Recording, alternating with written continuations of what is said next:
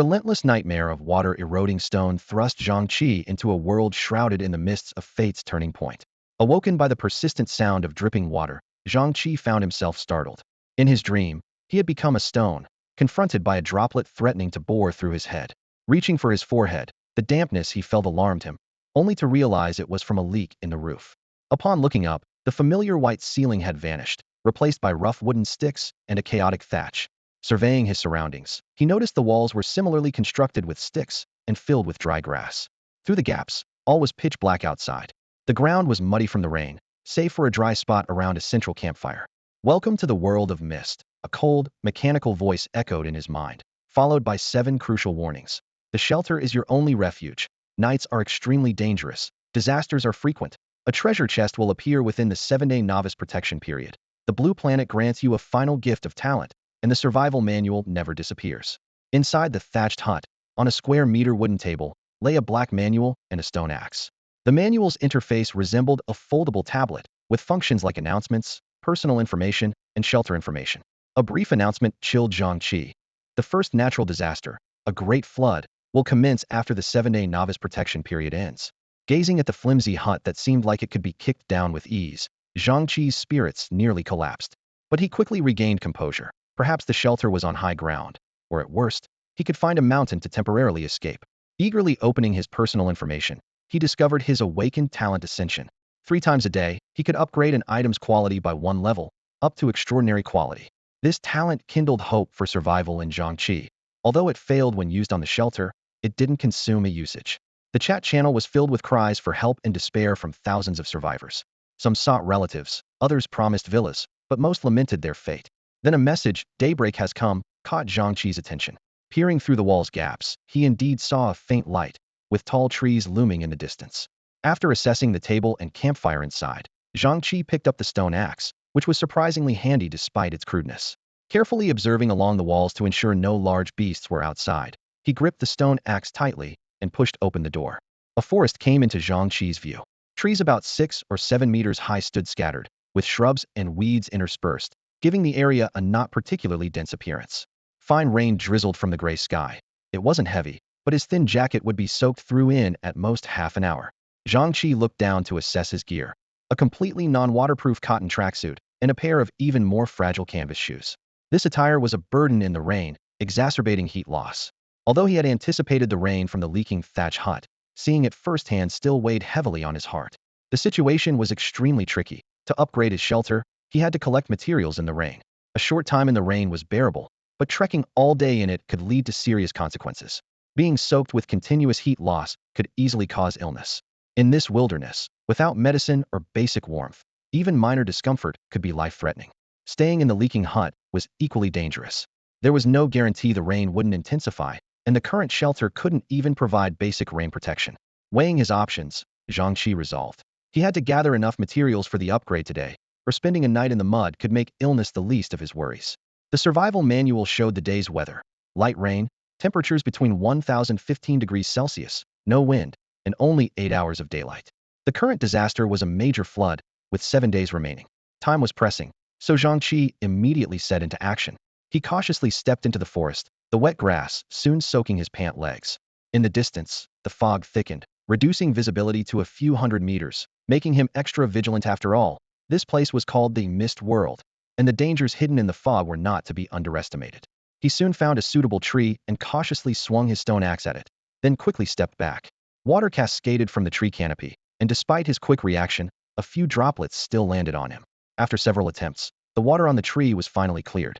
He reached out to use his innate ability on the tree, discovering it could indeed be enhanced, but the feedback indicated this would kill the tree entirely, and the tree couldn't resist.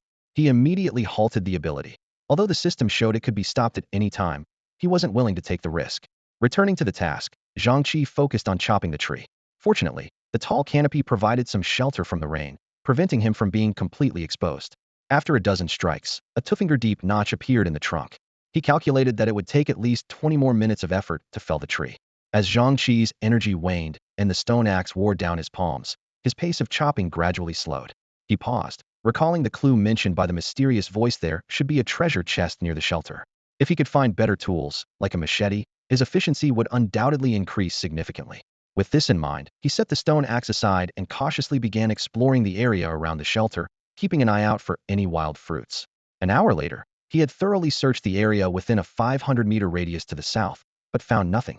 The fog thickened dramatically further away, deterring him from venturing deeper. Time was of the essence. 1/8 of the 8th hour daylight had already passed. Zhang Chi adjusted his course and briskly headed east. After covering a little over 100 meters, he suddenly tripped over something, falling forward.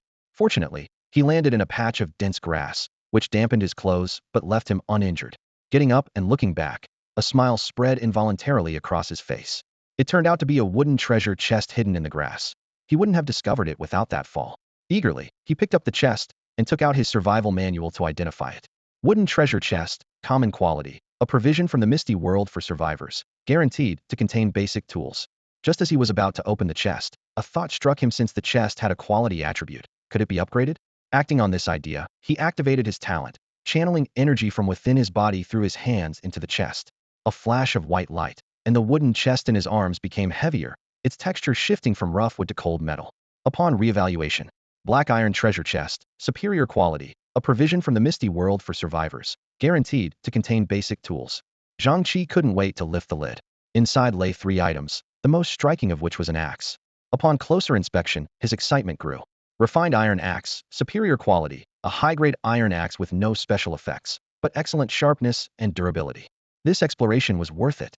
Not only did he find an iron axe, but it was a superior grade. Zhang Chi was already considering trying to upgrade it further, hoping for some unexpected effects. But for now, he was more eager to test the power of this superior iron axe. This gave him a more intuitive understanding of the differences between the grades. Zhang Chi put away the iron axe and turned his attention back to another item in the box. It was a transparent sphere, inside of which seemed to be a small box, resembling a crystal ball. Upon closer inspection, he noticed it was labeled, planting box quality, excellent rating, contains high-quality soil rich in nutrients. Can be placed directly inside the shelter to slightly reduce plant growth time. Zhang Chi's heart skipped a beat, a hint of surprise flashing in his eyes. This was a farming-related tool. The disaster in 7 days was a great flood, which meant that planting outside would be impossible. With this planting box, he could grow some plants inside the shelter. While it wouldn't meet the need for large amounts of food, it could provide some vegetables to supplement trace elements. After all, no one could predict how long the flood would last. Zhang Chi couldn't help but grin. He hadn't expected a black iron treasure chest to bring him such a pleasant surprise. Both the iron axe and the planting box were treasures he urgently needed. The utility of the iron axe was self-evident, and the value of the planting box was equally apparent. When it comes to farming, early preparation can lead to earlier harvests, and getting it on the first day was truly lucky. With just these 2 items, his fall was definitely worth it. The last item at the bottom of the box was covered by a bunch of grass-like material. When Zhang Chi took it out, he was surprised to find it was a complete set of clothes made of grass, consisting of a top, a skirt, and a conical hat. It was a raincoat, of excellent quality and high rating. The raincoat had excellent waterproof properties and slight protective ability, made from hollow grass weaving, making it both lightweight and comfortable. The confusion on Zhang Chi's face quickly turned to delight. It was raining outside, not heavily, but enough to potentially cause illness if he stayed wet for too long. Worse, his jacket had already gotten quite wet when he fell. In the wild, getting sick could have serious consequences. But now, with this raincoat, he could take off his soaked jacket and change into the waterproof raincoat. According to Zhang Chi's calculations, the disaster in 7 days would be a great flood, and the rainfall in the coming days was sure to increase. Today's rain was just the beginning, but if it turned into moderate or heavy rain, going outside would become extremely difficult. The raincoat perfectly addressed this issue. As long as it wasn't a downpour, he would be mostly unaffected. He brought his finds back to the shelter, took off his soaked jacket, and put on the raincoat. Made from hollow grass not found on his home planet, Zhang Chi had expected it to irritate his bare arms. But to his surprise, it was completely comfortable. After moving around a bit, he was even more pleased. The raincoat looked heavy, but was actually about the same weight as a denim jacket and didn't restrict his movements. Perhaps as a high-quality item, it possessed some special capability. After a few tests, he had fully adjusted to wearing the raincoat and picked up the iron axe and treasure chest, ready to head out again. He didn't immediately set up the planting box, but placed the sealed sphere on the table.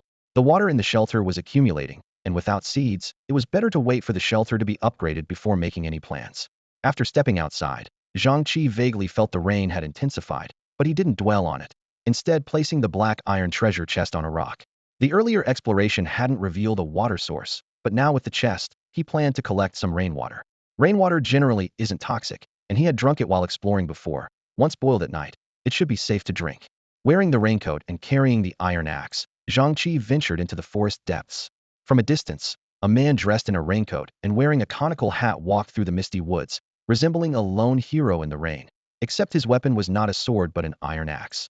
Arriving at the tree he had chopped in the morning, Zhang Chi raised the iron axe, took a deep breath, and swung with all his might. With a thud, the water droplets gathered on the tree fell with a splash. This time, Zhang Chi didn't dodge but let the droplets fall on him. Yet the raincoat held firm, and not a single drop reached his body.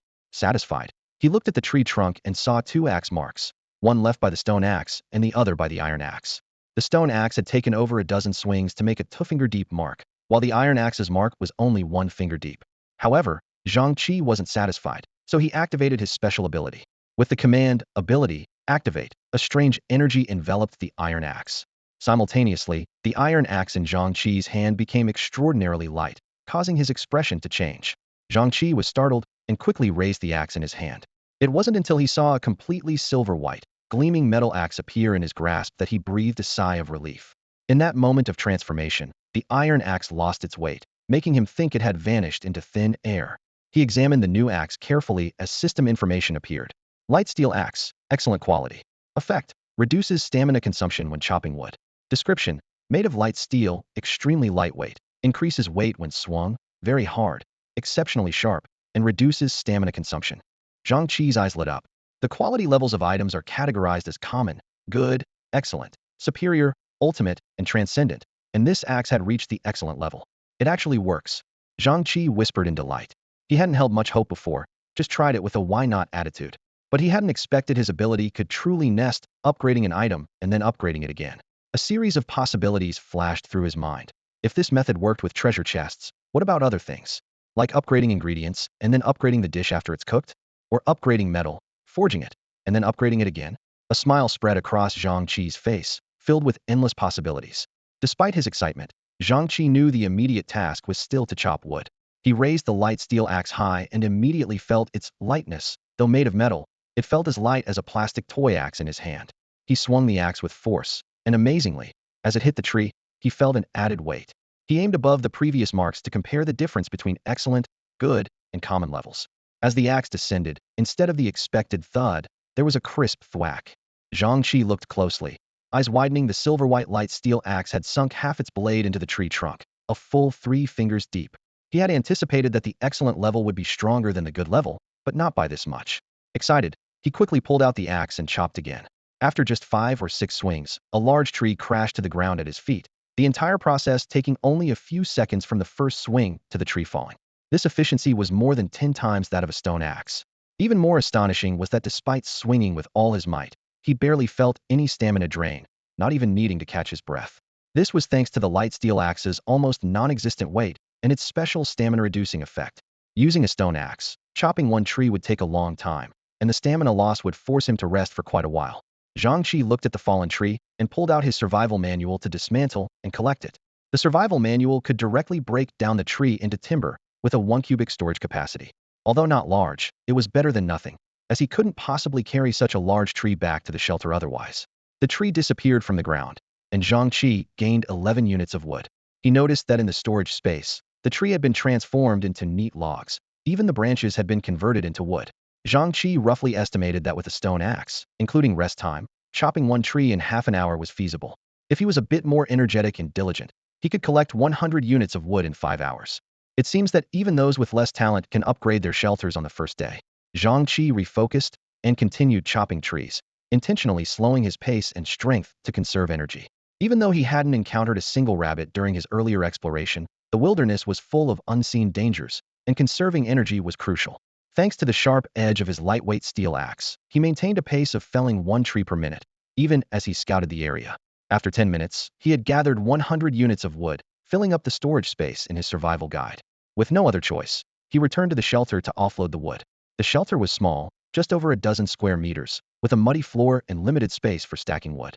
Zhang Chi built a wooden rack under the non-leaking part of the roof and piled the wood there.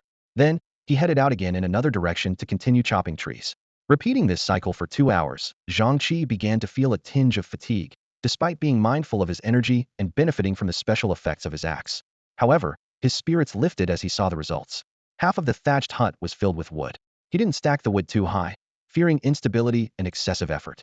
After placing the final 100 units of wood, he removed his raincoat and sat on the woodpile, taking out his survival guide.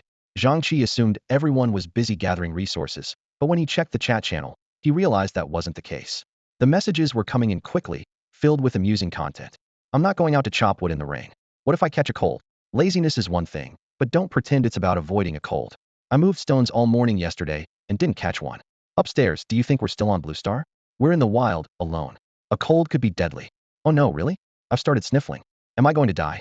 While some feared catching a cold, others dismissed it as trivial. Zhang Chi felt a slight unease. Despite wearing a raincoat to stay dry, his shoes and pants were soaked, posing a risk of illness. He thought to himself, the rain is getting heavier and the thatched roof is leaking. If I don't hurry to gather materials, it's a slow path to disaster. So, he opened the trade channel to search for medicine, but found none for sale, only numerous requests to buy it. Sighing, he gave up on finding medicine and instead browsed other trades, hoping to exchange wood for stone. Since he only had an axe and hadn't found a place to gather stone, he assumed stone would be somewhat expensive, perhaps a 1:2 trade. To his surprise, the price was outrageous, with the cheapest offer being 1 unit of stone for 10 units of wood. Zhang Chi was speechless. Although he had plenty of wood, he refused to be taken advantage of and wouldn't agree to such an unreasonable exchange. Clearly, most people were in forested areas where wood was abundant, so they prioritized chopping trees and weren't in a rush to collect stone. In the trading channel, the first person to discover the stone had some shady intentions, trying to exploit newcomers by overcharging them. Zhang Chi frowned as he browsed through the trading information.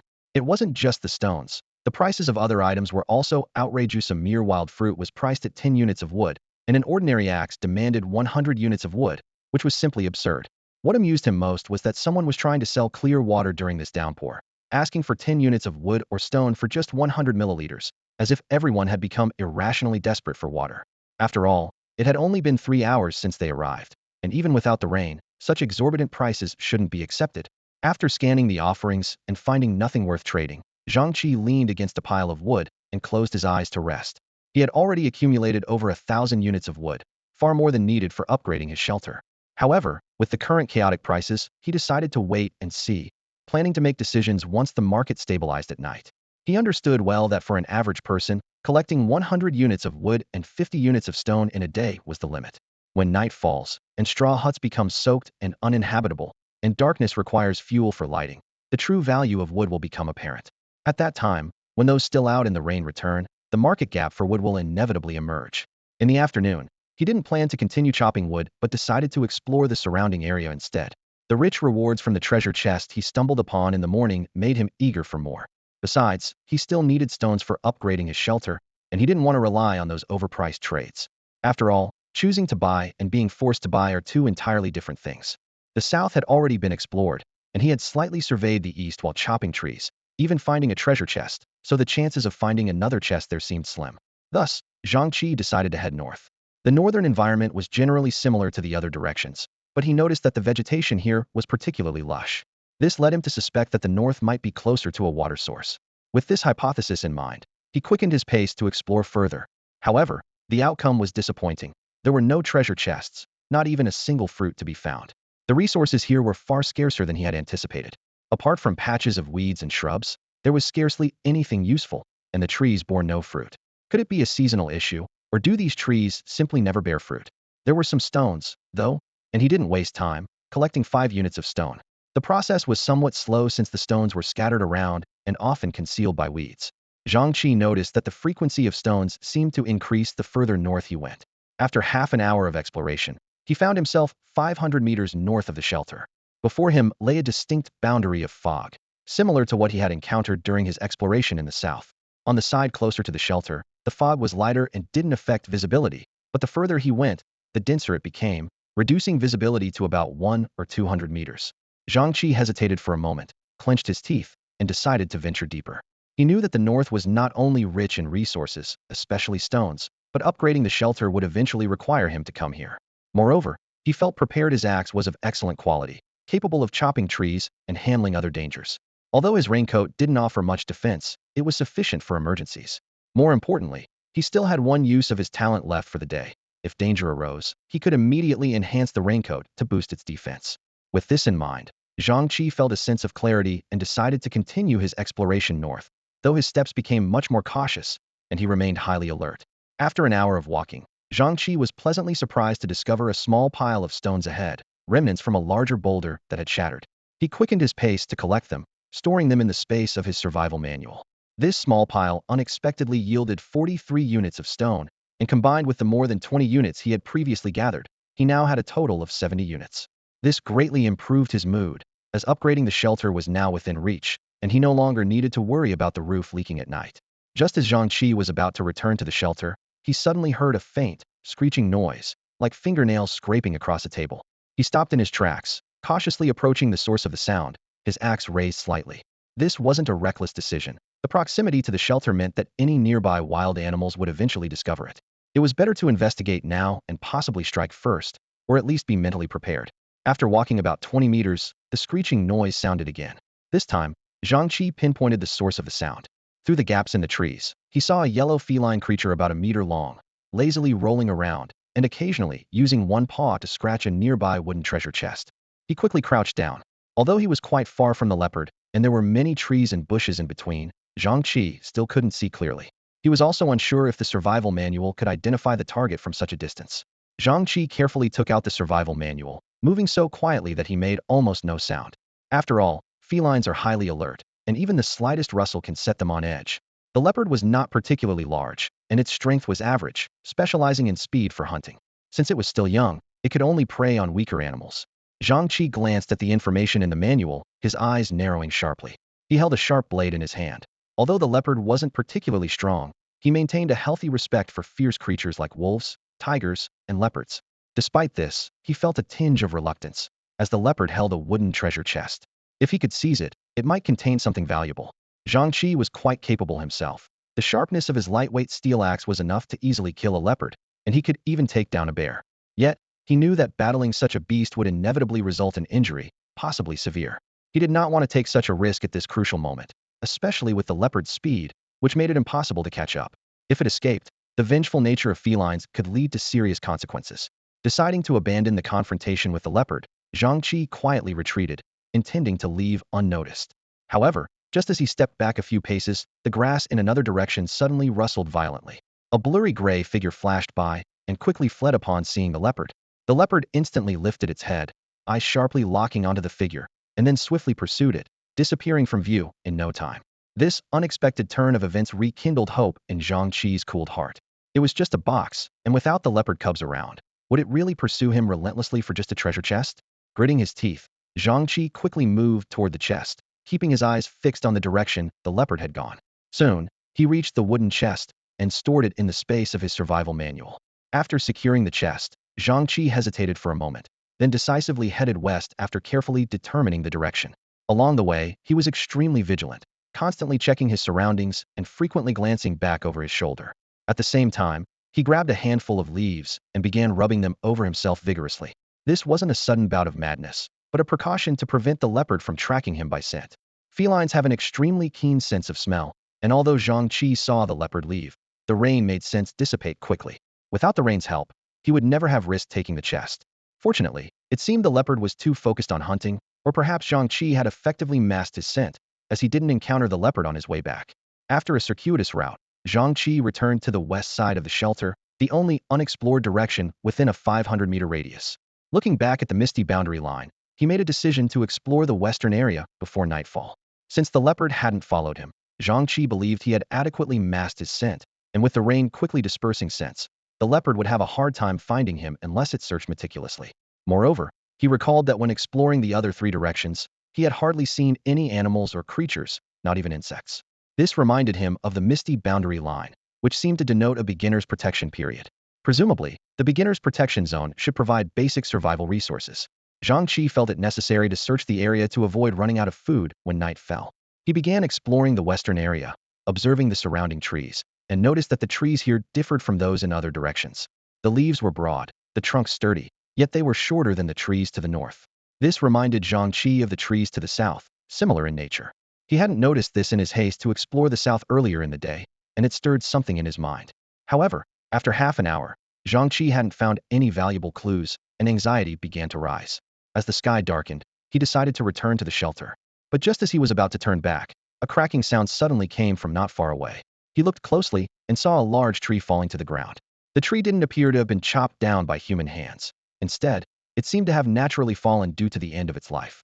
Its leaves had long since fallen, the trunk was decayed, and some black things were growing on it, resembling some kind of parasitic organism from a distance.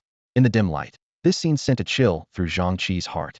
Zhang Chi instinctively stepped back half a step, his fingers unconsciously tightening. After a moment's hesitation, he decided to take out the survival manual for identification. The fallen tree was within 100 meters of his shelter, too close to avoid.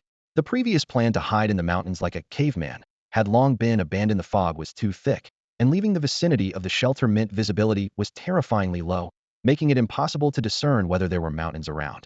With his right hand gripping the axe handle tightly, a shiver of fear crept up his spine. The fallen tree before him was severely decayed, with clusters of black material that, in the dimming light, looked like some black organism growing from the corpse of the tree.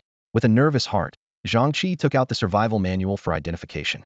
The result instantly relaxed his previously tense nerves, filling him with joy. The black plant on the rotten wood was actually wood ear mushrooms. Search high and low only to find it effortlessly, he muttered to himself. On reflection, it made sense. It was currently the rainy season, with humid and suitable temperatures, creating an ideal environment for wood ear mushrooms to grow. With this realization, Zhang Chi quickly looked up at another tree nearby.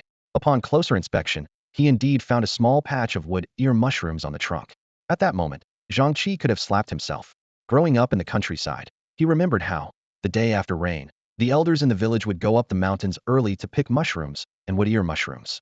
After living in the city for a few years, he had forgotten these common facts. It wasn't entirely his fault, though. He had chopped down so many trees that morning without seeing any mushrooms or wood ear mushrooms, leading him to subconsciously assume this otherworldly forest didn't have them. Feeling a bit guilty, he moved swiftly. He quickly harvested the wood ear mushrooms, packing them into the manual space. In less than 3 minutes, he had cleaned the rotten wood of all its wood ear mushrooms. Though they were small, he gathered about half a pound in total. Zhang Chi's lips curled into a satisfied smile. Tonight's dinner was secured. As for the wood ear mushrooms on the other trees, they would have to wait until tomorrow. Although he speculated that the area around the shelter might be a beginner's protection zone, the changes after dark were unpredictable, and he remembered the warning from that mysterious voice clearly. Returning to the shelter, Zhang Chi first approached the black iron chest left outside to collect rainwater. He was stunned to find it half filled with water. The chest was 20 centimeters deep. Was today's rainfall really that heavy? Without time to ponder, he hastily picked up the chest and quickly walked into the thatched hut. Upon entering, his heart sank. The campfire had long been extinguished, the ground was entirely muddy with no dry spot to step on, and even the wood he had specifically placed in the no-leak zone wasn't spared. There was no part of the hut that didn't leak now. Fortunately, the wood pile had a base, so apart from the bottom layer being soaked by groundwater and the top layer being drenched by rain, there were still some dry pieces in the middle. These were freshly chopped that morning, and perhaps due to the type of tree, they were relatively dry and could still be used to start a fire. However, the reality was that more than half of the original 1,000 units of wood were now unusable for making fires. Fortunately, Zhang Chi had chopped enough wood and made preparations in advance. Thinking of the possible situations others might be in, he paused for a moment of silence for his fellow survivors, secretly hoping they had at least stored some wood in their storage spaces. He gently placed the half-full black iron chest of water on the table, feeling a surge of anticipation. It was time to upgrade the shelter. This was the goal he had worked tirelessly for all day. Shelter upgrade.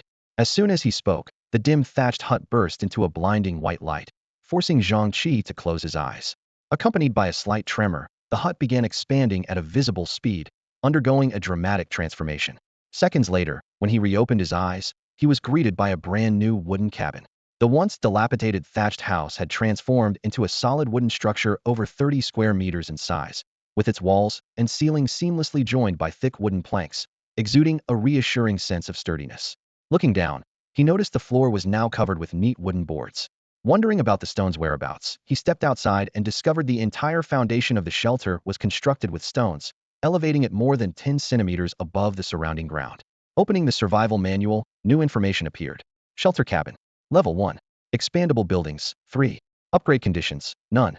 Required materials. 200 units of wood, 200 units of stone, 50 units of lime, 20 units of iron nails. Evaluation. A sturdy wooden building, sufficient to shield against common weather and wildlife. Seeing this evaluation, Zhang Chi's joy gradually faded. Only able to withstand ordinary weather? Forget about floods. Even a heavy rainstorm could pose a threat. It seemed more effort was needed. As night fell, He closed the door and picked the driest piece of wood from the remaining pile to add to the bonfire.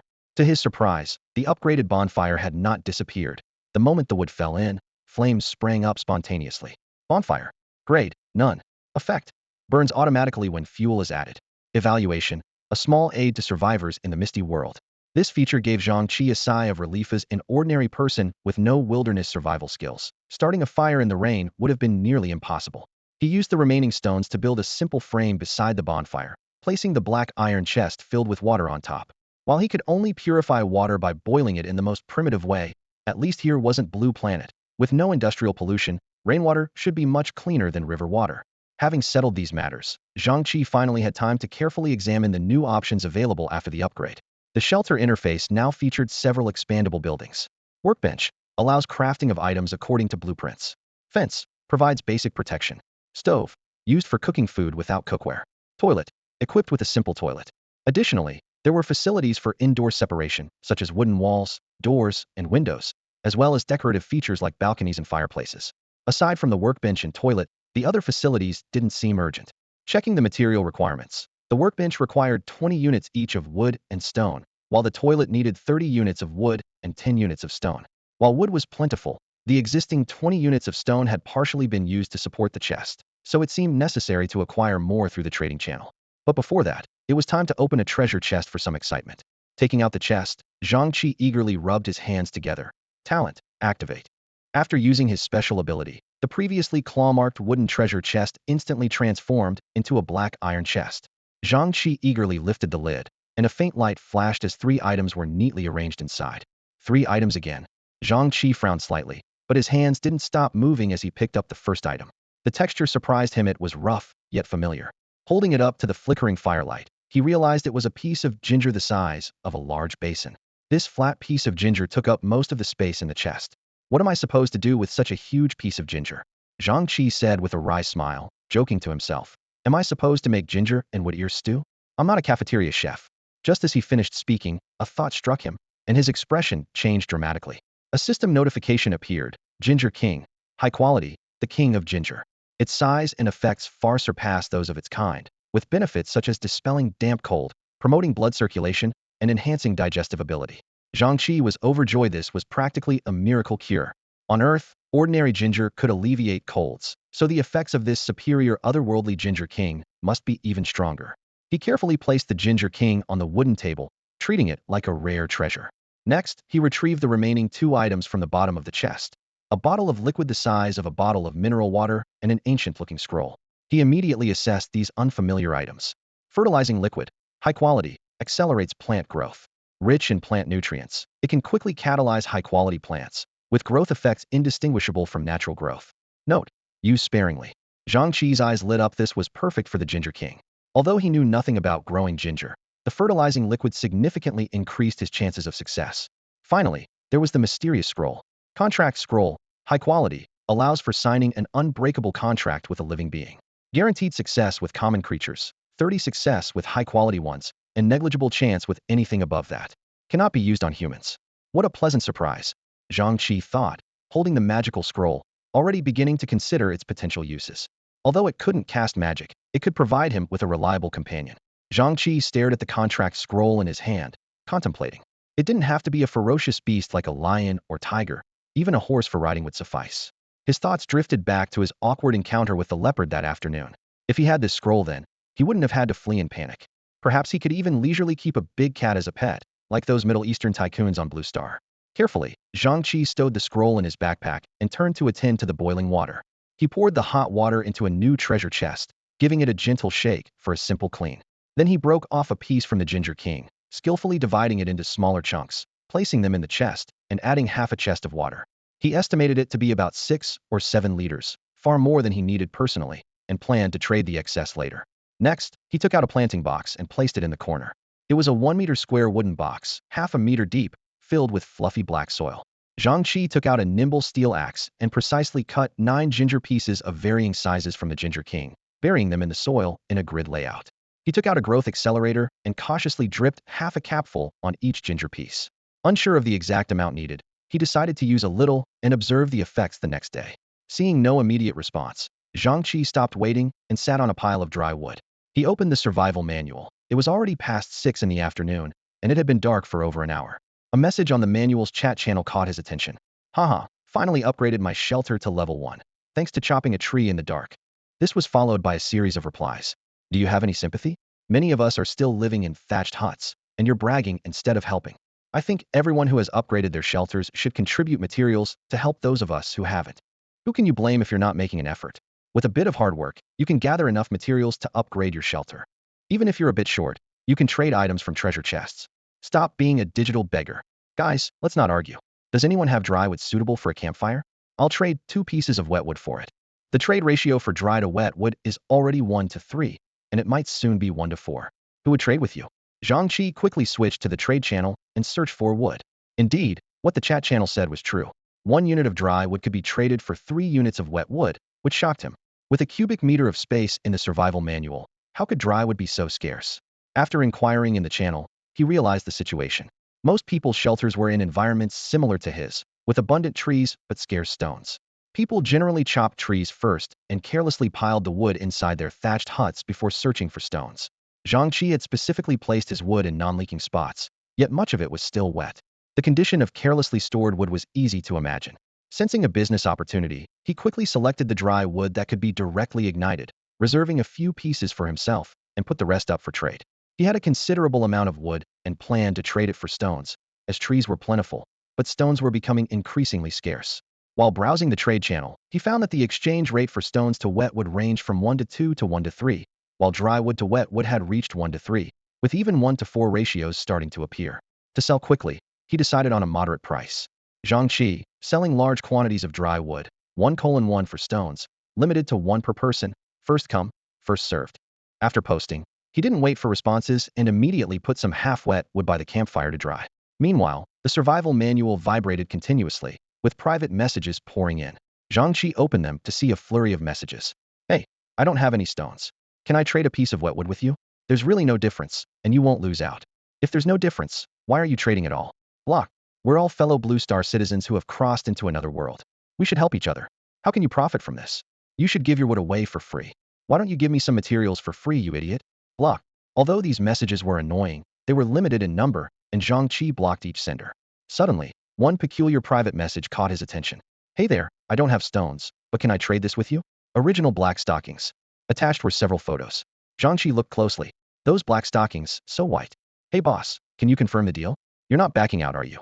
Seeing this private message, Zhang Chi was momentarily taken aback, his brow slightly furrowed.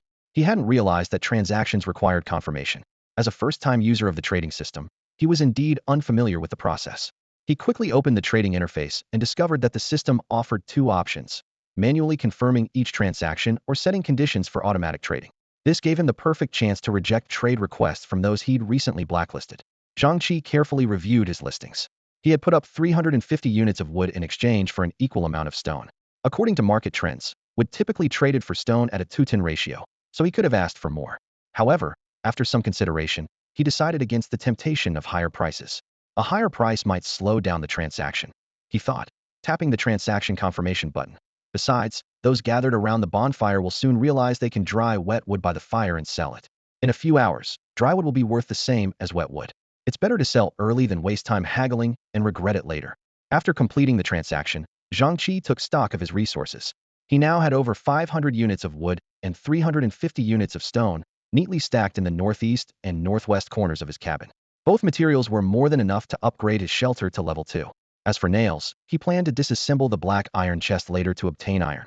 The only tricky part was lime, which he hadn't encountered yet. Nonetheless, Zhang Chi wasn't worried. It was only the first day, after all. He opened the shelter information interface and decided to build a workbench and a toilet. The toilet was quite basic, but better than nothing. He hoped that upgrading the shelter would also improve the toilet. The workbench, however, surprised him. It was a sturdy stone table with various crafting tools neatly arranged on it. Although these tools couldn't be taken outside the shelter, Zhang Chi opened the crafting list and found that the workbench had many built-in crafting options. Several basic tools didn't even require additional blueprints, like wooden bowls, wooden barrels, and nails. Just ordinary household items, Zhang Chi thought as he browsed the list. The only weapon available is a basic wooden spear, and there are no medicines at all. Despite this, he wasn't disappointed. Having something is better than nothing, especially when it's free. He took 2 units of wood from his resource pile and placed them on the workbench, preparing to craft a wooden bowl and chopsticks. As soon as the crafting began, a mysterious force suddenly took control of his body. Zhang Chi instinctively struggled, but surprisingly managed to break free from the control with ease. Does the workbench need to use my body to craft items? He wondered, a question mark slowly appearing above his head. If so, I might have to spend a lot of time in front of the workbench in the future. With an experimental mindset, Zhang Chi initiated the crafting process again. The mysterious force reappeared, and his body automatically went into motion, his left hand firmly holding the wood, while his right hand picked up the saw provided by the workbench, starting to cut the wood. After a few cuts, Zhang Chi voluntarily interrupted the process. He took out his lightweight steel axe from his backpack and placed it on the workbench, then initiated the crafting for a third time. This time, while his left hand still held the wood under the workbench's control, it didn't choose the saw. Instead, it picked up the lightweight steel axe. With a single-handed swing, the axe blade landed precisely, slicing a 10-centimeter-wide piece of wood cleanly. Zhang Chi's eyes widened in shock. It would have taken him several attempts to cut wood on his own, but under the workbench's control, he effortlessly completed the cut with a single swing of the axe. He felt that the workbench didn't grant him any extra strength, but the moment the wood touched the surface, it seemed to come alive, becoming exceptionally smooth. In just 2 minutes, 2 wooden bowls and a pair of chopsticks took shape under his hands. Despite Zhang Chi's focused observation, he couldn't decipher the mystery and had to set aside his curiosity for the time being. Meanwhile, the rich aroma of ginger soup filled the room. Perhaps it was because he hadn't eaten all day, but the scent was particularly enticing. He instinctively used his identification feature on the ginger soup. Ginger King soup. High quality. Effective in treating moderate cold-induced flu. Significantly alleviates cold penetration into the body, promotes blood circulation, and stimulates appetite. This unexpected result made Zhang Chi's eyes light up with the survival manual's endorsement. Future transactions would likely go much smoother. Eagerly, he served himself a bowl, carefully blew it cool, and slowly drank it. The warm liquid slid down his throat into his stomach, and a wave of warmth spread from his core to his limbs. The chill from his soaked shoes and socks vanished instantly, leaving him feeling cozy and invigorated. The effect was several times better than expected. Taking advantage of the warmth, Zhang Chi decided to strip off his wet pants and shoes, placing them by the fire to dry, along with his coat. He moved around the room in just his t-shirt and underwear, as there was no one else around. He crafted a wooden bucket, poured the heated water into it, and quickly rinsed the gathered mushrooms before placing them in another black iron chest to boil. During this pause, he opened the chat channel. A heated argument was unfolding in the channel. Someone was complaining that their thatched hut couldn't withstand the increasing rain, only to be met with mocking replies. Zhang Chi listened closely and indeed heard the heavy rain outside, much heavier than the drizzle from the morning. Seizing the moment, he posted a message in the channel. Ginger soup for sale, effective against colds and fevers caused by getting wet. Limited supply, private message with offers. The channel exploded with activity. Zhang Chi decided to close the general chat and listed a bowl of ginger soup in the trade channel. Ginger King soup, 250 milliliters, priced at 10,000 units of wood. This move allowed anyone searching for cold remedies to see the product information, saving him a lot of explanation. Private messages flooded in, forcing him to set filters to block begging, moral coercion, and trade offers involving wood and stones. Finally, one unique message caught his attention. I don't want ginger soup. I need at least 500 g of raw ginger. Zhang Chi squinted, thinking, quite the demand. Let's see what you're willing to offer in return.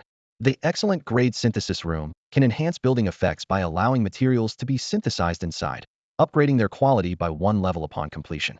For example, ordinary wood can be synthesized into high-quality wood. The highest level achievable through synthesis is excellent grade material. The conversion ratio is 100:1. The quality levels of items are ordinary, high quality, excellent, outstanding, ultimate, and extraordinary. Zhang Chi stared at this information, his breathing unconsciously becoming rapid. His pupils slightly dilated, and his fingers gently caressed the line of text on the screen. This synthesis room's function was surprisingly similar to his talent. A wave of excitement surged from his heart, but it was soon dampened by reality. His gaze lingered on the last part about the conversion ratio 100:1. What did this mean? He frowned, calculating quickly. For an ordinary person, a day's hard labor could yield at most 200 units of wood, which would only convert into a mere 2 units of high-quality wood. An entire day's sweat resulted in such a meager return. This consumption is too outrageous, Zhang Chi thought, tapping his fingers on the table. Even if I have a lightweight steel axe to improve efficiency, wouldn't it be simpler to use my talent to elevate a large tree directly? He realized that this synthesis room was more suitable for large teams, but at this stage, there were only about 10,000 people in a region, making large groups nearly non-existent. While this was a good tool, it had appeared too early. Zhang Chi decided to communicate with the other party. On one hand, it was for the synthesis room, and on the other, he was curious about how the other party had obtained an excellent grade building. Could they also possess a similar talent? He quickly typed a message, 500 milliliters. The response came swiftly. Zhang Chi immediately clarified, 500 milliliters of ginger soup for your synthesis room. In a small wooden cabin far away, a man in his 50s or 60s with a dark complexion saw the message and was initially stunned, then laughed in exasperation. His rough fingers tapped on the keyboard. Is this how young people bargain nowadays? Look closely. This is an excellent grade extension building that can continuously produce excellent grade materials. Zhang Chi retorted without hesitation. Cut the act. Why not mention the 100:1 output rate? Who has that many materials to synthesize now? The dark-faced man instinctively rubbed his buzz cut, mumbling. Young people today are hard to fool. After a moment's thought, he replied, 1 L of ginger soup plus a 200 g piece of ginger. Think about it. The synthesis room can synthesize any material. You could dig up some soil outside and convert it into high-quality soil, useful for growing crops or vegetables. Zhang Chi smirked and quickly responded, with that conversion rate, I'd dig myself to death and still not convert an acre of land. 1 liter of ginger soup for your synthesis room. Take it or leave it. The other party seemed to hesitate before finally conceding. 1 L of ginger soup is acceptable, but you must give me a piece of ginger. Zhang Chi narrowed his eyes, reviewing their conversation carefully. Why was this person so fixated on ginger? Even on Blue Star, ginger's growth cycle takes several months. Even if he gave him a piece of ginger, how long would it take to harvest more? Unless his gaze inadvertently fell on the growth stimulant on his desk, and an idea flashed in his mind. No ginger for sale, only ginger soup, Zhang Chi replied firmly. But if you tell me how you accelerate plant growth and where this building came from, I might consider it. The response came quickly. I don't understand what you're talking about. Zhang Chi smiled silently, a shrewd glint in his eyes. He was anxious. This kind of reaction was exactly a sign that the other party was feeling guilty. A minute passed without another reply from the dark-faced man, so Zhang Chi decisively closed their private chat window. He leaned back in his chair, fingers tapping the tabletop. He wasn't in a hurry. If the deal went through, great. If not, so be it. Other trade information scrolled across the screen, and Zhang Chi quickly browsed through it, frowning. Compared to the dark-faced man, the prices offered by others were significantly lower, mostly just ordinary tools. It made sense. Who would easily trade away truly valuable items? They were all keeping them hidden. The reason the high-quality synthesis room was up for trade was likely because it was too impractical for the other party to use. After weighing his options, Zhang Chi decided to first exchange for some practical items. He traded ginger soup for a high-quality iron pickaxe and a high-quality iron shovel. These tools weren't crucial, but having them on hand was never a bad idea, in case he stumbled upon something valuable and lacked the right tools to retrieve it. Through these trades, Zhang Chi pieced together a possible origin for the synthesis room. The buyer who sold the high-quality iron pickaxe claimed it was a stroke of luck, found in a wooden box. According to his description, ordinary boxes typically contain 3 items, but if a higher-grade item was inside, there would be only 1. Another seller had ventured far and discovered a black iron treasure chest in the wild. He mentioned that there was high-quality wood at the location as well, which was at least 5 miles from the shelter. Zhang Chi wondered how the other party managed to travel so far and return safely. Finally, Zhang Chi traded for 2 pieces of rabbit meat and a pound of fine salt, ready to close the private chat interface. Just then, a new blueprint popped up on the screen. Bathroom blueprint, quality, high.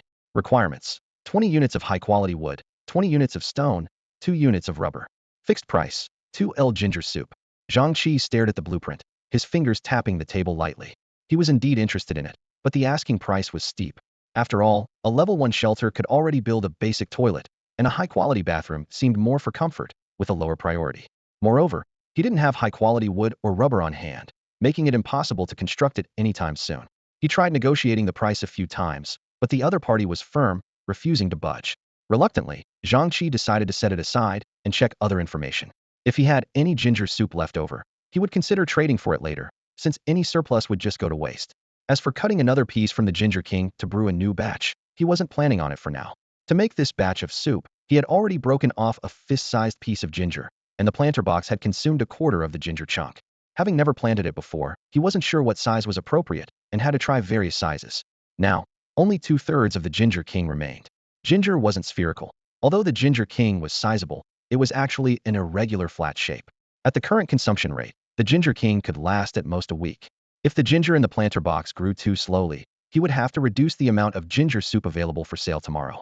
After another 10 minutes with no new private chat requests, Zhang Chi sighed, tapping his fingers on the table. It was, after all, the first day, and most survivors hadn't realized the importance of ginger soup yet. Those who could find good items were likely in decent physical condition. Otherwise, they wouldn't be able to explore and gather materials for extended periods. Their chances of catching a cold were already low, and today's light drizzle didn't affect them much. Moreover, having just crossed over from Blue Star, many people still retained their old mindset, thinking a cold was just a minor ailment that a night's sleep could cure. He thought about posting a reminder in the chat channel, but decided against it. After all, if someone selling cold medicine starts talking about the severity of colds, it would seem suspicious. However, these symptoms were only temporary, and most people wouldn't feel better after a night's sleep. Their condition would likely worsen. Zhang Chi put away the survival manual and picked up a lightweight steel axe to cut the rabbit meat into even pieces. The rabbit was quite hefty, with each piece weighing about a pound. He only cut one piece, carefully storing the other in the manual's space, wondering if it could preserve freshness. He placed the cut rabbit meat into a black iron chest over the campfire, adding a bit of salt and water before covering it. The cooking order, which should have started with the meat followed by mushrooms, was disrupted, but he had to make do. After some thought, he took a small piece of ginger, about the size of a fingernail, from his pocket and tossed it into the pot. He wasn't sure if the rabbit meat would have a gamey taste, or if the small amount of ginger would suffice. 10 minutes later, the water in the chest began to boil, filling the makeshift shelter with a delicious aroma.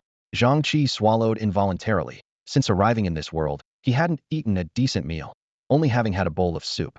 Moreover, he had been working strenuously all day, and his stomach was growling in protest.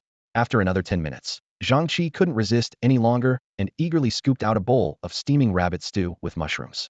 Ignoring the heat, he immediately picked up a piece of rabbit meat and popped it into his mouth. Delicious. To his surprise, the rabbit meat, seasoned with just a bit of salt and ginger, was incredibly tasty. As he swallowed, a warm sensation spread from his stomach throughout his body, reminiscent of the ginger soup he had earlier. The mushrooms were equally impressive, with a chewy texture that absorbed the rabbit's flavor, surpassing any mushroom he had ever eaten on Earth.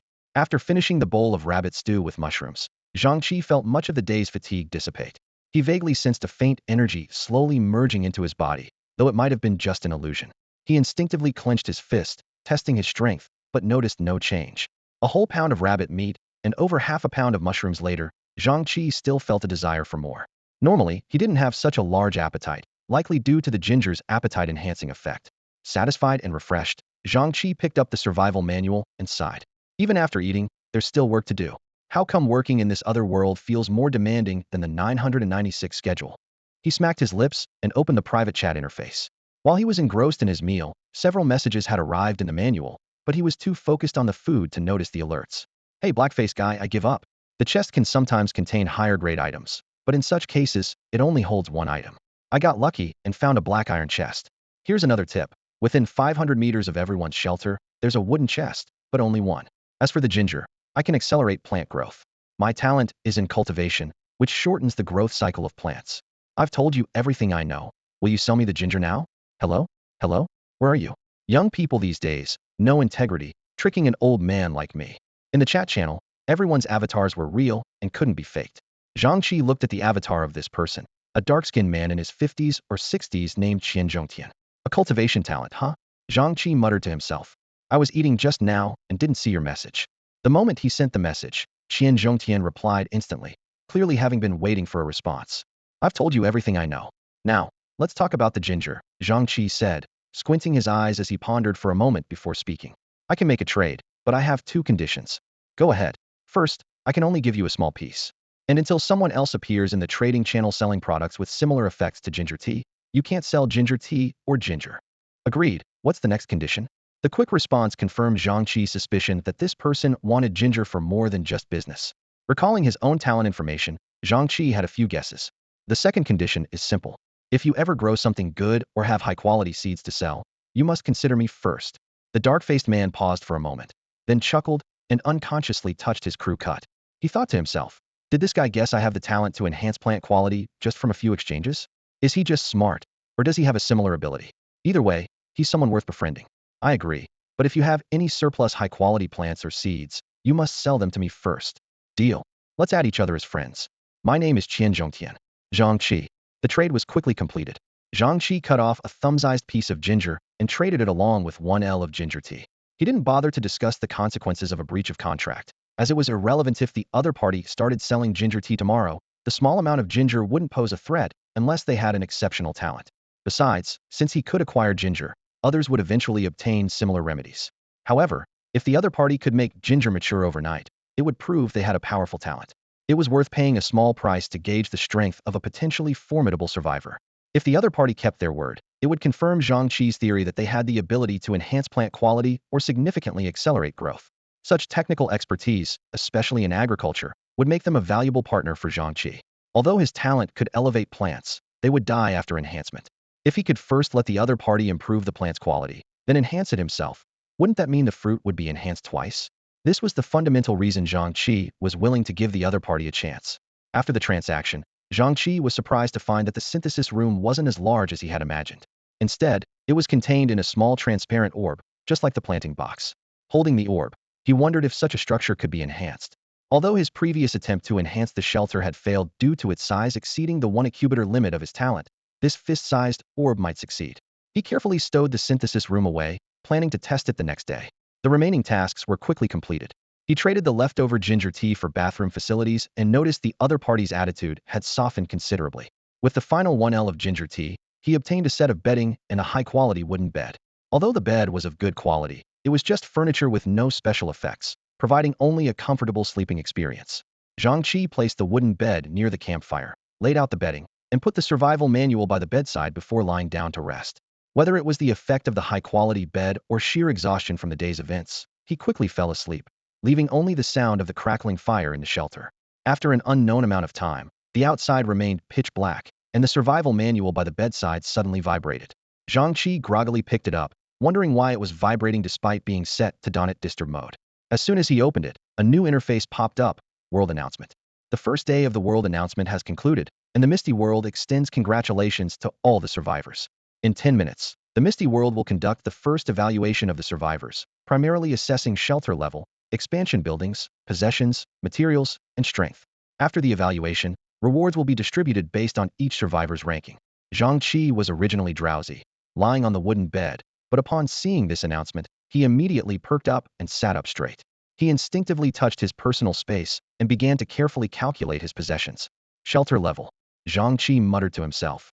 It's only been a day, so everyone should be at level 1. It's a tie in this regard. He continued to inventory his materials, over 500 units of wood and 320 units of stone. As for items, besides the common items everyone had, he also possessed 9 pieces of high-quality equipment, an iron pickaxe, an iron shovel, a wooden bed, a planting box, blueprints for a bathroom, growth stimulant, a raincoat, most of a piece of ginger, and a contract scroll. More impressively, he had a fine-quality lightweight steel axe. The quantity of this equipment is indeed considerable, and it should put me near the top, Zhang Chi mused, rubbing his chin, but soon he frowned again. However, the expansion buildings only included an ordinary toilet and a workbench, which was nothing remarkable. More troubling was the issue of strength. Being a corporate worker who often worked overtime, his physical condition was not even on par with an average fitness enthusiast, let alone those survivors with special backgrounds. Zhang Chi's gaze fell on the excellent-grade synthesis chamber orb. If considered as an item, its value was average, but if constructed as a building, it would carry significant weight in the evaluation. However, the 100-to-1 consumption ratio was a steep price for a lone survivor. As he hesitated, a private message appeared. It was from Qian Zhongtian, with whom he had previously traded for the synthesis chamber. If you're debating whether to use the synthesis chamber, I advise you to use it. If you build it, consider it my nonsense. If the rewards you receive later aren't useful to you, don't forget me. If something suitable comes up, I'll pay a high price. Reading this message, Zhang Chi was momentarily stunned, then he smiled wryly. Qian Zhongtian, who knew the value of the synthesis chamber best, had willingly traded it for a small piece of ginger and was now reminding him. I really am arrogant, Zhang Chi murmured to himself. Just a day's lead, and I think I can definitely survive until large groups emerge. With this mindset, I might just end up dead someday. After reflecting on himself, Zhang Chi replied to Qian Zhongtian with a simple, thanks. He glanced at the clock. It was 6:02 in the morning. It was already the next day. Talent, activate. With his talent successfully activated, Zhang Chi didn't even look at the glowing orb in his hand before placing it down. Instantly, a synthesis room appeared out of thin air inside the small cabin. The room wasn't large, about 10 square meters, but it occupied nearly a third of Zhang Chi's modest 30 square meter cabin.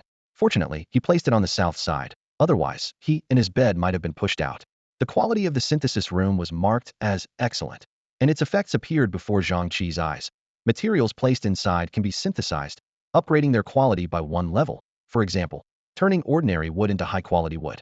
The highest achievable quality through synthesis is excellent. The conversion ratio is 10 to 1. Seeing the final figure, Zhang Chi rubbed his eyes in disbelief and confirmed it again. A 10 to 1 conversion ratio? This was an unexpected boon. One tree yields about 10 units of wood. So this conversion rate means cutting down one tree can give me 1 unit of high-quality wood. Zhang Chi calculated. I can chop several ordinary trees in a minute. Given the current scarcity of high-quality materials, this conversion rate was incredibly lucrative. Even if he bought the raw materials from the trading channel, he could make a significant profit. And when this method becomes less cost-effective, he can still use high-quality materials to synthesize refined and excellent grade materials. The more Zhang Chi thought about it, the more excited he became and decided to test it immediately. He quickly moved 200 units of wood into the synthesis room. Although the exterior of the room was wooden, the interior was made of an unknown material, somewhere between stone and metal. The floor and walls were etched with a complex array, with finger-thick lines covering the entire interior of the synthesis room. Outside the room, a simple control panel was mounted on the wall. Zhang Chi pressed this synthesize button, and a 20-minute countdown appeared on the screen. He wasn't sure if this was the time needed to convert 1 unit or all of them. Just then, the survival manual began to vibrate. Evaluation starting. Assessing shelter level. Assessing expanded structures. Assessing survivor strength. This evaluation will categorize survivors into 3 tiers based on rankings. First tier, 110,000. Second tier, 10, 0011, 000, 000. Third tier, everyone beyond 1 million. What? Only 3 tiers? Zhang Chi frowned. That's way too simplistic. Survivor, congratulations on being ranked in the first tier in the initial evaluation. Based on your tier and ranking, you will receive the following rewards. 1. Random resource draw 1. 2. First tier custom chest 1. 3. Your name in the survivor chat will turn gold, with a golden frame. Note, within the same tier, reward quality is the same, but the higher the ranking, the better the rewards, and the deeper the color of the name and frame. Evaluation complete. All survivors are encouraged to strive for better results in the next evaluation. I actually made it to the first tier. Although Zhang Chi had anticipated this, he still felt a bit anxious. After all, this was a ranking among nearly 10 billion people worldwide, and being in the top 10,000 was an extraordinary feat. But on reflection, it made sense. He possessed an extraordinary talent, and its effects were perfectly suited for this evaluation. While combat talents could only enhance personal strength, his synthesis room could directly boost the rating of his shelter. Relying on his talent, Zhang Chi acquired a bunch of rare items, a fine-grade tool, and even an excellent grade expansion building. Such a haul is almost unattainable with combat-related talents. Even the best fighters can't defeat a fine-grade beast on the first day, and rarely even encounter them. Realizing this, Zhang Chi calmed down, recognizing that his strength was still too weak. An old saying goes, while my neighbor hoards grain, I hoard guns. My neighbor is my granary. He knew well that he couldn't afford to become arrogant or complacent because of a little success. Improving his strength was the most urgent task. After all, he didn't want to become someone else's granary one day. At that moment, a scroll and a golden treasure chest appeared on Zhang Chi's wooden table. Random resource scroll, fine quality, allows choosing one of 3 fine-grade resources when unfolded. Evaluation, provides items difficult to obtain through normal means, with the scroll being top tier among fine quality. First tier custom treasure chest, fine grade, rated as the king among similar chests. Items inside have been determined by the world as needed by Zhang Chi, unchangeable. No need to worry about bad luck, but if you're extremely lucky, my condolences. Looking at the appraisal information for these 2 items, Zhang Chi murmured, the king among its kind, top tier among fine quality. Could I be ranked quite high among the top 10,000? He wasn't overthinking it. He had learned from announcements that higher rankings meant better rewards, even if the quality was the same. Comparing the shade of name colors of other first-tier individuals in the region made it clear. However, Zhang Chi didn't think he would rank high since his area only had 10,000 people. He didn't rush to use the scroll, but chose to open the custom treasure chest first. After all, if the scroll's elected items were similar to the chest's rewards, it would be a waste. Although the probability was low, it was better to be cautious. As for the sublimation feature, Zhang Chi noticed the chest clearly stated that the internal rewards were fixed, and forcing sublimation would only upgrade the chest's quality, so he immediately stopped using his talent. As the golden treasure chest emitted a warm glow in the light of the campfire, Zhang Chi gently lifted the lid, only to find no stunning items inside.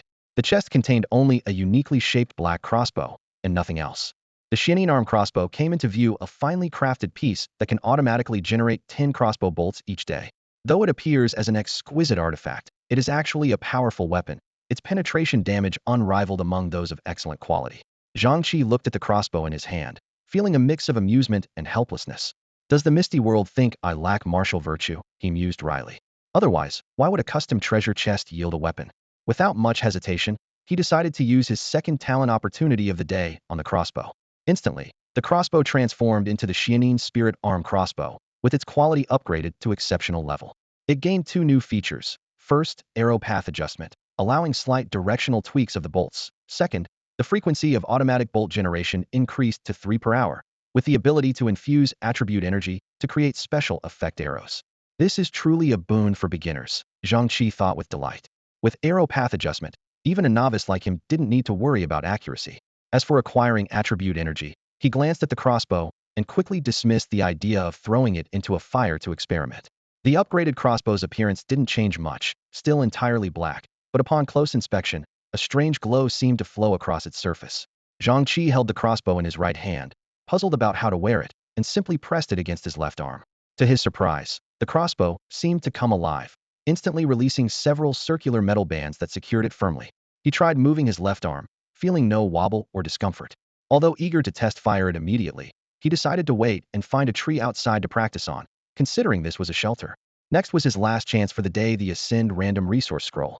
Also of exceptional quality, its effect was to allow him to choose one of 3 exceptional grade resources. Zhang Chi felt slightly disappointed, as it didn't offer as many choices as the Ascend Synthesis Room, but he quickly adjusted his mindset. Unrolling the scroll, 3 cards appeared before him. The first card was a Star Iron Vein, containing 100 units of star iron ore, with a daily regeneration of 1 unit, suitable for crafting equipment. The second card was a Sun and Moon Spirit Flower, capable of absorbing and utilizing various energies, providing light and temperature regulation, and bearing spirit fruits of the same quality when energy is abundant. The third card was Jiawu Spirit Soil, rich in plant nutrients, capable of accelerating plant growth by up to 1 unit per day. This is really a tough choice. Zhang Chi muttered in frustration, scratching his head as all 3 items were tempting. He couldn't help but feel regret that his talent didn't offer more choices. After reviewing the details of the 3 options, Zhang Chi immediately ruled out the Star Iron or Vein. Although it promised 100 units of excellent grade or a steady income of 1 unit per day, he didn't have the corresponding blueprints. Given the vast human population, finding such blueprints seemed unlikely. Fully leveraging the ore vein's value would require a prolonged search and wait. In comparison, the remaining options, the Sun and Moon Spirit Flower and Jiawu Spirit Soil, each had their pros and cons. The Sun and Moon Spirit Flower could absorb solar and lunar energy, required minimal maintenance, and produced Sun and Moon Spirit fruits. Its name alone suggested a miraculous treasure that could enhance physical abilities, raising Zhang Chi's expectations. Even if it had other effects, he wouldn't feel disappointed. Additionally, the flower could emit light and regulate surrounding temperatures, a significant advantage. If the shelter's level increased in the future, Zhang Chi might need to build a greenhouse, making the flower's role invaluable. However, with constant rain and an impending flood in 7 days, could the flower absorb enough energy? As for Jiawu Spirit Soil, it was evidently a magical soil for planting, more potent than Earth's black soil. It could absorb nutrients from soil and plant debris, growing autonomously and seemingly easy to maintain. But it required an excess of nutrients to grow independently. How much was considered excess? If Zhang Chi planted excellent grade plants, would the soil's nutrient consumption be replenished by plant debris? The conversion ratio in the synthesis room sent a shiver down his spine. Considering everything, although the Sun and Moon Spirit Flower might not absorb enough energy now, the rain would eventually stop. Zhang Chi still held high hopes for the Sun and Moon Spirit fruits, leading him to make a decision. After pondering for a moment, he decisively made his choice. A flash of light passed, the scroll vanished, and a small red flower appeared in his hand. Zhang Chi looked down at the swaying green leaves and red flower, merely a few centimeters tall, and a question arose in his mind: was this the Sun and Moon Spirit Flower? Staring at the flower in disbelief, Zhang Chi was stunned. It was clearly an ordinary plant. The system had promised excellent grade resources. This was outrageous. He was so frustrated he wanted to argue with customer support, but the misty world had no such service. Helplessly, he watched the flower, filled with resentment. Suddenly, the flower Chang'et opened its eyes. Zhang Chi paused, then was astonished as the flower nudged him as if a hand was pushing his stomach. Looking down, he saw the Sun and Moon Spirit Flower making hand-like gestures with its 2 green leaves, startling him enough to almost drop it. But upon realizing, he was again stunned. It wasn't an insect, but a pair of round, innocent eyes looking at him. Startled, Zhang Chi nearly shook it off, but then wondered why he was afraid of a plant. He carefully cradled the Sun and Moon Spirit Flower, bringing it closer. To his surprise, the flower increasingly resembled a sentient being. Its top was a white circular pistil with small black eyes in the center, while the two green leaves below resembled human hands, and its roots split into two supporting it firmly. Can you speak? Zhang Chi asked softly. As he pondered, the flower opened its mouth, emitting a faint breath as if trying to speak. Zhang Chi was taken aback, his gaze filled with anticipation. Can you understand me? He couldn't help but ask again. Unexpectedly, the flower gently lifted its roots, taking its first step and slowly moving. Zhang Chi stood there, dumbfounded. It could understand him, and it could walk. He suddenly recalled the system's description when choosing, stating the sun and moon spirit flower was a plant life, now realizing it wasn't a simple plant. It truly was a life form, seemingly with some combat abilities. Excitement and anticipation filled Zhang Kai's heart. What secrets did this excellent grade reward hold? A look of excitement spread across Zhang Chi's face, and his joy seemed to infect the magical sun and moon flower, which began to sway happily from side to side. As he examined the flower closely, Zhang Chi suddenly realized, no wonder it looks familiar. Isn't this just like the sunflower from Plants vs. Zombies? Only the center is smaller and the color is different. Casually, he named it. From now on, you'll be called Little Red. Little Red, full attack, Zhang Chi commanded, pointing at the piece of wood standing in front of him. Little Red immediately stopped smiling and assumed a serious expression. Whoosh! A beam of light shot out from the flower, hitting the wood precisely. The wood fell with a thud, and when Zhang Chi picked it up to check, he found a coin-sized charred mark. Not bad damage, just lacking in endurance, Zhang Chi evaluated, turning to see Little Red already exhausted, bending over with two green leaves supporting its body, panting heavily. Huff, huff. Forget it. Let's just treat you as a pet. Zhang Chi gently placed it back into the planting box. Little Red's face lit up with delight, its roots automatically digging into the soil, and it began to sway happily again. Zhang Chi then turned his attention to the 9 pieces of ginger he had planted the night before. They had all sprouted, and some even had tender leaves. He watered all the plants first, then took out some growth-stimulating liquid, pouring a capful onto each piece of ginger. Hesitating for a moment, he also dripped a few drops at the base of Little Red. Little Red's eyes immediately brightened, looking longingly at Zhang Chi. Huff, huff. Want more? Can you handle it? Don't burn yourself out. Huff, huff. Seeing its eager gaze, Zhang Chi decided to pour another full capful. Little Red showed a satisfied expression, its entire body relaxing as if entering a sage-like state. After confirming that Little Red was fine, Zhang Chi sat back on his bed and opened the survival manual that had been vibrating. As expected, it was a message from Qian Zhongtian. Hey, Zhang, got any spare good stuff? I can trade with you. Best prices, you won't lose out. Heh. When bargaining, he calls me a brat, but when he wants something, I'm his buddy. Zhang Chi didn't rush to reply, but instead scrutinized Qian Zhongtian's name and profile picture. Both were in a shiny silver color, especially the new message he sent, which had also turned the same color, while previous messages remained unchanged. Switching to the regional channel, Zhang Chi saw people discussing. Didn't expect our area to have 2 second-tier big shots. Those silver names and frames look awesome. Keep it low-key. If you're good at talking, say more. Big shot's awesome. Big shot, please take us along. Zhang Chi noticed another survivor, named Li Feng, also had a silver name and frame, but they were much dimmer than Qian Zhongtian's, indicating Qian Zhongtian ranked higher in the second tier. Everyone else's names and messages remained ordinary black. The channel continued buzzing with chatter. Do you think there are any other silver-named big shots in our area? Has anyone seen what the first-tier names look like? Has anyone studied probability here? Among 100 billion people, only 1 million are in the second tier, that's 1 in 10,000. It's quite rare to have one in our area, let alone 2. As for the first tier, it's practically impossible. Zhang Chi chuckled as he closed the chat channel. He was still somewhat curious about the golden first tier, but he wasn't interested in bragging about his achievements in the regional channel. Don't mention it, I just got a little flower and a crossbow. How about you? He replied briefly. The response came almost immediately. Wow, a shiny gold. Did you actually get into the first tier? No, wait, yours isn't an ordinary first tier. Besides the synthesis room, you must have other excellent grade items, and more than one. Zhang Chi didn't reply right away. Qian Zhongtian seemed to realize that his surprised inquiry might have been a bit intrusive, so he quickly changed the subject. I only got a quality-grade greenhouse and a bag of quality-grade seeds. Although the quality is a bit low, they're perfect for me. Zhang Chi raised an eyebrow, thinking that old Qian was quite lucky to have such compatible items. All right, let me know if you grow something good. I'll pay a high price. Qian, your talent isn't in planting, is it? Are you willing to sell that flower? Let me plant it, and I promise you won't lose out. The other party quickly sent another message, along with some talent information. Talent, ultimate farming god.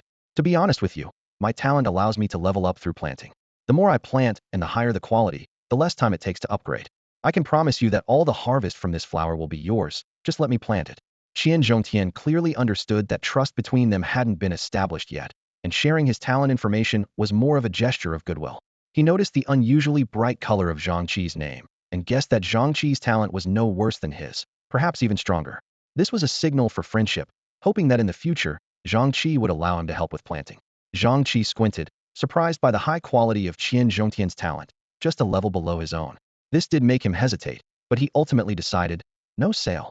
Although Xiao Hong seemed weak now, it had an exceptional grade talent, rare among all humanity.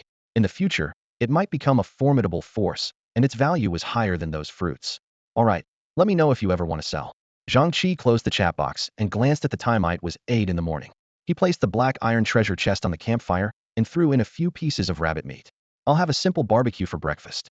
Although he called it a barbecue, there was no oil, and the only seasoning was salt, making it more like grilled rabbit steak. Soon, the aroma of rabbit meat filled the entire shelter. Xiao Hong in the planting box brightened up at the smell. It observed Zhang Chi, who was focused on grilling the meat, and then quietly pulled its roots out of the soil, moved to the edge of the planting box, and dropped down. With a soft thud, Xiao Hong landed and immediately stood up, struggling to move toward the source of the enticing aroma. It climbed down from the planting box quickly, but its walking speed was painfully slow, hardly faster than a strolling turtle. Nevertheless, driven by the smell of food, each step it took was resolute. Cooking the meat patties was quick, taking only a few minutes. Zhang Chi picked one up with his chopsticks and took a hearty bite. The savory, tender juices burst in his mouth, prompting him to eat even faster. Suddenly, a faint sobbing sound came from behind him. Surprised, he turned around to find Xiao Hong, who had somehow appeared behind him, sitting pitifully on the ground. Her eyes were filled with tears as she stared longingly at the last piece of meat on his chopsticks, softly sobbing. What? You're a flower, and you want to eat meat? You might as well be a carnivorous plant, Zhang Chi said, half amused and half exasperated. Seeing Xiao Hong's pitiful expression, he finally relented and handed over the last piece of rabbit meat. Xiao Hong immediately beamed with joy, quickly getting up from the ground. She clutched the piece of meat, which was almost as big as her face, and started gnawing at it like a little puppy. If you want to eat something, just say so, okay? Zhang Chi said helplessly. Xiao Hong nodded vigorously while enjoying her meal. After settling Xiao Hong back in the planter box, Zhang Chi walked into the synthesis room. The once towering pile of wood had disappeared, replaced by 20 neatly arranged pieces of high-quality timber. Compared to ordinary wood, this material had superior hardness and toughness. Zhang Chi picked up the lightweight steel axe and swung it at a piece of high-quality timber. To his surprise, the axe, which could easily cut 3 fingers deep into ordinary wood, only penetrated about 1 finger deep this time. Although it seemed the damage was only half, completely chopping through such wood would likely take 3 to 4 times the effort and time. High quality is so much stronger than ordinary. This realization made Zhang Chi ponder. Rebuilding the entire shelter with this material might not completely withstand the impact of a great flood, but it would certainly be less vulnerable to being washed away. After weighing his options, Zhang Chi decided to slow down the upgrade pace and use the high-quality materials to build a level 2 shelter. After all, the primary goal of upgrading was to enhance the shelter's protection and ensure survival during the flood. Besides, the requirements for a level 3 shelter were still unknown, and he didn't want to miss an opportunity to improve protection if it required materials unavailable at this stage. With this in mind, Zhang Chi allocated most of the materials to the synthesis room, keeping only a small amount of wood and stone for emergencies. As the display showed an hour-long synthesis time, he began packing his belongings. Dawn was approaching, and it was time to head out. Zhang Chi put on his pants and shoes, then slipped on a raincoat. He checked his inventory space, confirming that his axe, iron pickaxe, and iron shovel were securely stored. He knew these tools were mainly for just-in-case scenarios. If he stumbled upon something valuable, he couldn't extract it with his bare hands. Though the iron pickaxe and shovel weren't of the highest quality, they were certainly better than nothing. Zhang Chi glanced at the contract scroll on the table, contemplated for a moment, and ultimately decided to take it with him. His intention wasn't to use it to capture pets, but rather as a means to control any threatening creature he might encounter, even if just for a brief moment. This could buy him some time or possibly allow for a counterattack. The little red creature in the planting box watched him intently, eyes lighting up as Zhang Chi picked up the scroll. It eagerly waved its green leaves, pointing at the scroll in Zhang Chi's hand, indicating it wanted it. Zhang Chi chuckled and placed the scroll in front of the little red creature, asking, "You want this? A contract with me?" The little red creature nodded, excitedly making a few calls. Zhang Chi hesitated, looking a bit troubled. It wasn't that he didn't want a contract with the little red one, or that he couldn't part with the scroll. It was because he was too weak right now. Even with the Xianling arm crossbow at his side, hitting a target wasn't guaranteed. If he could use the contract to control an enemy even slightly, it might provide more chances to escape. Let's wait until you're a bit older, Zhang Chi said gently, shaking his head and poking the little red creature's small face. You're still too young, and it's not safe outside. The little red creature's excitement vanished instantly, its head drooping and body ceasing to sway, looking somewhat dejected. Seeing its expression, Zhang Chi felt a pang of guilt, but he knew he couldn't change his decision. Taking the little red creature outside would be of no help against the dangers out there. Don't be sad. They'll bring you back some grilled meat when I return, he said, gently pushing open the wooden door. Outside, the rain had intensified, a white curtain of rain enveloping the surroundings. Observing the change in weather, Zhang Chi felt a jolt of concern. With the weather forecast predicting moderate rain and a shorter daylight duration by an hour, he knew life for the survivors would become even more challenging. Moderate rain? How heavy will it be this time? He wondered to himself, tightening his raincoat as he stepped into the rain. He placed 2 black iron chests and a wooden barrel on a stone to collect water, elevating them to prevent mud and water from splashing into the chests. Once prepared, Zhang Chi raised his left arm, carefully aiming at a tree 50 meters away. In that instant, an ethereal white energy bolt materialized in the empty Xianling arm crossbow, perfectly aimed at the target. With a soft whoosh, the bolt shot out, slicing through the rain and speeding towards the distant tree. The crossbow bolt shot out like lightning and vanished into the air in an instant, its trajectory impossible to track with the naked eye. Zhang Chi walked up to a large tree and noticed a chopstick-sized hole in the trunk. Through the hole, he could vaguely see the scene in the distance. Following the direction of the hole, he was astonished to discover that the bolt had penetrated 3 trees before finally disappearing. The traces of the bolt might have dissipated due to exhausted energy, or it could have veered off course, flying elsewhere. Zhang Chi felt a surge of excitement. The power of the Xianling arm crossbow was even greater than he had imagined. With such penetrating force, it could pierce through an elephant's head with a single shot. Moreover, the crossbow was exceptionally easy to handle, as if it had a mind of its own. When Zhang Chi aimed, the crossbow and his left arm naturally adjusted their positions, allowing him to shoot with incredible precision. This feeling gave him a sense of reassurance and confidence. He turned north, calculating in his mind. The vegetation to the north was denser, which might lead him to find a river or a lake. However, he wasn't simply looking for water. Zhang Chi had a plan. A great flood wouldn't just come out of nowhere.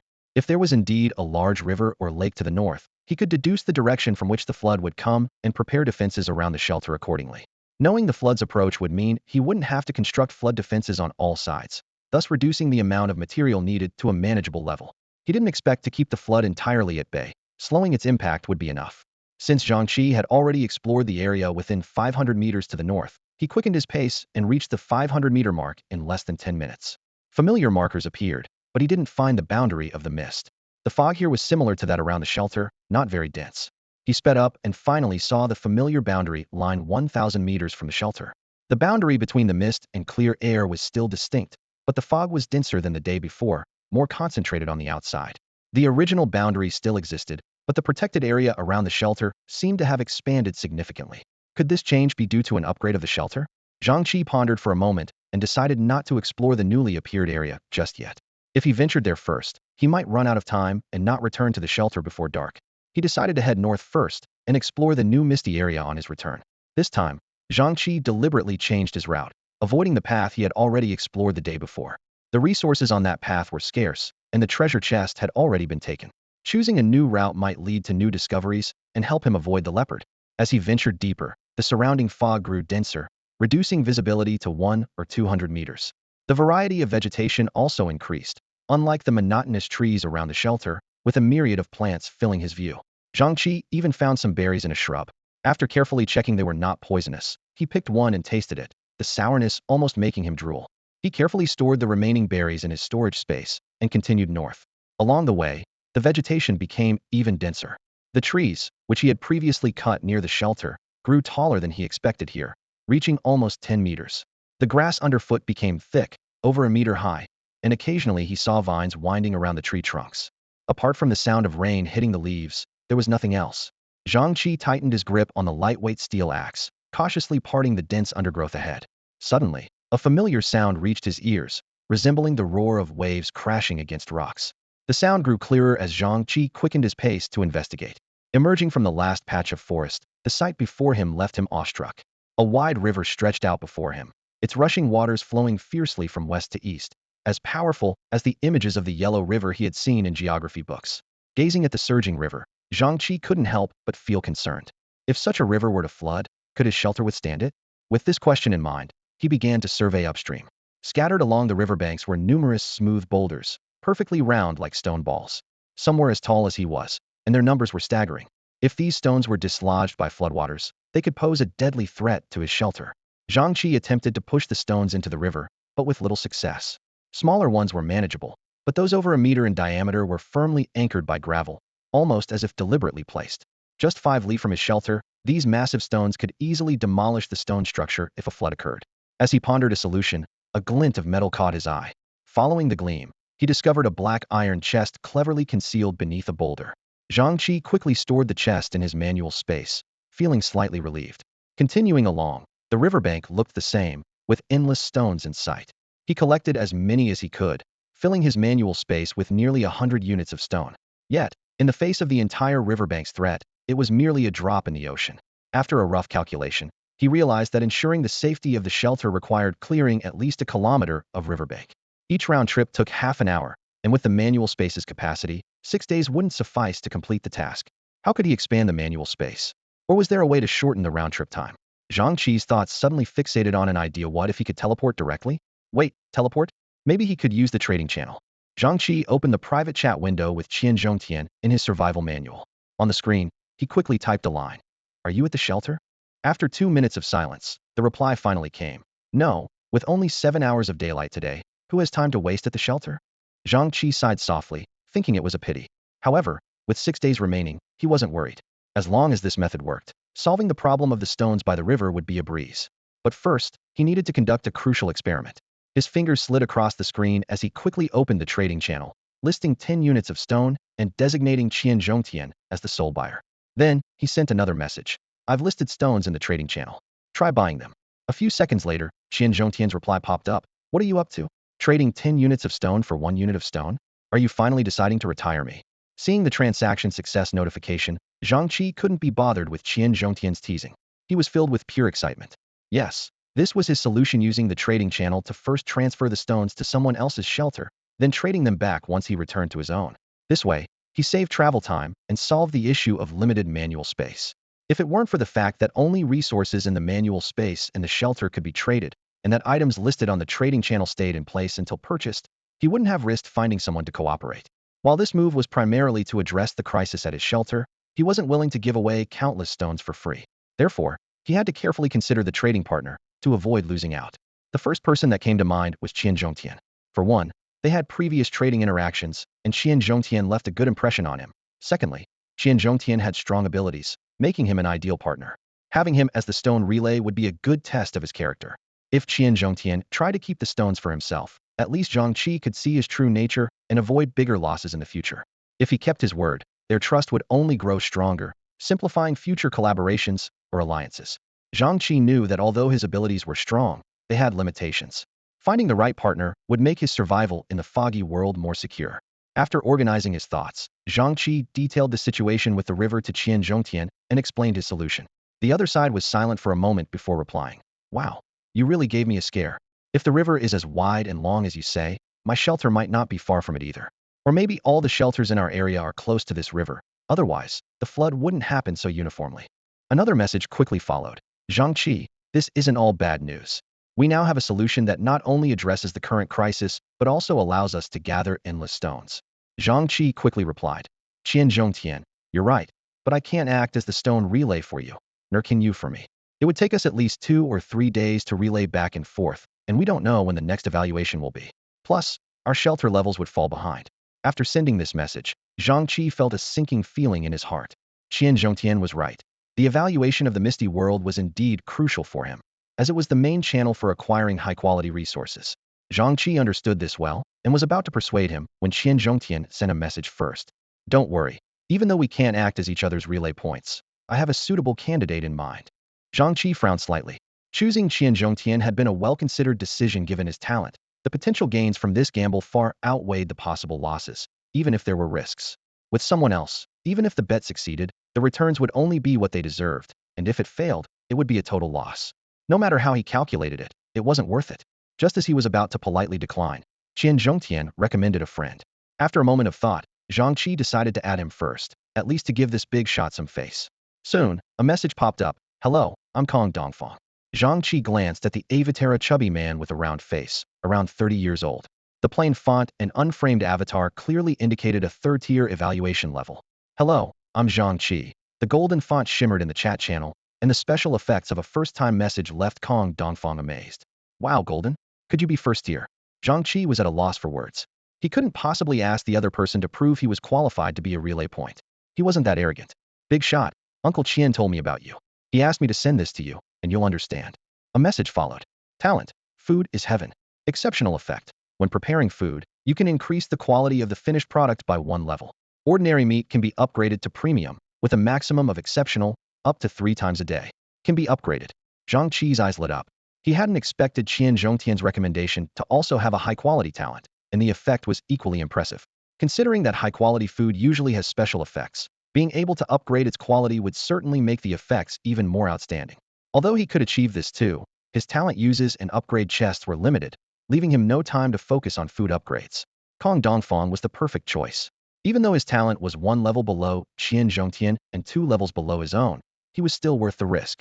However, with such a powerful talent, why was he still at the 3rd tier? Was it because exceptional talents were common, or was it just bad luck? Are you at the shelter? Why haven't you gone out? I'm just around the shelter cutting trees, trying to upgrade the shelter to level 1 today. Zhang Chi was puzzled. With his talent, the shelter should have been upgraded by now if he had gathered more than half the materials. Don't get me wrong, Kong Dongfang explained. I was in a car accident before crossing over, with one leg fractured and the other with a bone crack. It's not that I don't want to explore, I simply can't. Right now, I have to use my hands to support myself and move bit by bit with my backside to cut trees. After hearing about the other person's ordeal, Zhang Chi fell silent. After a moment, he looked up and said with determination, "You don't need to chop down trees anymore. Go back to the shelter. Help me get things done, and I'll provide the materials to upgrade the shelter." After thinking for a bit, he added, "By the way, if you still have uses left for your talent, save them for now. I'll provide the materials to buy more tonight." "Thank you, boss." Kong Dongfang replied eagerly. "Besides the one I've promised Uncle Qian, I have 2 uses left that I can give you. But there's no need to buy anything. Just giving me the materials to upgrade the shelter is enough to make me happy. Let's talk about it tonight. For now, go back and buy my stones." Once the exact location of the shelter was confirmed, Zhang Chi began systematically collecting stones along the river upstream. He carefully stored all stones with a diameter over 10 centimeters in his inventory space. Each time the space was full, he immediately listed them on the trading channel, specifically for Kong Dongfang to purchase. The latter was evidently keeping a close eye on the trading channel, as each batch of stones was instantly bought. After more than 2 hours, Zhang Chi had walked nearly 2 kilometers along the riverbank.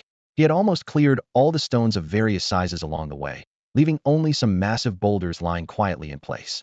It wasn't that he didn't want to clear them. His high-quality iron pickaxe was simply too time-consuming for the task. Zhang Chi decided to wait until he had better tools to deal with these giants. Moreover, Kong Dongfang's thatched hut was already full, and continuing the trade might cause the structure to collapse. Considering Kong Dongfang's mobility issues and the hut's severe leakage, Zhang Chi didn't want to risk putting this rare, high-talent individual in danger.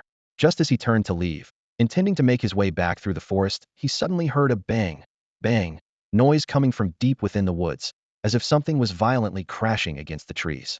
Zhang Chi cautiously approached the source of the sound, using the meter-high grass to conceal his presence. He suspected the noise might be coming from a large beast. Although the area wasn't far from the shelter, he couldn't allow any potential threats to linger nearby. His right hand gripped a lightweight steel axe, its blade glinting coldly in the sunlight. His left hand was raised, holding a crossbow aimed steadily forward, an arrow ready to fire. With this setup, he felt confident enough to confront even an elephant, should it come to that. Despite his confidence in his weapons, Zhang Chi carefully took out a contract scroll and held it in his left hand. The crossbow's clever design allowed him to hold something without compromising shooting accuracy. His plan was simple.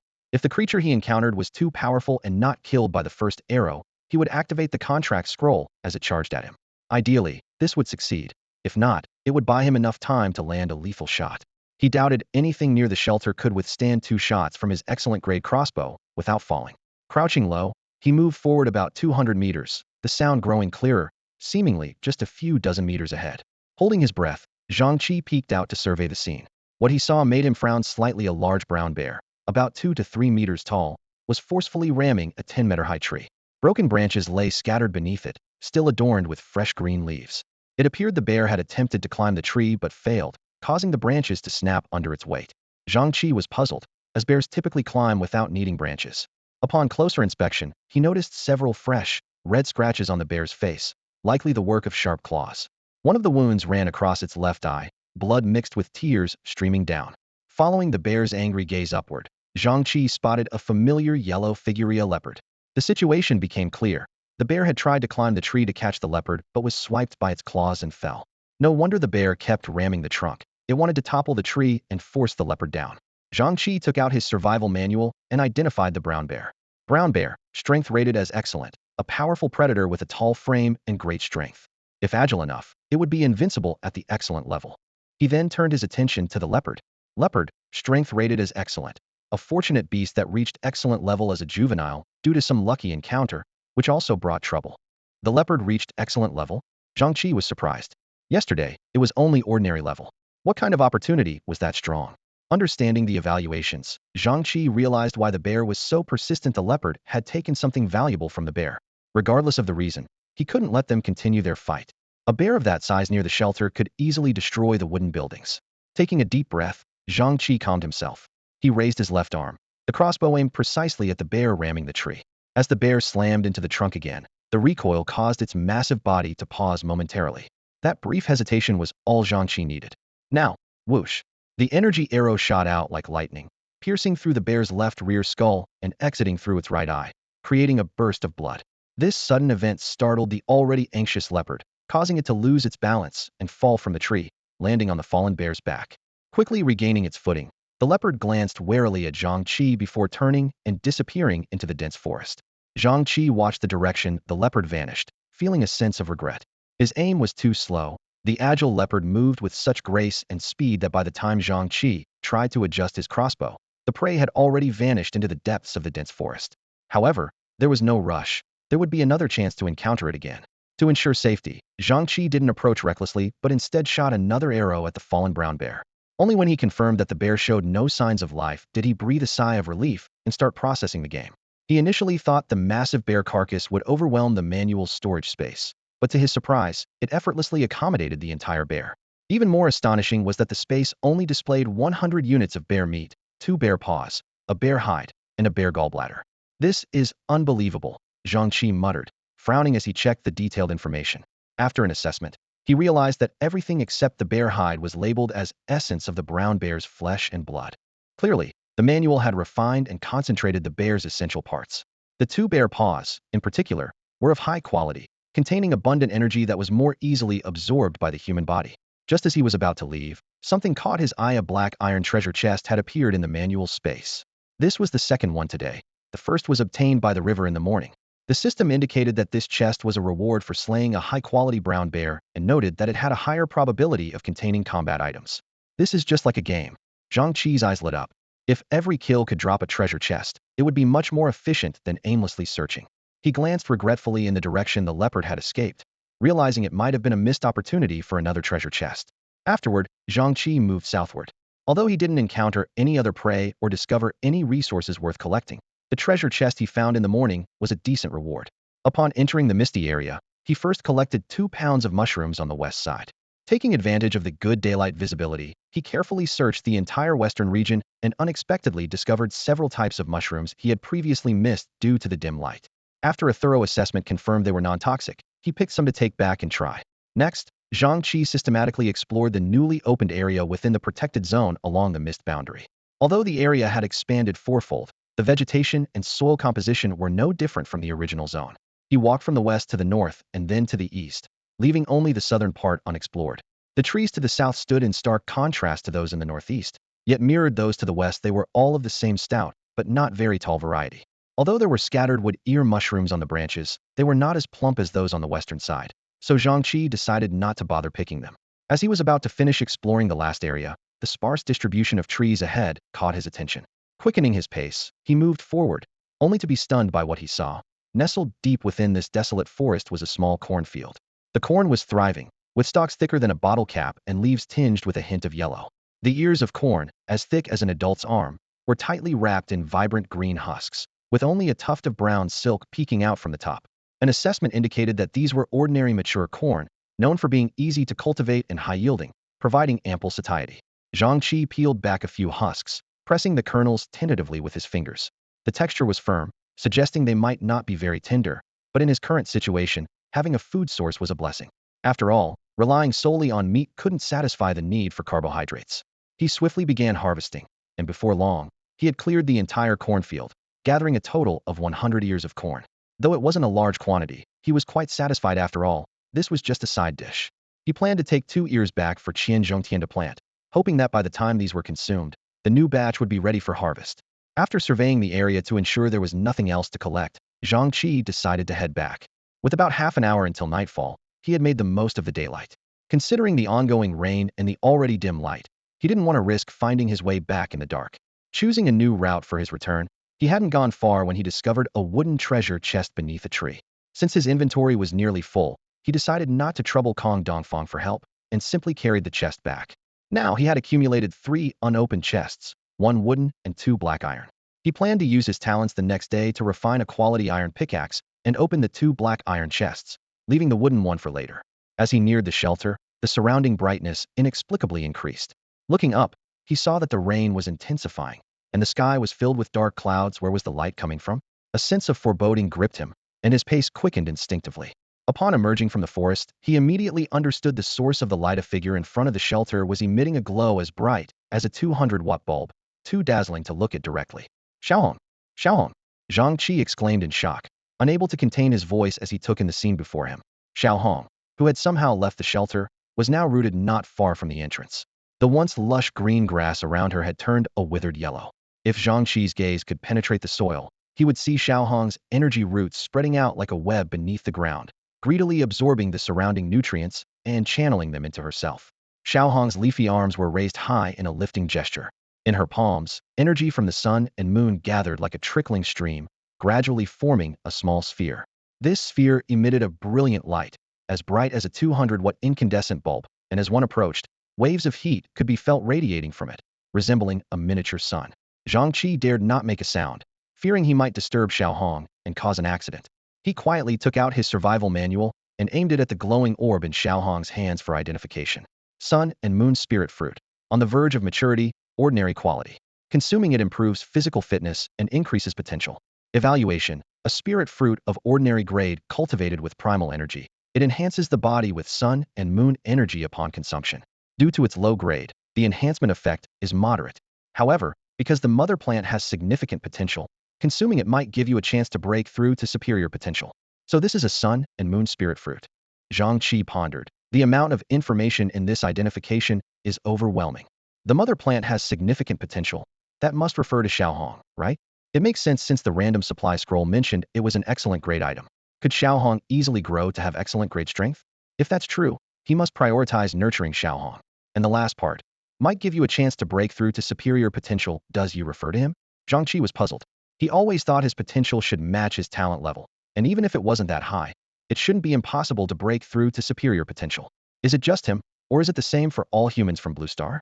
Zhang Chi couldn't find a definite answer, but he had a vague feeling that it was likely that all humans from Blue Star lacked the potential to break through to superior levels. While he was lost in thought, Xiaohong's process was nearing completion. The heat and light in the air gradually coalesced, finally merging entirely into the sun and moon spirit fruit in Xiaohong's hands. Xiaohong carefully cradled the fruit, about the size of a glass ball, with a tired but contented smile on her face. Who? She waved at Zhang Chi, seemingly very happy, but as she took a step forward, she stumbled and fell. With quick reflexes, Zhang Chi dashed forward to catch Xiaohong, cradling her gently in his arms. Once back in the shelter, he noticed that the usually softly glowing Xiaohong was now devoid of any light. Xiaohong struggled to lift the sun and moon spirit fruit above her head, offering it to Zhang Chi. Who? For me to eat? Xiaohong nodded vigorously, first pointing to herself and then to Zhang Chi, followed by the door. You mean, if I eat this, I can take you outside? Who? Xiaohong nodded again with a smile, her body swaying slightly. However, this time, both the frequency and amplitude of her movements were much weaker than before. Seeing Xiaohong in such a weakened state, Zhang Chi felt a twinge of guilt. Yet, if he could turn back time and choose again, his decision would remain unchanged. All right, next time, I'll take you outside. Zhang Chi carefully took the sun and moon spirit fruit and gently poked Xiaohong's delicate cheek. Satisfied with the answer, Xiaohong finally couldn't hold on and fell asleep at his fingertips. He cautiously placed Xiaohong back into the planting box, where her roots immediately dug into the soft soil. To ensure Xiaohong's growth, Zhang Chi took out a bottle of growth-promoting liquid and carefully poured a cap full. He observed for a moment, and, seeing that Xiaohong was fine, felt relieved. Looking around at the ginger, he noticed that after a day of growth and nourishment from the growth liquid, green shoots had emerged up to 20 centimeters high. The ginger's roots were visibly swollen, suggesting there might be more substantial growth underground. At the current growth rate, the existing growth-promoting liquid should be just enough until the ginger matures. While retrieving the containers collecting rainwater outside, Zhang Chi found both boxes full and the wooden barrel half filled. He was puzzled by the large amount of rainfall, with no visible puddles on the ground. Previously occupied with stone collection and path exploration, he hadn't noticed the increasing rain. Now, standing inside the shelter, he could clearly hear the rain hitting the wooden boards. In such weather, the thatched hut was probably barely holding together. Remembering the unfinished deal with Kong Dongfang, Zhang Chi realized most of his wood had been used for synthesis, leaving him short of the 100 units needed. Trade 100 units of wood for stone in the trading post yourself, and after upgrading the shelter, give the stone to me, he explained to Kong Dongfang. Got it, boss, came the quick reply. Zhang Chi walked into the synthesis room, took out 30 units of high-quality wood and stone, and sat cross-legged, waiting for Kong Dongfang to initiate the trade. In his free time, he opened the chat channel and first checked the online numbers, 9531100000. In just 2 days, nearly 500 people had died, even with the protection zones. Those who hadn't upgraded their thatched huts in time might have barely managed the first day, but in today's heavy rain, the huts were practically useless. If they didn't complete the upgrade by tonight, it could be a dead end. In the chat channel, survivors were actively discussing. Please, bosses, the rain is too heavy today. The thatched hut can't hold up. If we don't upgrade, we might not make it through the night. Did you notice? There was someone named Zhang Chi in the trading channel this morning, constantly posting stones for sale, all for 1 unit. Hundreds of units? At least 1,000. That many stones? Who is Zhang Chi? What's his plan? Don't you get it? It's a clever long-distance transport trick. Have a friend buy them, then trade them back at the shelter, saving the back-and-forth hassle. By the way, he's the guy who sold ginger soup last night. Wow, pro. He's really mastered the handbook. I'll try it tomorrow. Word of advice, it's tricky. What if your friend suddenly disappears? Oh man, I hadn't thought of that. Not just you.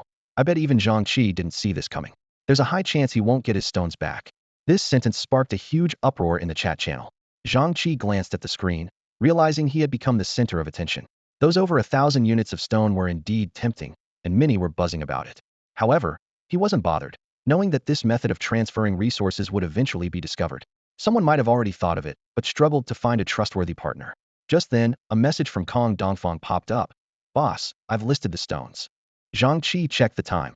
This guy had taken action immediately after upgrading. The trade interface appeared. Designated trader, Kong Dongfang. Trade item, 1,145 units of stone. Unit price, 1 unit. Seeing this number, Zhang Chi nodded in approval. The quantity matched their previous agreement, enough for Kong Dongfang to upgrade his shelter to level 2. What was more impressive was that the other party hadn't tried any tricks, which improved Zhang Chi's impression of him and the introducer, Qian Zhongtian. As he confirmed the trade, Zhang Chi was shocked by the scene that unfolded. A massive pile of stones suddenly appeared around him, and he quickly stood up to avoid being buried. The synthesis room was filled with stones, blocking the door completely, with the floor level raised more than a meter above the outside. After some effort, Zhang Chi finally opened the door. He then activated the synthesis function, and a 10-minute countdown appeared on the screen. Once completed, he would receive 110 units of high-quality stone. Combined with his current stock, he would have 140 units of high-quality stone and 50 units of premium wood. Checking the shelter data. Cabin level, 1. Extension buildings, workbench, toilet, kitchen, synthesis room. Upgrade requirements, 200 units of wood, 200 units of stone, 50 units of lime, 20 units of nails, 3 extension buildings. Evaluation, a sturdy wooden structure, adequate against ordinary weather and wildlife.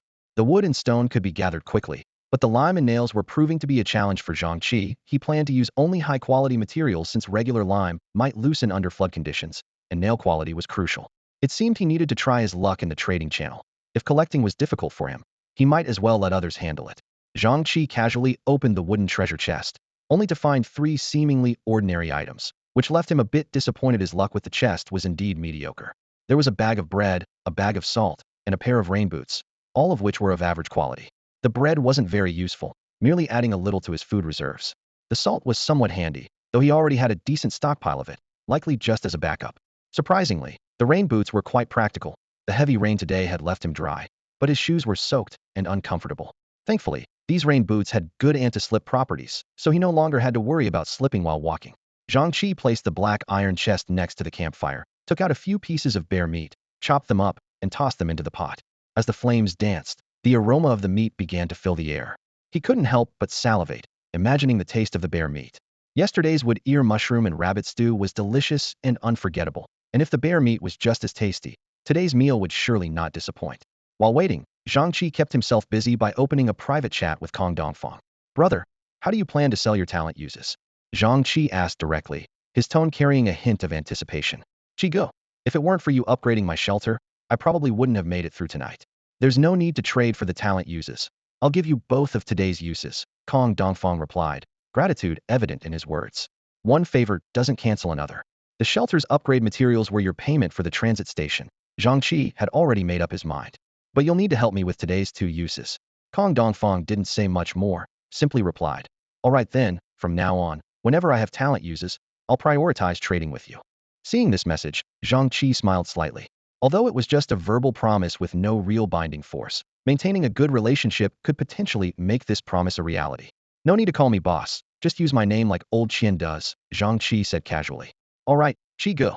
You know my situation, what I need most is medicine. If not, some meat ingredients would do, Kong Dongfang continued. Yesterday, I used my talent to grill a skewer of meat and found my injuries healed quite a bit. Otherwise, I wouldn't have been able to go out and chop wood today. Zhang Chi paused for a moment, looking at the avatar of the man in his 30s. It turned out that high-quality meat could actually accelerate healing, which was a surprise to him.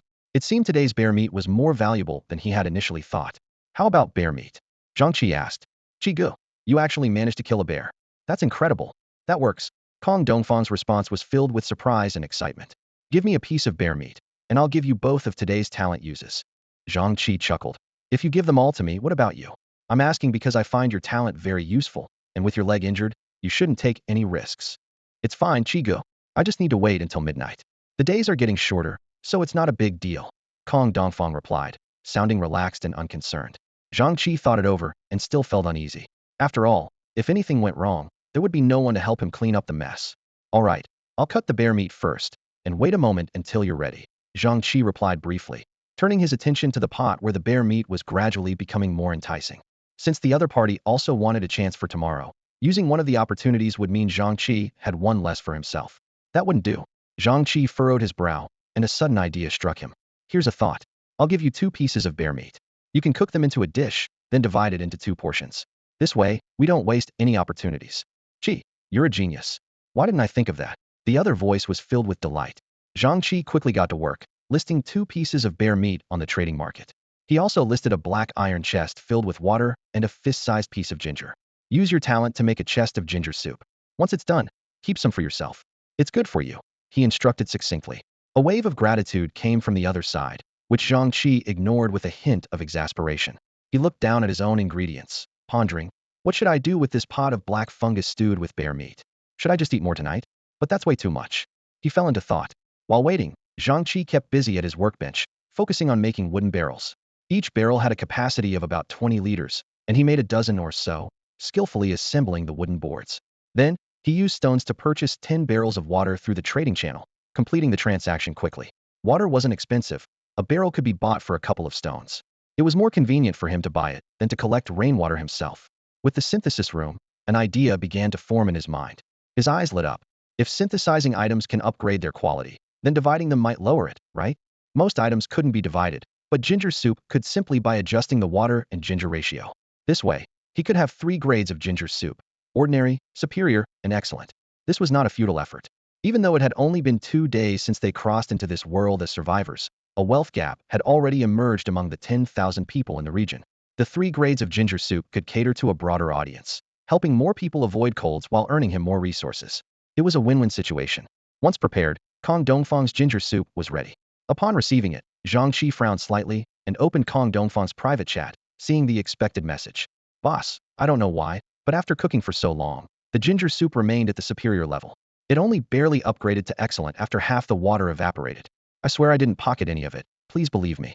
Luckily, I took pictures, otherwise, it would be hard to explain. Even before looking at the pictures, Zhang Chi was mostly convinced, given that even his extraordinary talent had limitations, let alone Kong Dongfang's excellent one. He opened the images, which showed several photos of the ginger soup at various levels, with the identification information indicating it as superior. There were 4 or 5 pictures, showing the water level gradually decreasing.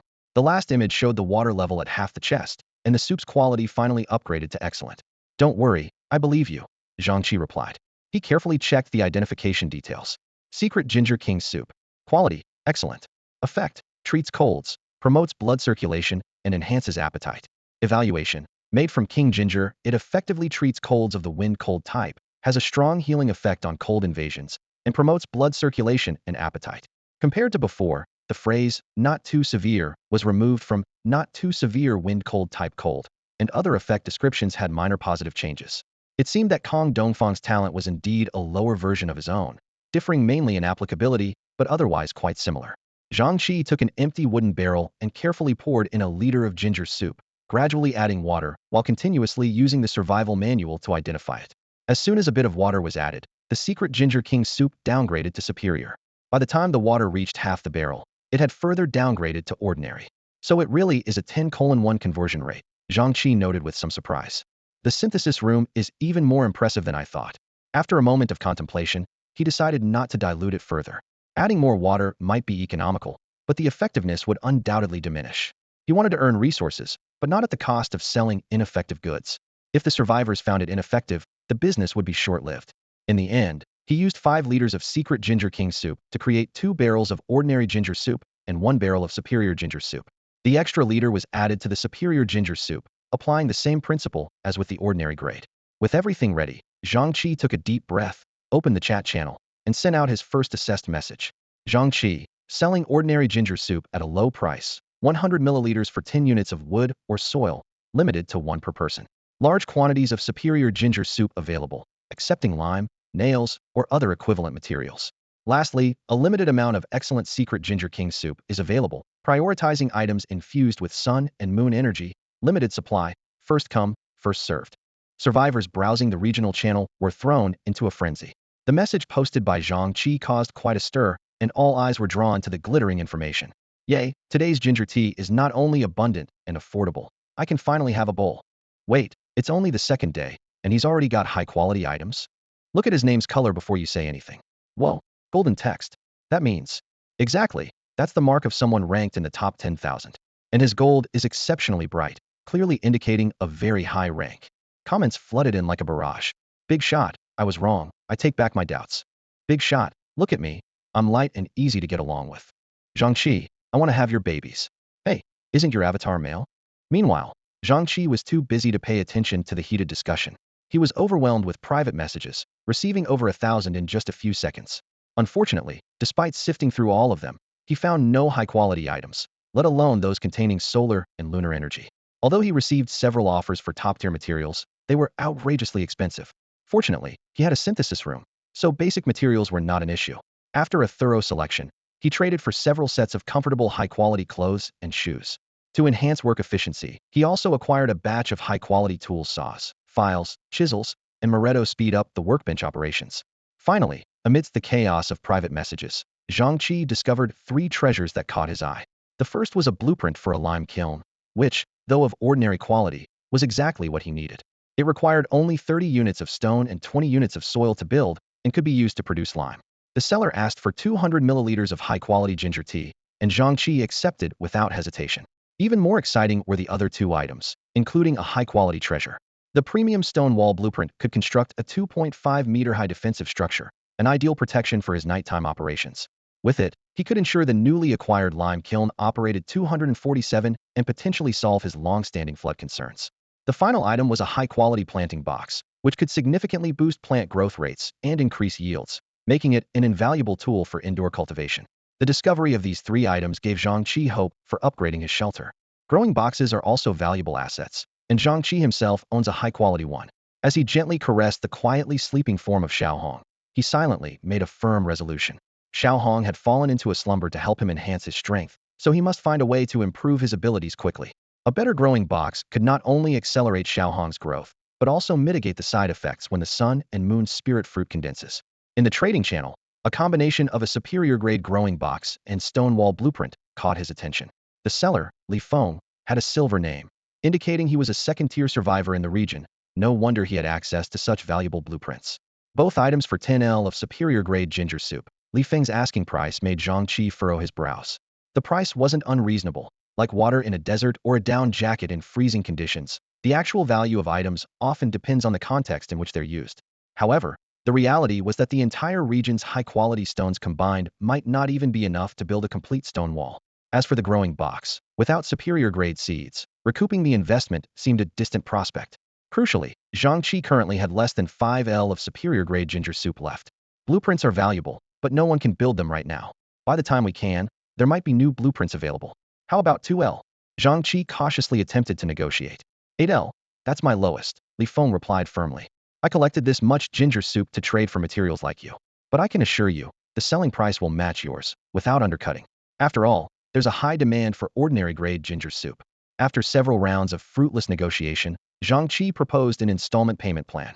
Surprisingly, Li Feng agreed, but added a 2-liter interest charge, requiring 5L to be paid today.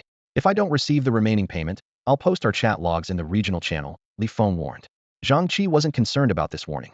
On the contrary, he felt that Li Feng's willingness to deliver the items up front was a sign of trust. After some thought, he agreed to the terms.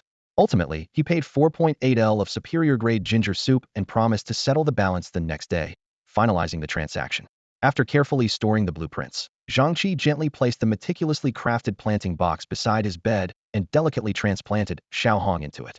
He watched the plant, hoping it would quickly revive under the care of the superior planting box. Nearby, 9 pieces of ginger thrived robustly, on the verge of breaking through the soil, thanks to the combined benefits of the high-quality planting box and growth stimulant.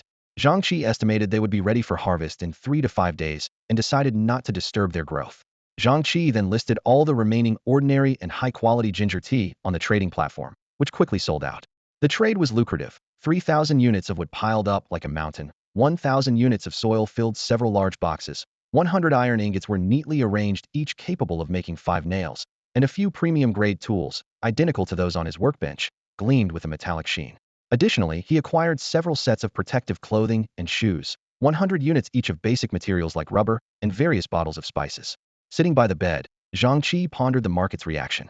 The sales of superior-grade ginger tea were lower than expected, making him realize he had overlooked a market truth. Survivors with superior items generally possessed greater resilience and rarely caught colds. Even if they did, high-quality ginger tea sufficed.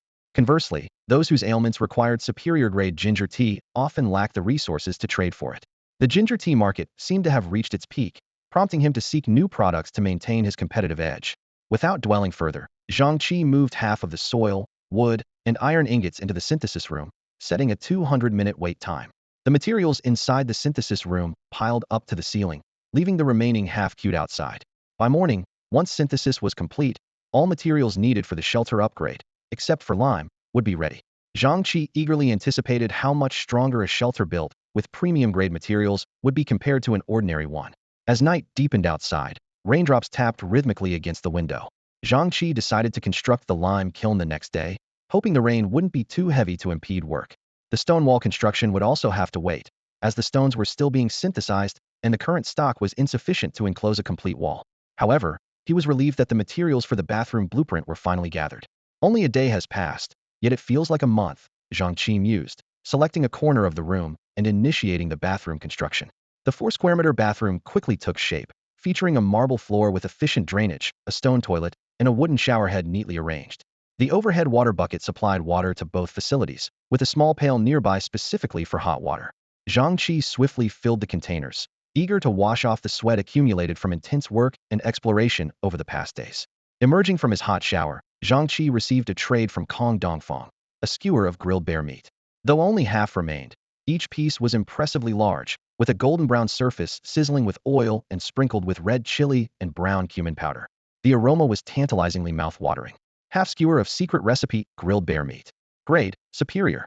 Effect, restores health and enhances physical attributes.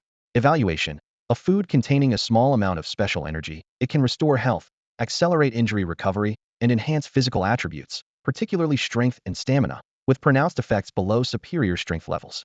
After the chef's expert cooking, the internal energy becomes more easily absorbed. It's just like the health-restoring items and attribute potions in a game. Zhang Chi gazed at the golden, crispy bear meat skewers in front of him, his eyes sparkling with delight. Eagerly taking the first bite, the savory flavor of the bear meat exploded in his mouth.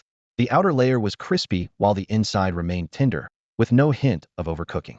The perfect amount of salt seemed meticulously seasoned, and the aroma of chili and cumin swirled in his mouth without overshadowing the wild taste of the bear meat itself. With skills like this, it's a shame Kong Dongfang doesn't open a barbecue stand, Zhang Chi remarked, savoring each mouthful. As the bear meat settled in his stomach, a warm sensation spread from his belly, flowing like a hot spring through his limbs. His body temperature gradually rose, and sweat began to seep out. Even stripping off his clothes was futile as the heat continued to radiate from within. The more bear meat he consumed, the stronger this energy became. Zhang Chi felt a rush of strength, his mind exceptionally clear, as if he'd taken a stimulant. He put down the skewer and began doing push-ups. When his arms grew tired, he switched to squats, and when his legs were fatigued, he returned to push-ups. Whenever he felt his stamina waning, a bite of bear meat quickly restored his energy. This cycle continued until only one piece of bear meat remained. Zhang Chi approached the sleeping Xiao Hong and placed the last piece of bear meat near its mouth. The little red flower gently quivered, as if sniffing something. Zhang Chi waited expectantly for it to wake up, but Xiao Hong simply let out two soft, hoo-hoo sounds before opening its mouth. Even asleep, you don't forget to eat. That's impressive. Zhang Chi chuckled, carefully feeding it. Midway through, Xiao Hong's eating pace noticeably slowed, yet it persistently kept its mouth open until it swallowed the last bite. Watching the still hungry Xiao Hong, Zhang Chi fell silent. Xiao Hong was full, but what about him? His gaze involuntarily drifted toward the enticing pot of black fungus stewed bear meat in the treasure chest. The next day at 6, Zhang Chi woke up, rubbed his stomach, and was relieved that he hadn't overeaten. The night before, he exercised until after 10 and only managed to eat the tough, almost inedible midnight snack. Perhaps it was the intense exercise, or maybe the ginger soup was surprisingly appetizing, but he felt perfectly fine and even a little hungry. So, he gave 2 pieces of bear meat and 2 ears of corn to Kong Dongfang to make bear meat and corn porridge. After getting dressed, Zhang Chi didn't rush to do anything else, but first lifted his wooden bed. Surprisingly, what used to require some effort was now as easy as if nothing was on it. He also tried lifting a black iron chest filled with water, and it was just as easy. He could hold it with one hand from the bottom center and lift it effortlessly. This chest could hold 40 liters of water, weighing about 80 pounds, plus the weight of the chest itself. Previously, he found it a bit challenging to hold, but now he could lift it with one hand. Even for seasoned fitness enthusiasts, lifting 40 kilograms with one hand is rare, something many people might never achieve in a lifetime. In terms of strength, Zhang Chi had surpassed most athletes, excluding those in strength-dependent sports like weightlifting. The most intriguing part was that just one meal of bear meat had such an effect. If he ate it daily, what could happen after a month? Becoming a superhuman might not be far off, assuming there was no plateau in his strength increase. A thrill of excitement flashed through Zhang Chi's mind as he took out the sun and moon spirit fruit that Xiao Hong had condensed yesterday. He hadn't eaten it yet, planning to use his talent to enhance it before consumption. The sun and moon spirit fruit wasn't something that could be produced casually, so he wanted to maximize its benefits. The best way would have been to have Kong Dongfang prepare a dish with it, and then use his enhancement, but he had found out yesterday that a single fruit couldn't be enhanced in this way. Shockingly, fruit platters didn't count as dishes. He hesitated about whether to cook it, as it was an energy form and might lose its effect during preparation. Ultimately, he decided to directly use his talent to enhance it. After using his talent, the fruit's surface showed no significant changes, but became slightly more translucent and radiant.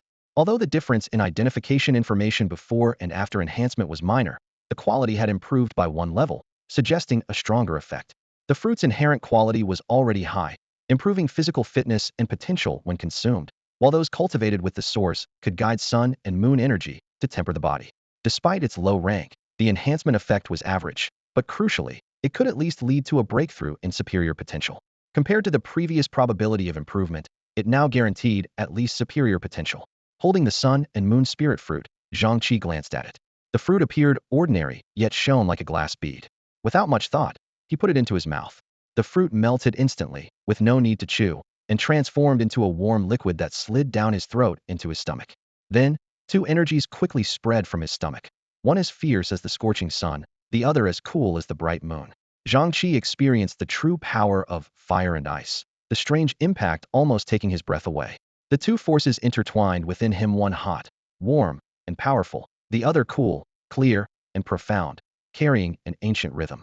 Zhang Chi's body seemed to be reshaped by this energy, with every cell in his body tingling. This was the true sun and moon energy. The forces of the sun and moon alternated through his body, and Zhang Chi felt an unprecedented pain, as if every inch of his skin and every bone were being mercilessly destroyed. At the same time, the energy within him was being drawn and stimulated by the sun and moon's power, rapidly repairing damaged tissues. In this cycle of destruction and rebirth, his body was being optimized and reshaped bit by bit, like an old house undergoing a complete renovation. His whole body was in pain and itchy, a sour sensation that was hard to bear. Worse yet, as the energy within him was rapidly consumed, a wave of hunger struck him like a tide. Every cell screamed to his brain, craving food. Zhang Chi resisted the primal urge to tear into raw bear meat, and, with trembling fingers, opened Kong Dongfang's private chat window. "Hurry, get the food ready and send it over, and give me your share too," he typed urgently, adding, "I'll give you a few more pieces of meat. Make another portion quickly. I'm waiting online, it's urgent." After sending the message, he immediately transferred 5 pieces of bear meat to Kong Dongfang through the trading system. Every second of waiting felt like torture. Zhang Chi was immensely grateful that he forced himself to eat that bowl of wood ear stew with bear meat last night, despite not wanting to waste food.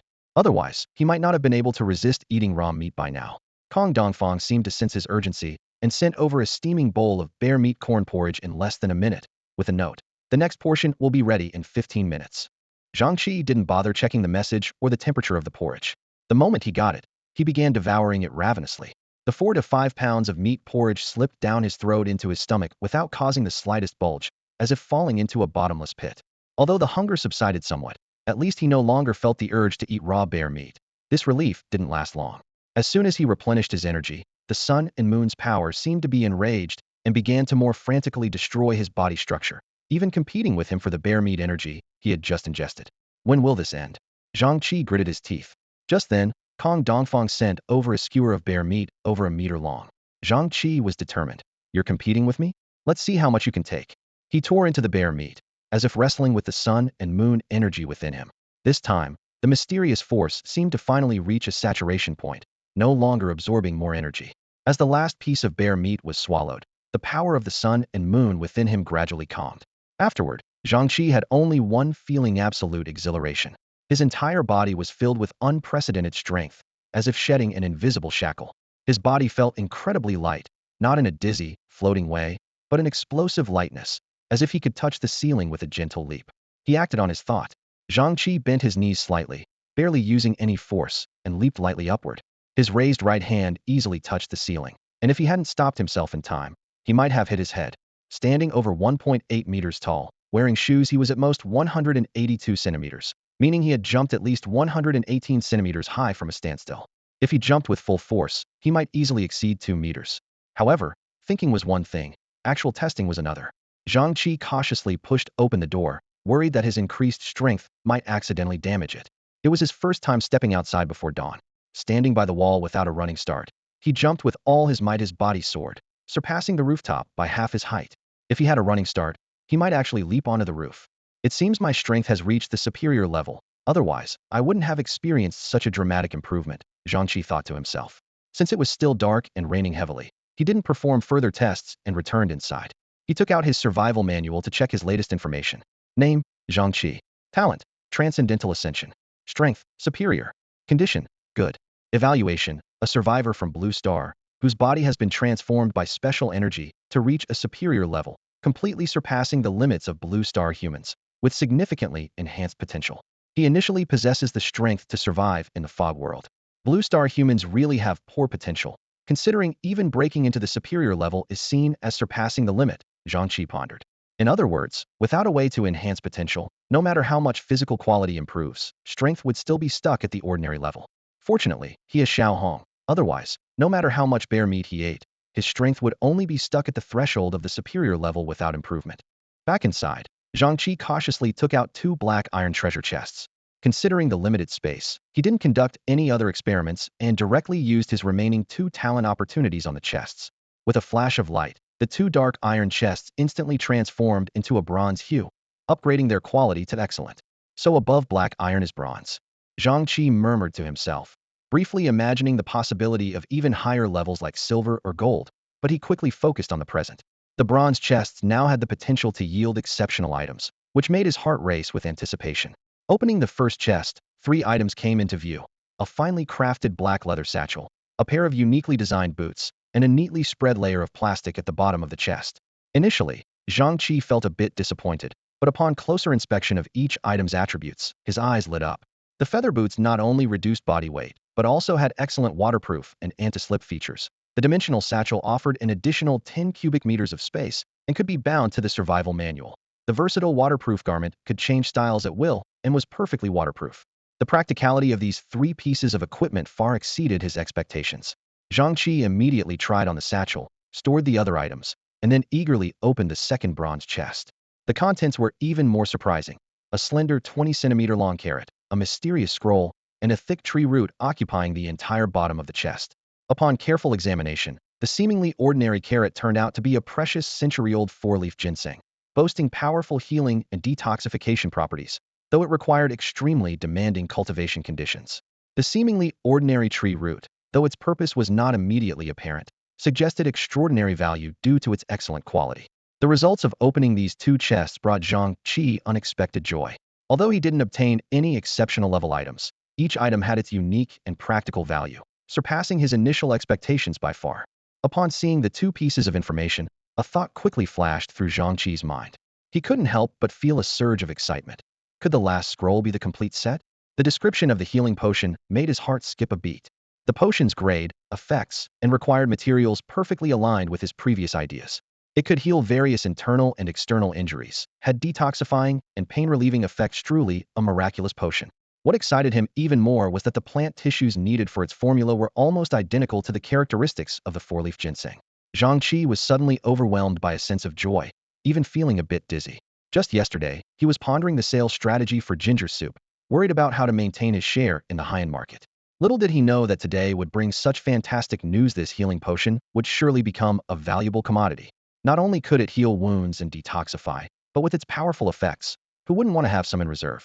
Even if most people might not need it immediately, who wouldn't want to stock up a few bottles? With these thoughts in mind, Zhang Chi's excitement grew. He quickly transplanted the four-leaf ginseng into a high-quality planting box. Inwardly grateful for the decision to switch planting boxes yesterday, it turned out to be the right move. This not only helped Xiaohong, but also perfectly complemented today's new discovery. Without these planting boxes, he would have had to rely on luck to meet the demand for four-leaf ginseng. As for the tree roots needed for the healing potion, Zhang Chi wasn't too worried.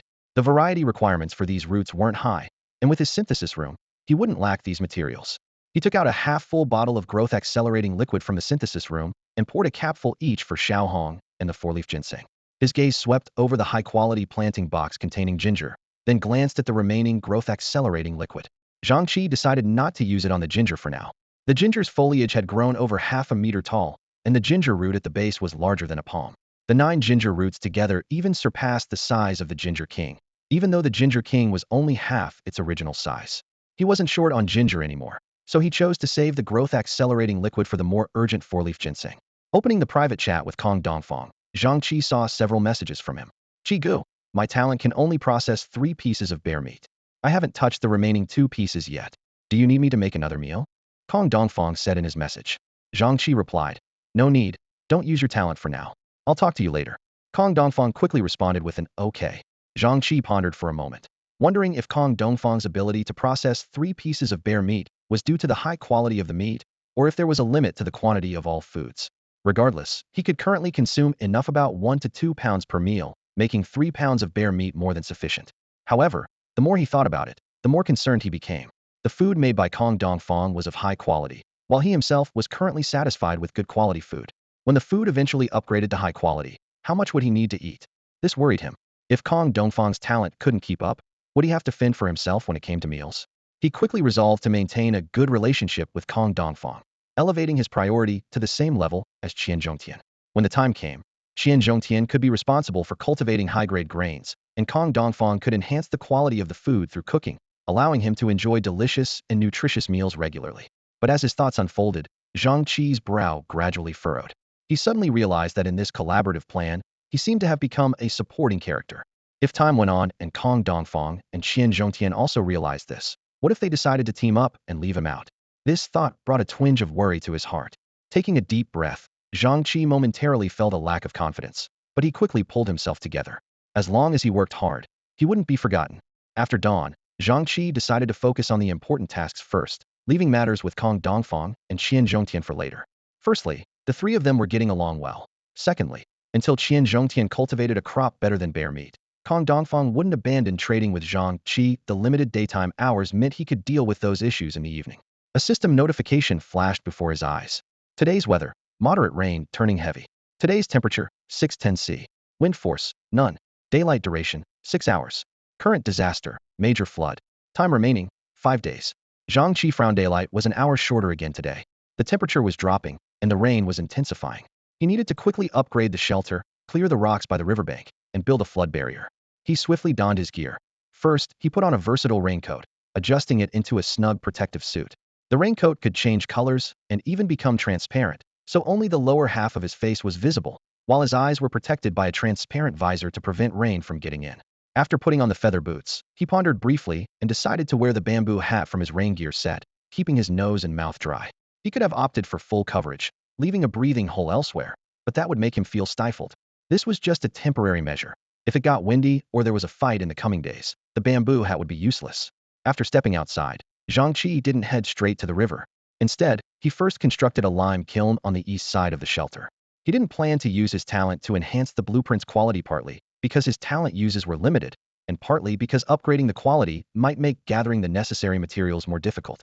Thanks to the blueprint's power, the lime kiln was completed in mere seconds. System information appeared. Lime kiln grade, ordinary. Effect, place high calcium stones in the top section and fuel in the bottom. With enough fuel, the stones can be burned into lime. Can hold up to 100 units of stone and 200 units of wood. Time required is influenced by external weather, with a minimum of 6 hours. Evaluation, a very primitive lime kiln with low burning efficiency, but it makes decent use of wood. Output ratio is 2 to 1. Wow, does it consume that much? Zhang Chi gasped. Producing 1 unit of lime required 2 units of stone, meaning he'd need 1,000 units of stone to gather enough high-quality lime for the shelter upgrade. Not to mention the 2,000 units of wood. This consumption rate was something only he could sustain. Despite the heartache, Zhang Chi accepted it for the sake of upgrading the shelter. A fully upgraded high-quality shelter better not disappoint him. He opened the trade channel and exchanged high-quality materials for 200 units of suitable stone and wood. He had no choice. He had already synthesized all the materials from yesterday's trade except for the leftovers. Fortunately, high-quality materials were quite rare now, and the trade ratio was about 1 to 20, so he wasn't losing out. However, he didn't plan to make money from this, as it wouldn't be profitable. Most people didn't need high-quality materials, and those who did required very little.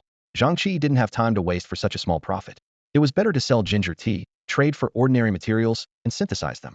Thinking of ginger tea, Zhang Chi traded a piece of ginger to Kong Dongfang, asking him to brew another pot. Once it's ready, give 5.2 liters to Li Feng. That's what I agreed with him yesterday. Zhang Chi received the task and silently observed the prompt on the screen before shifting his gaze to the timer and clicking start.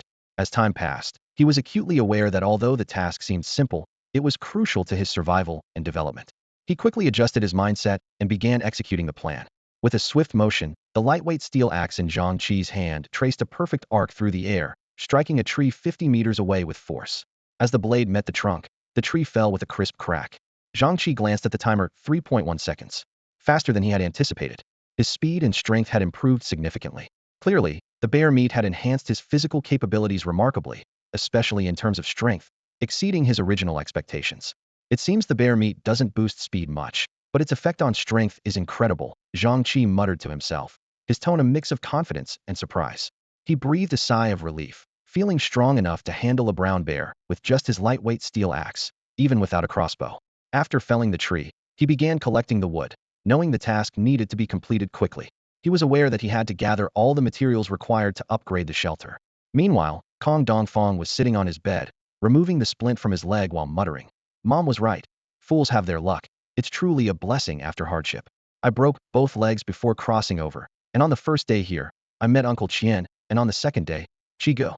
The thatched hut got upgraded immediately, no more getting drenched, and I've even had some premium bear meat." He looked at his leg, a hint of joy in his eyes. Even if Uncle Qian doesn't have lime, I can still upgrade the shelter to level 2 before him. I'm a second-tier big shot. Kong Dongfang stood up on one leg, gently testing his injured leg, his eyes filled with determination and hope. The premium bear meat has worked wonders. I've almost recovered in just a few days. Mom said I'm too naive, but I should stick with good people. Chigu and Uncle Qian are truly trustworthy. I must seize this opportunity. His eyes focused as he checked the materials needed for the shelter upgrade, filled with anticipation for the future. Meanwhile, Zhang Chi had completed the wood collection task and checked the market price of lime. It wasn't expensive, so he decided to buy some for backup. He had new tasks to tackle at night, but today's goals were accomplished. Soon, Zhang Chi returned to the shelter, organizing everything he had done today and calculating the materials needed for the upgrade. At this moment, his mind was free of unnecessary concerns. Facing new challenges, Zhang Chi's eyes were filled with determination and resolve. He knew that only by continually growing stronger could he survive in this mysterious, foggy world. He quickly adjusted the shelter's material inventory, preparing to review the task details once everything was in order. At this moment, the only thought in his mind was, keep improving until there's nothing to fear. He jogged northward, reaching the mist boundary of the reserve in less than 5 minutes, and arrived at the riverbank 5 or 6 miles from home in another 10 minutes. Zhang Chi immediately began his clearing plan starting from due north of the shelter. He worked his way upstream along the river to clear stones. Water flows downhill. A flood can't come from downstream. He calculated as he worked. Of course, if time allowed, he wouldn't mind clearing the stones downstream as well. With a dimensional satchel that had a capacity of 10 cubic meters, the clearing work progressed rapidly. The small stones from yesterday had already been cleared, leaving only the large ones in view. Stones that could fit directly into the satchel were immediately collected and broken down, then handed over to Kong Dongfang. For boulders exceeding 10 cubic meters, Zhang Chi used his high-quality iron pickaxe. Although it was just a high-quality pickaxe, combined with Zhang Chi's brute force, even large boulders couldn't withstand more than a few dozen strikes before cracking. Such massive stones were rare, only encountered once every 2 kilometers, hardly worth mentioning. If not for the fact that these large stones were unusually smooth, as if deliberately placed by the misty world, Zhang Chi wouldn't have bothered with them after all. How large a flood would it take to move such spheres? During the clearing, Zhang Chi also had an unexpected find. Under the large stones were small fish, shrimp, and crabs. Though small, they were a rare delicacy and were collected as well. After 2 kilometers, Zhang Chi's pace noticeably slowed. This was the endpoint of yesterday's clearing, with many stones less than a cubic meter but still potentially hazardous needing attention. After more than 3 hours, he finally completed the 5-kilometer clearing, collecting at least 5,000 units of stone. At this point, Zhang Chi felt slightly fatigued, and Kong Dongfang's shelter couldn't store more stoneaces. He was already involved in the ginger tea business and collecting materials. Many stones had to be piled outside, and Zhang Chi didn't want the limping Kong Dongfang to make unnecessary trips. Back at the shelter, Zhang Chi organized the high-quality materials in the synthesis room and retrieved some stones from Kong Dongfang. With his enhanced physique and the spatial satchel, he nearly filled the synthesis space, leaving just a bit of space at the entrance. Seeing the control panel display a synthesis time of 240 minutes, Zhang Chi began calculating. The synthesis room had an area of 10 square meters and was 3 meters high, with limited capacity. Even running continuously for 24 hours, it could only synthesize a maximum of 1,440 units of high-quality materials a day. He calculated the materials needed. Upgrading the shelter required 270 units of 4 materials. For flood defense, she planned to build a circular stone wall centered around the shelter with a radius of 10 meters. The circular structure offered strong pressure resistance and 360-degree protection, so even if the flood's direction was unexpected, it wouldn't matter. This wall would require about 62 meters, with each meter needing 10 units of high-quality stone, totaling 620 units, or 6,200 units of regular stone. Having collected 5,000 units today, the remainder would take only 3 to 4 hours of work. If time allowed, he also planned to build inner walls in the west and north, filling the space between with sand and covering it with planks. This method not only prevented sand erosion, but also facilitated walking in ancient wisdom in city wall construction. In the documentaries he had watched, floods often displaced people but never seemed to breach city walls. With such meticulous defenses, this flood disaster should be foolproof. Zhang Chi currently has over 100 units of high-quality stone in hand, and once the synthesis room finishes its work, he'll gain another 240 units. Combined with the resources from Kong Dongfang, the total amount of stone after synthesis will approach 700 units. After reserving 200 to 300 units for lime production, he will have enough high-quality stone to construct a stone wall. With less than 2 hours left before the end of the day, Zhang Chi decided to focus on working on the shelter. He went to the location of the stone wall and made a few marks, then headed into the forest to chop down trees. Thanks to his increased strength and the aid of a lightweight steel axe, he could fell ordinary trees with minimal effort. Instead of breaking them down into standard lumber, he selected the thick trunks at the base and cut them into 4-meter-long logs. He continued this process, producing over a dozen such logs from the straight and sturdy trees. He collected the scraps into his space for decomposition and carried each log to the marked spots. Back at the shelter, Zhang Chi used the workbench to make a 4-meter-high frame ladder. Although it was wooden and non-foldable, it was sturdy and stable.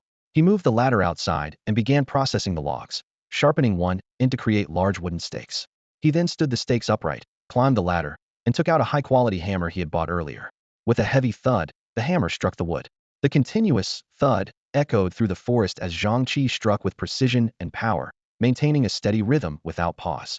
After 10 minutes and nearly 200 strikes, the 4-meter-long wood was embedded about a meter into the ground. He pushed hard against it, and the wood didn't budge, its stability earning his nod of approval. This depth of embedding was crucial for ensuring the stone wall's stability. After all, while the stone wall was 2.5 meters high, the part buried underground was minimal. The force of floodwaters could destabilize the wall, even pushing it towards the shelter. Zhang Chi knew that floods were different from wild animals. Even an elephant wouldn't pose a threat to the stone wall, but floodwaters could erode the soil, causing the wall to lose its foundation and be easily swept away. For a flood barrier, a particularly deep foundation is necessary.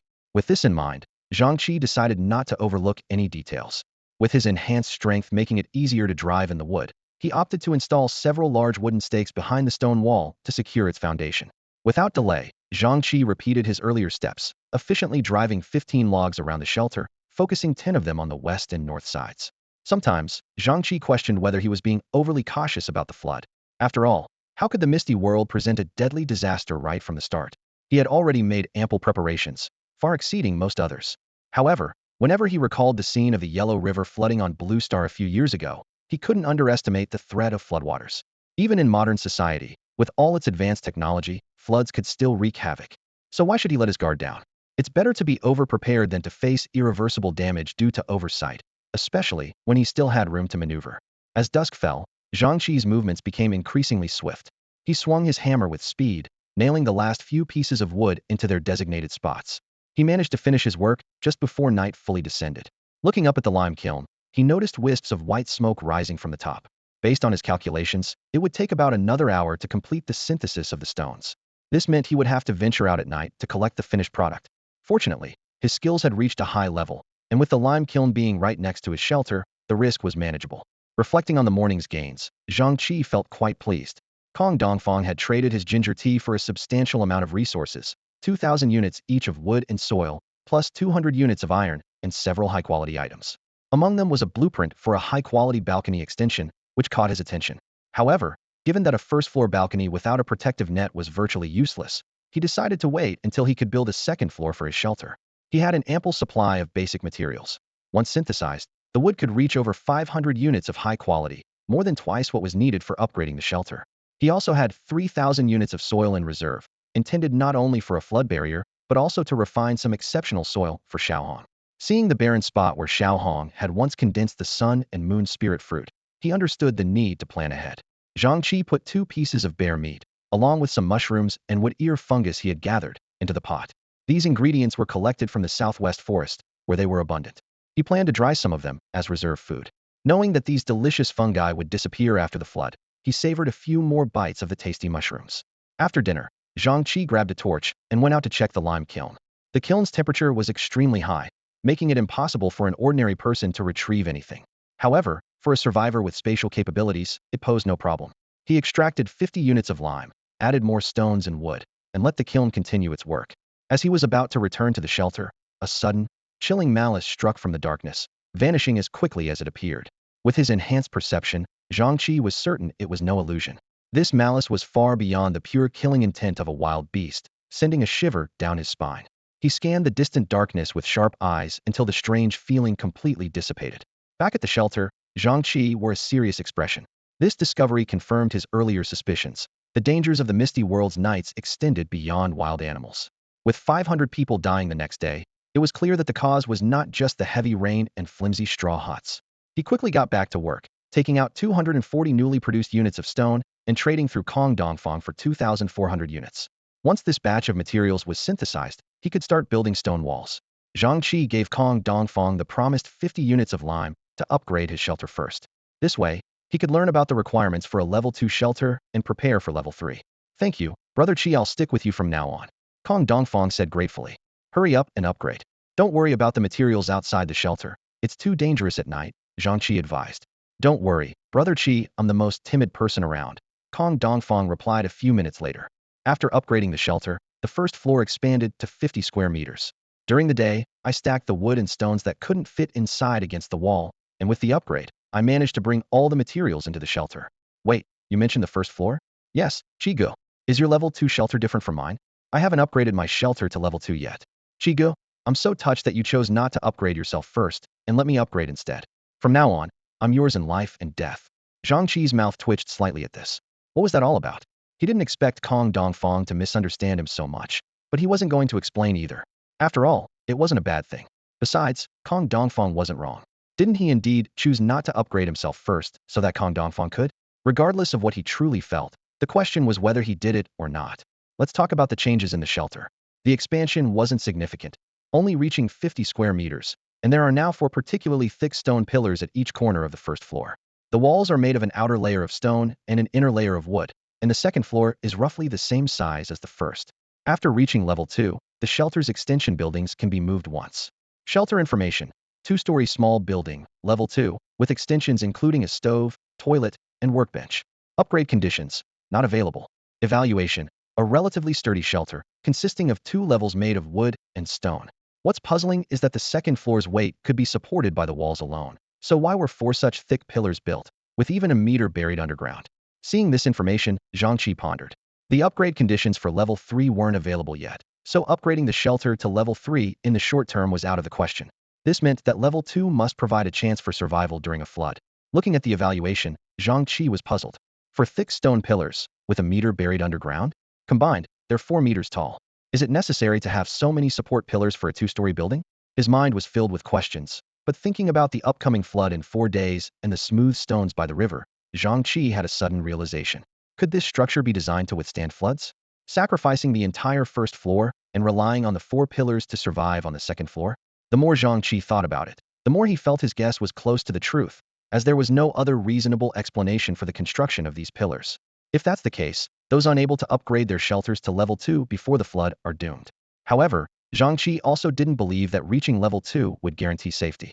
If stones in the flood hit the pillars, they might break. Even if one were lucky enough to survive, repairing a damaged shelter would be very troublesome. The materials required for shelter upgrades don't match the final upgraded product. The manual must have provided some subsidies, or the Misty World offered assistance. This is why Zhang Chi believes the Misty World must give survivors a chance to survive. But this help is limited. If the shelter is damaged, there are no subsidies during repairs. What's needed is needed. Plus, there's an unknown evaluation that could start anytime, and if the shelter is damaged when it begins, it could be problematic. Achieving good results is almost impossible. Zhang Chi knew that among the nearly 10 billion people on Blue Star, probably fewer than 10,000 could protect their shelters from flood damage. The urgent task was to move supplies. Zhang Chi immediately began transferring all stored supplies and expanding the building to the second floor. Kong Dongfang followed him, somewhat hesitantly saying, "Chi, it's not that I don't want to help, but my leg makes it tough to get to the second floor.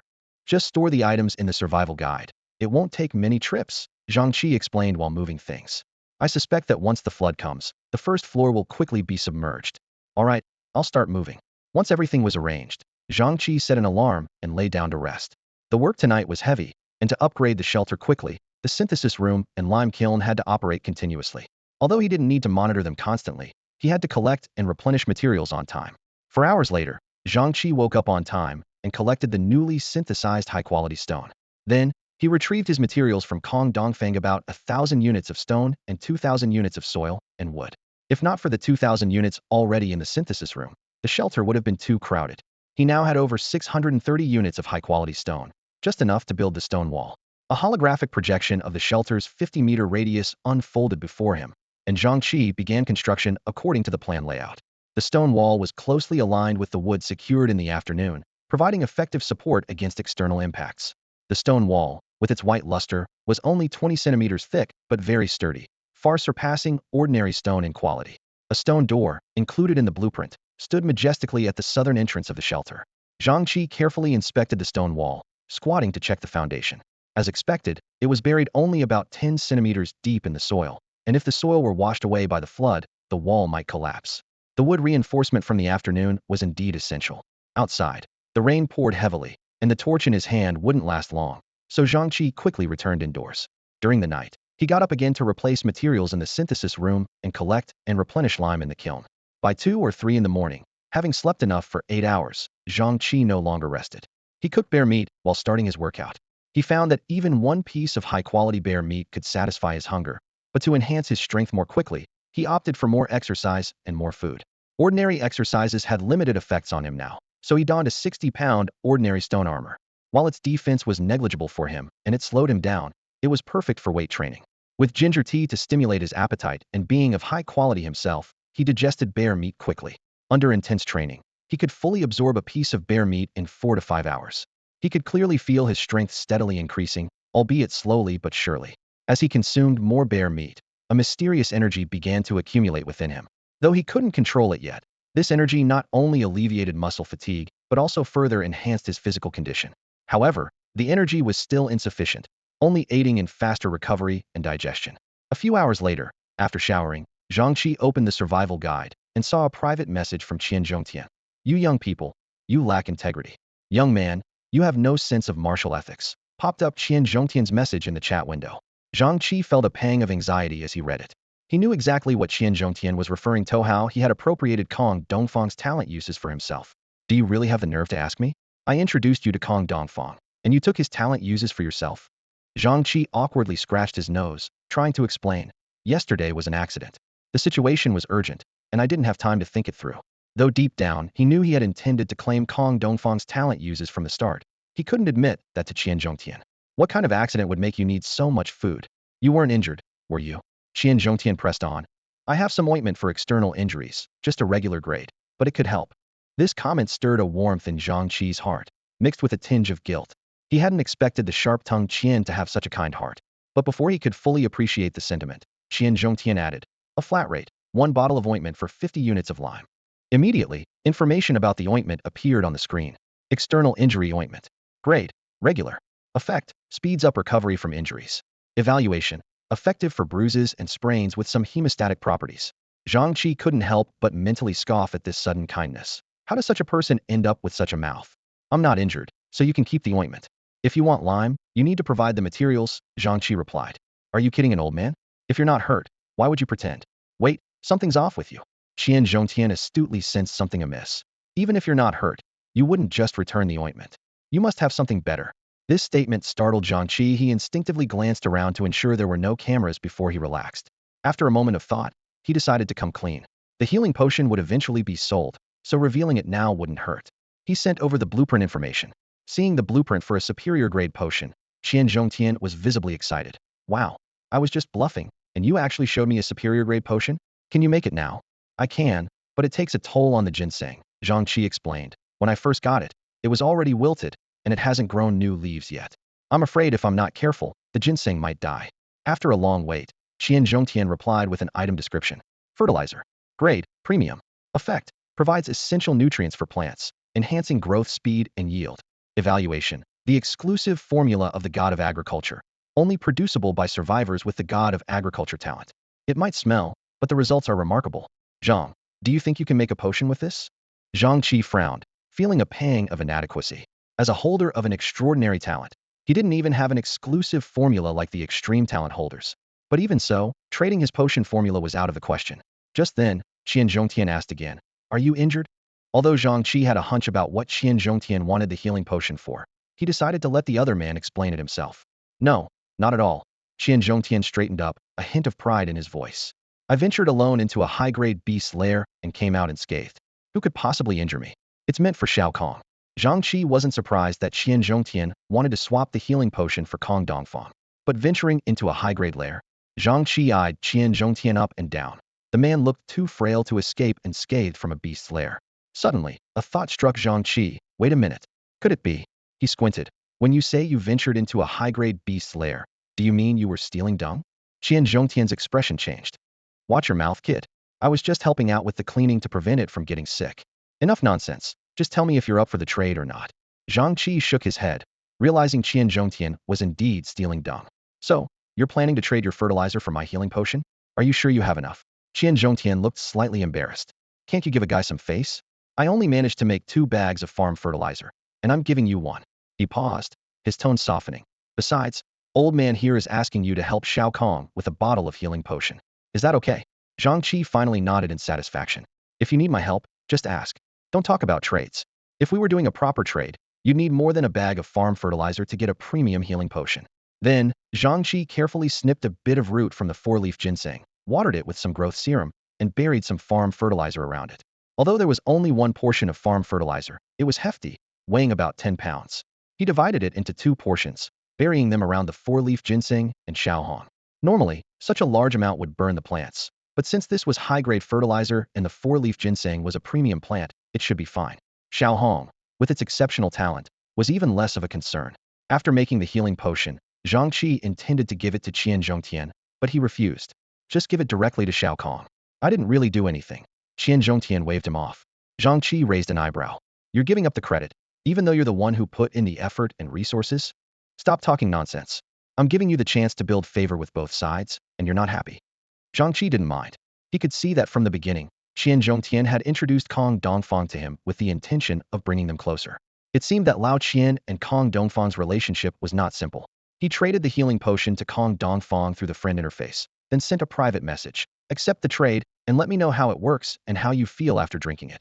Previously, Zhang Chi didn't know that friends could trade directly without going through the trade channel. It was Kong Dongfang who had informed him. Next, he opened a private chat with Qian Zhongtian. The farm fertilizer is great, but I think 1 bag is too little. At least 100 bags would be necessary. Does your secret formula require a specific type of dung, or is any high-grade biological material okay? Are you planning to gather materials for me to make more? Qian Zhongtian replied. There's no specific requirement for the type. Even high-grade rotten wood, leaves, or decayed meat will do. But can you find a beast's lair? Zhang Chi didn't respond immediately, instead falling into deep thought. If all high-grade materials worked, then he himself. His gaze drifted towards the bathroom. No, the bathroom was equipped with a flush toilet that led to an underground pit outside. If he opened that pit, how would he restore it? Besides, how much could he produce himself? Using beast materials was more reliable. Once found, he could directly store them in a container and trade with Qian Zhongtian, avoiding any unpleasant odors. After successfully hunting a beast, the leftover meat couldn't be consumed quickly enough and would soon spoil. The parts that could enhance their strength were kept, while those with less effect were given to Qian Zhongtian to use as fertilizer. Can't find it? Do you have a solution? I do have a solution, but are you up for it? Don't risk your life just to steal manure, Zhang Chi teased lightly. The other person fell silent for a moment, their voice turning somber. Do you think I'm as mentally deranged as you? Personal evaluation. Wow. Kid, you've reached the premium level. Zhang Chi stared at the information panel in his hand, his surprise evident. What does that evaluation mean? The other person was clearly shocked by the news as well. What does the limit of blue star humans mean? It's exactly what you think. Our potential only goes up to the ordinary level. Zhang Chi replied calmly, his eyes still fixed on the information. He added in a serious tone, but since you've broken through, it shows there's still a chance. Do you have a way to increase potential? I do. Zhang Chi's tone became steady, but the cost is high. You can prepare resources for when you reach the peak of the ordinary level. Maybe then I can sell you a method. There was a moment of silence between them, as the other person seemed to process this information. After a while, he spoke again. Let's talk about how to find the beasts first. You're right. Zhang Chi nodded, and then traded an item to the other person. I'll give you something. Once you receive it, you'll understand. The light of the detection orb flickered, and a detailed description appeared on the orb. Quality, excellent. Effect, can locate creatures within a 10-kilometer radius and display their power level. Usable once daily. Evaluation. With this, you can accurately avoid powerful creatures and target weaker ones. It's a dream artifact for those who prey on the weak. What a good item, the other person exclaimed, then continued. With this, Zhang Chi can clear out the surrounding beasts and collect treasure chests until his hands are full. Since the flood is coming and they're going to die anyway, they might as well become nourishment for me. Zhang Chi, to grow stronger, Zhang Chi said coldly.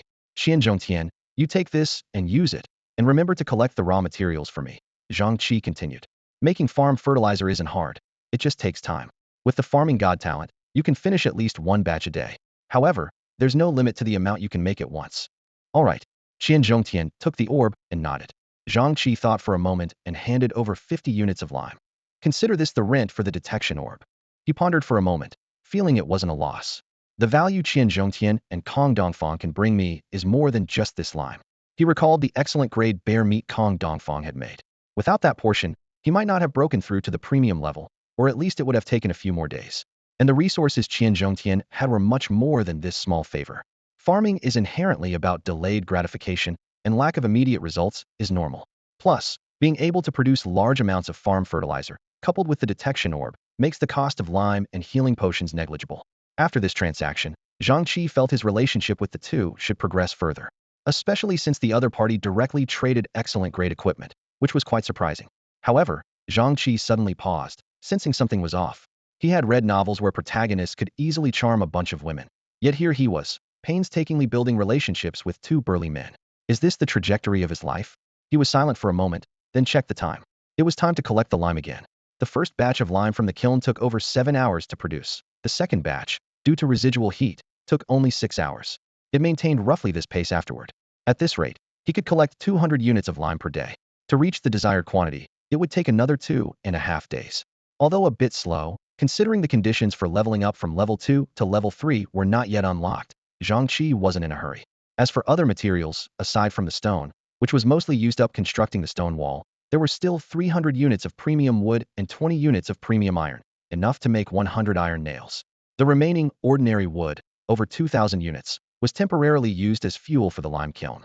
There were also 3,000 units of soil stored in the synthesis room. After reaching the premium level, Zhang Chi threw the soil back in to continue synthesizing excellent grade soil. If things went smoothly, he planned to upgrade the soil to the exceptional level. Even without the blueprint for a planting box, simply putting some exceptional grade soil in a random box would be far superior to an excellent grade planting box. After eating the breakfast sent by Kong Dongfang, Zhang Chi gave him a piece of ginger, instructing him to continue purchasing soil through the trading channel. Meanwhile, he received a report from Kong Dongfang about the healing potion's effects, which consisted of just one word: amazing. After drinking it, I felt warm all over, incredibly comfortable. Before long, the fracture in my leg healed, and even the scar from surgery vanished. Seeing the healing potion's excellent effects, Zhang Chi felt secretly pleased and made another bottle to carry with him. Although he felt strong now, caution was always necessary, as no one could guarantee there wouldn't be any unforeseen events. At the break of dawn, Zhang Chi eagerly left the shelter and headed straight for the riverbank. He spent a whole hour clearing a 2 to 3 kilometer area along the river, gathering over 3,000 units of stone, enough to upgrade the shelter and produce lime. He took out the exploration orb and activated it. Instantly, a three-dimensional terrain model appeared inside, clearly displaying the surrounding 10 kilometers. Although the fog made the terrain somewhat vague, the colored dots within were particularly noticeable: white for common creatures, green for superior ones, and as for excellent grade creatures, he hadn't encountered any yet. Zhang Chi temporarily ignored the numerous white dots, focusing on studying the distribution of 8 green dots. One was in the river, 2 were scattered across the riverbank, and the nearest pair was southwest, about 3 kilometers away, with a gap of roughly 1 kilometer between them. After determining the direction, Zhang Chi set off immediately. As he got closer, he slowed his pace, observing cautiously. The target area had 2 white dots accompanying the green one. Experience told him that ambush was the best strategy. When he was within 200 meters, an unexpected small hill appeared in view. This surprised him, as he had thought the surroundings were all flat plains. Hiding behind a large tree, he carefully examined the area ahead. It was a small hill about 100 meters high, with a cave halfway up. Through the mist, he saw the residence, In's family of 3 brown bears, with the adult being of superior grade and the 2 cubs of common grade. Zhang Chi quietly moved a few dozen meters closer, as the fog's impact on visibility was minimal now. He raised his left arm, aiming at the mother bear's chest. An energy arrow whistled out, hitting the target precisely. Blood spurted out, and the 3 bears retreated panic-stricken into the cave. However, this shallow, tube-like cave offered them no refuge. The second arrow followed closely, striking the mother bear's forehead, killing her instantly. Watching the 2 trembling bear cubs, Zhang Chi hesitated for a moment. It wasn't out of pity, but rather because he realized they likely inherited their parents' superior genes, making them valuable either for personal use or trade, worth at least 2 excellent grade items. While he was contemplating, a yellow figure suddenly darted into the cave from the side, like lightning. Zhang Chi frowned, and aimed at it was the leopard that had once escaped. This time, he wasn't going to let it get away. He quickly approached the cave entrance, planning to trap it inside. Once the entrance was blocked, no matter how fast the leopard was, it wouldn't escape from his grasp. In no time, the leopard swiftly killed the 2 small brown bears and glanced back at Zhang Chi before quickly moving behind the large brown bear's corpse. Zhang Chi squinted, thinking to himself that the leopard might be using the bear's body as a shield. He didn't rush to shoot, fearing he might startle the leopard. Instead, he moved cautiously to secure a position at the entrance. Once Zhang Chi was in position, the leopard still hadn't revealed itself, which reassured him. Just as he was about to shoot blindly, the leopard emerged slowly, carrying a fruit in its mouth. Zhang Chi was puzzled, unable to decipher the leopard's intentions. Was it offering the fruit to him? As the leopard drew closer, Zhang Chi tightened his grip on his battle axe with his right hand, while his left hand aimed a crossbow bolt at the leopard's body. He considered aiming for the head, but opted for the larger target of the body to increase his chances of hitting. Slowing it down would suffice. When they were only 3 or 4 meters apart, the leopard suddenly dropped the fruit and lay flat on the ground, gazing at Zhang Chi with hopeful eyes. Is it surrendering or showing submission? Zhang Chi pondered. Being cautious, he always kept his right hand on the axe, the crossbow on his left arm, and a contract scroll in his left hand. This way, he didn't have to worry about the leopard escaping while he retrieved the scroll, as it was always ready for use. Now, he only had one question to consider. Should he form a contract with this leopard? Leopards are swift hunters, agile and skilled at hiding, which suits his own assassin-like nature. If they could coordinate their attacks, even top-tier creatures wouldn't stand a chance. Moreover, the leopard was already nearly 1.5 meters long and still immature. It might grow to 2 or even 2.5 meters, possibly becoming a mount he could ride to escape strong foes. Having made up his mind, Zhang Chi spoke in a low, threatening voice. Do not resist. If the contract fails, you will die. With that, he activated the contract scroll. Instantly, the scroll shattered, and a milky white energy surged toward the leopard. As the white light touched the leopard, it instinctively resisted but was quickly restrained by the energy. However, being a top-tier creature, the leopard's resistance soon began to overwhelm the energy, threatening to break free. Move again, and you die, Zhang Chi shouted sternly, shooting an arrow into the ground in front of the leopard, startling it into stillness. Soon, the milky white energy merged into the leopard's body, and Zhang Chi suddenly heard a strange sound. Although it was a beast's whimper, he inexplicably understood its meaning fear, unwilling to move. Was this the leopard's voice? After listening carefully for a moment, he realized the voice was directly in his mind, coming from the leopard before him. Come here, Zhang Chi commanded. The leopard looked up sharply, letting out a surprised whimper, its expression full of disbelief. This creature can speak? His voice sounds like my mother's. Hearing the leopard's mental voice, Zhang Chi's mouth twitched. What do you mean I can speak? Are you kidding me? And how does my deep, male voice sound like your mother's? But considering the rough growl of leopards, he thought it wasn't entirely impossible. While Zhang Chi was momentarily stunned, the leopard had already reached his feet, lying on the ground with its belly exposed and paws raised like a beckoning cat. It was as if it was saying, come play with me. Is this how you test leaders? Which leader can resist such a test? Zhang Chi couldn't resist the temptation and gave the leopard a good petting. The leopard's fur was dry, almost devoid of moisture, leaving him wondering how it had avoided the rain. From now on, you'll be called Da Huang, Zhang Chi declared while petting the leopard, then pulled out a survival manual to identify the fruit on the ground. Wow, this is a great find. The Qingwu fruit is of exceptional quality, and its effects are remarkable upon consumption. For those creatures who have reached the peak of the common level, consuming it can lead directly to an advancement to the superior level. However, for those who haven't reached this peak, consuming it recklessly poses a high risk of death. This miraculous fruit, born from the mist, is recognized as a crucial means for beasts to break through their limits. Even for those with extraordinary talent, the Qingwu fruit can significantly shorten the time needed to advance to the superior level.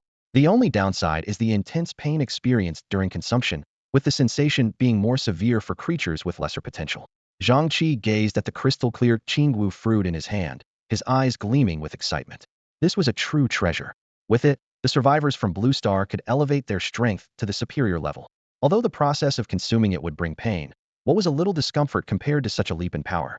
Enduring short-term pain for the sake of increased strength was far better than being devoured alive by an enemy in the future. He gently caressed the fruit's smooth surface, contemplating its use. Although he didn't need the Qingwu fruit for himself at the moment, selling it to other survivors could at least fetch a high-quality item, one of considerable value. A high-grade item versus an enhancement in personal strength. Most people could discern the greater importance. For now, he didn't intend to sell it, nor did he plan to consume it after upgrading it. After all, the fruit carried a risk of death. He decided to wait and see if Xiaohong could produce a more premium sun and moon spirit fruit at a crucial moment. If not, he would then consider upgrading the Qingwu fruit. After carefully storing the Qingwu fruit, Zhang Chi began processing the carcasses of the 3 brown bears. Upon completion, a black iron chest and a wooden chest appeared in his storage space. He frowned slightly, realizing that chests didn't drop every time. The 2 cubs only gave a wooden chest, while the 2 superior-level bears each dropped a black iron chest. It seemed the stronger the enemy defeated, the higher the drop rate. Once the 3 bears were dismantled, the cave was laid bare. Apart from a half-eaten, foul-smelling carcass, nothing else was found. Zhang Chi traded the remains to Qian Zhongtian for making farm fertilizer, leaving only a few dried bloodstains in the cave. He had hoped to find a second Qingwu fruit, or even a Qingwu fruit tree. Just as he was feeling disappointed, his peripheral vision caught sight of the leopard, Da Huang, at his feet. Right. Zhang Chi suddenly remembered how Da Huang had gone straight behind the brown bear to retrieve the Qingwu fruit, as if it knew it was there. Moreover, Why did De Huang risk its life to enter the cave and kill the two bear cubs? If it was just for food, it seemed excessive.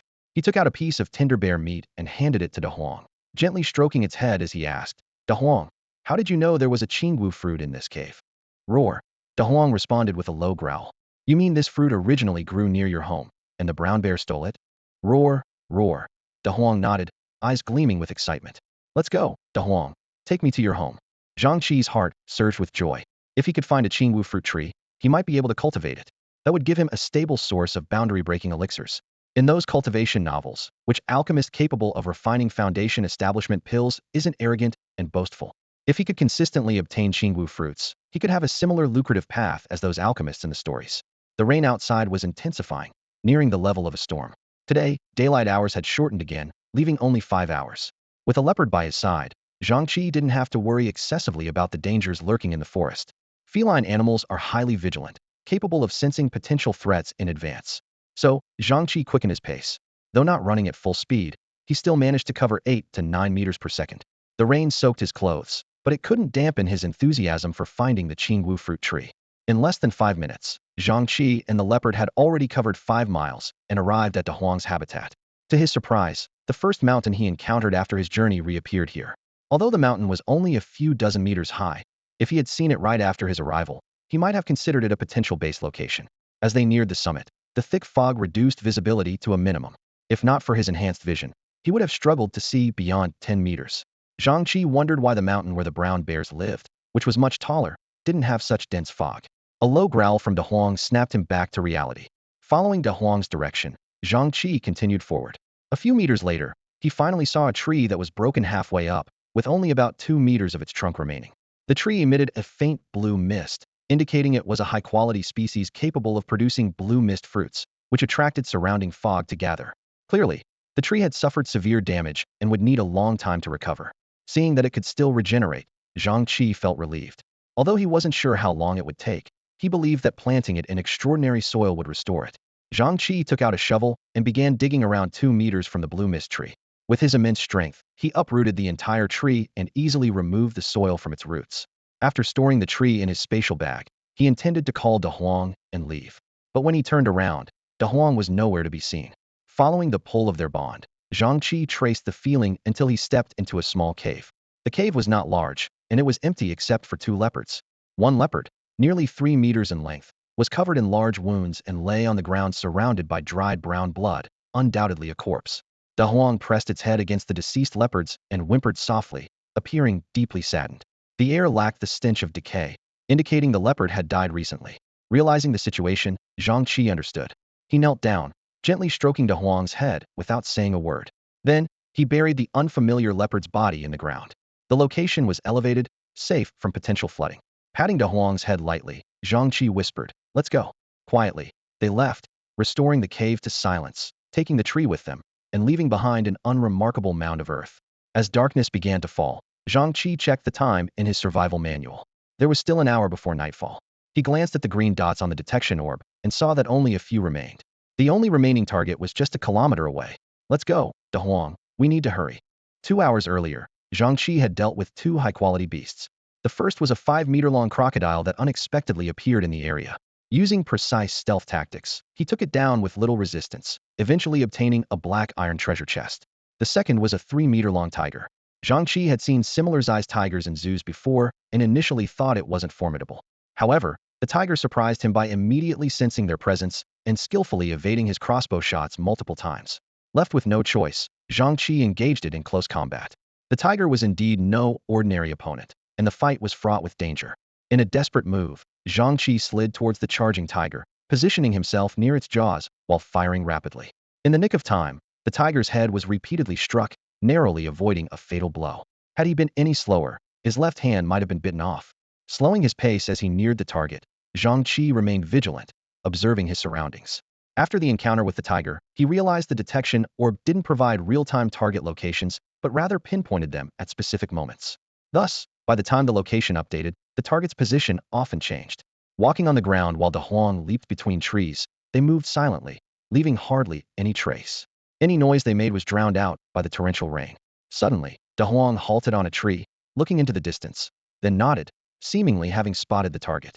Zhang Chi quickly climbed the tree to stand beside Da Huang. Following the leopard's gaze, he saw a group of creatures lying under the trees in the distance. The power of wild boars is indeed formidable, as the saying goes. First the boar, then the bear, and finally the tiger. The sight of the boar herd was daunting, with over 30 of them in view, 16 of which were fully grown adults. More challenging was the presence of a superior grade boar leader among them. Zhang Chi quietly retreated with Da Huang to a safe distance of 200 meters, carefully assessing the situation. Even without the superior grade leader, the risk of a direct confrontation with such a large herd far exceeded the peril faced during previous tiger hunts.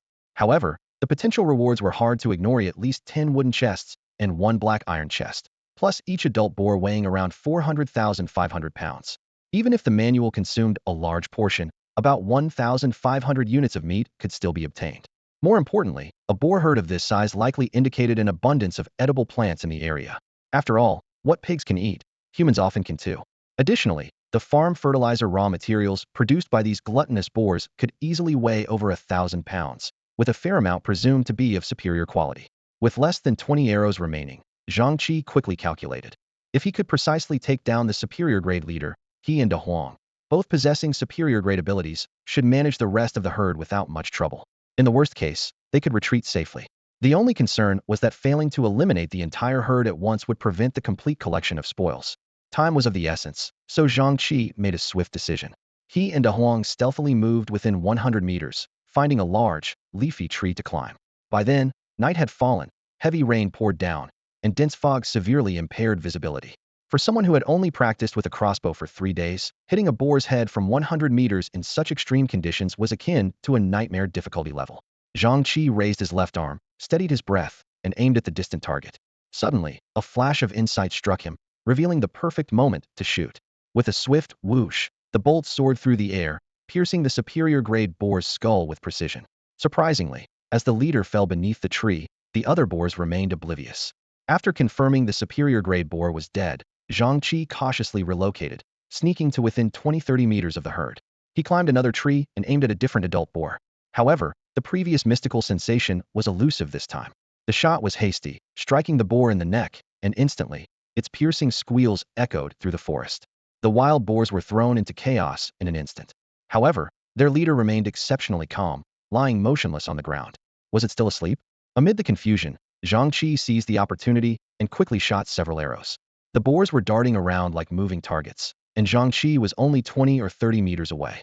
He wasn't aiming for a headshot. Even hitting their bodies could be fatal, causing them to struggle only a moment longer.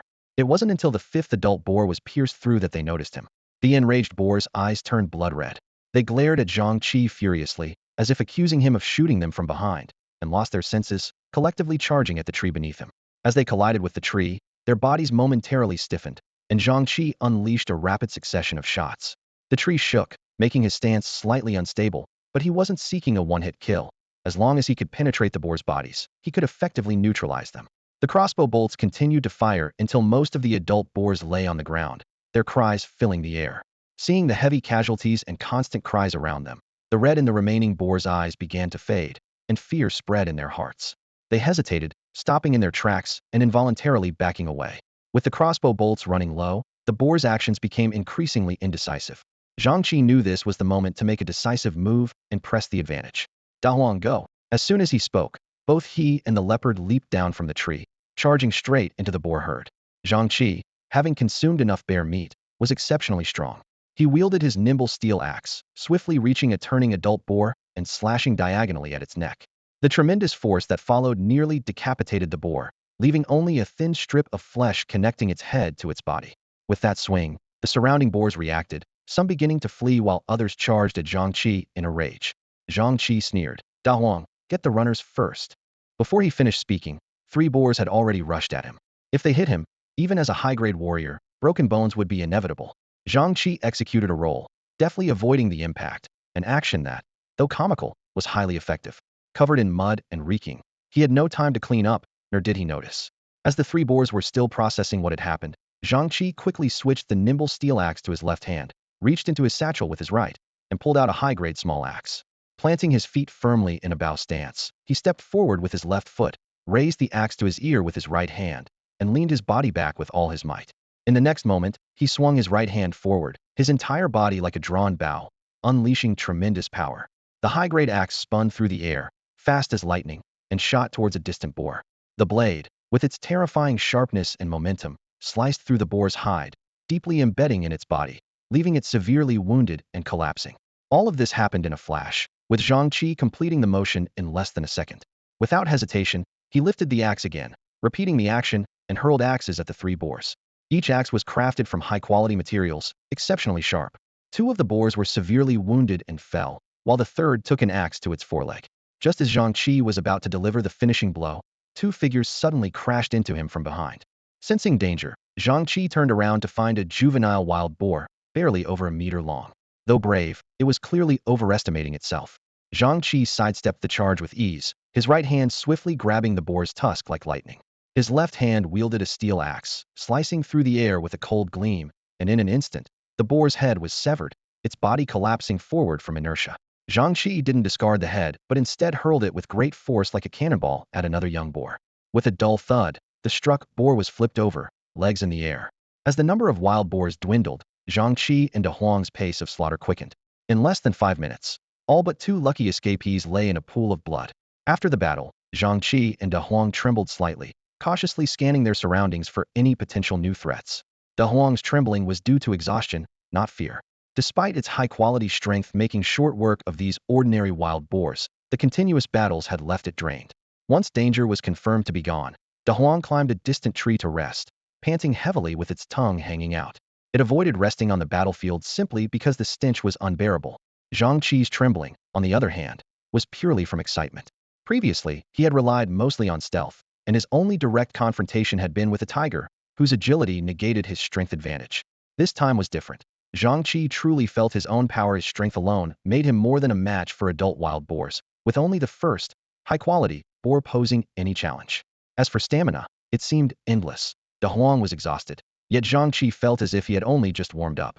Zhang Chi collected all the wild boar carcasses into his backpack, tallying his haul: 1,600 units of pork, including 100 units of high-quality meat, 13 wooden chests, and 1 black iron chest. Adding to his previous loot, today's haul amounted to 400 units of high-quality meat, 1,600 units of ordinary meat, for black iron chests, and 14 wooden chests. It was a more profitable venture than picking stones by the river. As the saying goes, crime pays, and so does hunting boars. Taking out his survival manual, Zhang Chi inspected the boar's resting area and discovered a wealth of natural fertilizer where the high-quality boar had lain. He retrieved a prepared wooden box and shovel and began digging. From a distance, De Huang watched incredulously as its owner collected the foul-smelling material it had avoided during the fight. Zhang Chi traded over 100 pounds of high-quality raw materials, along with the shovel, to Qianzhongtian. As for the ordinary-grade materials, Zhang Chi decided against it, as even he found the odor overwhelming. Checking the time, there were still over 20 minutes until nightfall. The shelter was about 7 miles away, a distance he could cover in 5 to 6 minutes at full sprint. Zhang Chi decided to explore a bit, curious about the wild boar's food source. The boar's resting place wasn't far from their food. Before long, Zhang Chi found signs of their foraging. The identification read: potato, grade, high quality, effect, energy supplement, evaluation, a highly productive food, but remember, don't eat sprouted ones. Before him lay an expanse of potato plants covering several acres. Zhang Chi initially thought all the potatoes were high quality, but after inspecting the area, he found only a few, just 3, and their growth was poor. These 3 potato plants had produced only 8 tennis ball-sized potatoes. However, with seeds, anything was possible. Zhang Chi carefully stored the high-quality potatoes and quickly dug up 200 pounds of ordinary grade ones. As dusk approached, with only 7 or 8 minutes remaining, he called De Huang and sprinted towards the shelter. Returning to the shelter, the outside was already almost completely dark. As soon as Zhang Chi stepped inside and took off his raincoat, De Huang, the dog, shook himself vigorously, sending water droplets everywhere. Despite spending the whole day outside without getting a drop of rain on him, Zhang Chi found himself suddenly soaked upon returning home.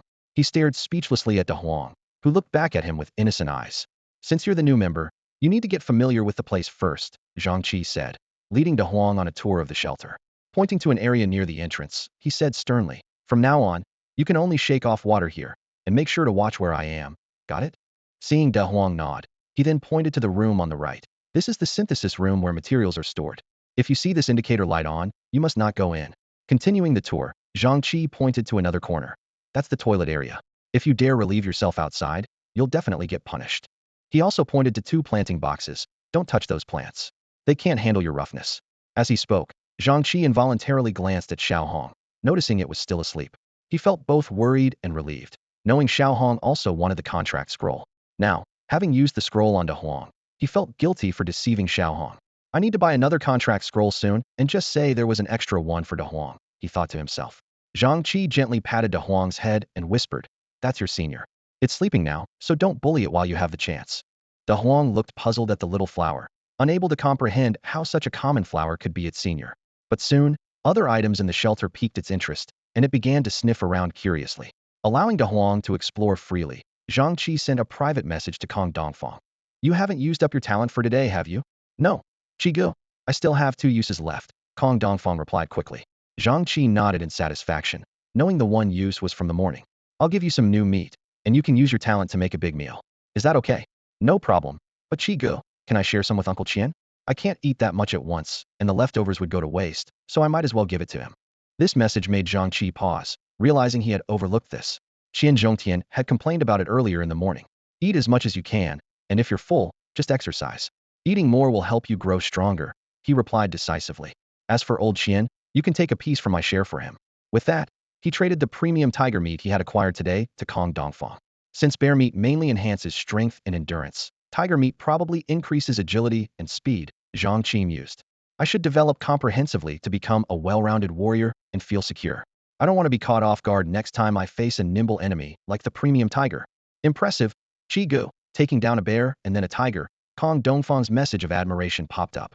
Subsequently, Zhang Chi informed Qian Zhongtian about the food and urged him to hurry up with the production of the organic fertilizer.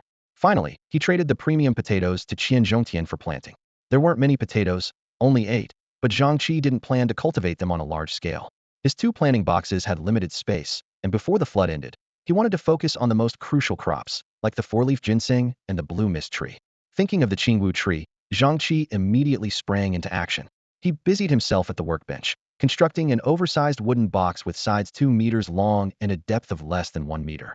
Carefully placing the Qingwu tree inside, he began to fill it with his meticulously crafted premium soil. Frowning at the thin layer of earth barely covering the bottom of the box, Zhang Chi realized it was far from sufficient. He needed at least tens of thousands more units of premium soil. To synthesize an even higher quality of soil, the quantity would need to be calculated in the hundreds of thousands. With no other option, Zhang Chi turned to his old companion, Jiang Wang. This veteran of the shelter was now battered and scarred, with its once basin-sized body reduced to a fraction of its original size. Fortunately, its 9 offspring were nearing maturity. Zhang Chi carefully harvested a few pieces of ginger from Jiang Wang, set up 3 black iron chests, and prepared 120 liters of high-quality ginger soup. These ingredients could be diluted to produce 500 liters of regular ginger soup, allowing him to trade for 50,000 units of soil at a rate of 10 milliliters of ginger soup per unit of soil. Once the trade was set up, Zhang Chi turned his attention to the day's most anticipated bounty, 14 wooden chests and 4 black iron chests. Such a collection of chests was a sight likely unseen by anyone else on Earth. He quickly opened all the wooden chests first. Besides the usual food, spices, and clothing, he found 2 blueprints for lime kilns, 1 blueprint for a smokehouse, and a bottle of timely growth accelerator. Although the other items were now of little consequence to him, he still organized them neatly by category. It seems wooden chests are no longer enough for me, Zhang Chi mused, feeling both proud of his progress and excited about the black iron chests he was about to open. He decided to start with the chest dropped by the weakest wild boar. Surprisingly, the chest contained only 1 item, a livestock farm grade. This was a premium-level meat-producing structure that could enhance the growth rate and size limit of farm animals. I've wiped out all the wild boars, so what's the use of this building now? Zhang Chi thought with a hint of sarcasm. Even if there were more boars, I couldn't build it before the flood ends, unless I expand the stone walls. Considering the vast amount of stone required for such an expansion, he quickly dismissed the idea and shifted his focus to the remaining chests. Zhang Chi couldn't wait to open the treasure chest dropped by the brown bear. Last time, he got a dimensional satchel from the bear, so there might be another surprise this time. Inside the chest were 3 items, 2 glowing orbs and a scroll. He picked up the scroll first and examined it closely. Contract scroll, excellent quality. Zhang Chi murmured the appraisal result. This scroll could be used to form a contract with a living creature, ensuring its eternal loyalty once successful. It was guaranteed to work on ordinary creatures, had an 80 success rate with high-quality creatures, and only 30 with excellent ones. As for creatures of extraordinary quality or higher, the success rate was negligible. Importantly, it couldn't be used on humans. This could be a great life-saving tool, Zhang Chi thought, recalling his earlier confrontation with a tiger. If I had this back then, even controlling it for just a second would have allowed me to shoot 3 arrows and save my arm. His eyes unconsciously drifted toward Xiaohong, but he quickly looked away given Xiaohong's level. This scroll probably wouldn't be much use. The second glowing orb contained some soil, specifically 100 units of excellent grade soil. Without hesitation, Zhang Chi poured it into the box where the Qingwu tree was planted, instantly thickening the soil layer by over 20 centimeters. Although synthesizing 10,000 units of regular soil wasn't difficult for him now, high-quality soil still had its uses. The last glowing orb contained a protective stone plaque, also of excellent quality. It could transfer damage received by the user, consuming its energy to protect the wearer. Zhang Chi immediately hung the smooth, cool plaque around his neck, keeping it close.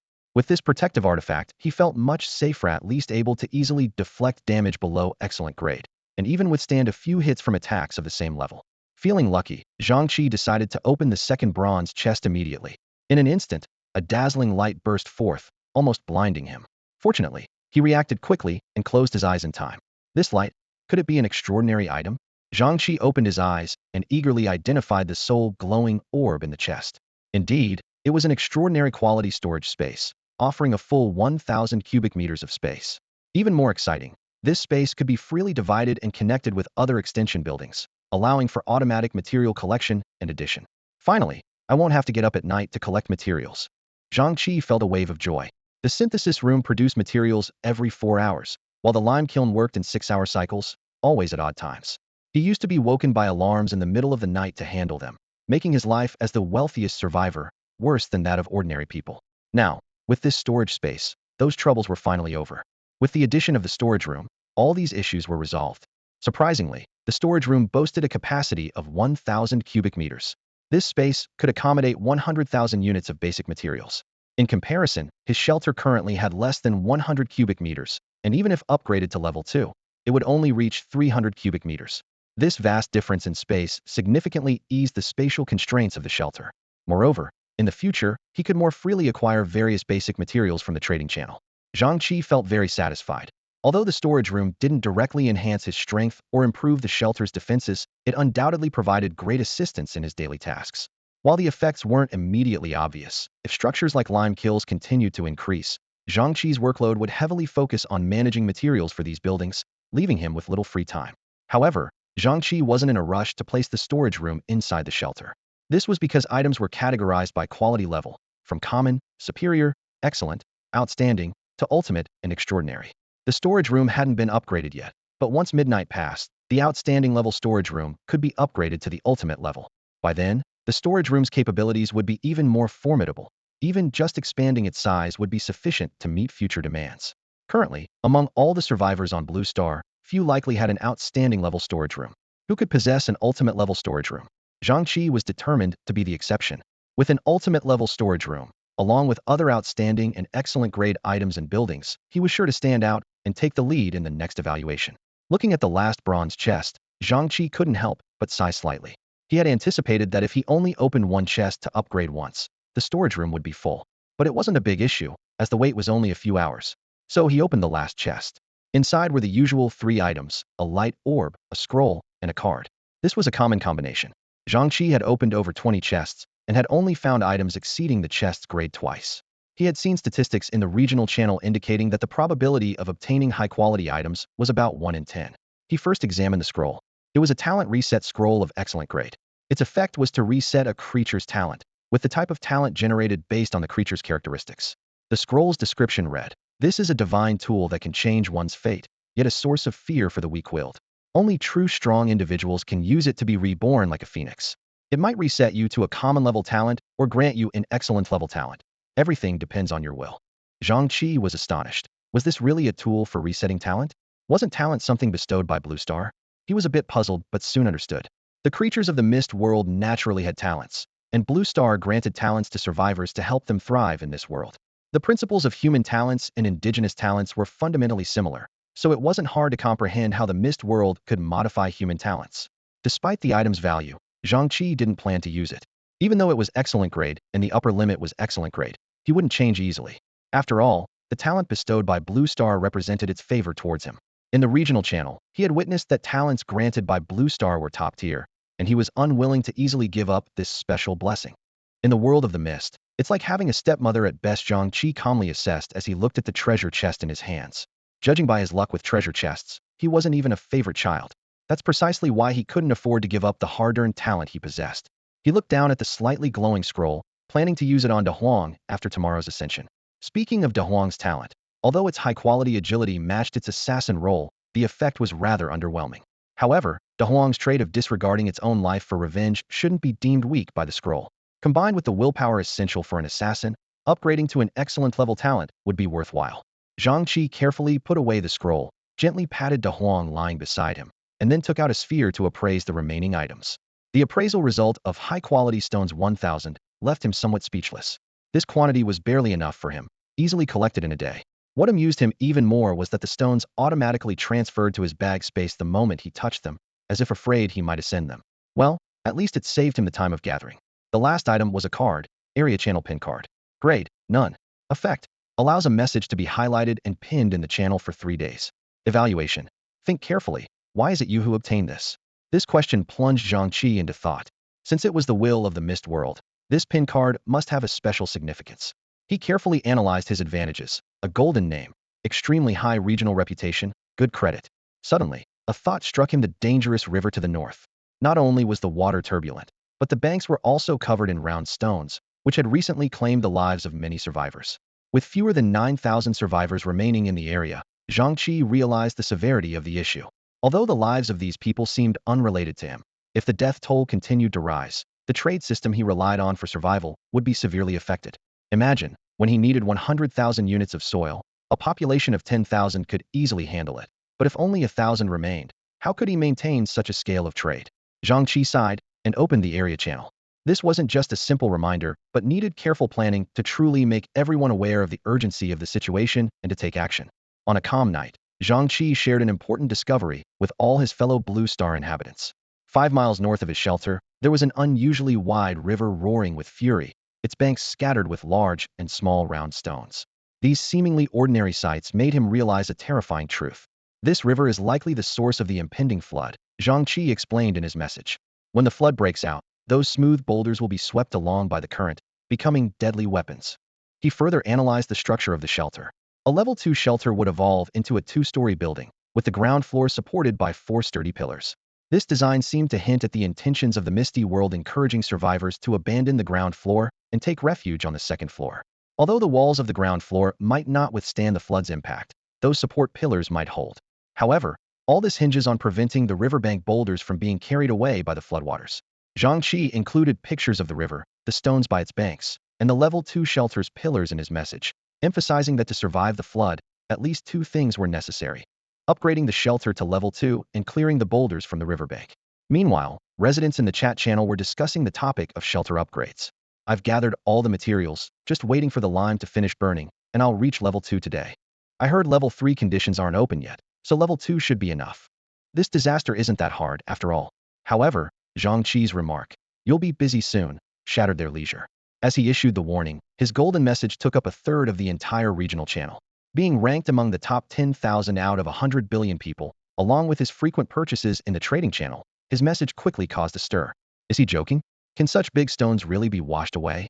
I'm also by the river, and those stones are indeed very round. Is staying away from the river enough to be safe? Naive. Round stones will roll faster and faster, covering dozens of miles with ease. Amid the chaotic discussion, some noticed that Zhang Chi seemed to have more to say. Some residents began to spontaneously maintain order, and soon, the usually bustling regional channel fell into a rare silence. In this quiet, Zhang Chi was preparing new information, ready to reveal more details. There's no need to be overly pessimistic, Zhang Chi said as he stood by the river, his eyes scanning the scattered stones. After a moment of thought, he spoke in the area channel. While there are many stones by the river, they can be efficiently collected using the manual space and trading system.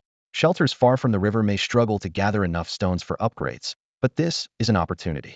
Both lime production and shelter upgrades require a lot of stone. River residents can trade their excess stones for wood and other supplies, and those farther away can acquire the materials they need through trade. We could even use these stones to build flood defenses to protect the shelters.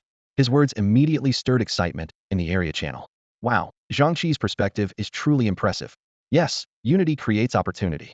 Trade requests quickly began to pour in. A survivor by the river was the first to speak up. I'm by the river, but my manual space is limited, so collection is slow. Who wants to be a middleman? We'll split it 80-20. Soon after, another voice chimed in. I've built over a dozen lime kilns and don't have time to go out. Brother, bring the stones, and you can join my lime business. Hearing the term lime business, Zhang Chi couldn't help but twitch his lips. This person was indeed talented to have built so many kilns. Watching the increasing number of collaboration requests in the area channel, Zhang Chi was aware that the current situation left no room for dissent, as it would certainly lead to collective backlash. However, this didn't mean everyone agreed with his suggestions. He didn't mind, though. He had said what needed to be said, including highlighting the crisis, solutions, and even a path to profit. If someone chose to ignore it and face doom, he had no right to interfere. Zhang Chi copied his suggestion and shared it several times. True to human nature, people quickly started to forward his message, spreading it further. His private messages were flooded with inquiries, some seeking verification, others begging or attempting moral coercion.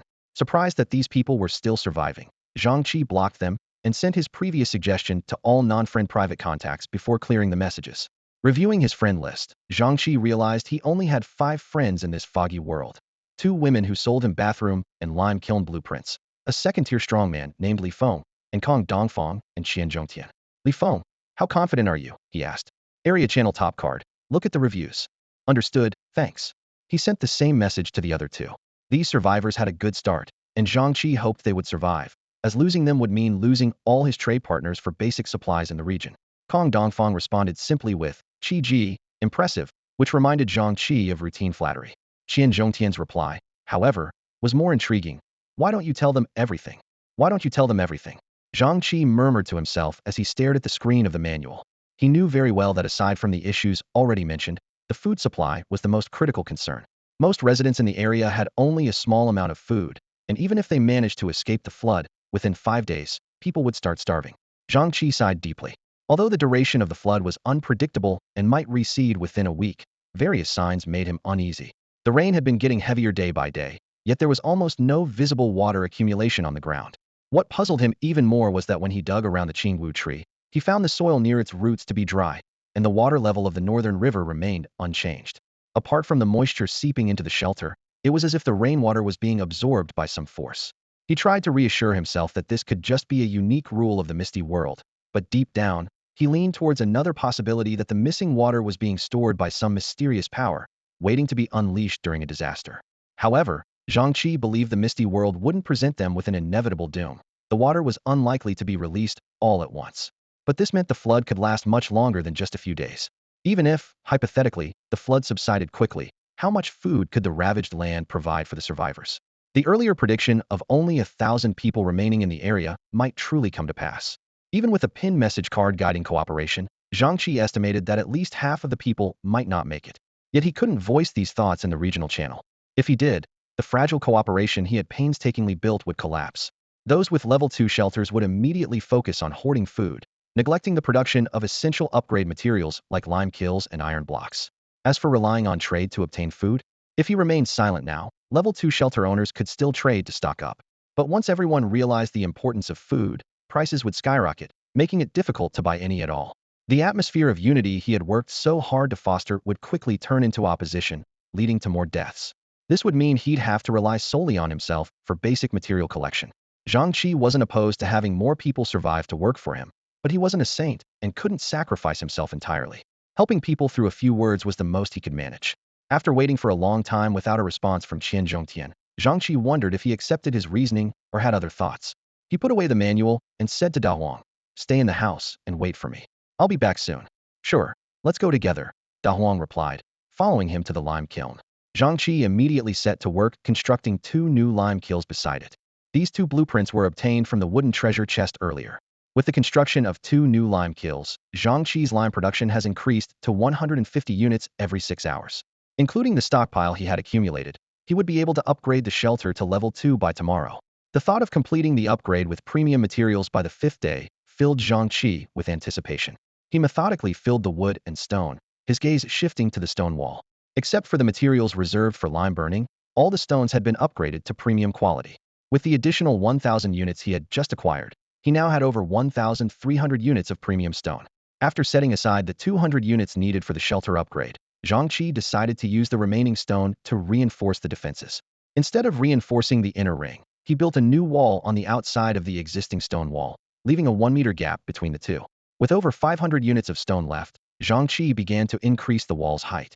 He first raised the stone wall by over half a meter, aligning it with the ceiling of the first floor of the shelter, then extended it downwards by half a meter, ultimately leaving 200 units of premium stone in reserve.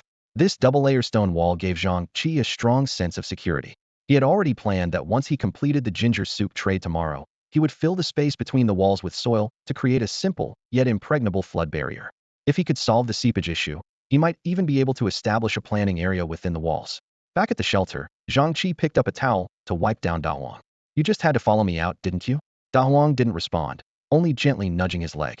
Looking at the once white towel now slightly yellowed, Zhang Chi skillfully avoided Da Huang's head and led him to the bathroom under its puzzled gaze.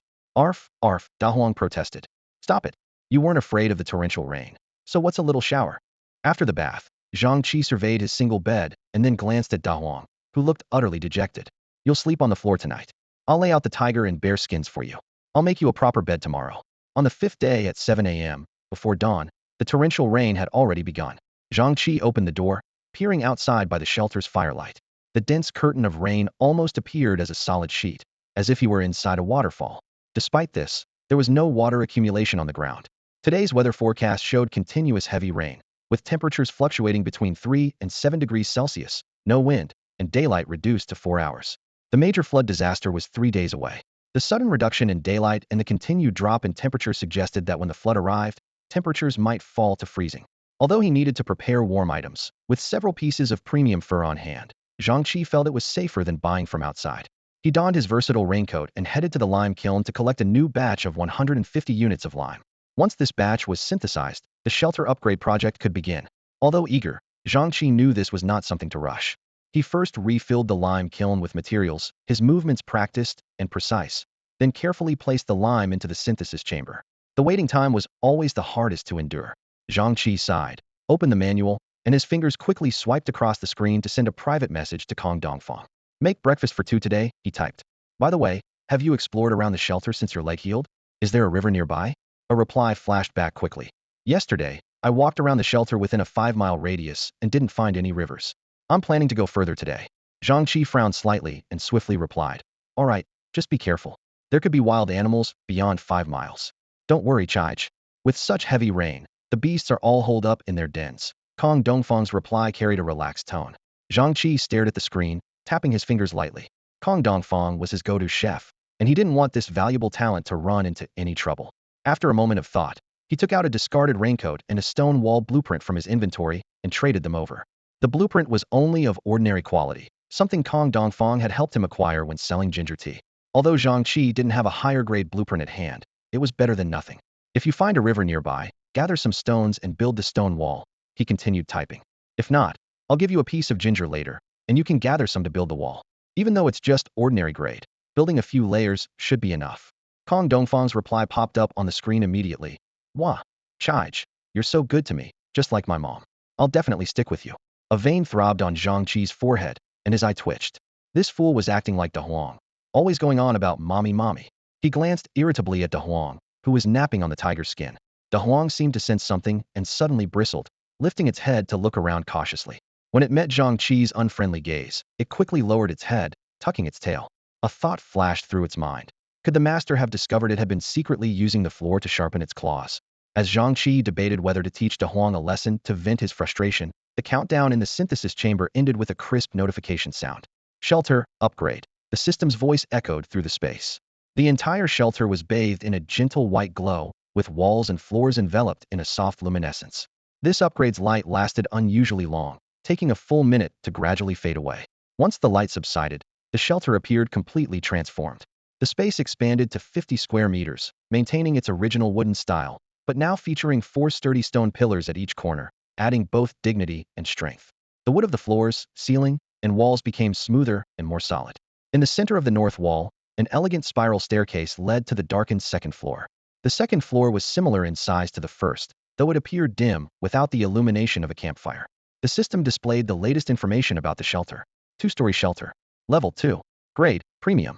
Special feature, rapid recovery. Additional facilities, workbench, bathroom, synthesis room, etc. Upgrade conditions, not available. The system evaluation indicated that this was a unique premium-grade shelter in the world of Mist, with a sturdiness far surpassing buildings of the same level. Although the 4 stone pillars seemed superfluous, they illustrated the principle of gain and loss. Future upgrades would require materials of premium grade or higher. The upgrade with all premium materials brought significant changes. Firstly, every inch of the shelter's materials was upgraded to premium quality, whether wood or stone. This meant Zhang Chi gained substantial benefits from the materials, with the 4 stone pillars alone valued at over 1,000 units of premium-grade stone. Secondly, the shelter acquired the special ability of rapid recovery.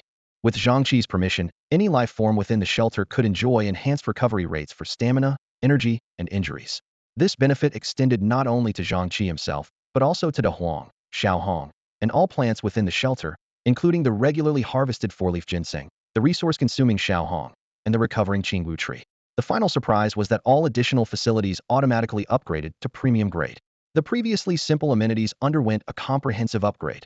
The stove evolved into a fully equipped kitchen, and the workbench transformed into a professional processing room. Moreover, any future constructions like walls, windows, and balconies would maintain premium quality without needing additional blueprints. As Zhang Chi gazed at the newly transformed shelter, an unusual thought crossed his mind. Could the talent reset scroll be used on the shelter? However, he quickly dismissed the idea, shaking his head. Shelters likely didn't possess attributes of will, making the notion rather far-fetched. Entering the kitchen, the space was not particularly large, measuring only 6 to 7 square meters. Unlike a typical kitchen, it exuded an ancient charm.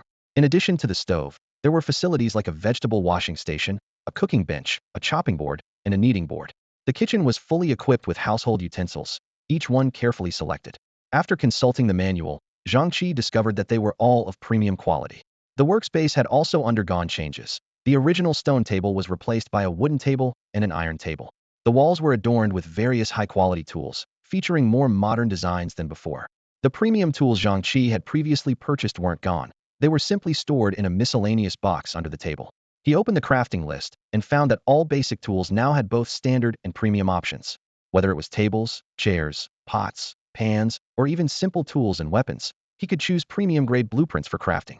Of course, the standard options were still available for selection. Zhang Chi couldn't help but feel excited about his choices. He hadn't expected that by upgrading the shelter, he would not only make it more robust, but also gain significantly. The expansion of the stove and workbench significantly increased the area occupied by the kitchen and processing room. Zhang Chi moved all the items to the second floor and found that even though the area had increased by 20 square meters, it still felt a bit cramped. However, considering that the second floor was primarily for sleeping and working, these minor issues were not worth worrying about. Training and daily activities would continue on the first floor. With plenty of time before dawn, Zhang Chi took out the storage room and used his talent to upgrade it. The upgraded storage room had enhanced quality and exceptional effects. It now offered 10,000 cubic meters of storage space, which could be freely partitioned. The evaluation stated, can connect with other extension buildings, automatically collect and add materials, maintain the stored items at their original temperature, and the internal time flow is 1:5 compared to the outside. This meant that 5 days outside would equate to just 1 day inside the storage room. The space had expanded tenfold, and items stored inside would maintain their temperature regardless of when they were retrieved. Zhang Chi imagined that if he stored ice inside, it would remain ice no matter how much time passed. Thus, he decided to freeze food before storing it, effectively multiplying the storage time by 5 compared to a regular refrigerator. Indeed, the extreme-grade extension building's effects were extraordinary. Zhang Chi placed the storage room on the second floor and moved all the shelter's supplies into it. Since the storage space could be partitioned, he organized items by material and type, creating an orderly system. Once everything was arranged, the second floor of the shelter became more spacious and bright. Sitting on the bed, Zhang Chi began planning his actions for the next 3 days. First, he needed to continue clearing the area along the northern riverbank, extending upstream. Additionally, the site where he had previously hunted a herd of wild boars still had potatoes that hadn't been fully harvested. At least 10,000 pounds remained in the ground. Losing them to floodwaters would be a real shame. Therefore, he planned to gather all the potatoes. Lastly, he needed to use the detection orb to clear out the surrounding premium-grade beasts, which would provide food and treasure chests. On the other hand, he didn't believe the flood could wipe out these high-grade beasts completely. Previously, both the brown bear and De Huang had lived on the mountain. If a flood were to occur, most of these animals would likely find their way to higher ground and survive. However, the mountain's resources are limited and cannot support so many beasts at once. After the floodwaters recede, the most ferocious ones that survive the brutal battles will remain. Driven by hunger, they might collectively attack Zhang Chi's shelter. Rather than waiting for them to finish fighting among themselves and then attack all at once, it's better to take them out one by one now. Understanding this, Zhang Chi immediately decided on the use of his remaining 2 talent upgrades for the day. The first would be used on the dimensional backpack, whether clearing stones or digging potatoes. A larger storage capacity was needed. Kong Dongfang's leg injury had healed, and Zhang Chi couldn't keep him indoors as a relay station. If this delayed Kong Dongfang's progress in clearing stones by the river and led to an accident, Zhang Chi's future power advancement would be significantly hindered. For the last talent upgrade, Zhang Chi was undecided. Should he use it on the protective stone plaque to safeguard himself, or on the talent reset scroll, gambling on De Huang acquiring a stronger talent? After much thought, he decided to directly ask De Huang's opinion. De Huang, stop scratching the floor.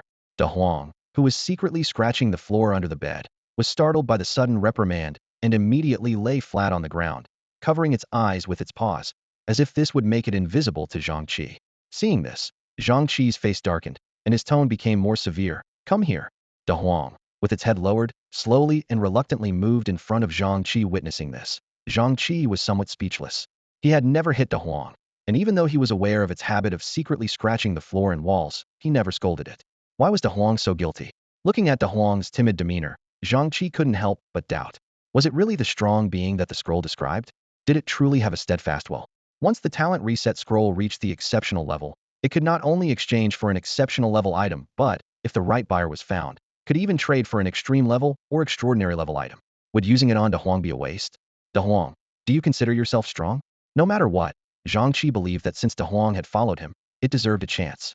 De Huang looked confused, as its current intelligence couldn't grasp such abstract concepts. Looking at De Huang's bewildered eyes, filled with wisdom yet appearing lost, Zhang Chi found it hard to meet its gaze. He slapped his forehead, realizing he'd asked a foolish question. I have something that can make you stronger. Do you want to try it? This time, De Huang understood and immediately asked back. Can it make me stronger than the brown bear? Of course, as long as you have a determined will, you can be much stronger than the brown bear, even take on 10 at once. Upon hearing this, De Huang looked up at Zhang Chi and nodded vigorously. All right, since you want to try, I'll give you this opportunity. After using his talent, the talent reset scroll in Zhang Chi's hand upgraded to an excellent level, raising the talent cap to the same tier. However, all other descriptions remained unchanged. Watching De Huang's determined eyes, Zhang Chi gritted his teeth and made up his mind, silently vowing to persevere. He took a deep breath, unfurled the scroll, and quickly used it on De Huang. For differently colored lights instantly enveloped De Huang. The dog's painful howl echoed immediately. Ow! Zhang Chi was startled by the cry, thinking it was already over. White, green, blue, and purple lights intertwined, wrapping around De Huang's body. Observing closely, Zhang Chi noticed that as De Huang's pain intensified, the white light's strength diminished until it nearly disappeared, merging into De Huang's body. De Huang felt as though countless insects were crawling all over, desperately trying to burrow inside. It understood clearly that if it gave up, these insects would vanish, ending its torment. But De Huang refused to yield, yearning for power greater than the brown bears, wanting to defeat it Eden. It imagined a time when it wouldn't have to run away anymore. Time seemed to freeze at that moment. Although only a minute passed, for De Huang, it felt like an hour. After the white light vanished, the green light followed. It instantly touched De Huang's body, clinging to its fur as if trying to consume it completely. At that moment, De Huang suddenly extended its sharp claws, gripping the ground fiercely, leaving deep marks on the high-quality floor. Zhang Chi noticed that from the moment De Huang extended its claws, its condition seemed to improve, and its pained expression gradually eased. Seeing this, Zhang Chi felt somewhat relieved. Through prolonged observation and prior assessment, Zhang Chi gradually understood the meaning of the lights. White represented ordinary level, green represented high-quality level, blue represented excellent level, and purple represented superior level. The degree of light absorption directly influenced the strength of the talent effect. Judging by the current situation, the reset De Huang would at least possess an excellent level talent. Indeed, even after the green light was fully absorbed, De Huang showed no significant reaction, though Zhang Chi's floor now bore dozens of deep scratches. As the blue light was absorbed, De Huang's pain intensified dramatically, its agonized moans even more severe than at the start. Zhang Chi's heart tightened, watching De Huang endure the torment, softly encouraging. De Huang, hang in there. You'll soon be able to match the brown bear. In fact, De Huang had already acquired the excellent level Wind Shelter talent, a combat-related ability. Although De Huang was still young, with this talent, it might be able to defeat the brown bear it once faced. However, Zhang Chi found it insufficient. He didn't want De Huang to merely match the brown bear. He wanted De Huang to be stronger, not just to defeat the bear, but to overpower it entirely. As more of the blue light was absorbed, De Huang's pain peaked. Blood foamed at its mouth, and its claws, gripping the floor, began to bleed. Watching it near collapse, Zhang Chi could hardly bear it, but he didn't back down, instead resolving firmly. He had healing potions and wouldn't let De Huang fall here. Just a bit more, and you'll be stronger. De Huang, do you want to defeat the brown bear? Zhang Chi gritted his teeth and persisted. Getting stronger means no more running away. If only I could stand up to a brown bear. If only I could kill one. Then, Mom wouldn't have died. Roar. De Huang suddenly stood up, letting out a thunderous roar towards the sky. At the same time, a purple light surged into its body like a tidal wave, finally breaking through its potential to reach an extraordinary level. A powerful aura instantly spread out, as if the heavens were collapsing. Zhang Chi was so overwhelmed by this force that he took a few steps back. The plants in the planter box bent under the pressure, but Xiao Hong remained unaffected, swaying gently as if unaffected, appearing at ease. However, after the surge, De Huang's body went limp, and it collapsed on its back, coughing up blood. The remaining purple light also merged into its body, leaving behind some residual intense vibrations. Zhang Chi quickly retrieved a healing potion from his bag and poured it into De Huang's mouth, without hesitation. Instantly, De Huang regained some vitality. Though its injuries weren't severe, the mental exhaustion was evident. Its talent was revealed. The extraordinary talent of a leopard, the power of wind and thunder, which significantly enhanced speed and damage. Zhang Chi couldn't help but smile with satisfaction. This combat-type talent would undoubtedly bring a tremendous boost to De Huang. Though not as dazzling as Xiao Hong's radiant sun and moon energy, it was at least 100 times more potent than an agility-type talent. Gently stroking De Huang's head as it nuzzled against him, Zhang Chi said with a grin, De Huang, how about showing me this wind and thunder power? De Huang seemed a bit puzzled and then enlightened. It extended its paw, gripping the ground tightly, body tensed, but after a long moment, Zhang Chi saw it just standing there, without any reaction. Unable to contain his frustration, Zhang Chi gave De Huang a playful smack on the rear, exasperated. Useless. Look at Xiao Hong, born to glow, even shoots lasers. De Huang let out a helpless whimper, seemingly a bit aggrieved. Oh, whoa. You mean it only works outside? Zhang Chi nodded. All right, we'll try it out later. Before heading out, Zhang Chi sold all the ginger soup he had made the previous day and stored the soil in the storage room. He also set up a timer for collecting materials from the synthesis room and lime kiln, so he wouldn't have to make frequent trips. He prepared 2 bottles of healing potions and received food from Kong Dongfang, sharing a hearty meal with De Huang. Xiao Hong was eating more and more these days, and Zhang Chi didn't forget to feed it as well. As dawn broke, Zhang Chi set off northward with De Huang. Initially, he planned to go alone since De Huang didn't have a raincoat and couldn't wear one, and he needed to return to handle the stones. But De Huang insisted on coming along, so he had no choice but to bring it with him. On the way, Zhang Chi tested his speed. After consuming 2 tiger meat meals, he found that not only had his maximum speed increased, but his usual travel speed had also improved significantly, approaching 20 meters per second. The greatest improvement was in his agility. If he encountered a tiger again, he was confident he could rely on his nimble steel axe to confront it. Even if he couldn't kill the high-quality tiger, he could at least ensure his own safety. With some luck, leveraging his physical stamina, he might even win the fight. Moreover, Zhang Chi's strength had also increased, though not as dramatically as when he ate bear meat, but it was a noticeable enhancement. The key factor was that all his food came from Kong Dongfang's cooking, with exquisite dishes not only tasting great, but also containing energy far beyond the raw ingredients and being easier to absorb. It was safe to say that Zhang Chi's current strength owed much to Kong Dongfang, with Xiao Hong's contributions following closely behind. As for Zhang Chi himself, his efforts and perseverance were indispensable. Without the sun and moon spiritual fruit, he might still be struggling to break through to the high-quality level. After testing his improvements, Zhang Chi looked at De Huang, filled with anticipation. De Huang, come on, show me your wind and thunder power. De Huang nodded and suddenly started running rapidly around Zhang Chi, its figure flashing by, accompanied by the sound of wind, as if unleashing a power not yet fully revealed. Zhang Chi was left speechless, secretly hopeful that once this wind and thunder power was fully harnessed, De Huang would reach new heights. Upon hearing this, De Huang nodded and began to run around Zhang Chi, who watched in amazement. As De Huang's speed increased, a strange airflow started to form around him, keeping the falling rain at bay, as if he were cloaked in an invisible armor. In Zhang Chi's eyes, De Huang's form gradually blurred, turning into a mere shadow. When his speed reached a certain threshold, bright yellow electricity suddenly burst from the airflow surrounding him, transforming De Huang into a living bolt of lightning. With a swift motion of his front paw, a stream of air mixed with electrical light shot out, striking a nearby tree. With a loud crack, The tree fell, wrapped in bright yellow lightning that slowly charred its surface. So this is the power of an exceptional talent? Although the preparation takes quite a while, Zhang Chi remarked in awe. "Da Huang, can you speed up the release?" Da Huang indicated that it was due to inexperience and that, in the future, he would not only be able to release it instantly, but also alter the form of the attack. Zhang Chi was overjoyed to hear this, and, while rubbing Da Huang's head, said, "Let's practice while we travel." In less than 5 minutes, the two reached the riverside and began heading upstream. Thanks to the spatial backpack's upgrade to exceptional quality, expanding its capacity to 100 cubic meters, Zhang Chi easily stored the largest stones along the way. His agility and speed had improved, allowing him to collect and progress at a jogging pace. Within half an hour, the spatial backpack was filled. Combined with the past few days' harvest, he had cleared stones from a 10-kilometer stretch of the river. Checking the time, Zhang Chi decided to take a break.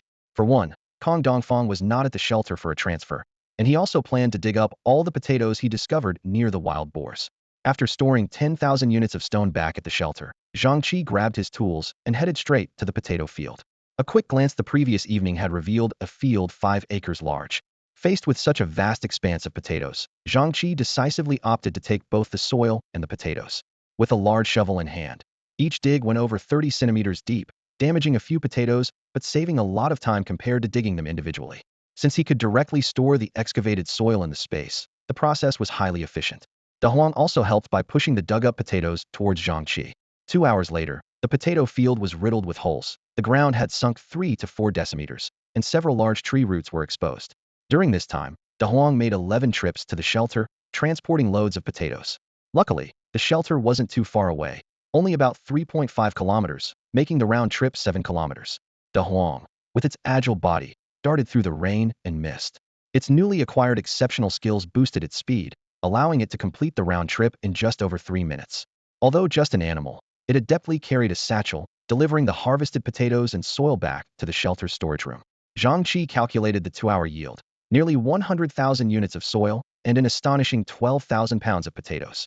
The high-quality potatoes were somewhat small, but the ordinary ones grew exceptionally well, with each plant bearing potatoes the size of fists.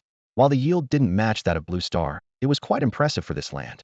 Unfortunately, only 10,000 pounds of the 12,000 were suitable for long-term storage. The remaining 2,000 pounds were either damaged by the spade or scratched by Da Huang's claws, needing to be dealt with quickly. Zhang Chi planned to sell them at a low price that evening in exchange for some fresh fruits and vegetables. Glancing at the time, there was still over an hour until dark. Zhang Chi handed the satchel to the well-rested Da Huang, signaling it to return to the shelter, while he took out the detection orb and activated it. Over the past hour, Da Huang had only been transporting and resting, even enjoying 2 pieces of bear meat, so it was full of energy. Zhang Chi himself still had more than half of his stamina left, enough for them to go on a hunting spree. In the rain-shrouded forest, a giant python over 20 meters long lay leisurely on the ground, its midsection, as wide as an A4 paper, bulging clearly. It had just enjoyed a hearty meal. The golden behemoth had recently devoured 5 goats and was planning to rest comfortably under a tree for the next few days. Whoosh! A white energy arrow pierced through the rain, accurately embedding itself in the python's head. It didn't even have time to react before it lost its life. 2 more arrows followed, hitting the head as well. The python's body quickly coiled up and became completely still. Zhang Chi and Da Huang appeared not far away. "Looks like my archery has improved a lot. All 3 arrows hit the vital spot," Zhang Chi said with satisfaction. Da Huang silently watched the snake head, thicker than a bucket, without making a sound. They quickly packed the python into the satchel and continued on without even checking their hull. Although today's detection range overlapped a third with previous ones, the orb still showed 6 green dots. One was in the river, beyond Zhang Chi's current ability to handle aquatic creatures. The remaining 5 were scattered within a 10-kilometer radius, far apart from each other.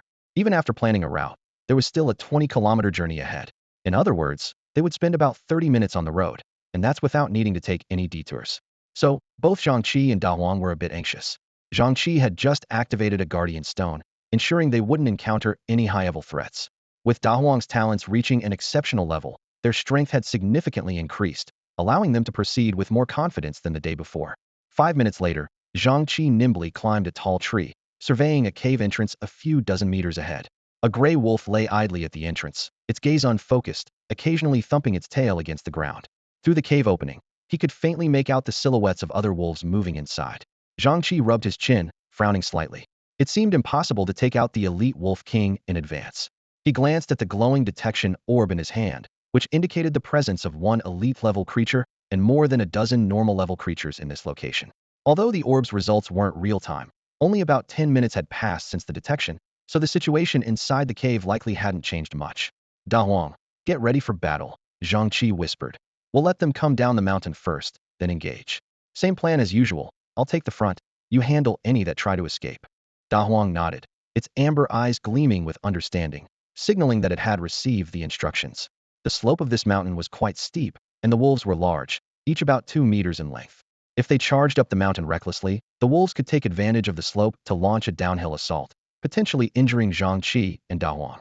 So, they needed to lure them out first. Zhang Chi took a deep breath, drew his bowstring, aimed, and fired. His archery skills had indeed improved significantly. The energy arrow accurately pierced the head of the gray wolf at the entrance, killing it instantly before it could make a sound. The arrow continued its trajectory, shooting into the cave. Howl! A piercing wail echoed, followed by a chorus of wolf howls resonating through the valley. Seeing that they still didn't come out, Zhang Chi fired several more shots, swiftly taking down another unlucky gray wolf at the entrance. The wolves inside the cave could no longer contain themselves, emerging one after another, their claws clicking sharply against the rocks. Neither Zhang Chi nor Da Huang hid their presence, and the wolf pack quickly spotted them. Leading the charge was a massive gray wolf over 4 meters long and 2 meters tall, its muscles rippling beneath its gray fur as it moved with incredible speed. This was undoubtedly the Wolf King. Strangely, Zhang Chi noticed the Wolf King was already injured, with a hint of blood seeping through its fur. After missing several shots, Zhang Chi abandoned the idea of taking it down from a distance. Observing the 12 gray wolves fanning out in front of him, he agilely leaped down from the tree, landing almost silently. Go, he commanded, already pulling a round shield from his pack with his left hand and gripping a gleaming steel axe with his right. He charged forward without hesitation. The round shield was something he crafted himself, sturdy but otherwise unremarkable, with one crucial feature: it allowed him to shoot with his crossbow, even while holding it. As Zhang Chi advanced instead of retreating, the Wolf King accelerated, leading the charge towards them, its sharp claws leaving deep gouges in the ground. When only 10 meters separated them, the Wolf King suddenly accelerated, muscles tensing, and leaped into the air, aiming for Zhang Chi's upper body, jaws wide open to reveal its sharp teeth. Seeing the Wolf King airborne, Zhang Chi smirked. In a life-or-death fight, you dare to leap? You must have never faced death. He swiftly extended his left arm, aiming his crossbow at the Wolf King, and fired. Whoosh! The arrow sliced through the air. Unexpectedly, the Wolf King performed an incredible maneuver in midair. It seemed to find an invisible foothold, pushing off with its hind legs, forcibly altering its trajectory. Not only did it evade the arrow, but it also accelerated towards Zhang Chi, its claws reaching for his throat. His eyes flickered with surprise. What kind of talent was this? However, he wasn't fazed by the unexpected move from the Wolf King. Zhang Chi moved like lightning, swiftly raising his round shield with his left hand to protect his head while bending his legs to gather strength. Just as the Wolf King's claws touched the shield, he suddenly exerted force, thrusting it upwards at an angle. The explosive power stored in his muscles was released like a torrent, and the shield collided forcefully with the Wolf King's front paw. There was a crisp crack as the Wolf King's paw was bent back towards its own face in a twisted manner. The massive beast hadn't even touched the ground before Zhang Chi's strike sent it flipping through the air. Simultaneously, his right hand wielded a swift steel axe, which flashed coldly as it sliced precisely across the Wolf King's face. As the Wolf King was sent flying backward, a white energy arrow followed closely, piercing through its throat before it hit the ground. With the Wolf King's death, the remaining pack fell into panic. Zhang Chi and Da Huang charged into the wolves, swinging the axe with his right hand while firing energy arrows with his left. In just half a minute, 7 gray wolves were felled, while the rest scattered in terror. However, the speed-enhanced Da Huang gave them no chance of escape, swiftly hunting down each fleeing wolf. After the battle, Zhang Chi collected the bodies of the gray wolves, acquiring 100 units of high-quality wolf meat, 1,100 units of regular quality, along with 1 black iron chest and 6 wooden chests. Only then did he have the time to examine the spoils from the giant python he had slain earlier. Due to its massive size, the snake provided 300 units of high-quality meat, far surpassing other creatures of the same level. Naturally, as a high-quality creature, it also dropped a black iron chest. Zhang Chi ventured into the wolf's den, discovering that the interior was far more spacious than he had imagined. The cave seemed bottomless, with only a single path that became increasingly lower as he ventured deeper. He lit a torch and cautiously explored the depths with Da Huang. It wasn't long before his gaze was drawn to a reddish-brown stone at his feet. Could this be iron ore? Red rocks indicated iron ore, while green ones suggested copper. This was a vague memory he had, and upon inspection, It proved to be true. To his surprise, the place turned out to be a natural iron mine. After walking several kilometers, Zhang Chi noticed that the elevation seemed to be getting lower, possibly indicating they were now underground. He picked up several pieces of iron ore from the ground and observed many more embedded in the walls of the cave. Strangely, there were only scattered pieces of iron ore along the path, with hardly any loose stones on the ground. After walking a few hundred more steps, the cave's height decreased further. Zhang Chi found himself crouching as he moved forward, which was manageable only because of his now formidable physical strength. Otherwise, he wouldn't have lasted long. When the cave's height reduced to less than a meter, Zhang Chi hesitated about whether to continue. Suddenly, a faint light appeared within the cave ahead. With a mix of surprise and curiosity, he gestured for De Huang to remain silent. Seeing it nod, Zhang Chi extinguished his torch and quietly moved forward. At the exit, Zhang Chi cautiously peeked out to survey the massive natural cavern. The entire cave was about the size of a football field, excluding the passage through which Zhang Chi entered. There was no light source near the exit, but he could vaguely see a large quantity of iron ore. On the opposite side, a small section of the wall emitted light. The brightness was not intense, resembling moonlight, and illuminated only half of the cave. Using this dim light, Zhang Chi examined the cave. At the center were some scattered stones, surrounded by irregular piles of various sizes. Among them, he even spotted something resembling wood. Under the glowing stone wall in the distance, there was a patch of plants. He took out a detection orb to check for any living creatures, but discovered he was already out of the detection range. After some thought, he quietly signaled De Huang to observe. De Huang peeked out from behind Zhang Chi, scanning the cave. Its pupils quickly narrowed as its gaze fixed on a shadowy area. Silently, it tapped Zhang Chi's back. Curious, Zhang Chi turned to follow De Huang's line of sight. In the distant darkness, shadows were indeed moving. There were living creatures in the cave. Although he could see part of the shadows, Zhang Chi lacked night vision. Therefore, he signaled De Huang to retreat, and they backed away by a good 100 meters. The man and the leopard exchanged whispers. Are you saying those are large rats? How many? What? Over 100. As long as there are no high-quality ones. After confirming with De Huang that there were no other creatures or high-quality beasts, Zhang Chi led De Huang back to the cave entrance. This time, they were much bolder. Lighting 20 torches at once, Zhang Chi scattered them throughout the cave, focusing on the areas where the rats were gathered. De Huang, you guard, Zhang Chi began to say, but De Huang darted out before he could finish. These rats were indeed large, about the size of medium-sized dogs. If a regular cat encountered them, it would be uncertain who would eat whom. However, De Huang, having followed Zhang Chi and enjoyed good meals, had grown nearly 2 meters long, far surpassing the ordinary leopards on Blue Star. A cat among rats, especially a high-quality cat among regular rats, needs no further description. Zhang Chi stood guard at the cave entrance to prevent the rats from escaping and allow De Huang to have more fun. He took out a survival manual to identify the large black rat under his foot. The assessment of the stone mice's abilities made Zhang Chi pause for a moment. These mice, which enjoy eating stones and can even consume dirt, are timid by nature, grow rapidly, and have tender, delicious meat. Besides eating and drinking, their greatest hobby is mating, which has earned them the nickname pig mice. Zhang Chi pondered how these creatures could eat dirt, grow quickly, and still be edible, with such tasty meat. Isn't this the perfect source of meat? They're more cost-effective to raise than pigs and have great potential for farming. Plus, with enough of them, they could even help with mining. He recalled not seeing a single stone along the way, except for some iron ore. Could it be that these stone mice had eaten all the stones? Perhaps the entire cave was excavated by them. If he could have a team of stone mice for mining, wouldn't that mean he could just sit back and wait for the ore to be delivered? Thinking about this, Zhang Chi felt a stir of excitement. However, when he turned and saw the cave, where the stone mice had been beaten to pieces by De Huang, he felt a pang of heartache. In just a few minutes, the number of stone mice had already been halved. He quickly shouted, De Huang, stop. De Huang tilted its head, a bit puzzled. Normally, its master was known for being ruthless, so why the sudden change? Just knock them out, try not to hurt their limbs, Zhang Chi hurriedly added. Although De Huang was confused, it never dared to disobey its master's orders. It swiftly swung its paws, moving so fast it was hard to see, and with its invincible meow meow punch, all the stone mice were sent flying and then fainted on the ground. A few unfortunate ones hit sharp rocks and let out cries, while the others just passed out. Zhang Chi quickly collected the bodies of these stone mice, putting them into his satchel for disassembly. After the battle, with 80 stone mice, Zhang Chi obtained 7 wooden treasure chests and 1,600 units of mouse meat. Although the treasure chest drop rate for stone mice was low, their meat yield far exceeded other prey.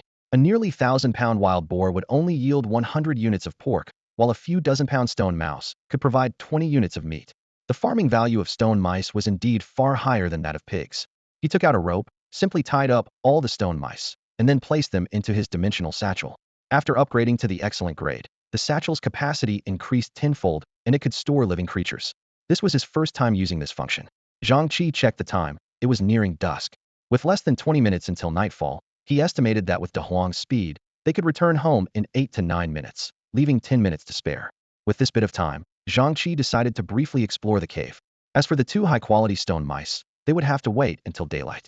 After all, the daytime was too short, and the rain was getting heavier.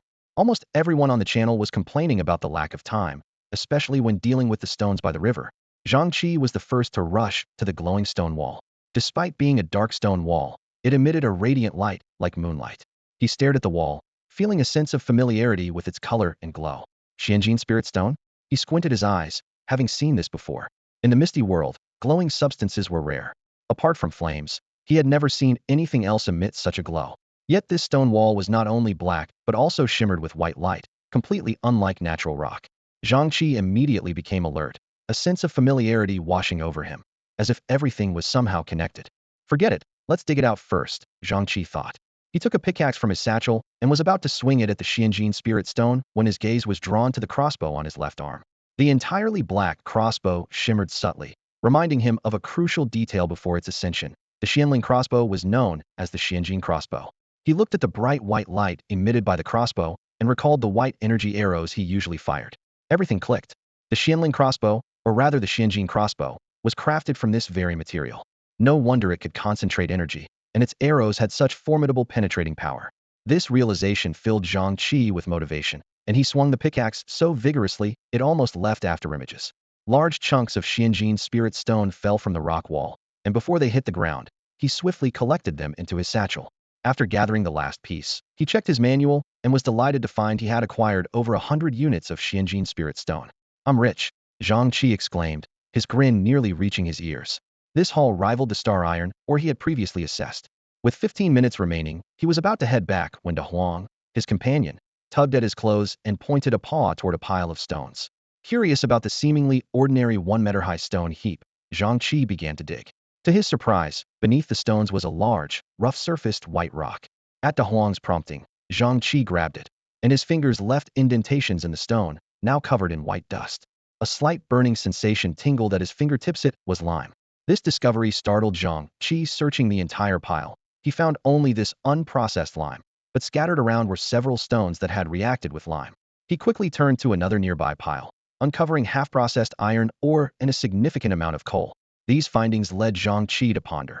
Was there once a highly civilized, intelligent life form here? The ability to produce lime and refine iron ore was beyond the reach of primitive civilizations. Suddenly, he recalled the plants he had overlooked while focused on the Xianjin Spirit Stone. What he initially thought were ordinary weeds now seemed significant. Upon identifying them, he discovered they were indeed high-quality weeds. Though they had no practical use, and even herbivores avoided them, their quality was rated as high. This anomaly prompted Zhang Chi to clear the weeds and examine the soil. The results were even more astonishing. The land was classified as excellent grade soil. No wonder even weeds thrived so abundantly. Having excavated nearly 100,000 units of soil and traveled dozens of miles, Zhang Chi felt no fatigue.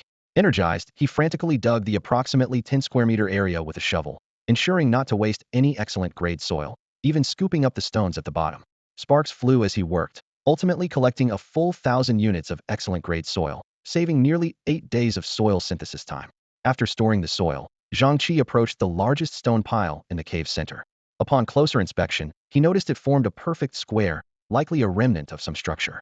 He decided to collect the entire pile with his satchel. As he reached the center, a startling discovery made his pupils contract. A worn-out book.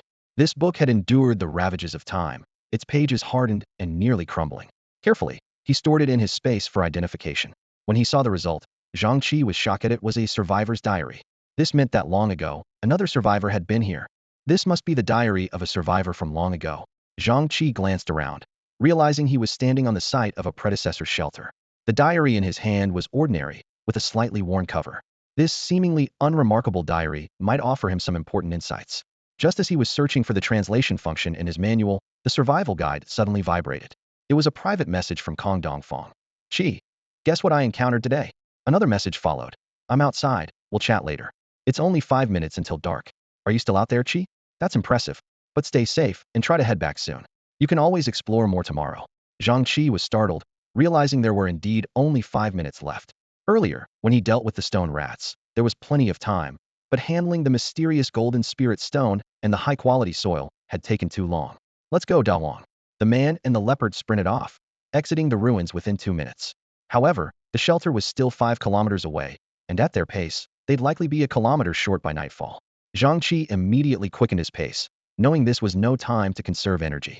He reminded himself to set an alarm next time he ventured out. The sky quickly darkened.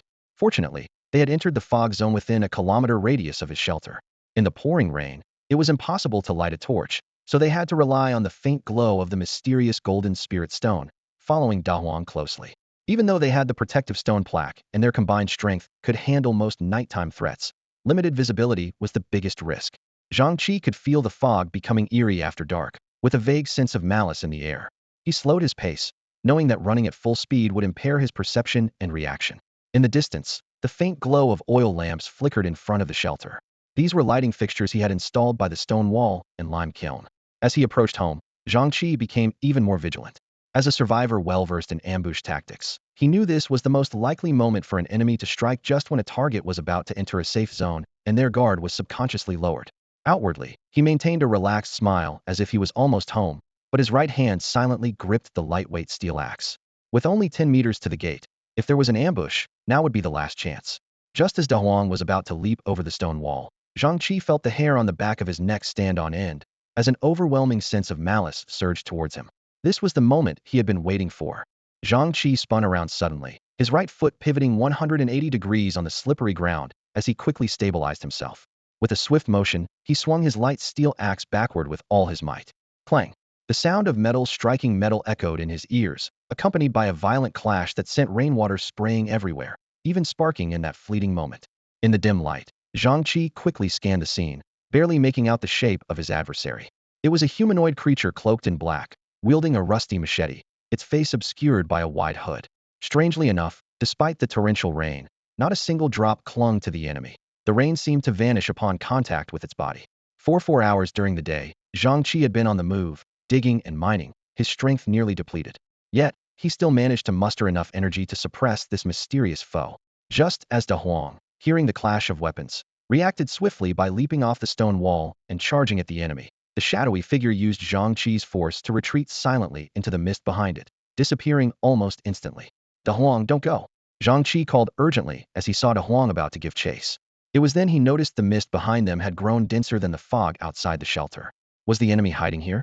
With a sense of urgency, Zhang Chi leaped onto the stone wall and quickly made his way back to the shelter. Once inside, Zhang Chi removed his raincoat, his body drenched with rain, sweat pouring from him like a fountain, soaking his clothes. The versatile raincoat could block external rain, but it couldn't dissipate the sweat clinging to him. He had expended an enormous amount of energy today, especially during that final sprint. Anyone else would have been utterly exhausted, unable to bear such intense exertion. As he took off the raincoat, a puddle of sweat instantly formed on the ground. Looking at his drenched body, Zhang Chi pulled a small stool over and sat by the door, waiting patiently for the sweat to dry. Da Huang lay at his feet, seemingly a bit downcast. It felt it had been too careless, failing to notice the enemy and nearly allowing its master to fall into danger. Zhang Chi gently patted Da Huang's head, soothingly saying, "It's not your fault. I lured the enemy out on purpose." He couldn't help but recall the encounter with the cloaked figure. The enemy wasn't particularly strong, lacking both extraordinary strength and explosive power, comparable to the Wolf King he encountered earlier that day. Even when the enemy launched a surprise attack, Zhang Chi managed to react swiftly, striking the enemy's weapon before it could land a blow. However, the enemy's ability to conceal its presence was remarkable. Despite Zhang Chi's vigilance, he only noticed the enemy the moment it attacked, and its retreat into the mist was perplexing, vanishing from sight as if it had never been there. Frowning, Zhang Chi felt a headache coming on. How could he contend with such an elusive enemy? Hidden in the fog, the enemy was impossible to find, and once it appeared, it vanished again in an instant. It was truly troublesome. After pondering for a moment, he concluded the problem lay with visibility. Perhaps the enemy merely masked its sound, continuously lurking in the dense mist. If not for the downpour, Zhang Chi could have easily tracked the enemy with a torch. For now, all he could do was wait for the rain to cease before devising a more effective strategy. It seems I need to find a way to enhance my night vision or locate a tool that glows in the rain. With that in mind, Zhang Chi suddenly remembered that he indeed had something in his backpack that could improve his vision. Bear gallbladder, high-quality grade, clears heat and improves eyesight, calms the liver and stops bleeding. He recalled the item description in his mind. Similar to the common brown bear's effect, but stronger. Rummaging through his backpack, he found he had 4 bear gallbladders, 2 high-quality and 2 regular. Besides these, there was a collection of unusual animal organs: wolf heart, pig lung, tiger penis, tiger kidney, snake gall, and crocodile liver. Zhang Chi smiled slightly, thinking to himself that these organs almost covered the heart, liver, spleen, lungs, and kidneys, each with its unique benefits. After a moment of thought, he decided to send all these materials to Kong Dongfang. Let's make a pot of soup today with these ingredients, Zhang Chi wrote in the message. Don't eat the bear gallbladders, send them all to me, he emphasized. Sure, Chi Gu, Kong Dongfang quickly replied. Are you back? Did you encounter any danger? I did, but they weren't a match for me and ran off, Zhang Chi answered briefly, then warned. But it's still very dangerous for you. Don't go out after dark. You're amazing, Chi Gu. Even ignoring the dangers of the dark, Kong Dongfang replied. I definitely won't go out, don't worry. I'm the most cautious person. By the way, Chi Gu, I have something to tell you. I was really lucky today and came across a beast with its cub. They were both badly injured, and I managed to take them down with stones. Haha, and they dropped 2 treasure chests. Zhang Chi saw the message and shook his head with a smile. This guy really had dumb luck, not only landing a big catch, but also getting 2 treasure chests. When he himself defeated ordinary beasts, the chance of a chest dropping was only 50%. Well, that's some luck you've got, Zhang Chi replied. But be careful, if a beast is injured and fleeing, the one that hurt them must be formidable. By this time, Zhang Chi's sweat had mostly dried, and he was about to take a shower when Kong Dongfang's next message made him pause. I wanted to mention that.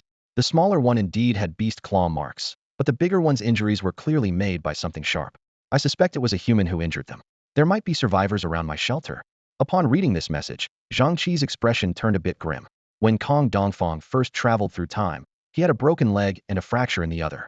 Logically, after only 2 days of recovery, even with premium food, he could only consume a little more than 1 portion a day. Although his strength had noticeably increased, he was still far from being able to fend off wild beasts or escape from pursuers. The real concern was if someone found Kong Dongfang's traces and followed them back to their shelter, that would be a big problem. Losing some materials might be tolerable, but if someone stole their supplies and then destroyed the evidence, Kong Dongfang would lose a valuable chef. As for coexisting peacefully with others, Zhang Chi had never considered it.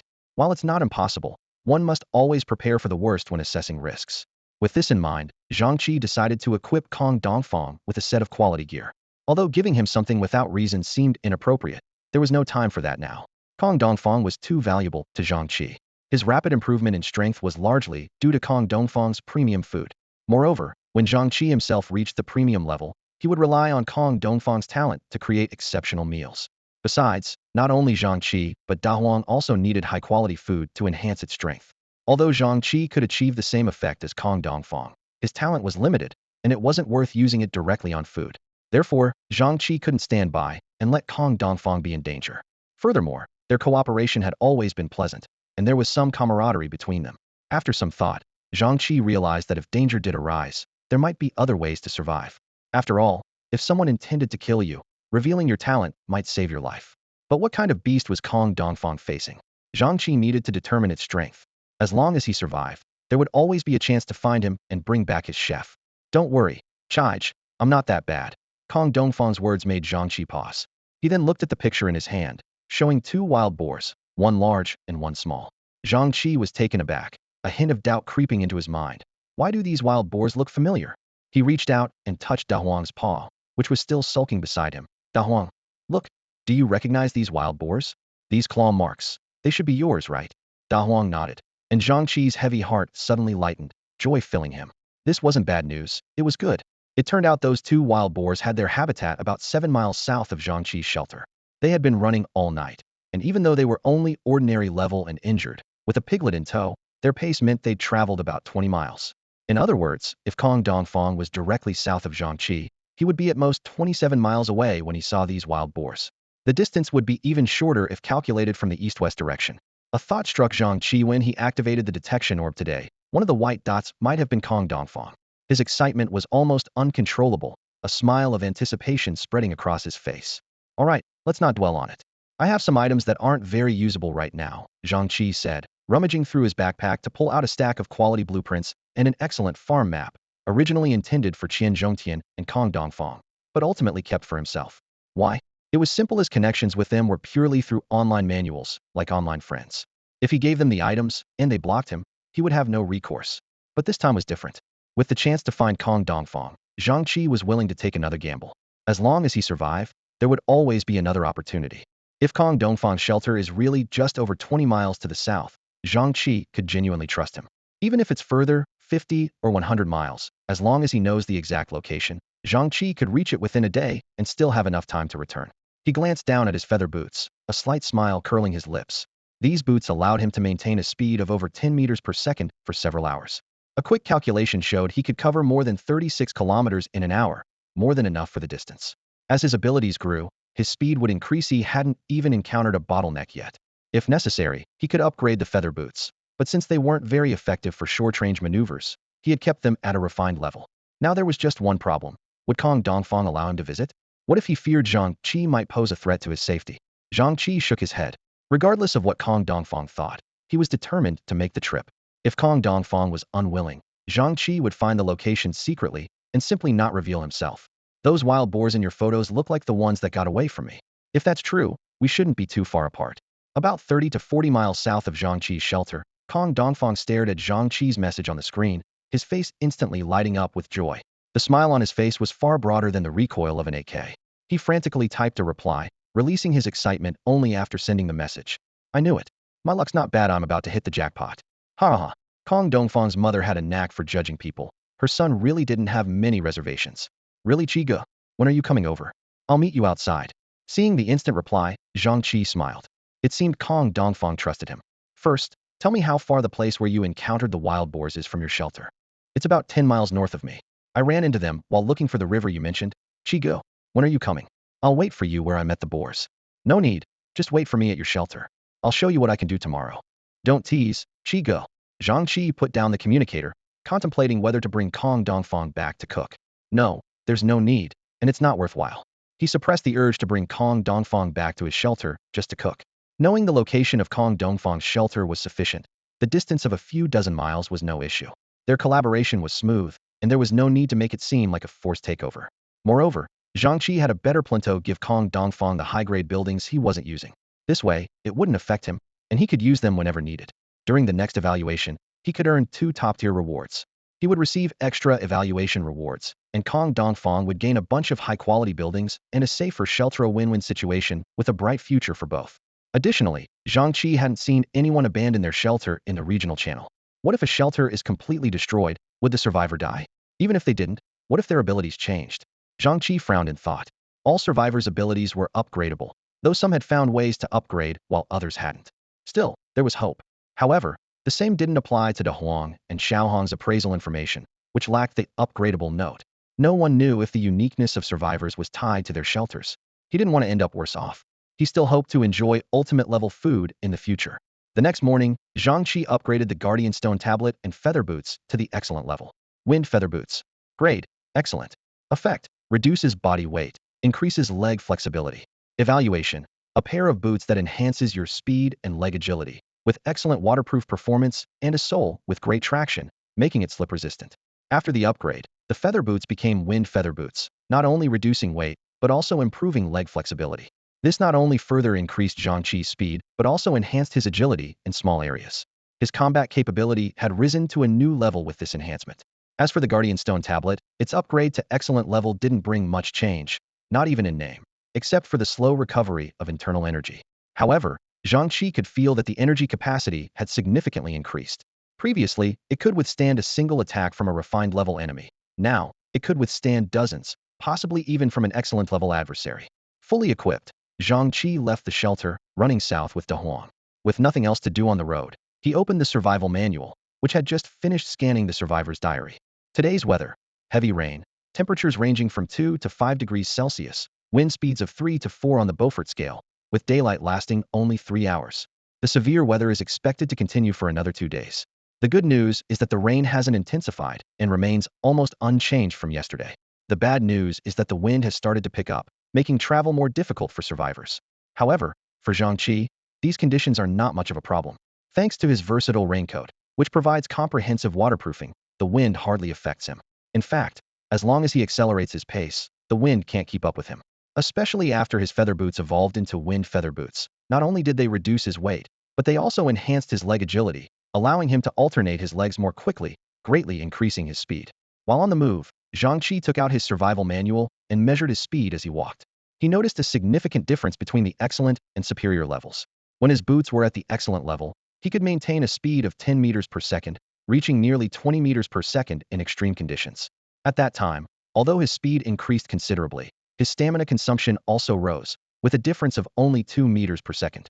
However, after his wind feather boots evolved to the superior level, Zhang Chi could consistently maintain a speed of 15 meters per second while traveling, with almost no change in stamina consumption. In extreme conditions, the wind feather boots could even propel him to a speed of 28 meters per second, like an arrow released from a bow. Despite this, Zhang Chi vaguely sensed that at extreme speeds, the energy consumption of the wind feather boots was immense, not his stamina, but the energy of the boots themselves, which was significantly higher than that of excellent level equipment.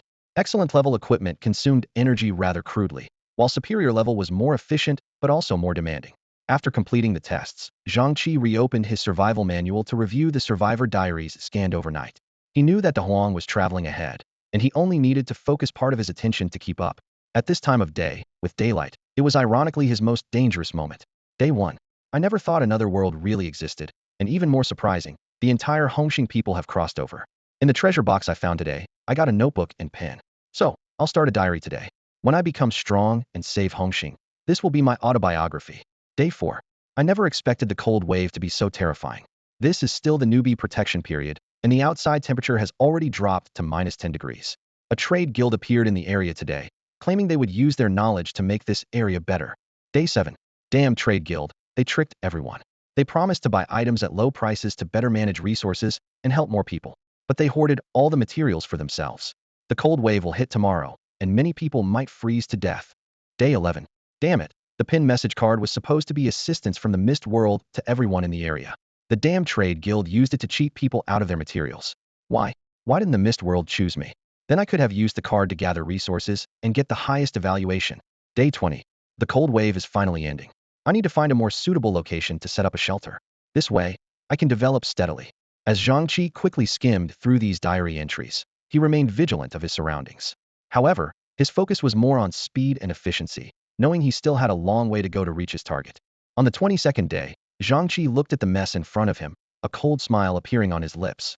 The wicked will get their due, he thought to himself. The trade association clearly didn't anticipate that the disaster energy in each area would be fixed. The consequence of causing the deaths of over 9,000 people was that all the remaining shelters in the area had to endure stronger disaster impacts. Zhang Chi touched the unused shelter relocation scroll in his backpack, already forming a plan. Given the situation, he decided to move to another area. While organizing his supplies, he opened the survival diary he found in the cave. Although the survival manual only restored parts of the content after scanning, the fragmented information still sent chills down his spine. Firstly, although the diary's owner experienced a cold wave instead of a flood, the fact that the novice protection period was 7 days suggested a terrifying reality: the Great Flood would last for a full 14 days. Even if he chose to help survivors upgrade to level 2 shelters, very few could stockpile 14 days worth of food. This meant that out of over 8,000 survivors, it would be fortunate if 3,000 made it through.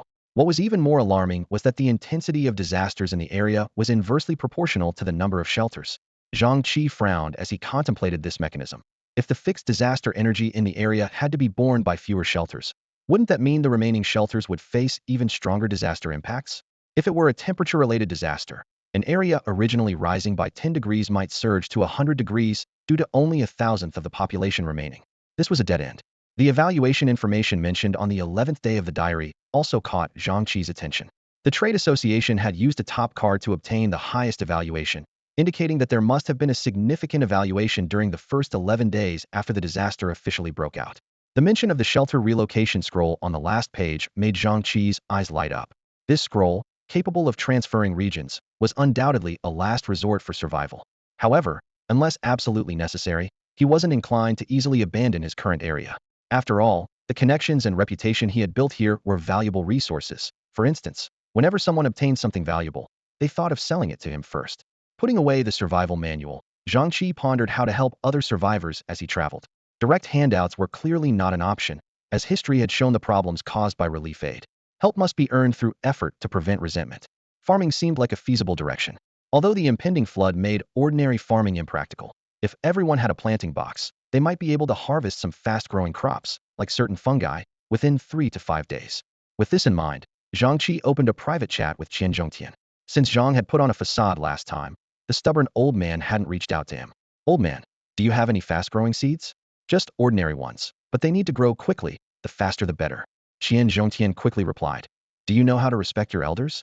What do you need ordinary seeds for? You should have plenty of stored food, right? Not much, just over 10,000 pounds of potatoes and a few thousand pounds of meat. Enough to last a few years, I guess. You? All right. All right. Are you mocking this old man?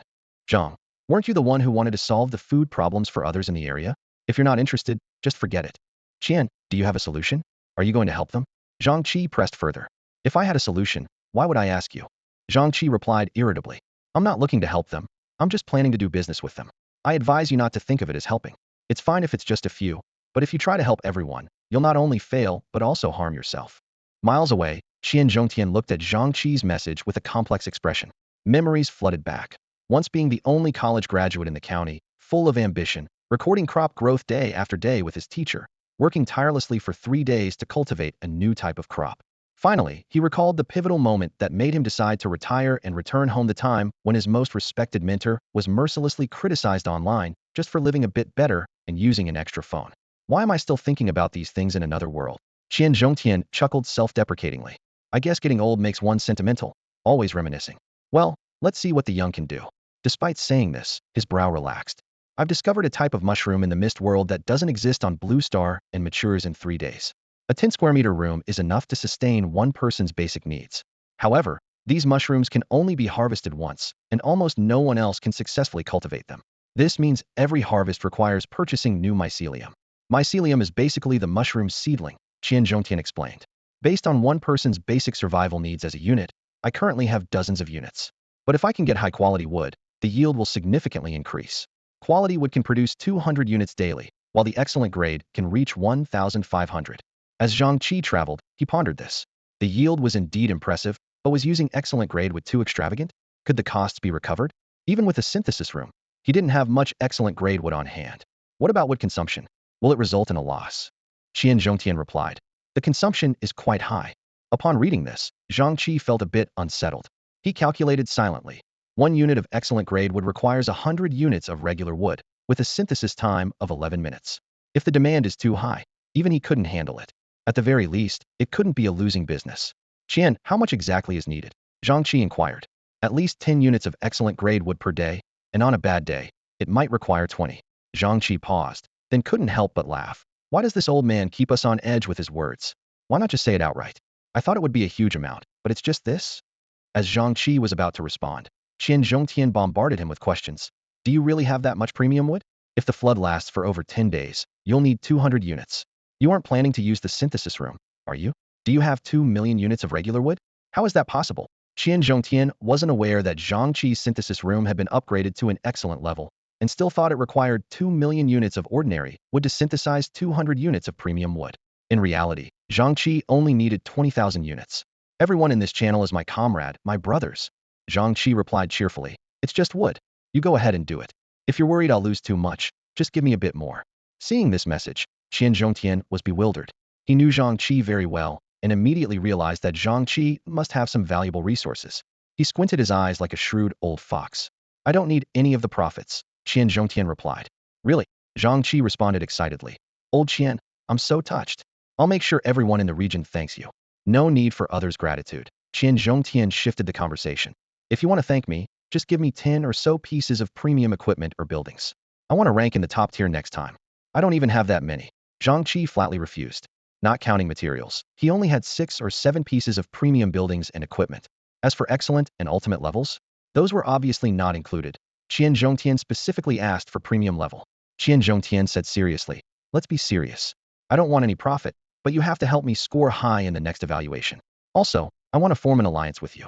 My talents and resources will be shared, and you'll take the lead in external affairs. Ding. Congratulations, you've triggered a talent recruitment task. De Huang, who was leading the way in front, turned back to look at Zhang Chi in confusion. It didn't understand the sudden, emotionless words from its owner and looked around warily. fearing the black-robed figure from yesterday might reappear. Zhang Chi was actually just amusing himself. He didn't have any system. But joke aside, he was still hesitant about agreeing to Qian Zhongtian's proposal. Without a system, he couldn't see Qian Zhongtian's loyalty value, but recalling their past interactions, he felt the offer was credible. Given the situation, he decided to agree.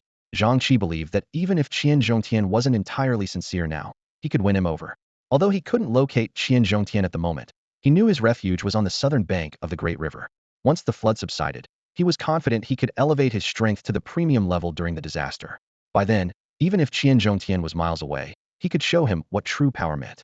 All right, it's a deal, Zhang Chi replied, but I really don't have any extra premium items or buildings, and I guess you wouldn't be interested in high-quality ones.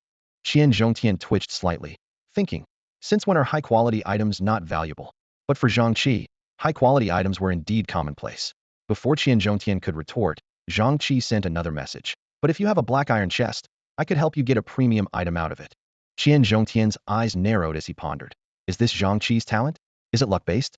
Can he only open chests, or does it extend to other things? Despite his many questions, his hands moved quickly, and he immediately traded the newly acquired black iron chest. Earlier that morning, Zhang Chi had only upgraded 2 pieces of equipment and still had 1 talent use left. Considering he didn't have anything urgently needing an upgrade today, he decided to use it on the chest. Talent, activate. Talent, activate. Zhang Chi gazed at the 3 items in his hand, his eyes gleaming with delight. The first was 1,000 units of high-quality stone, which wasn't particularly rare for him, considering he had 2,000 more units lying in his backpack. What truly excited him was the excellent grade spirit fruit tree and the blueprint for an excellent grade planting box. This spirit fruit tree was extraordinary. Not only could it bear fruits adored by most creatures in the misty world, but the fruits were also juicy and sweet. Most importantly, these spirit fruits had the ability to purify bodily impurities and balance the body, enhancing potential and compensating for personal weaknesses with long-term consumption. Even for Zhang Chi, only a 4-leaf ginseng could compare to it.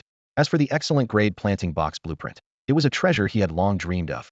Although the production requirements were not low, requiring 100 units of excellent soil and 10 units of high quality wood, being able to continuously produce excellent grade planting boxes would ensure a steady demand, even in a future flooded with excellent grade items. A smile tugged at the corner of Zhang Chi's mouth as he discreetly put away the planting box blueprint and took out a high-quality blueprint as a substitute. He handed this high-quality stone wall blueprint, along with the high-quality stone and spirit fruit tree, to Qian Zhongtian. Start by building the stone wall, Zhang Chi instructed. It's best to make it double-layered, at least in the direction the flood might come from. And make sure to take good care of the spirit fruit tree. Qian Zhongtian's eyes widened in surprise. Wow, you really got an excellent grade item? And such a rare fruit tree at that. He continued to ask, where did you get so much high-quality stone? If I had known you were this loaded, I wouldn't have been hauling stones every day. Don't worry, you won't lose out on the fruit tree deal. And thanks. Zhang Chi smiled slightly, seeing that Qian Zhongtian had caught on to his hint. Considering Qian Zhongtian could cultivate crops that matured in 3 days, this investment was unlikely to disappoint him. He then sent a private message to Kong Dongfang. I'm almost there. Light the fire. Before long, a large yellow creature in the trees pointed him in the right direction. In the distance, a distinct line of mist created a clear division, and a man's voice faintly reached him. Chi, is that you? I'm here, can you hear me? Zhang Chi quickened his pace, with the large yellow creature following closely. About 300 meters away, a 2-story building came into view, with a 20-meter triangular pole standing in front. A slightly chubby man was waving at him from beneath the pole. Just as Zhang Chi was about to respond, the man's expression suddenly turned to terror, as if he had seen something horrifying, and he turned and ran. Zhang Chi was baffled, thinking that even if the man had second thoughts about meeting, he wouldn't run away just as he arrived. As Zhang Chi was puzzling over the situation, he suddenly heard a loud shout. He turned his head to see Kong Dongfang standing at the doorway, gripping the door handle tightly with both hands, leaning out, his eyes a bit frantic. Chi, get inside quickly, there's a tiger behind you. Zhang Chi. There were so many things wrong with that statement. He didn't know where to begin. A few seconds later, Zhang Chi walked into the house, quickly reaching out to stop the door from closing. Kong Dongfang looked a bit stunned and urgently said, Chi, don't worry, it came with me. What? Zhang Chi was somewhat taken aback.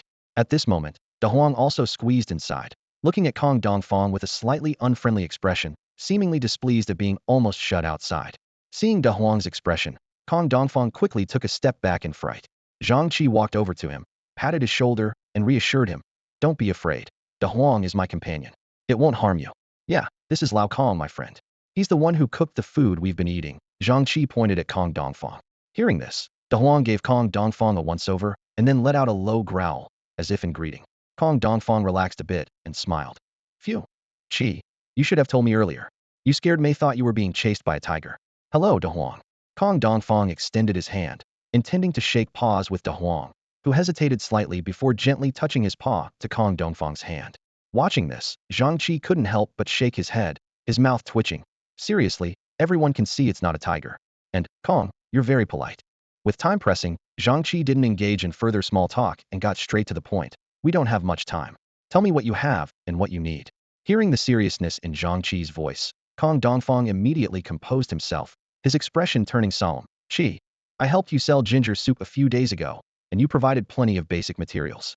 I'm not lacking in anything, but high-quality materials are indeed scarce. I previously got 2 black iron chests and got 2 blueprints, but I haven't been able to build anything due to insufficient materials. As for the stone walls, I didn't start building them because you said you'd come today. Zhang Chi nodded. All right, what else?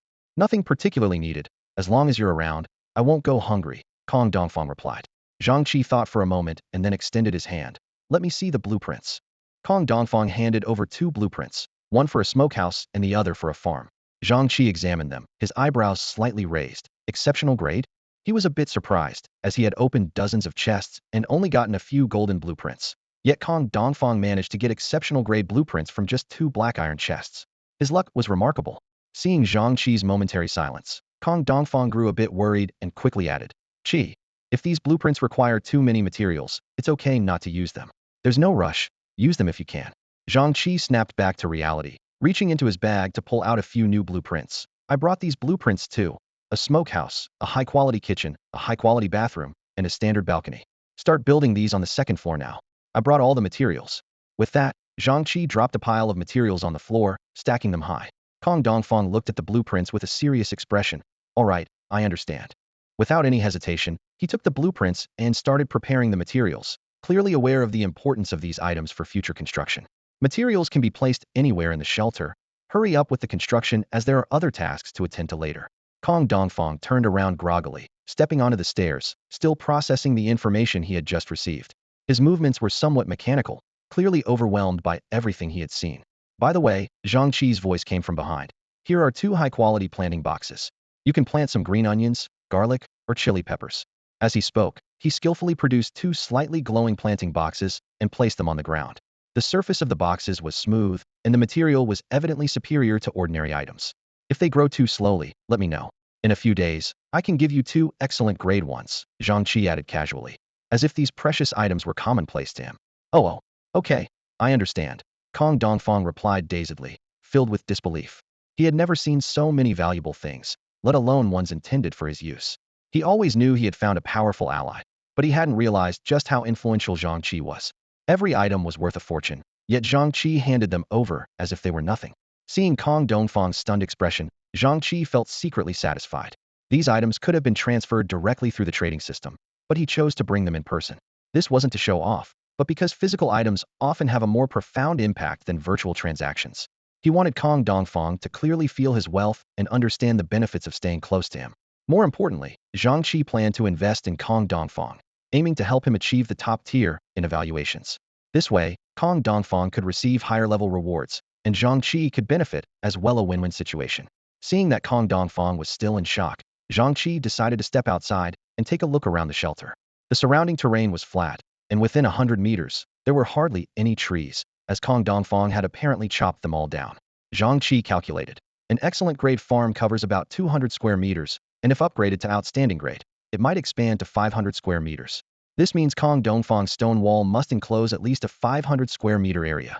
Considering the shelter's own area and the fact that the farm is square while the wall should be circular, the required space would be even larger.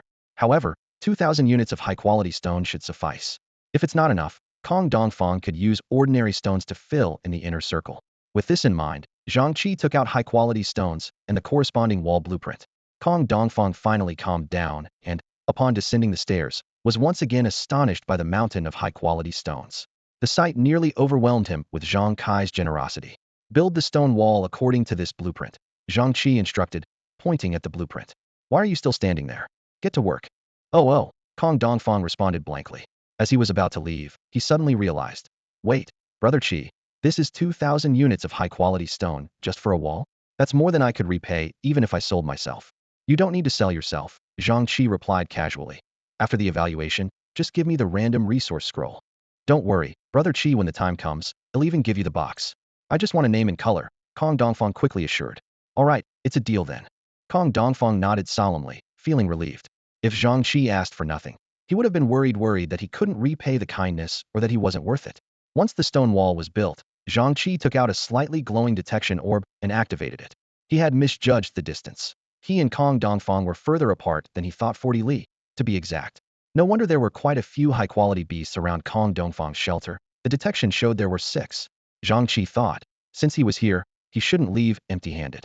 He might as well take these 6 mountain goods back. Maybe he'd gain something extra. Besides, he had asked Kong Dongfang to light a fire earlier, and the black smoke rose high. Such a commotion might attract other high-quality creatures, which could be troublesome. While contemplating, Kong Dongfang completed the stone wall construction. The entire wall formed a huge circle with a diameter of over 40 meters, with Kong Dongfang's shelter to the south and a large open space to the north. Zhang Chi planned to upgrade the farm tomorrow and hand it over to Kong Dongfang. On one hand, he didn't intend to start farming before the flood ended, and Kong Dongfang's blueprint was with him, allowing for construction anytime.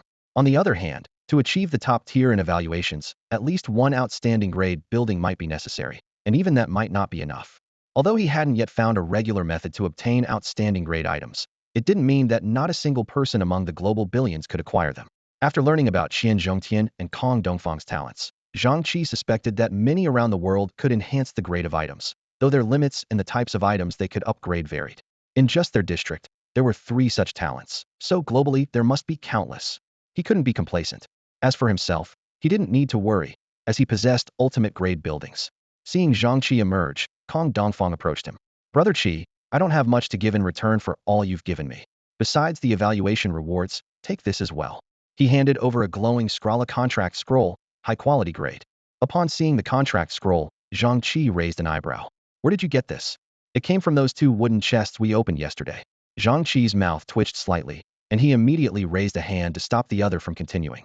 Such luck was unbelievable. Not only did they get wooden chests from ordinary-level monsters, but one of them even contained a high-quality contract scroll. Kong Dongfang's good fortune didn't end there. His shelter happened to be within Zhang Chi's range of activity. Zhang Chi glanced down at the green dot blinking in the orb. The nearest target was only about 11 or 12 miles away. Come with me, he said, hoisting Kong Dongfang over his shoulder and sprinting toward the nearest high-quality beast. Chige, don't! Kong Dongfang yelled in panic. The Huang followed closely, curiously watching Kong Dongfang. It was puzzled that this frail human could make such delicious food. Under an exceptionally thick tree, a large kangaroo was lazily napping. Thanks to the dense canopy, this higher ground was almost untouched by the rain. When it heard the approaching footsteps and looked up, it saw a human carrying another human, accompanied by a leopard, steadily approaching. Seeing their calm demeanor, it decided they posed no threat and lowered its head to continue resting. Zhang Chi was amused by the kangaroo's reaction. What's with these beasts? Why are they so on alert? First the giant python, now this kangaroo. When they were within about 100 meters, he set Kong Dongfang down and gestured for him to approach. Whoa, why is there a giant kangaroo here? Chige, why did you bring me here? To get you a pet. Wait here for a bit. Zhang Chi had already made up his mind that he wouldn't use the contract scroll on himself. A beast with merely high-quality talent wouldn't be much help and would waste resources. Besides, he already had 2 scrolls he bought from the trading channel. He might as well give Kong Dongfang a beast, so he would have some means of protection when encountering other survivors. Ignoring Kong Dongfang, who was now stammering, Zhang Chi strode towards the kangaroo under the tree. He left a Huang to guard Kong Dongfang in case any ordinary-level beasts appeared. As Zhang Chi approached, the kangaroo finally lifted its head, casting a disdainful glance. To it, as a kangaroo that had reached a higher level, a mere biped was nothing. Hey, is it looking down on me? No way. I have to teach it a lesson. Zhang Chi kicked out, sending the nearly 3-meter turtle for the 500-pound kangaroo rolling over 10 meters on the ground. The kangaroo was stunned, not expecting the biped to not only dare to attack, but also have such strength. It quickly got up, showing a fierce expression, and lunged at Zhang Chi with a powerful kick. However, a second later, it was sent flying back even faster. The kangaroo was now completely enraged, feeling deeply insulted. It decided that it had simply been caught off guard before, and this time it would make the biped pay. With a roar, the kangaroo charged at Zhang Chi with even greater speed, swinging its right fist with all its might. Yet in the next moment, its right wrist was firmly caught by Zhang Chi. Zhang Chi swung the kangaroo around like a sledgehammer, displaying a long-lost technique of random hammer swings. Keeping in mind the goal of allowing Kong Dongfang to successfully form a contract, he deliberately held back his strength, avoiding lethal force. After slamming the kangaroo heavily onto the ground, Zhang Chi gestured for De Huang and others to come closer. From a distance, Zhang Chi heard Kong Dongfang's flattery. "Chi, you're awesome. Fighting a high-quality creature is like a father disciplining his son." "Enough with the flattery. Take out the contract scroll," Zhang Chi said as he saw Kong Dongfang get ready. He kicked the kangaroo. "Can you understand? Don't resist later, or I'll beat you to death." A milky white light emanated from the scroll in Kong Dongfang's hand, enveloping the half-dead kangaroo on the ground. When the kangaroo instinctively resisted, Zhang Chi unhesitatingly gave it another kick, and it immediately settled down. Kangaroo grade, high quality. Talent, mighty strike. It just broke through to high quality. No wonder it's so weak, Zhang Chi thought to himself. If it weren't for that, he might not have been able to help Kong Dongfang successfully form the contract. He learned from Kong Dongfang that the talents of beasts, like those of survivors, are indeterminable. After the contract was completed, Kong Dongfang communicated with the kangaroo for a while and named it Gongzi. "Old Kong, did it say something about me just now?" Zhang Chi asked. Chi. It said it plans to train hard and come back to challenge you." Kong Dongfang replied somewhat awkwardly. Zhang Chi laughed and patted the kangaroo's shoulder. Since the contract was successful, he decided not to return to the shelter with Kong Dongfang. With a high-quality beast as a bodyguard, Kong Dongfang would be safe on his way back, and if they encountered any survivors next time, Zhang Chi wouldn't have to worry about losing his top chef. This kangaroo could also play a positive role in strength evaluations next time. "I'm heading off. You can explore the area, but don't go too far," Zhang Chi said, then took off with De Huang. There were only 3 hours today, and 1 hour had already passed. He planned to collect the remaining 5 mountain goods and see if he could gather the resources that had been placed near the shelter for several days.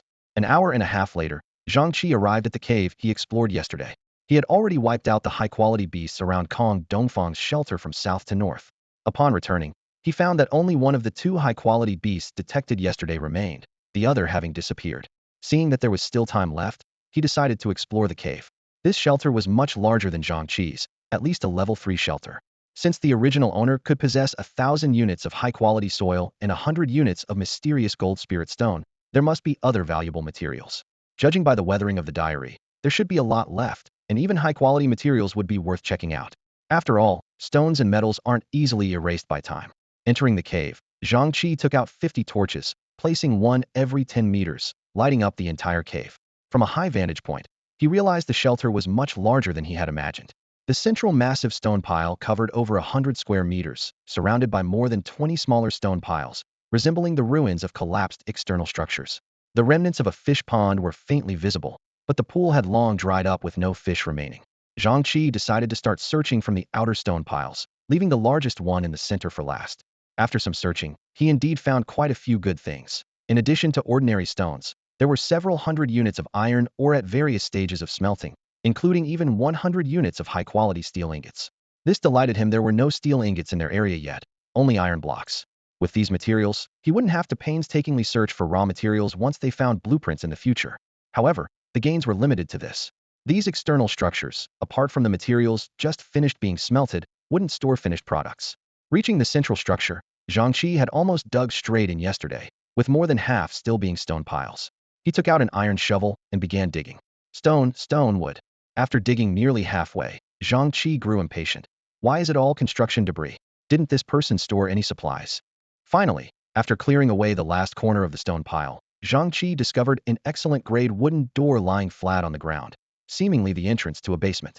Despite the long passage of time and the complete collapse of the shelter, this basement door still dutifully held its ground. Zhang Chi forcefully pried open the wooden door, preparing to venture down with De Huang and explore further. As soon as Zhang Chi pushed open the basement door, De Huang, who had been lounging lazily, instantly tensed up and growled warily. Seeing this, Zhang Chi immediately became alert, swapping the shovel in his hand for a lightweight steel axe, and picked up a round shield with his left hand, eyes fixed on the dark basement entrance. The darkness ahead seemed like an endless abyss, stirring doubts in his mind. How could there be an enemy here? Could it be that the survivor who wrote the diary isn't dead yet? He gestured for De Huang to step back a few paces, quickly grabbed a torch from his bag, and threw it forcefully into the basement. The moment the torch hit the ground, it went out. A snapping sound echoed in the basement, followed by the sound of wood falling, as if someone had cut the torch in two. Zhang Chi's brow furrowed slightly, a sense of alertness rising within him. If it were a beast, how could it so easily cut through a torch? An uneasy feeling settled in his heart. Someone's there. A glint of cold determination flashed in Zhang Chi's eyes. He quickly retreated a few steps, pulling out another torch, and swiftly threw it with his left hand. His movements were swift, like a meteor, able to throw 6 or 7 torches in a second. However, the enemy in the basement seemed just as quick, extinguishing each torch as soon as it entered. Zhang Chi's brow knitted tightly as he silently assessed. This time, he faced a real opponent. With only a few torches left and the basement's light dwindling, he knew he couldn't continue like this. If the enemy extinguished the light, the entire basement would plunge back into darkness, putting him at a disadvantage. Although he had consumed 4 bear gallbladders the previous day, enhancing his vision, it was not enough for true night vision.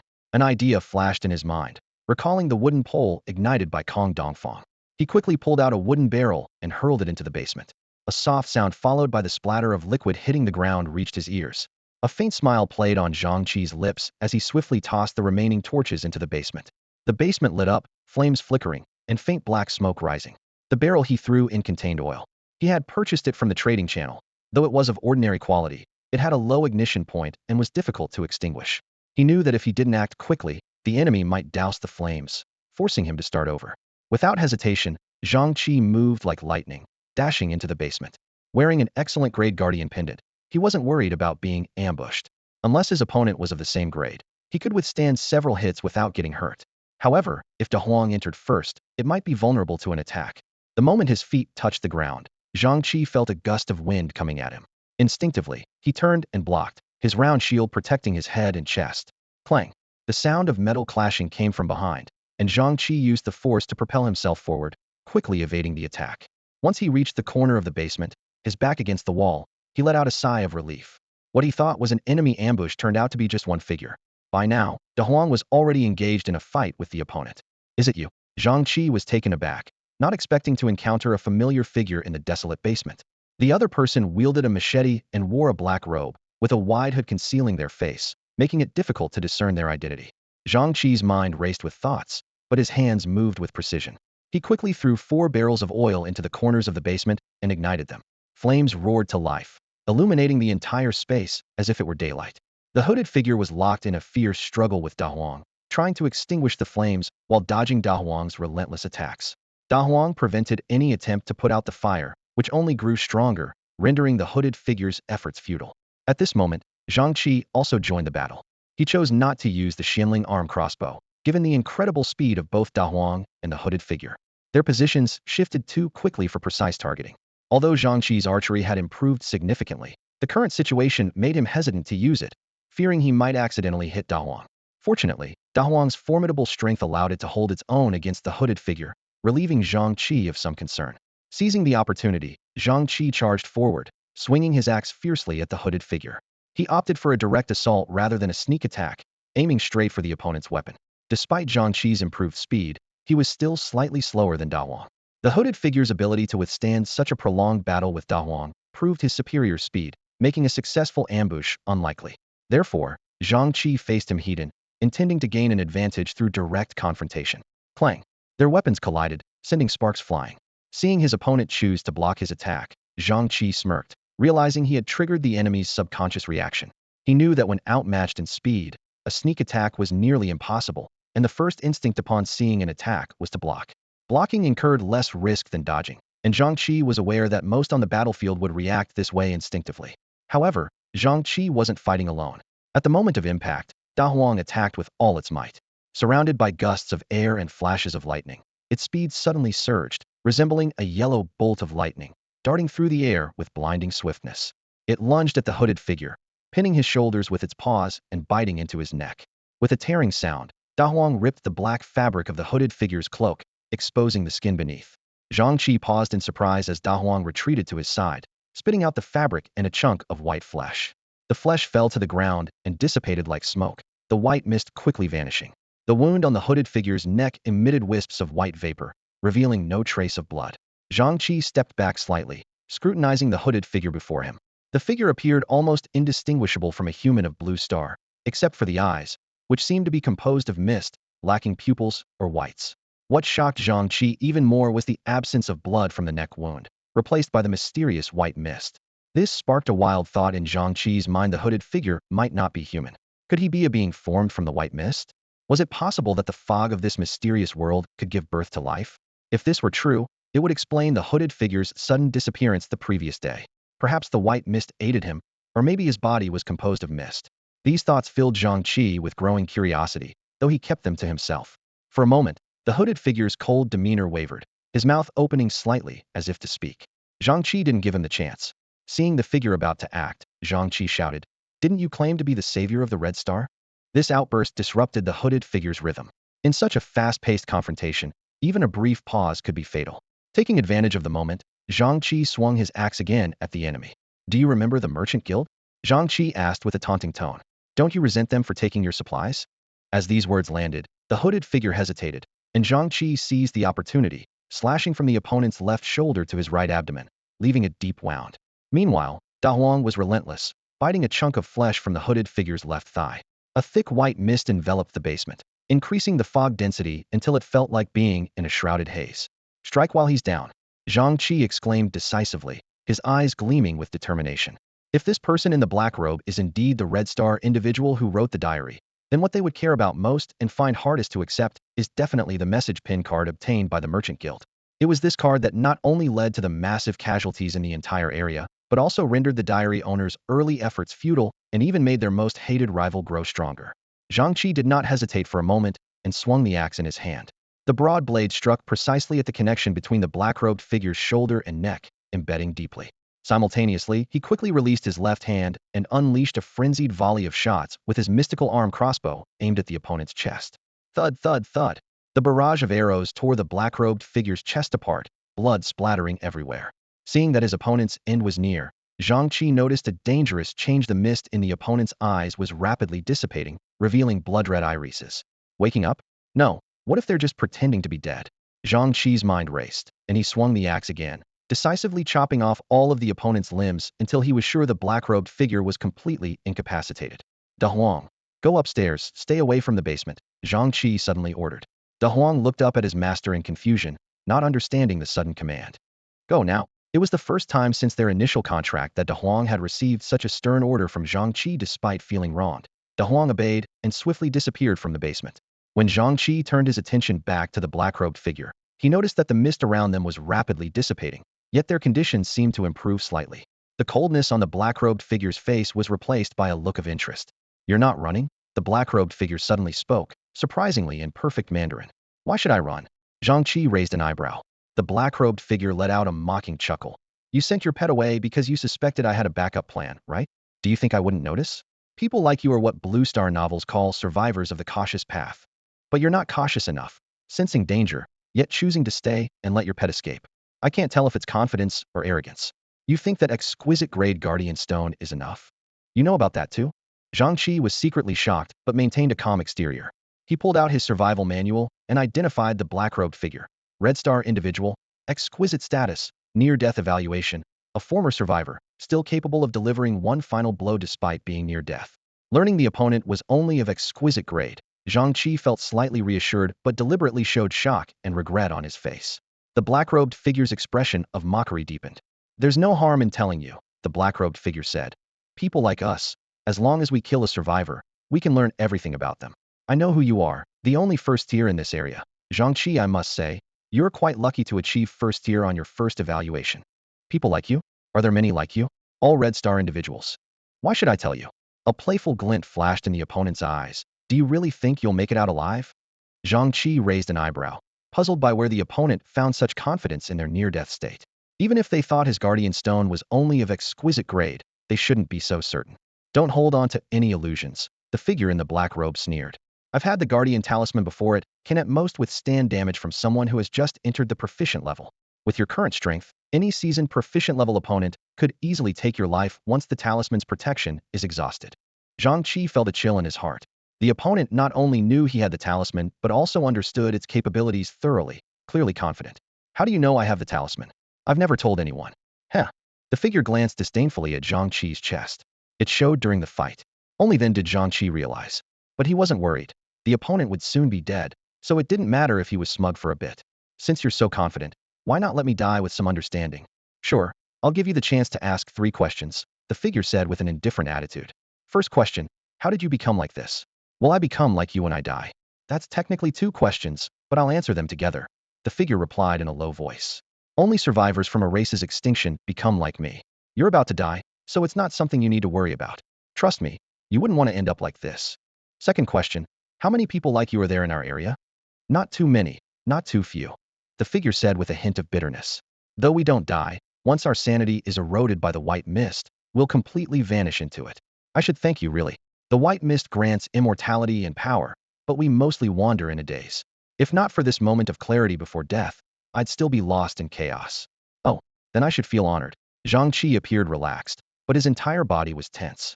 Indeed, I should thank you. The figure's chest suddenly gathered a massive yellow orb of light. With the white mist receding, I may be losing my life force, but I've also broken free from its shackles. Now my proficient level power is fully unleashed, and even with just one strike, it's more than enough to end you. Is that so? Zhang Chi's lips curled slightly. Have you lost your ability to assess? Don't you know that my guardian talisman is of exceptional grade? The figure's fierce expression froze instantly. Impossible. How could there be an exceptional grade item at this stage? Before the words were finished, the orb of light in his chest shot out a blinding beam aimed at Zhang Chi's chest.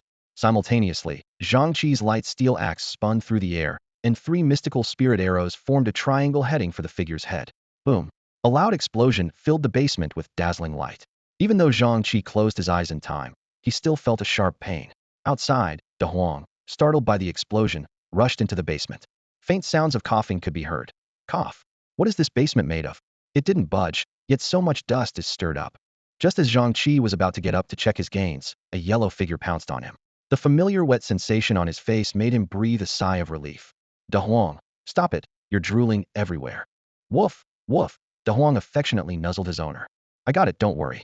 This is an exceptional grade guardian stone tablet. There's no way the current enemies could break it, Zhang Chi said as he slowly stood up. The moment he opened his eyes, he noticed that although the white spots in his vision were still there, they no longer hindered his sight. He took out the guardian stone tablet to inspect it closely. The surface was indeed unscathed, but when he sensed its internal energy, his expression changed dramatically. The energy had decreased by a whole tenth. The power of the man in the black robe is terrifying, Zhang Chi thought to himself, alarmed. He calmed the restless De Huang beside him and turned his gaze to the corpse of the black-robed man. At that moment, something suddenly caught his eye. A metallic-looking, cyan treasure chest appeared out of nowhere next to the corpse. A bronze treasure chest. This meant that the misty world had classified the black-robed man as a monster. For ordinary people, a bronze treasure chest might contain up to 3 high-quality items or 1 exceptional item. But for Zhang Chi, it could hold 3 ultimate-grade items or 1 extraordinary item. He quickly stepped forward and carefully secured the chest, regretting that he hadn't saved his last talent for this moment.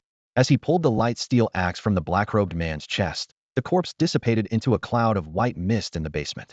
Looking around, the basement was empty. This either meant the supplies had been moved, or there was more to this place than met the eye. Zhang Chi took out his high-quality iron pickaxe and struck the wall forcefully. With a clang, the pickaxe bounced off, leaving the wall intact except for a fleeting white mark. The pickaxe's tip was deformed, indicating that the basement was constructed from at least high-grade hardened stone. After finding no secret mechanisms, Zhang Chi had no choice but to leave with De Huang. With his current high-quality strength, even with the right tools, he couldn't budge these walls and would have to wait until his power increased. Back at the shelter, he changed clothes and harvested 8 plate-sized pieces of ginger from the planting box, leaving 1 as a spare. Tomorrow was the last day before the flood came, and he planned to sell all the remaining ginger in the next 2 days, expecting to exchange it for 300,000 units of basic materials. Late at night, Zhang Chi checked the survival manual and saw it was only 2 in the morning. To his surprise, Qian Zhongtian had sent him a private message and a trade request. Don't say I'm taking advantage of you. If you plant the spirit fruit tree for me during the day, you won't lose out. Perplexed, Zhang Chi took out a stone to confirm the trade, and 7 ping-pong-sized blue spirit fruits suddenly appeared before him. He was astonished the spirit fruit tree had borne fruit just a few hours after being planted. The spiritual fruit is of excellent quality, effectively purifying bodily impurities and balancing the body. Zhang Chi read the system notification carefully, his eyes lighting up. Fruits ripened by the god of agriculture are even more effective than those that grow naturally. Ripened. He sat up straight in surprise. He hadn't expected Qian Zhongtian to have such a hidden talent. Even more astonishing, after handing over the spiritual fruit tree to Qian Zhongtian just yesterday, he had already received 7 ripe fruits today, far exceeding his own expectations. Eagerly, he opened the private chat with Qian Zhongtian and found a detailed explanation. Though the ripening ability is strong, it has its limitations. The same plant can only be ripened once a week, and I can only use this ability once a day. For plants with long growth cycles, it can only advance growth by about a year, not ripen them directly. Qian Zhongtian continued. Moreover, this ability consumes a lot of soil. This ripening wiped out my excellent grade planting box. Whether this deal is profitable or not is still uncertain. The spiritual fruit tree bore a total of 9 fruits. Xiao Kong and I each ate one. We'll discuss everything else tomorrow. I'm going to sleep now. Zhang Chi quickly calculated the cost of the excellent grade planting box. It requires 100 units of excellent grade soil and 10 units of high quality wood. The wood needs 100 units of regular grade synthesis, taking 10 minutes. The soil requires a layer by layer synthesis of 10,000 units of regular soil, totaling 18 hours and 20 minutes. The cost is manageable, he thought to himself. Now I just need suitable excellent plants for him to ripen, given that the same plant needs a 7-day interval. Currently, I only have the 4-leaf ginseng and the green mist tree worth ripening. One helps break through to high quality, and the other heals, both in high demand. While he was pondering, a faint whoosh sound caught his attention. Turning his head, he saw Xiaohong finally awake, staring greedily at the spiritual fruit in his hand with bright eyes. Xiaohong, you're finally awake, Zhang Chi said with delight. Xiaohong waved its leafy arms happily, but then noticed De Huang's presence, making a puzzled sound. Zhang Chi felt a sinking feeling. It was like a wife returning from a trip to find a strange woman at home. Before he could explain, De Huang and Xiaohong began communicating in their own calls. Seeing Xiaohong's angry expression, Zhang Chi quickly pulled out the excellent contract scroll he had prepared. Don't misunderstand, Xiaohong. I just happened to have an extra scroll and thought of finding you a companion so you wouldn't feel lonely. Xiaohong tilted its head, examining the better scroll, and immediately beamed with joy. Whoosh! Seeing how easily Xiaohong was persuaded, Zhang Chi breathed a sigh of relief, grateful that this little creature was still so innocent and easy to appease. The reason Zhang Chi is so concerned about Xiaohong's feelings is primarily because, without Xiaohong, Zhang Chi would still be stuck at the ordinary level, nowhere near his current strength. Xiaohong is undoubtedly the shelter's greatest contributor and deserves special treatment. Xiaohong, bear with it for a moment. It's always a bit painful the first time, Zhang Chi gently reassured her, then activated the contract scroll in his hand. A milky white light enveloped Xiaohong instantly, and her branches shook slightly as the contract was completed. Although Xiaohong wasn't his contract beast before, perhaps because he obtained her through a lottery, he was always able to check her talents. Now, with the contract, he gained the ability to understand Xiaohong's speech. Zhang Chi instinctively opened Xiaohong's panel and was startled by what he saw. Sun and Moon Spirit Flower. Strength, superior. Talent, Sun and Moon Radiance. Evaluation, outstanding. Note, a plant life that turned misfortune into a blessing. Although some of its essence was consumed, it replenished a large amount of energy during its slumber, not only recovering but also enhancing its strength. I knew synthesizing that outstanding soil wasn't in vain. Zhang Chi murmured excitedly to himself. After obtaining 1,000 units of excellent soil the day before yesterday, he threw it into the synthesis chamber. Once the synthesis was complete, he crafted a planting box and placed Xiaohong inside. The wooden box only contained the effects of the outstanding soil, with no additional bonuses. Unexpectedly, just over a day had passed, Xiaohong woke up and had advanced to superior strength. In reality, the outstanding soil was indeed potent, but only about twice as strong as an excellent grade planting box. He then remembered that while Xiaohong was asleep, he frequently watered it with growth-promoting liquid and applied farm fertilizer. Additionally, Xiaohong consumed a lot of excellent grade food alongside Zhang Chi, so reaching the superior level was a natural progression. Here, De Huang, you have one too. With Xiaohong finally awake, Zhang Chi decided to share a spirit fruit with each of them to celebrate. Taking a bite of half the spirit fruit, Zhang Chi immediately felt the energy cleansing his entire body, leaving him feeling significantly lighter and refreshed. He glanced at De Huang and Xiaohong beside him.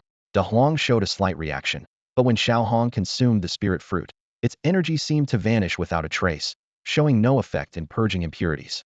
It seems the spirit fruit is more effective for those with lesser talent, Zhang Chi thought, stuffing the remaining spirit fruit into his mouth. A wave of immense pleasure almost made him cry out, but he managed to restrain himself just in time. Besides that, he felt his muscles become more balanced, enhancing both his agility and explosiveness, though strength and stamina only saw a slight improvement. But that's enough, he thought. I want to develop comprehensively, becoming a well-rounded warrior. As for the long gun theory, it opposes the bucket theory. As long as he extends all the planks to their maximum, isn't that enough? Zhang Chi poked Xiaohong's little face and patted De Huang's head, letting them play by themselves for a while. As for what he was going to do, of course, it was to open his much-anticipated bronze treasure chest. Holding the chest, Zhang Chi activated his talent. The weight of the chest didn't change much, but its surface color shifted from bronze to silver. If bronze is followed by silver, then the color of the next level chest is obvious. He lifted the lid, and the light from the silver chest was much brighter than the bronze, almost to the point of light pollution, with a significantly extended duration. Focusing his eyes, 3 items appeared before Zhang Chi. No gold this time. Zhang Chi felt a bit disappointed. The hope of obtaining a transcendental item today was thoroughly dashed. He focused on the contents of the treasure chest, where 3 items were neatly arranged: a lustrous architectural pearl, a backpack containing a helmet, and a rather ordinary resource pouch. Such resource pouches cannot be sublimated with other items, as they automatically absorb any resources they touch. Remembering the high-quality stone he had previously obtained from such a pouch, Zhang Chi felt a bit frustrated. This was his first silver treasure chest, and getting a resource pouch was quite a letdown. Resigned, he reached for the resource pouch first. Hopefully, it's not another stone, he silently prayed. Xian Shui Spirit Stone 100. The system prompt appeared. Grade: excellent. Effect: contains water element energy, can automatically absorb energy to replenish itself. One day, it will prove to be your greatest surprise. The last sentence seemed to be either a system message or a self-introduction from the Xian Shui Spirit Stone itself. Although it wasn't a transcendental item, 100 units of excellent grade energy stones were still decent. Most importantly, these spirit stones could charge the Xianling arm crossbow, offering high practical value.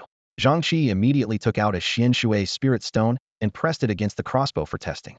He remembered that with Xianjin Spirit Stones, 1 stone could replenish 5 bolts, yet the depleted Xianjin Spirit Stone couldn't even recharge a single bolt now. A few seconds later, the energy of the Xian Shui Spirit Stone was exhausted. Zhang Chi checked the crossbow and found 5 jet black bolts inside. He eagerly stepped outside and shot one at the ground. To his surprise, the black bolt melted into a black liquid upon hitting the target halfway, instantly freezing any grass and soil it touched, forming a large ice mass on the ground. So, it's an ice arrow. Zhang Chi's eyes lit up. The power of these arrows far exceeded expectations. If they hit an enemy, even if they didn't freeze the entire body, they would at least slow down the opponent by causing their blood to congeal. Back inside, Zhang Chi began to appraise the other 2 items. First, the backpack with the helmet. Underwater assistance device. Grade: excellent. Effect: provides oxygen and propulsion. Wearing it allows you to move freely underwater, even faster than a fish. It requires water attribute energy. This was quite a find. With the threat of flooding, being trapped at home was a concern, but with this device, he could move freely underwater. Although underwater combat abilities would be limited, the surrounding mountainous terrain could still serve as his activity area. This device could be used for rapid travel, and combined with the Xianling arm crossbow, it offered some defense even underwater. Lastly, the architectural pearl. 5 elements conversion chamber. Grade: excellent. Effect: insert 5 element energy stones to freely convert their energy. Conversion time: 1 unit 14 minutes. Can convert up to excellent grade energy stones. Conversion follows the cycle of mutual generation: metal, water, wood, fire, earth, metal. There's actually a building like this? Zhang Chi raised an eyebrow in surprise. With the transformation chamber, Zhang Chi's combat abilities would experience a significant leap. The 5 types of energy stones meant that the Xianling arm crossbow could fire arrows with 5 different attributes, greatly enriching his combat options. The water attribute arrow he tested earlier had already amazed him, and arrows transformed from the other energy stones were sure to be equally impressive. Zhang Chi refocused on the transformation chamber, contemplating his next move. The excellent grade chamber was sufficient, but he had a bigger idea in mind. Should he elevate it further? He still had nearly 10 unopened black iron chests, so resources weren't scarce. Elevate. After a brief hesitation, he made a decisive choice. Chests could be opened at any time, but once a building was placed, it couldn't be elevated unless left unused. The appearance of the elevated transformation chamber didn't change much, but its conversion limit was directly raised to the ultimate level. Zhang Chi nodded in satisfaction. Another ultimate grade building was now in his possession, sure to score high in evaluation. He placed the transformation chamber inside the shelter, instantly adding another ultimate grade building to his assets. At this moment, the auxiliary buildings in his shelter were quite impressive. 2 ultimate grade, 1 excellent grade, 0 refined grade, 5 superior grade, and 3 common grade. The second floor space was almost entirely occupied, with no extra room besides his bed. As for the first floor, he was still wary of potential floodwater seeping through the stone walls, so he didn't dare to place important buildings there. Zhang Chi immediately activated the transformation chamber, inserting 60 units of Xian Shui spirit stones to start converting them into the other 3 types of energy stones, preparing diversified bolts for the Xianling arm crossbow. Next, he took out the breeding farm he acquired a few days ago, ready to elevate it. Breeding farm. Grade: excellent. Effect: increases the growth speed and size limit of farmed animals, with a chance to obtain meat that surpasses its grade, depending on the farming time. Evaluation. Are you thinking of putting animals inside to enhance their strength? Don't dream about it. Only the blood and flesh collected post-mortem can potentially increase in grade. Note: animals placed in the breeding farm use most of the absorbed energy to enhance meat quality, losing much of their combat ability. You don't say, you really don't say. Zhang Chi mused when he saw the effect description. His first instinct was indeed to throw to Huang and himself in there for a few days. Unfortunately, the foggy world didn't allow him to exploit such loopholes. Even so, the farm's effect was still powerful. Zhang Chi had a blueprint for a breeding farm he got from Kong Dongfang, and he decided to let him use this building first. During the flood period, he didn't plan on building a breeding farm himself, worried that water seeping through the stone walls might affect the structure. As for the stone rats, they'd be kept on the first floor for now. He hoped Kong Dongfang could utilize the excellent grade breeding farm to reach the first tier in the upcoming evaluation. As long as he could make it to the first tier, he could at least obtain an excellent grade random resource scroll, which was far more valuable than a same tier breeding farm. Just look at Xiaohong. Moreover, he still had the blueprint and could build it whenever needed. Zhang Chi initiated a designated trade for the building with Kong Dongfang, but there was no response or acceptance, likely because he was asleep. Then, he started looking for Xiaohong.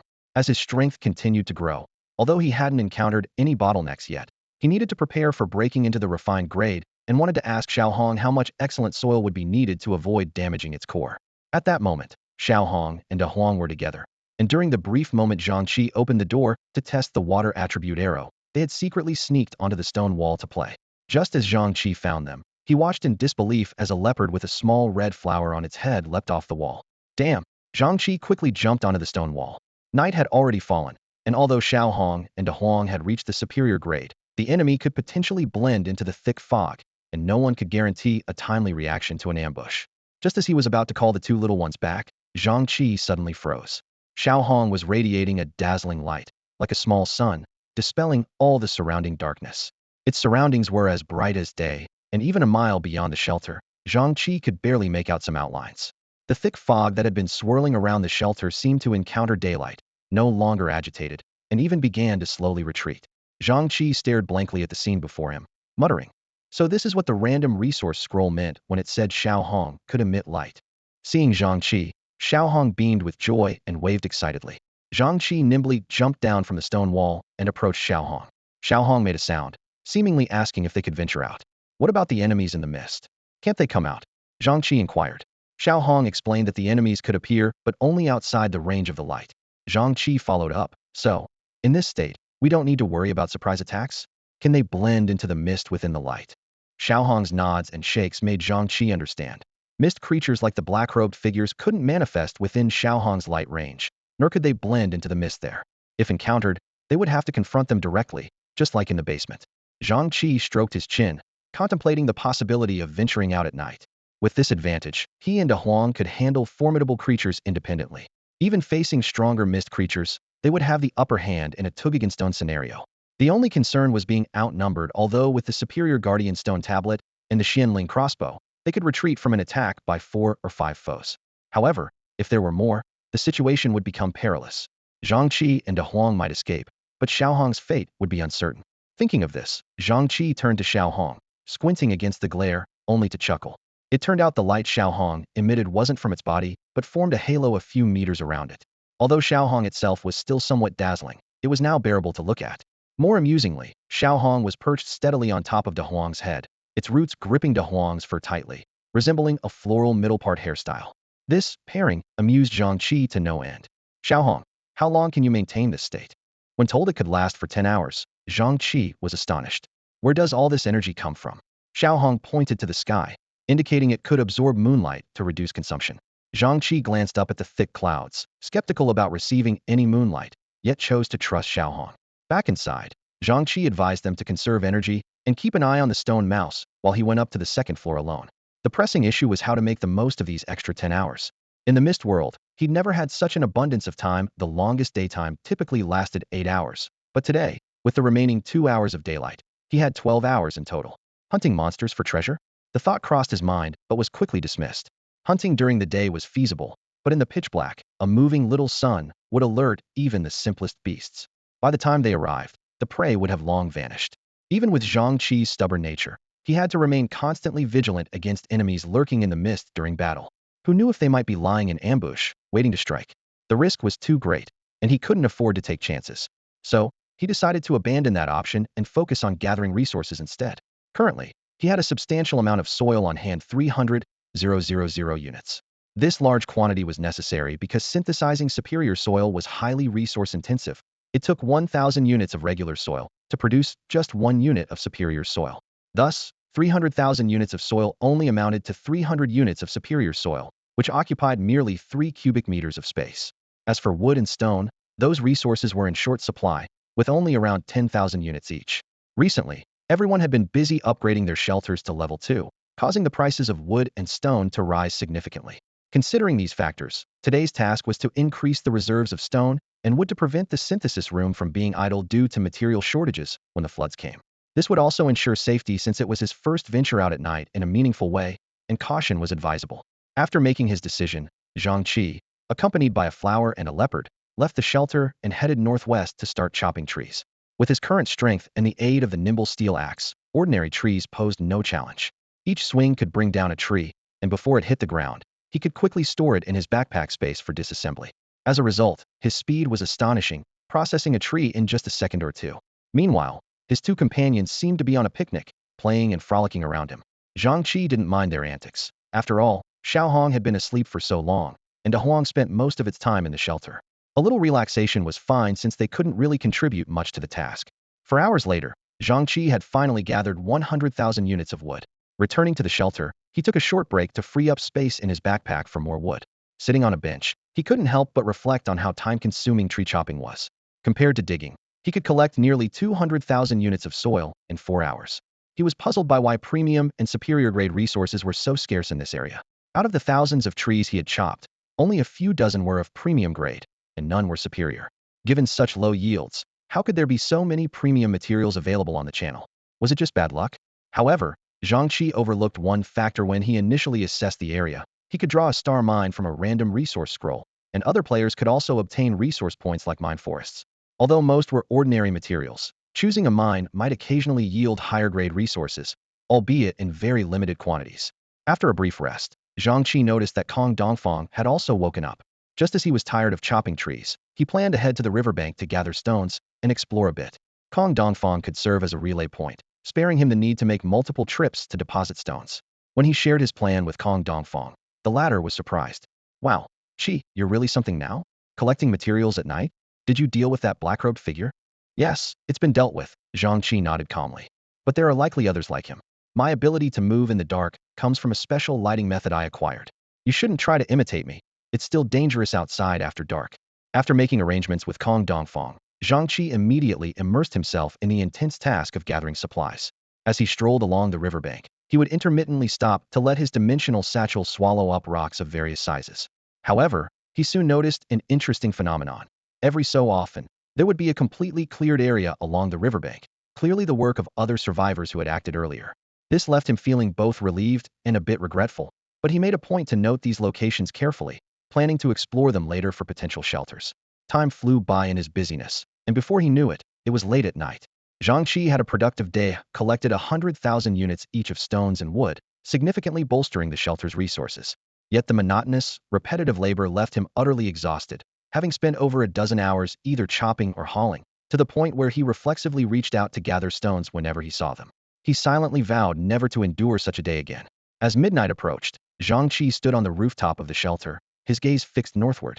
In just 10 minutes, the prophesied flood would arrive. The rain was now pouring down more fiercely than ever, as if countless high-pressure hoses in the sky were relentlessly drenching the earth. Opening the survival manual, he found the regional channel already buzzing with activity. Survivors were online, anxiously yet eagerly awaiting the flood. I'm so nervous. Will my shelter be swept away? Don't worry. Zhang Chi said that if your shelter is at level 2 and the riverbank is cleared of stones, you'll be fine. Speaking of the riverbank, I noticed something strange. Yesterday it was covered with stones, but today there's not a single one left. Same here. I planned to clear it tonight, but it's all gone. Why don't I ever have that kind of luck? Why do you think? It's karma for all the bad things you've done. Get lost. I'm a model citizen, no gambling or drugs. What about the other vice? My last name is Huang. Aren't you surnamed Bai? Reading the banter in the channel, Zhang Chi couldn't help but marvel at humanity's incredible adaptability, maintaining humor even in life-and-death situations. The channel still had 8,130 people online, with about 8,000 shelters having reached level 2. This number satisfied him. It was enough to utilize Qian Zhongtian's mycelium, along with his stockpile of nearly 20,000 pounds of food, one-third of which was meat. His only worry now was whether these survivors had enough purchasing power. Otherwise, all his preparations would be in vain. As Zhang Chi pondered, the sky suddenly changed. A fierce wind howled through, and raindrops, driven by the strong gusts, lashed out like whips.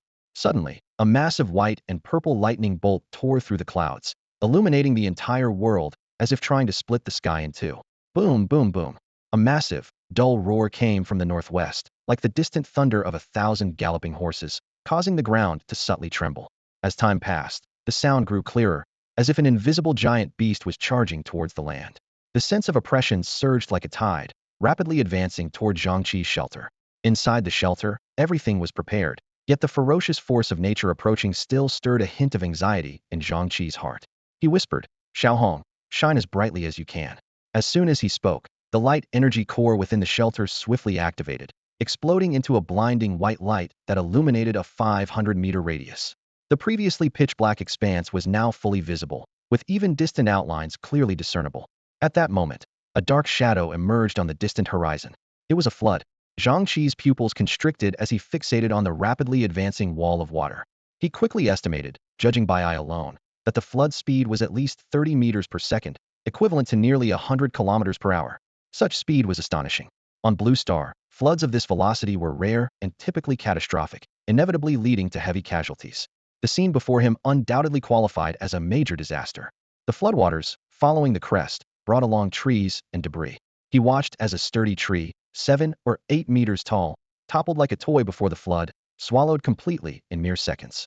Zhang Chi took a deep breath, feeling a sense of relief. His earlier preparations upon discovering the smooth stones by the river had been crucial. Given the flood's speed and scale, those stones were likely to be swept along. If one were to crash into the shelter, even the high-quality stone defenses he had constructed might not withstand the impact. As thoughts raced through his mind, the flood had already surged hundreds of meters, roaring towards the shelter with relentless force. It collided with Zhang Chi's stone wall at a speed of 100 kilometers per hour. Boom. The sound was deafening as the flood struck, launching into the air upon impact, with waves reaching 10 meters high, nearly covering the entire shelter. The overwhelming surge of water loomed oppressively, as if it would engulf the entire shelter in the next moment. A torrent of floodwaters suddenly surged into the stone-walled enclosure, causing the ground to become instantly waterlogged with splashes everywhere. Ugh! Ugh! Zhang Chi, De Huang, and Xiaohong simultaneously spat out mouthfuls of muddy water, looking up and cursing at the sky. The floodwaters shot up high, not only inundating the shelter's floor, but also drenching the three of them to the bone. They looked like drenched chicks tossed into a pond, covered in mud and utterly bedraggled. The sudden deluge had left them momentarily stunned, their mouths agape, only to be filled with murky water. Luckily, the torrential rain pouring from above quickly washed away the mud on them. Zhang Chi wiped his waterlogged goggles with one hand while surveying the surroundings. He noticed that the floodwater level wasn't too high, approximately 2.5 meters, not enough to overflow the stone walls into the shelter. The terrifying scene they witnessed was merely the result of massive waves triggered by the flood's impact. Now the waters had completely calmed down. Zhang Chi felt a wave of relief, glad that he had taken precautions by extending the stone wall half a meter into the ground, securing it with numerous thick wooden stakes, and backfilling with a lot of soil. Without these measures, the force of the flood would have easily toppled the stone wall, possibly crashing into the shelter. If it had been an ordinary stone wall, it might have shattered upon the flood's first impact. After confirming that the defenses had successfully withstood the disaster, Zhang Chi instructed De Huang to scoop the accumulated water in the shelter into a bag, while he quickly opened the area channel. Wow, did you see that? The flood was terrifying. Where? Where? I've been watching since I heard the thunder, but nothing's happened. Don't worry. Maybe your shelter is too far from the river. The flood speed is at least 100 miles per hour. It'll pass by quickly. Really? Are you sure? Absolutely. I used to be a race car instructor. I know speed. No one told me the flood could fly up. I was almost swept off the rooftop. Lucky I crouched down. That's nothing. The flood slapped my north balcony away. I got inside, but the water followed. Now my second floor's all mud. Hurrah! I shouldn't laugh, but your description is too vivid. Honestly, seeing the flood with my own eyes made me realize how foresight Zhang Chi is. With that speed and force, if those big rocks by the river weren't moved, they'd have been blown away. The shelter's outer wall wouldn't stand a chance. Forget the wall. If those 4 stone pillars got hit, they'd break. One breaking is okay, but more than 2? Total disaster. Thanks to Zhang Chi for saving us. Exactly, we all owe Zhang Chi our lives. Thanks to Zhang Chi for saving our lives. Thanks to Zhang Chi for saving our lives. At 6 in the morning, the sky was just beginning to lighten. Zhang Chi was in a deep sleep, but De Huang was already wide awake, gently tapping his face with a paw. Zhang Chi groggily opened his eyes, saw it was De Huang, and pushed its paw away, hoping to catch a few more winks. Yesterday's hectic day had drained even his considerable stamina, but De Huang was persistent, giving him a couple more nudges. Finally, Zhang Chi, annoyed, glared at it and muttered a low threat. You better have a good reason, or you'll find out what trouble means. De Huang stepped back with a pout, pointing its paw at the survival manual on the table. Rubbing his forehead, Zhang Chi got up, picked up the manual, and flipped it open. His drowsiness vanished instantly. Announcement: all survivors have faced the disaster. The Mist World congratulates all who made it through. In 1 hour, the Mist World will conduct the second evaluation for all survivors. This evaluation will comprehensively consider factors such as the level of the shelter, the number of expanded buildings, the quality of possessions, material reserves, and personal strength. After the evaluation, the system will issue corresponding rewards based on the survivors' overall rankings. May the blessings of the Mist World be with you as you strive to overcome the impending disaster. Evaluation? Is it starting this soon? Zhang Chi frowned, a hint of confusion surfacing in his mind. He clearly remembered that when he read about the evaluation in his diary, it was on the 11th day. Now, with the disaster just beginning, it's surprising that an evaluation is already underway. However, on second thought, it wasn't entirely unreasonable. The first wave of flooding had passed, and any shelter that withstood this disaster likely had a sufficiently solid structure, making it unlikely to collapse again soon. The last evaluation had also provided rewards on the second day.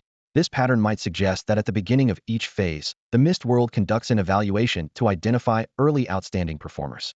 Just as Zhang Chi was about to close the announcement interface, he noticed a flashing message at the bottom. He was momentarily stunned, then instinctively clicked on it. Average number of survivors in all regions, 2034. Number of survivors in your region, 7935. Thanks to your efforts, the number of survivors in your region is 3.9 times the average. The Mist World will send you a small gift. My efforts. Zhang Chi was taken aback, not quite understanding. What did I do? He quickly sifted through his memories and soon connected the dots. It must be the region channel top card.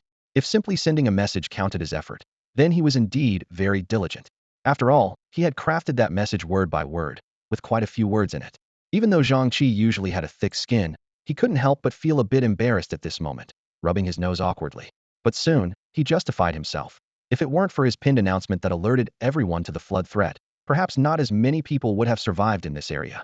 Moreover, while others were frantically gathering materials, he had already started providing affordable ginger tea to help survivors stabilize their body temperature and regain strength. How could that be called not making an effort? With this realization, Zhang Chi straightened his back, proudly accepting the Mist World's praise. What he didn't expect was how low the average number of survivors was, only 2034 people. Given that the system provided an average, it implied that the initial numbers in all regions were similar. In other words, after this round of flooding, the survival rate for humans from Blue Star was less than 20, with nearly 80 having perished. Out of nearly 10 billion people, fewer than 2 billion remained. This cold, hard data left Zhang Chi in silence, stirring complex emotions within him. He knew this was a survival contest, but facing the numbers hidden, the weight of it all was still suffocating. At this moment, a faint light suddenly appeared in the survival handbook space, and a small, exquisite box materialized, hovering quietly in the air. Mist World's gift. Grade: no rating. Description: a special gift from the Mist World as a token of gratitude. Each gift box is unique. Zhang Chi immediately retrieved the gift box, and his first instinct was to use his talent Ascend to see if he could enhance its grade. As expected, the talent didn't activate. Just as I thought. He nodded to himself. He already knew that items without a grade couldn't be ascended. He opened the box and found only a few items: in idea card and a stack of papers. He recognized the card's appearance instantly. Region Channel Top Card. Grade: none. Effect: highlight and pin a message in the channel for 3 days. Evaluation: this time, you can use it freely. Another top card. A gleam of joy flashed in Zhang Chi's eyes. This item was extremely useful in emergencies, not only for conveying crucial information, but also for focusing regional attention. He now realized its true value. He then examined the stack of papers, noticing that they were stapled together like an official document. Agreement Contract. Grade: none. Effect: any agreement made with others in the regional channel is guaranteed to take effect, with a maximum duration of 30 days. Evaluation: do not attempt to deceive when forming contracts. Only those who see this card's information can make agreements with you. After 30 days, the contract automatically expires. If breached, the violator will lose their shelter and all possessions, which will be transferred to the compliant party as compensation.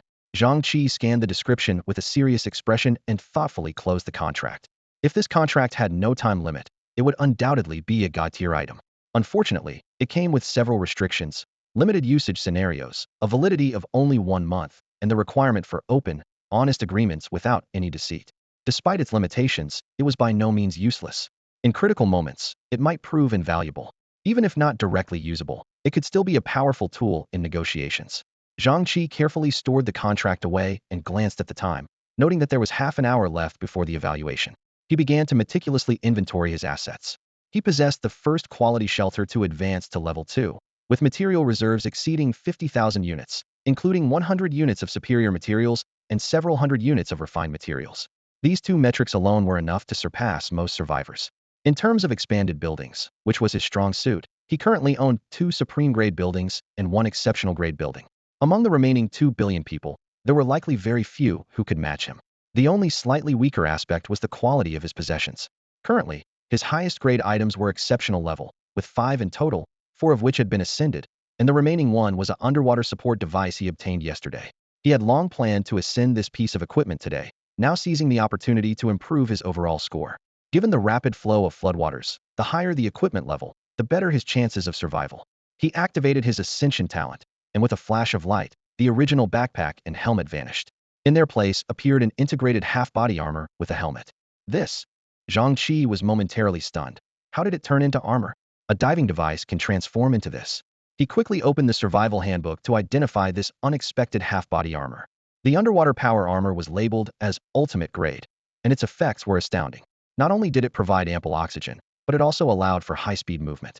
When wearing it, Zhang Chi's hands worked like propellers, easily controlling direction and speed in the water.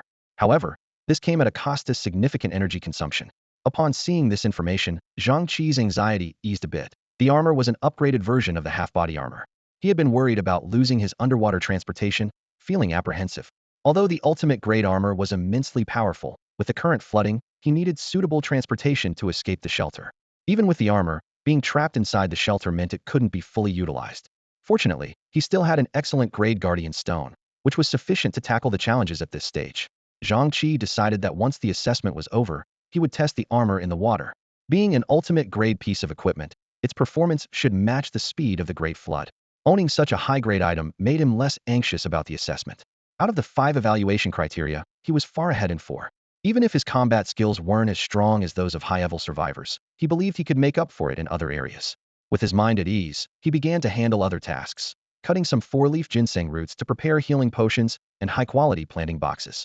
Zhang Chi intended to lend these items to Kong Dongfang before the assessment, planning to retrieve them afterward. After all, Kong Dongfang's assessment rewards were practically his already. He wasn't worried about Kong Dongfang reneging. If any issues arose, Zhang Chi was more than willing to demonstrate the power of the ultimate grade power armor and the excellent grade crossbow. About 20 minutes later, as the assessment time approached, Zhang Chi quickly traded 5 bottles of healing potions and 4 high-quality planting boxes to Kong Dongfang. After some thought, he decided to be even more generous and included the wind feather boots in the trade. With the water on the ground now over 2 meters deep, the boots' effect was negligible. Besides, he could retrieve them after the assessment, so it wasn't a waste. Then, he completed a transaction with Qian Zhongtian, giving him 300 units of high-quality wood. This was partly to help Qian Zhongtian score better in the assessment, and partly to facilitate a previous agreement for him to produce mycelium. As the time drew near, Zhang Chi opened the regional channel to communicate with other survivors. Of all times, they choose to assess just after a tree from the flood has punched a hole in my shelter, he complained. And my 4 walls are gone. Who isn't in the same boat? Others responded. But didn't we all see this coming? Everyone's situation is similar. Instead, we should think about how to plan our time ahead. How long have you stocked food for? Enough for 14 days. Zhang Chi asked. Judging by today's weather, the flood might last 14 days. What? Someone panicked. I've been too busy upgrading my shelter to gather food. Then you'll have to hope for good luck and that your assessment rewards include food, Zhang Chi pointed out, hitting the nail on the head regarding other survivors' worries. He had already seen the flood's duration in the manual, but hadn't paid much attention. Seeing others' anxiety now made him feel more prepared. The assessment began, and the system's voice echoed, checking shelter level, checking expansion buildings, checking survivor strength. As the system relayed information, Zhang Chi knew this assessment would rank all survivors into 3 tiers. The first tier ranks 1 to 5,000. The second tier ranks 5,000 and 1 to 500,000. After the third tier, everyone ranks beyond the 500,000th place. Zhang Chi glanced at the evaluation criteria, his shoulders slightly relaxing as a relieved smile appeared on his lips. He had long anticipated that the number of people in the first 2 tiers would decrease after all. 8 billion survivors had already perished, and the current ratio was much higher than last time. A system notification sounded in his ear. Survivor, congratulations on ranking in the first tier again. Based on your tier and ranking, you will receive the following rewards. 1. 1 random resource draw. 2. 1 first-tier custom treasure chest. 3. Your name will appear in gold, and you will receive a gold frame. The notification continued. Note, within the same tier, the quality of rewards is the same, but the higher your rank, the better the rewards, and the deeper the color of your name and frame. This time, your frame will stack with previous ones. The evaluation is complete, and we hope you all strive for even better results in the next evaluation. Zhang Chi squinted at the rewards.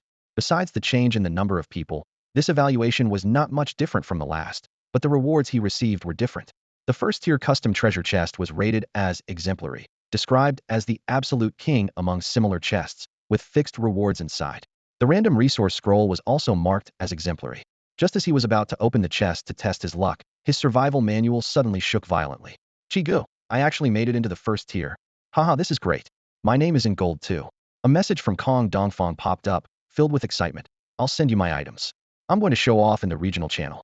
5 bottles of healing potions, for planting boxes, and wind feather boots were returned to Zhang Chi through the trading system, along with a chest and a scroll. Zhang Chi nodded in satisfaction, thinking he could increase the stakes next time. He checked his first-tier custom treasure chest, which was described as barely reaching the exemplary level, with fixed rewards. Zhang Chi's mouth twitched slightly, but quickly relaxed after all. It's exemplary level, and having something is better than nothing. He opened the 2 chests one by one. The first chest contained a pot, rated as exemplary, with the effect of enhancing the effectiveness of cooking products, described as a relatively high-end kitchenware that can improve the efficacy of food. Zhang Chi sighed softly, having already anticipated such a result. A custom chest opening something suitable for him would indeed be strange. But the pot was decent, as Kong Dongfang's dishes would ultimately be served to him. The second chest contained a wooden staff, which the system identified as copy staff, grade, exemplary, effect, copy one ability from others. Evaluation, whether it's a talent or skill, as long as you know enough information, you can copy it, but not beyond the staff's grade. Great stuff? Zhang Chi's eyes lit up with delight as he picked up the pale green wooden staff. It wasn't particularly ornate, just over a meter long, and could easily be mistaken for an ordinary stick if not inspected closely. Despite its unremarkable appearance, its ability was extremely powerful. Not only could it copy others' abilities, but it also required very little, just enough information. He immediately thought of his previous plinto, have Qian Zhongtian accelerate Xiaohong's growth. Since life couldn't be traded, he couldn't reach Qian Zhongtian's shelter anytime soon. Now, with this staff, he could accelerate Xiaohong's growth himself. As Xiaohong's growth increased, condensing the sun and moon spirit fruit would become easier, allowing him to gain excellent potential. However, Qian Zhongtian's talent was at the ultimate level, so he still needed to upgrade the staff once. But with only 2 talent uses left for today, he decided to first use them on the random resource scroll. Zhang Chi held an exemplary scroll in each hand and activated his talent simultaneously. A random resource scroll of supreme quality allows you to choose 1 item from 3 options. Zhang Chi looked at the 2 almost identical scrolls in his hand, a slight smile on his lips. Last time, he regretted not being able to choose 2 out of 5, but this time, he unexpectedly got the chance to make up for it. Without hesitation, he opened both scrolls simultaneously. 6 cards, glowing with supreme quality, were neatly arranged before him. The first options that caught his eye were from Kong Dongfang's scroll. A purple jade bamboo grove, a whole acre of lush, exceptional grade purple jade bamboo, complete with matching quality soil, able to continuously produce purple jade bamboo and bamboo shoots. A solar crystal vein, with a reserve of 100 units, 10 of which are of supreme quality. Most notably, it can replenish itself by absorbing solar energy. A spirit water pond, producing 100 milliliters of spirit-rich water daily, which can condense into a drop of supreme-grade spirit liquid every 7 days, serving as a rare energy supplement. Zhang Chi shook his head silently. Although Kong Dongfang barely made it to the top tier, his luck wasn't great, as an exceptional grade option appeared in a supreme grade scroll. He carefully weighed the value of the 3 resources. The purple jade bamboo grove, limited to exceptional quality, was immediately ruled out. The remaining 2 options each had their merits. The spirit water pond could continuously produce supreme-grade spirit liquid, but the production rate of 1 drop every 70 days was too slow. The solar crystal vein's future output was unknown, but it already had 10 units of supreme-grade crystals. From a practicality standpoint, while the pond's energy recovery effect was good, Zhang Chi hadn't yet mastered energy manipulation, which would only benefit De Huang and Xiaohong. In contrast, the solar crystal could assist Xiaohong in condensing sun and moon spirit fruits and provide new arrows for the Xianling arm crossbow, making it more versatile. Considering the shelter already had rapid recovery capabilities, which could somewhat replace the pond's function, Zhang Chi quickly decided on the solar crystal vein. Once he made his choice, the Misty World placed the vein right in the yard. Zhang Chi found this unexpected arrangement a bit frustrating. His plan to upgrade it to transcendent level had fallen through. But on second thought, both the bamboo grove and the pond probably needed to be integrated into their surroundings as well. He didn't immediately check the vein's condition, as the meat in the pot was still cooking and it could wait. His attention turned to the remaining options, one of which intrigued him. Dragon brocade fish fry, 10 rare fish with dragon lineage. Though they lack combat abilities and are difficult to breed, consuming them as adults can enhance strength and potential. Within the 5 elements mine veins lie energy stones, with 10 being of the highest grade, capable of absorbing elemental energy to replenish the mine's reserves. There is also a blueprint for constructing a 5-element sanctuary, unlocking a special construction plan that can be upgraded to level 5. The moment Zhang Chi saw the blueprint, he made his decision without hesitation. Currently, the sanctuary can only be upgraded to level 3, clearly due to a lack of blueprints. Moreover, this blueprint is of the highest grade, allowing direct use up to level 5, and it is an item that can be refined to extraordinary quality. The other 2 items include live fish fry and another 5 elements mine vein, which, like the solar mine vein, possesses immense energy. This 5 elements sanctuary blueprint is of the highest quality, unlocking a special construction plan. It is one of the best sanctuary blueprints Zhang Chi can acquire, but the best things often come at a high price. Expensive? That's exactly what Zhang Chi needs. Having made up his mind, he didn't hesitate. Although he wasn't in a hurry to use the blueprint immediately, Zhang Chi knew he must first refine it to an extraordinary level before using it. While this might make it more expensive, he didn't mind. After deciding, Zhang Chi approached the stone wall to test the power armor's effectiveness. He was tied with 2 ropes as thick as a baby's arm, wearing a half-body armor with a helmet whose visor was transparent. Floodwaters surged rapidly at his feet, causing Zhang Chi to hesitate slightly. Could the highest grade power armor be faster than this flood? Regardless, he was tied with ropes and was entering from the northwest side, where the flood was coming from. If swept away, he would likely be carried to his stone wall first. Taking a deep breath, he gritted his teeth and jumped into the floodwaters. As soon as he entered the water, the powerful current immediately buffeted Zhang Chi's body, almost toppling him. Before long, he was spun and pushed against the stone wall by the flood. Fortunately, when his feet touched the wall, he quickly stabilized himself. Zhang Chi forcefully pushed his palms backward, attempting to activate the underwater power armor. Instantly, a strong thrust emanated from his palms, propelling him swiftly through the floodwaters. Although he was moving against the current, his speed was nearly the same as on land, even faster than a normal person. The fish in the flood couldn't swim upstream, yet he could, racing forward in the torrential flow. A few seconds later, the rope was taut to its limit, and Zhang Chi carefully turned over, beginning to float downstream. He pushed with his hands towards the sanctuary, gradually reducing the power armor's energy output. At this point, he dared not head for the sanctuary directly. The flood speed combined with the power armor's thrust could lead to a collision between the helmet and the stone wall to see which was tougher. As he decreased the power output, the flood's force began to take over, slowly pulling Zhang Chi towards the stone wall. After several tens of seconds, his feet finally touched the wall. He swiftly cut off the power armor's energy supply, pushing off with his feet to leap out of the water.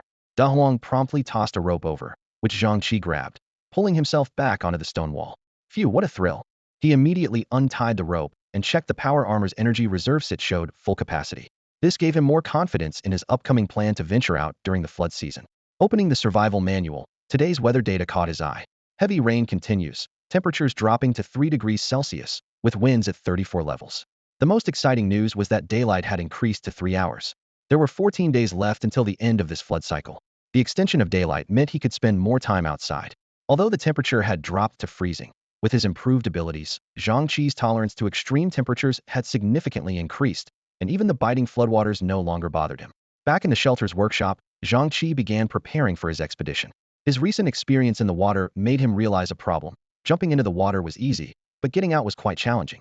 There was a lack of foothold underwater, and the powerful propulsion of the power armor was difficult to control precisely. He decided to make some grappling hooks, similar to those in martial arts dramas, which could easily latch onto walls. As for using the power armor to leap over the stone wall, he shook his head, fearing that with his current level of control, he might overshoot the shelter and land on the other side. Next, he crafted a wooden horn, not for amplification, but to fit on a Xiaohong, much like an Elizabethan collar for a cat. Considering the dim light underwater, he planned to use the glowing Xiaohong as a light source inside his helmet, and the horn would prevent the glow from hurting his eyes. With everything ready, Zhang Chi called for De Huang and Xiaohong. De Huang, why don't you stay home and guard the place? Even if you come with me, you'd just end up in the dimensional satchel. Seeing that De Huang didn't mind, he placed it in the satchel. Then, under Xiaohong's puzzled gaze, he fitted the wooden horn over its head. Remember, don't let your face point at my eyes. Although your glow mainly comes from the outer halo, the light from your body is still quite dazzling. After confirming, Xiaohong nodded. He tucked it into his helmet. Meanwhile, De Huang, waiting in the satchel, let out a sad "woo," missing Xiaohong. Zhang Chi leaped onto the stone wall and, using the power armor, sped northward. Shortly after he left, a gray figure was swept by the floodwaters to the outside of the shelter, crashing against the stone wall. The person struggled to reach up, attempting to climb, but could never quite grasp the top of the wall. Beneath the water, Zhang Chi continued his journey northward. The floodwaters came from the northwest, so he was moving against the current, yet his speed was almost the same as when he ran on land. If it weren't for the need to constantly watch out for underwater obstacles, he could have moved even faster. Xiaohong, nestled in the visor of his powered armor, emitted a light that illuminated his path. The light, though weak, was enough for emergencies, functioning like a flashlight with poor focus due to the wooden horn attached in advance. This small combination was, at the very least, a makeshift, low-tech submarine. Minutes later, Zhang Chi reached the original river location. Under the water, the riverbank remained solid and uncollapsed. Apart from the banks, everything else had disappeared, and the terrain was almost unchanged from the first time Zhang Chi had visited. Considering there had been a high-quality beast in this river before, he immediately took out his detection orb and activated it. Although he assumed even a high-quality beast would have been swept away by the flood, there might be caves hidden at the riverbed, who knew? The orb refreshed daily anyway, so keeping it unused was a waste. The detection was quickly completed, and Zhang Chi discovered 4 green dots clustered a few kilometers away on the opposite riverbank. It seemed there was a mountain there. After the flood, the nearby high-quality beasts had fled to the mountain for refuge. Grouped together, they saved Zhang Chi the trouble of finding them individually. In the original river location, as expected, there was still a high-quality beast, almost in the same spot as his first detection. Zhang Chi was puzzled and looked down at his external Xianling crossbow, attempting to shoot an arrow. Whoosh! The arrow swiftly cut through the water, almost invisible. Bubbles emerged, but were quickly dispersed by the floodwaters. It was sufficient. The crossbow could handle a high-quality beast. If not, his powered armor's speed ensured that even a high-quality enemy couldn't catch him. With his direction confirmed, Zhang Chi activated his powered armor, and his figure vanished into the water. As he approached the center of the river channel, the water deepened, and the current slowly weakened. With no sunlight during the day, it was nearly pitch black underwater. Fortunately, Xiaohong was there to prevent him from losing his way. Continuing along the riverbed, Zhang Chi noticed that the deeper he went, the slower the current became. By now, he had dived to a depth of 50 meters, where the water flow barely affected him. Rocks and water plants appeared, not swept away by the current. The surrounding darkness urged him to speed up, and within seconds, he neared the green dot. After a careful search, he saw no signs of any creatures. Just as he was about to give up, Xiaohong patted his face and pointed toward an underwater stone mountain nearby. Following Xiaohong's direction, Zhang Chi circled the stone mountain and finally discovered a cave-like black hole among the water plants. Xiaohong looked ahead, continuing to emit a faint light. Brighter, Zhang Chi whispered. Upon hearing the words, Xiaohong lit up to full power, its blinding light piercing through the wooden megaphone and directly into Zhang Chi's eyes. He squinted slightly, which allowed him to clearly see the entire cave interior space about 3 meters high, with a semi-transparent energy barrier a few meters away that cleverly separated the cave from the river water. Why is something like this at the riverbed? Zhang Chi pondered with a frown. Could it be remnants left by previous survivors? His expression was uncertain, but after scanning the cave, he resolved to explore further. After all, the danger inside was only of a high-quality level, not enough to deter him. Stepping into the cave, he finally felt solid ground beneath his feet. Yet Zhang Chi remained vigilant, keeping his power armor securely on. This gear not only supplied continuous oxygen, but also offered some upper body protection. Although not designed specifically for defense, as an ultimate-grade item, it was sufficient to withstand attacks from high-quality level enemies. He released De Huang from his bag and took out a nimble steel axe, feeling more confident instantly. De Huang, do you feel anything uncomfortable?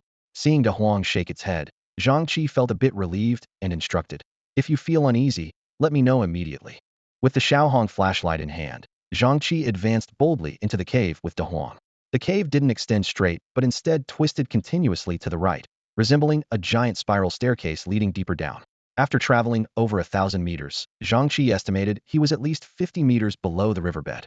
The surrounding walls were all stone, damp on the surface, as if water had recently flowed through. Finally, an exit appeared ahead, with a faint red glow emanating from it. Xiaohong, turn off the light. Zhang Chi decided to observe quietly first, then added, if an enemy approaches and I don't notice, light up to warn me. Okay, Xiaohong replied softly, its round face filled with excitement, clearly having never experienced such an exhilarating adventure. Cautiously, Zhang Chi, De Huang, and Xiaohong peeked out of the cave entrance. Surprisingly, the space inside wasn't as vast as imagined, measuring less than 1,000 square meters with a height of only 5 to 6 meters. The entire area was made of stone, with watermarks everywhere and no dry spots. In the center stood a circular platform about 100 square meters in size, made of an unidentifiable material. The platform was engraved with dense, mysterious patterns, more intricate than those in Zhang Chi's exceptional grade synthesis chamber. These patterns emitted a faint red glow, serving as the space's light source. Seeing this, Zhang Chi thought to himself, this platform is likely an exceptional grade treasure. He quietly took out his survival manual, preparing to identify it. At that moment, a figure in a white dress, completely drenched, suddenly appeared before Zhang Chi, with half of its wet black hair hanging over its face. What the heck is this? Zhang Chi exclaimed in surprise. He wasn't afraid of high-quality enemies. Even when facing well-crafted adversaries, he felt apprehensive but never fearful. However, the sight of this face gave him a sudden jolt. Zhang Chi leapt back several meters, his expression one of unmistakable shock. At the same time, Xiaohong, from within his mask, reacted by activating its full illumination mode. The previously narrow entrance and underground space instantly became as bright as day. Even De Huang, usually sharp and nearly infallible, failed to sense the threat beforehand. Still, its reaction was the swiftest, as fury enveloped it in a storm of lightning, charging straight at the drenched woman.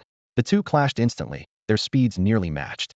De Huang moved with ferocity, but the woman was not far behind, her speed only slightly slower.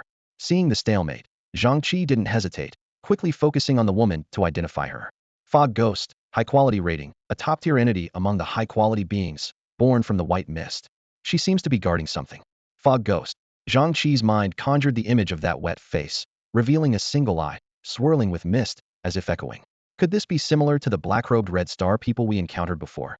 His question remained unanswered as De Huang's situation grew increasingly perilous. Although the woman's speed was slightly inferior, her strength clearly surpassed De Huang's. Her defense was equally formidable, with De Huang's sharp claws leaving only minor scratches on her, akin to a cat's marks. Yet when her fist struck De Huang, it sent his energy and blood surging, stars dancing before his eyes, with notable injuries. Seeing the unfavorable situation, De Huang decided to go all out. It quickly gathered wind and thunder energy, concentrating it in its right paw before delivering a powerful strike. With a loud crash, De Huang's paw landed heavily on the fog ghost's thigh, tearing flesh and releasing a mix of blood and mist that spread outward. The lightning wrapped around her like a wild beast, not causing a fatal injury, but slowing her movements slightly. This was the moment Zhang Chi had been waiting for. He commanded loudly, De Huang, retreat. Before the words were fully out, De Huang swiftly turned and leapt away. Zhang Chi, without hesitation, raised his Xianling arm crossbow, aiming at the fog ghost's abdomen. A yellow energy arrow shot out, striking her abdomen and unleashing a powerful gravitational effect, making her body suddenly heavy. Immediately after, a black energy arrow followed, hitting her thigh precisely. As the arrow penetrated halfway into her body, it suddenly melted into a black liquid, releasing a burst of cold that rapidly spread within her, freezing her blood. Before she could fully react, 3 red energy arrows shot out from Zhang Chi's crossbow, forming a perfect triangle aimed at her chest. Boom, boom, boom. 3 explosions sounded almost simultaneously, engulfing the spot where the fog ghost stood in flames. The intense blast waves stirred the surrounding air, pushing Zhang Chi back a few steps. Looking on, the fog ghost's body was enveloped in fire, with a violent shockwave emanating from her chest, even causing De Huang to stagger from the impact. These arrows were a unique energy developed by Zhang Chi after his Xianling arm crossbow absorbed the 5 elements energy stones.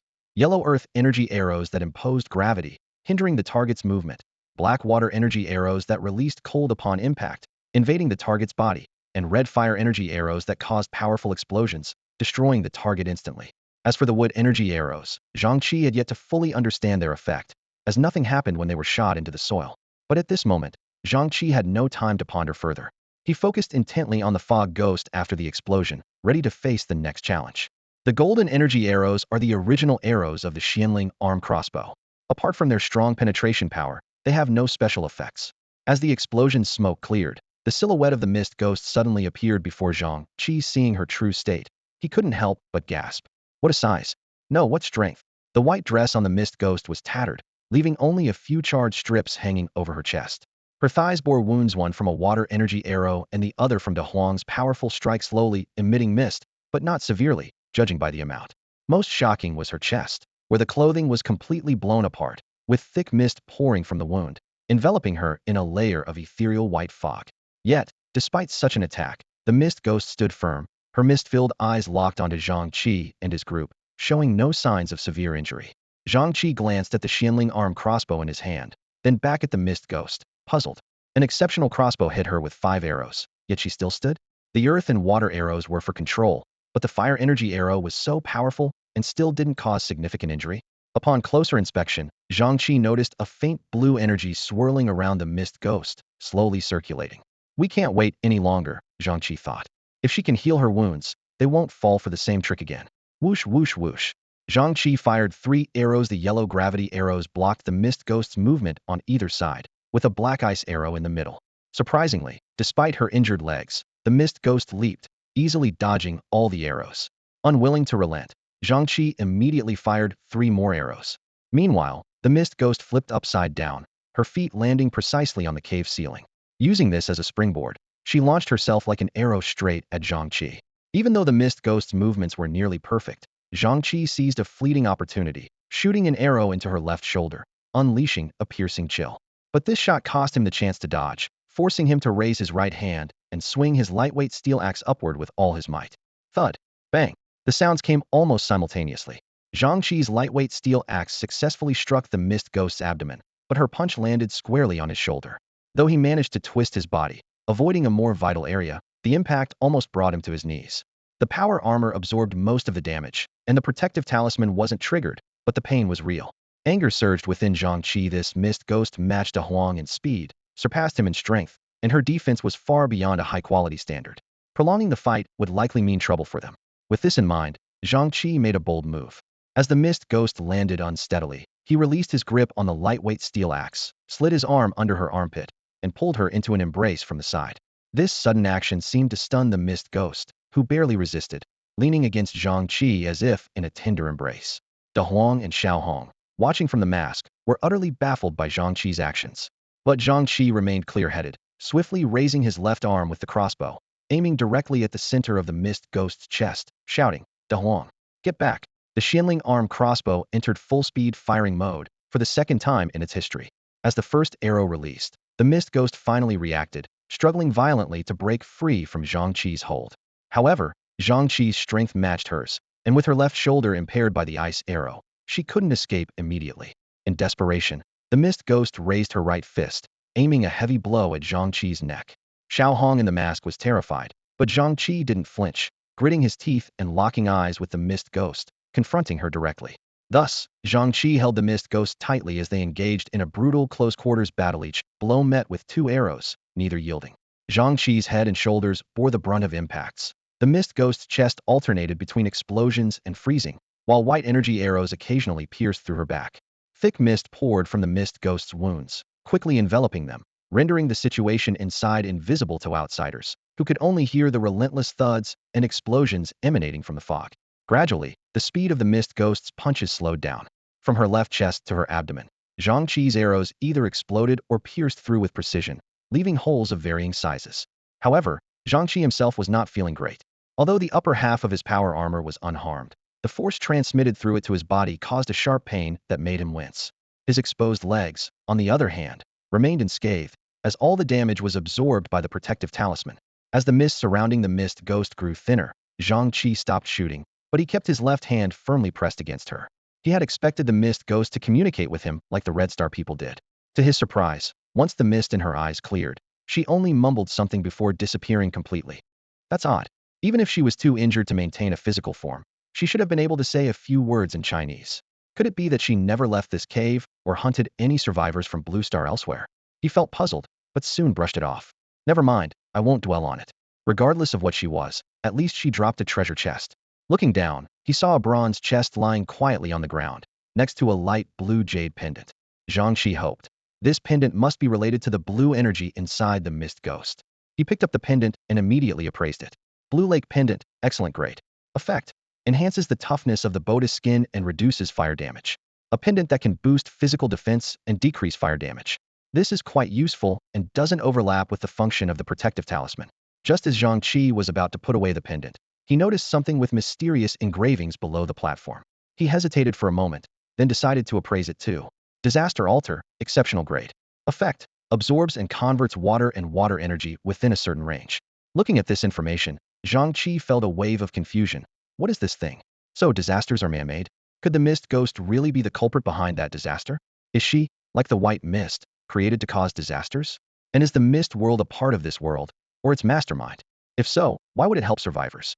With questions swirling in his mind, Zhang Chi realized he couldn't answer them now. Forget it, he'll set these aside for now. He decided to focus on the task at hand. He looked up at the mysterious altar, doubts surfacing in his mind.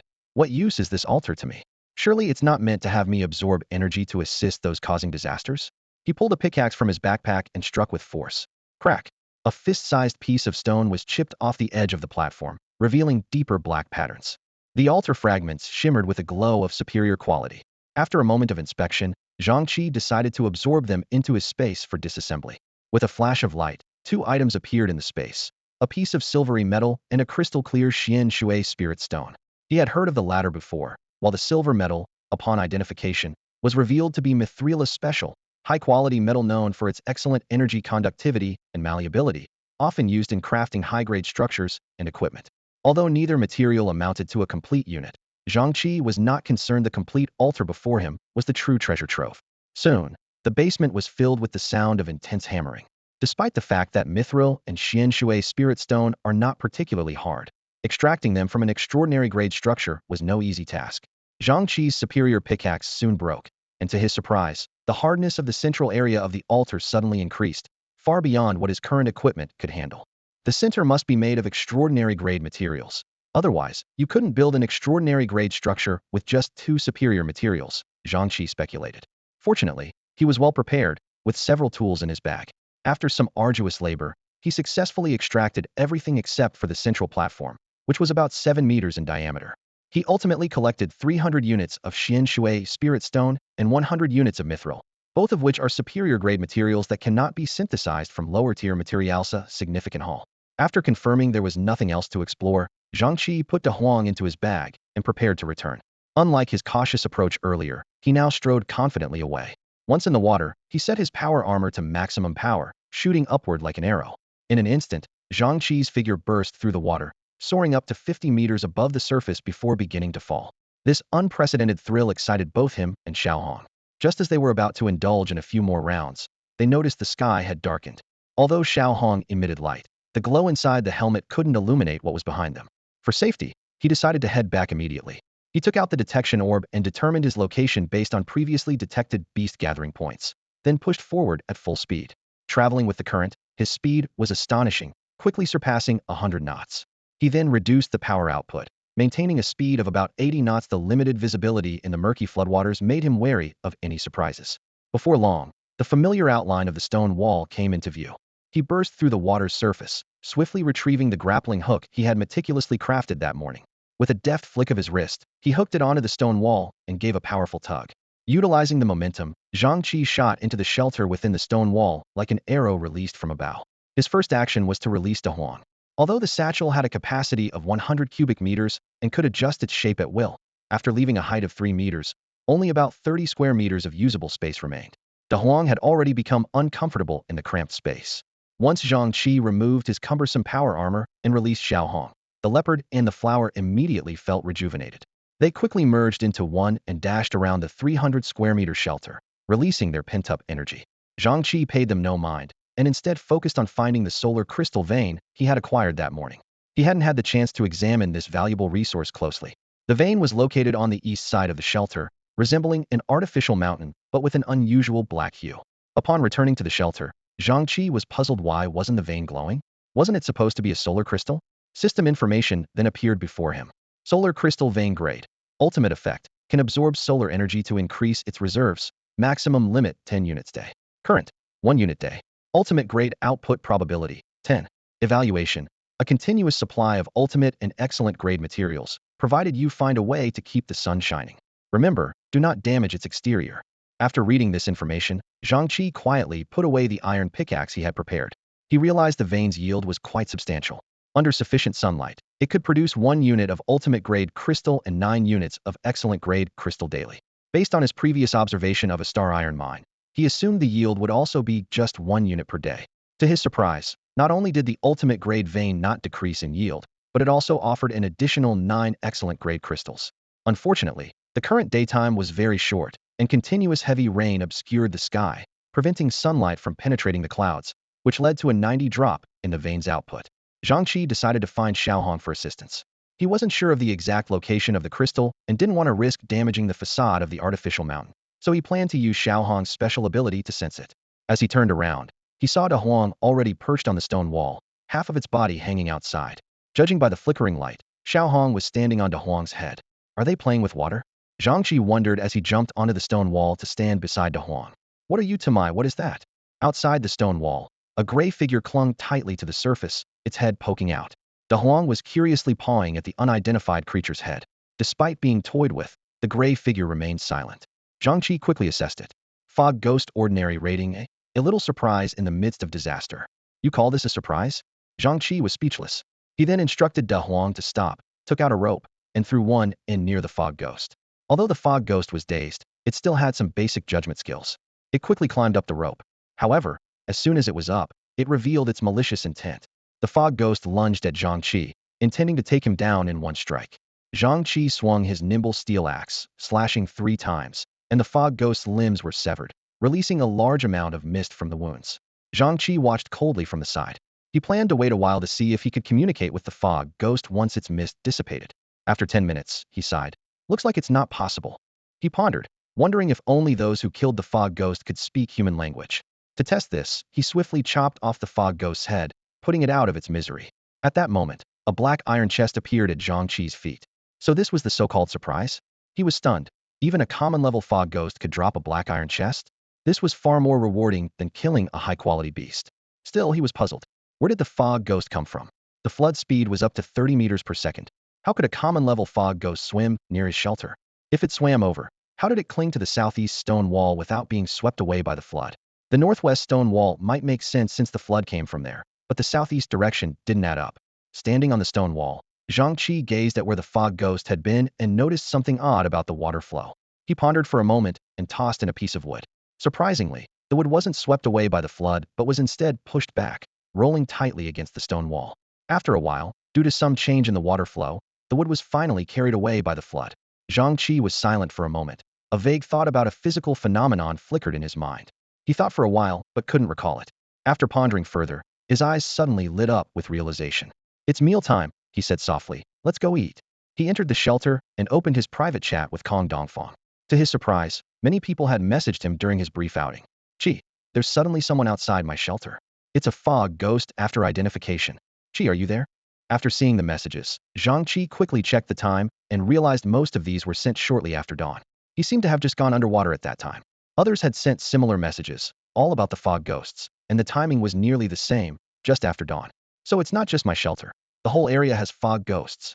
Zhang Chi realized something. He quickly replied, I was busy just now. What's your situation now? It's been resolved. Like everyone else, I also got a black iron chest, and the contents were the same. Seeing this message, Zhang Chi frowned, filled with questions. What do you mean by the same? Tell me exactly, what's up with the fog ghost? Chi, didn't you check the regional channel? Fog ghosts appeared outside everyone's shelters in the area. If you kill them, they drop a black iron chest. Inside the chest, everyone found the same thing, just 3 identical fruits. After speaking, Kong Dongfang handed over a smooth and plump green fruit. This is a digestive fruit of premium quality. It speeds up digestion and increases absorption efficiency. Once you eat it, your appetite will increase significantly. The more you eat, the faster you grow. Zhang Chi took the fruit, turning it over in his hand, frowning slightly. What's the point of this? Faster digestion, better absorption. Is it meant to boost strength? He pondered for a moment, a thought crossing his mind. Perhaps the mist world didn't want the survivors to idle away these 14 days in the shelter and intended for them to use this time to increase their strength. Zhang Chi immediately opened the area channel and asked, "Has anyone tried the digestive fruit? What's the effect?" Responses quickly followed. "I tried it, and I advise against it." One message popped up. "After eating it, I consumed 10 times my usual meal and still felt a bit hungry. My food supply was supposed to last 10 days, but now a single meal takes up 3 days' worth." That sounds scary. Does it do anything besides making you eat more? Another survivor asked. I felt an endless surge of energy. I took the chance to exercise and noticed a slight increase in strength afterward. A more detailed reply appeared. "Let me explain. I just finished an experiment. If you have enough meat, your stamina recovery speeds up significantly after eating, allowing for prolonged intense workouts. Post-exercise, there's a noticeable strength improvement. I estimate that if you keep this up daily, you might reach the premium level in 14 days." Reading this, Zhang Kai's eyes lit up, confirming his suspicion the mist world indeed wanted survivors to increase their strength. However, he quickly realized the issue. Most people in the area already had limited food supplies, and with the fruit's effect, they couldn't possibly stay full. Even if survivors had enough food, they couldn't break through to the premium level, as Blue Star humans' potential is capped at the ordinary level. To surpass this, they need treasures that enhance potential. Even with substantial food consumption, most would likely only reach the peak of the ordinary level. But this didn't concern him much, as he had already reached the premium level. A slight smile appeared on Zhang Kai's lips as he recognized a business opportunity. He had a large stockpile of food, and the greater the demand for food among the survivors, the more he would profit. Moreover, he could hunt beasts during the flood. The beasts, driven to the mountains by the flood, were now easier to hunt. With this in mind, Zhang Chi messaged Qian Zhongtian. "Old Qian, how's the mycelium production going? I've reorganized the units. Now, one portion equals one meal, making it easier for trade and preparation. Since the assessment ended, aside from killing a mist ghost once, I've been continuously producing. You're planning to sell now, right? They'll trade with you." At this point, Zhang Chi noticed that Qian Zongshan's name was still silver, brighter than before, but clearly not reaching the first tier. It made sense. The first tier's ratio had shifted from 1 in a million to 1 in 400,000. It seemed like the chance had doubled, but those who perished in the first wave of the flood were mostly those who weren't doing well. Survivors previously rated in the first or second tiers wouldn't fail to survive the first wave unless they gave up. Zhang Chi knew that the current first-tier individuals were mostly the elite from the last round.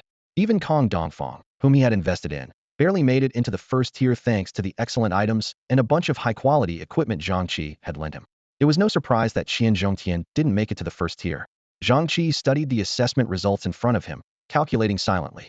Most of his equipment was only of excellent grade, with even his core gear just reaching the superior level. Without the crucial information about the location of Kong Dongfang's shelter, he wouldn't have been able to acquire this borrowed equipment at all. Upon confirming the trade, a neat row of wooden boxes suddenly appeared inside the shelter. These boxes were uniform in size, each 1 square meter with a height of just 5 centimeters, filled with a carefully mixed combination of soil and wood shavings. These were the night mushroom boxes, a basic grade planting device. Zhang Chi examined the properties of the night mushroom box closely. They could be harvested in 3 days, required adequate ventilation and water, and only grew at night. Each box yielded about 1 pound. Is a pound enough to barely fill you up? Zhang Chi pondered, quickly realizing the truth. Fresh mushrooms have a high water content, so the actual edible amount of a pound is indeed not much.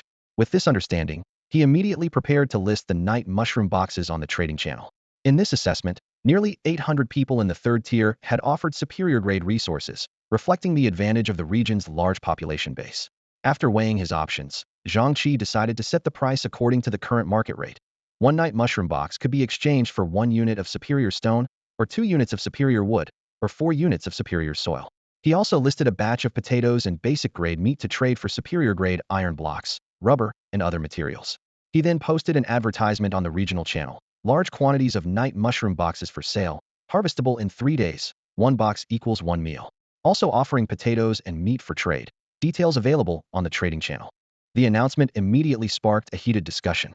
Some cheered. With a big player around, food is no worry, while others expressed concern. The regional gap is too large to fill. Some even started bargaining, hoping to lower the exchange ratios. At that moment, a noteworthy reply caught Zhang Chi's attention. Someone proposed a clever idea, using the shelter's 4 support pillars to set up a fishing net, leveraging flood currents to collect various materials.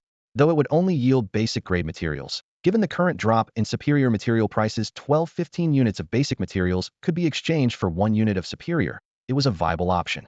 Concerns arose about the fishing net being damaged by the currents, but experienced individuals quickly pointed out that while large floating debris might damage the net, repairs and replacements weren't too troublesome, and it was better than sitting idly by. Zhang Chi's eyes lit up at this suggestion. He had been worried that some survivors might not be able to trade due to a lack of materials, but he hadn't expected such an ingenious solution to emerge. Now, people have started gathering timber. Many in the area are sharing techniques on how to salvage materials swept in by the flood, with various tutorials popping up one after another. Zhang Chi watched this scene.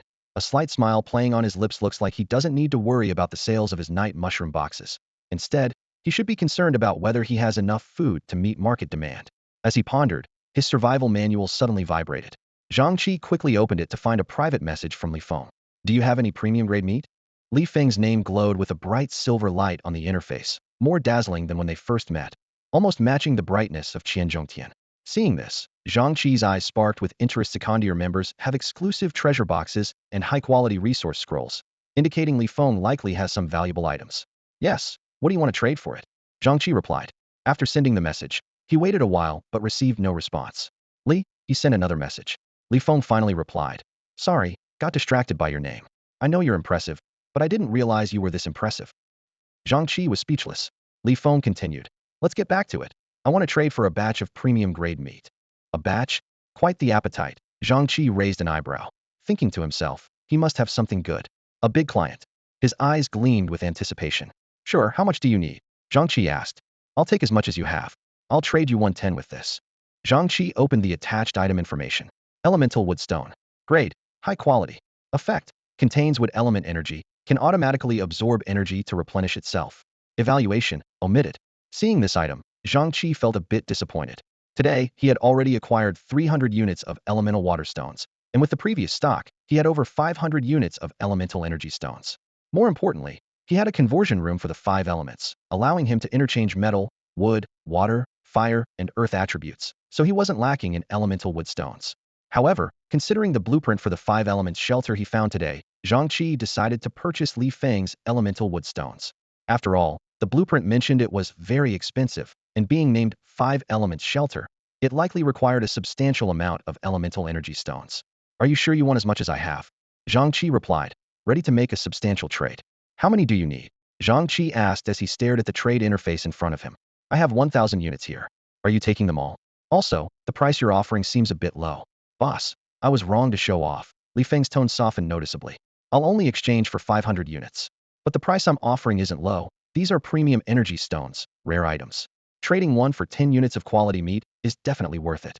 Zhang Chi chuckled. Xianjin, Xuanmu, Xianshui, Xuanhua, and Xuanta spirit stones aren't exactly rare. Please, don't show off, Li Feng said helplessly. 1 for 8. I can't go any lower. After all, they're of excellent quality. You can't say that, Zhang Chi countered, tapping lightly on the survival manual interface. Quality meat is even rarer than excellent stones. You can get excellent stones from boxes or assessments, and you might even find one just by stepping outside. But quality meat can only be obtained by hunting quality-level beasts. The lowest I'll go is 1 for 5. I won't trade for less, Li Feng insisted firmly. All right, let's trade, Zhang Chi agreed. After receiving 100 units of Xuanmu spirit stones, he tossed them into storage and suddenly remembered something. He sent a message asking, by the way, mind telling me what you need so much quality meat for? Li Feng was straightforward. There's nothing to hide.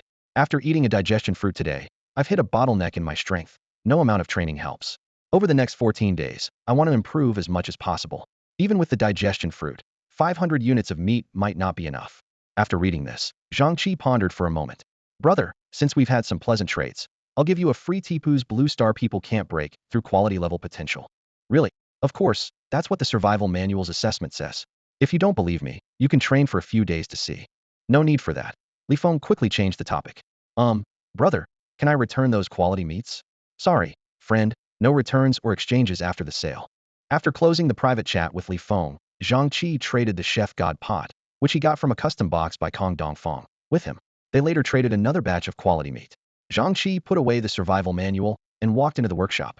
According to channel messages, digestion fruits cause extreme hunger but provide abundant energy once full, enhancing training effects. With his current strength, regular training was yielding minimal results. As he prepared to make fitness equipment, a thought crossed his mind: won't swimming be the best exercise? Why not train in the floodwaters after eating? He began seriously considering the feasibility of this plan.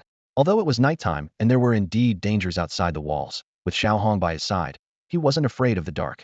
Moreover, if he only stayed around the shelter, he could manage by installing some oil lamps on the walls. Zhang Chi carefully weighed the risks and benefits of swimming in the floodwaters. Wearing a power suit effectively addressed safety concerns. It could function like a diving suit, providing protection and an oxygen supply as long as the power wasn't activated. Even if he was accidentally swept away by the current, the power suit would allow him to quickly escape. More importantly, the immense water pressure from the flood provided excellent training conditions. This pressure could not only unlock physical potential, but also thoroughly exercise all his muscles. Given that water combat would be unavoidable in the coming weeks, getting accustomed to swimming in advance was clearly beneficial. Having made up his mind, Zhang Chi sat at his desk and took out the black iron chest he had obtained from defeating an ordinary mist ghost while waiting for his meal. It was a custom black iron chest with a 14-day time limit, its contents fixed and unchangeable by any means. It's just like a custom chest, Zhang Chi murmured to himself. Such chests, even if elevated in quality, would only improve the material of the exterior with no change to the contents. He went ahead and opened the chest, revealing 3 digestive fruits in his palm. Just then, Kong Dongfang arrived with dinner, a gourmet dish called Feast of 100 Beasts. The enticing aroma made Zhang Chi's eyes light up, affirming his decision to entrust the culinary god's pot to Kong Dongfang. The large pot was filled almost entirely with meat, about 20 pounds of various cuts piled like a small mountain, sprinkled with vibrant red chili peppers resembling a forest of maple leaves. Compared to the previous meals where Kong Dongfang would serve up to 3 pounds of meat per meal, using the culinary god's pot, and only 2 talents to cook 20 pounds was astonishing. Even more impressive was that this Feast of 100 Beasts enhanced overall strength, rather than just boosting 1 or 2 specific abilities. Eagerly, Zhang Chi consumed the 3 digestive fruits, feeling a surge of stomach acid and an intense hunger throughout his body. He devoured nearly 18 pounds of meat in 10 minutes, yet still didn't feel full. He added another 10 pounds of premium meat steaks, finally achieving a sense of satiety and feeling invigorated. Xiaohong, come, help me with the light, he said, bringing the leopard to the stone wall. Clad in his power suit, Zhang Chi gazed at the turbulent, muddy floodwaters below. Though a bit apprehensive, with the ultimate power suit and an exceptional guardian stone talisman for protection, if he couldn't face this level of risk, survival was out of the question. He took a deep breath, raised his hands high, and bravely leaped into the raging floodwaters. Splash! A massive wave erupted as Zhang Chi plunged into the floodwaters. He swam forward with all his might, his arms rotating like propellers at high speed. However, instead of advancing, he was rapidly swept backward by the strong current. While an average person swims at about 2 milliseconds, Zhang Chi, capable of reaching a maximum speed of 30 milliseconds, could only manage 5 milliseconds in the water without the aid of wind feather boots. Despite initially leaping several meters ahead, he was soon slammed into a stone wall by the raging waters. His back collided with the cold stone, and Zhang Chi quickly braced his feet against the wall. With muscles tensed, he pushed off forcefully, plunging back into the torrent. This cycle repeated, being swept to the wall, adjusting his stance, pushing off again, desperately swimming forward, only to be driven back to the wall. In this relentless struggle, Zhang Chi felt an unprecedented energy surging within him. Every time his stamina was depleted, this mysterious energy swiftly replenished his strength. His muscles tore under extreme exertion, only to be instantly repaired by this energy. The immense pressure of the flood served as the perfect training tool, and he could distinctly feel his body's potential being unleashed at more than twice the usual rate. If someone dared to train like this without any protection, the results might be even better, he thought fleetingly, but quickly dismissed it. That would be suicidal, and I'm not that foolish. Repeatedly being thrown against the wall and diving back into the flood, Zhang Chi noticed that he could endure longer in the water, with the intervals between hitting the wall growing longer. Finally, during another intense struggle with the flood, he sensed a clear boundary. His strength seemed to have reached a plateau, no longer improving. After several attempts confirmed no change, Zhang Chi decisively activated his power armor. He shot into the air like an arrow, executed a neat backflip, and landed steadily on the wall. Removing the power armor, an overwhelming fatigue hit him, and he plopped down on the wall to catch his breath. The massive exertion and pressure left him with aching muscles. Fortunately, the premium food he had consumed earlier still had lingering effects, rapidly restoring his stamina, though his mental exhaustion couldn't be remedied by energy alone. At 8 the next morning, Zhang Chi opened his eyes, feeling fully rejuvenated. The first order of business was breakfast. He devoured the feast of 100 beasts sent by Kong Dongfang, and although he didn't feel any increase in power, he finished it all. After his meal, Zhang Chi retrieved the duplication staff and used it for enhancement.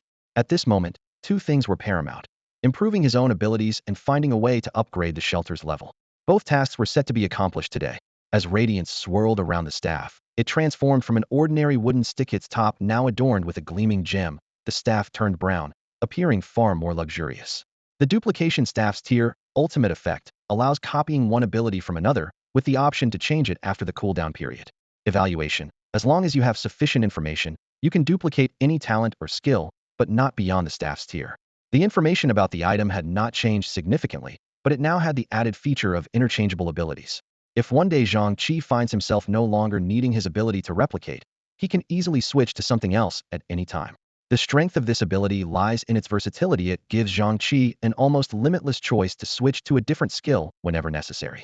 With his hands tightly gripping the staff, Zhang Chi focused intently as he attempted to replicate Qian Zhongtian's talent. To his surprise, he failed. The information from the staff indicated that Qian Zhongtian's talent was intricately linked to his personal abilities, essentially forming a composite of innate talent and multiple skills. After a moment of contemplation, Zhang Chi decided to change his strategy and attempt to replicate the ripening talent again. This time, he succeeded. The staff emitted a bright light, and Zhang Chi breathed a sigh of relief. If he had failed again, the value of the replication staff would have been greatly diminished. However, he didn't expect that Qian Zhongtian's god of agriculture talent was closely related to skills Zhang Chi already possessed. This meant that even without his talent, Qian Zhongtian would still be an expert in the field of agriculture. Putting these thoughts aside for the moment, Zhang Chi quickly focused on the most pressing task at hand: accelerating Xiaohong's growth so she could successfully condense the sun and moon spirit fruit. He retrieved a large wooden box from his storage space and poured all of his excellent grade soil into it, filling only half of the space. With only about 150 units of excellent grade soil on hand, roughly equivalent to 1.5 cubic meters, he pondered for a moment and then added all the homemade fertilizer crafted by Qian Zhongtian. Xiaohong, do you think this will be enough for you to use for a year? Zhang Chi asked her. Xiaohong paused for a moment, then nodded vigorously.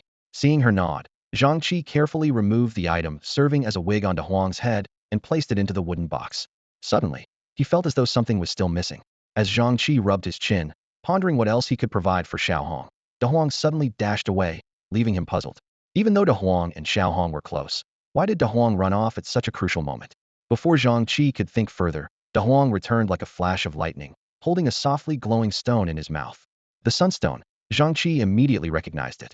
This sunstone, of the highest quality, contained potent solar energy and could automatically absorb sunlight to replenish its energy. Zhang Chi couldn't help but smile. He realized what he had been missing was this gem.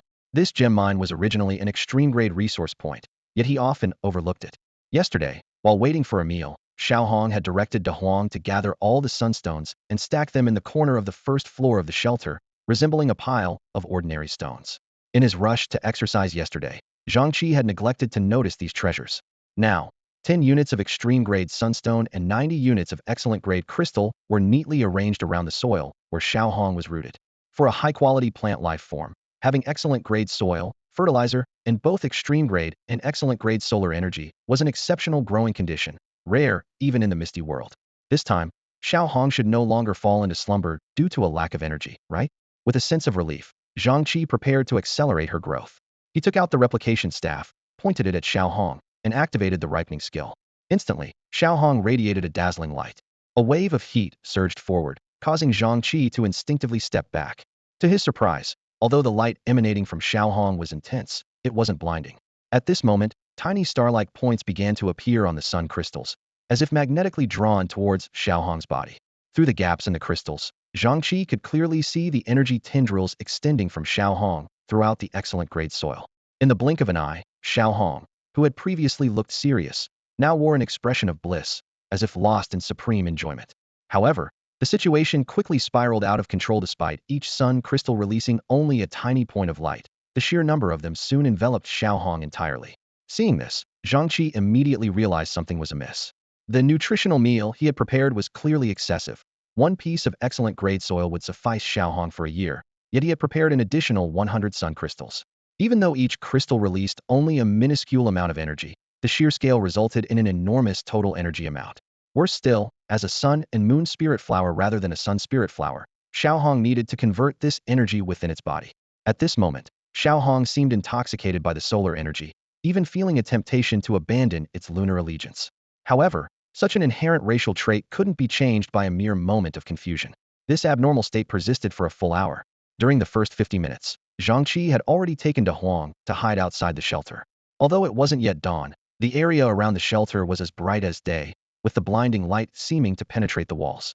Even outside, Zhang Chi and De Huang felt discomfort, with thoughts of jumping into the floodwaters for temporary respite crossing their minds. Finally, the light within the shelter began to gradually diminish. Only then did Zhang Chi and De Huang cautiously enter. They found Xiaohong had withdrawn its roots from the soil and was struggling to move between the sun crystals. Zhang Chi hurriedly stepped forward and gently lifted it with both hands. Huff, huff.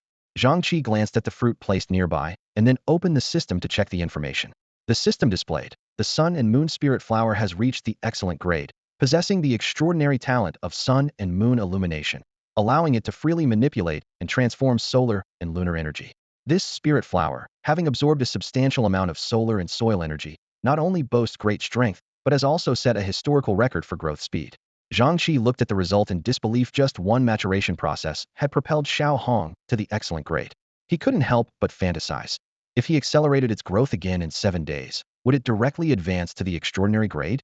Seeing Zhang Chi standing there with a silly grin, Xiaohong quickly spoke up. Huff, huff. You say you're powerful now? Indeed, among the three of us, only you can bear fruit. Huff. Xiaohong angrily pounded Zhang Chi's arm with its leaf-formed little hands, clearly displeased by the owner's underestimation. All right, let's try again. Xiaohong stood on De Huang's head, moving to the stone wall. Its expression instantly turned serious, just as earnest as when it first demonstrated its power. Huff. A dazzling beam of light shot out from the flower, directly striking the surging floodwaters. In an instant, a large amount of steam rose into the air, enveloping the three of them. More astonishingly, the light evaporated the floodwaters so swiftly that it didn't have time to flow, creating a complete vacuum zone between Xiaohong and the ground. Zhang Chi was dumbfounded. Such attack power. Without protective gear, he wouldn't withstand it for even a second. Is this the strength of the excellent grade? This power rivals the Xianling arm crossbow. Even more surprising, Xiaohong could sustain this output for over 10 seconds. In fact, this incredible attack power was closely related to the undigested solar energy within Xiaohong. Seeing Zhang Chi's shocked expression, Xiaohong straightened up with a feigned casualness, its dark eyes gleaming with pride. Meanwhile, De Huang beneath them was deeply shaken. So the seemingly fragile Xiaohong Sr. is this powerful? Doesn't that make me the weakest in the family? Thinking about the owner's impending upgrade to the excellent grade, De Huang fell into deep self-doubt. Regaining his senses, Zhang Chi eagerly headed into the shelter.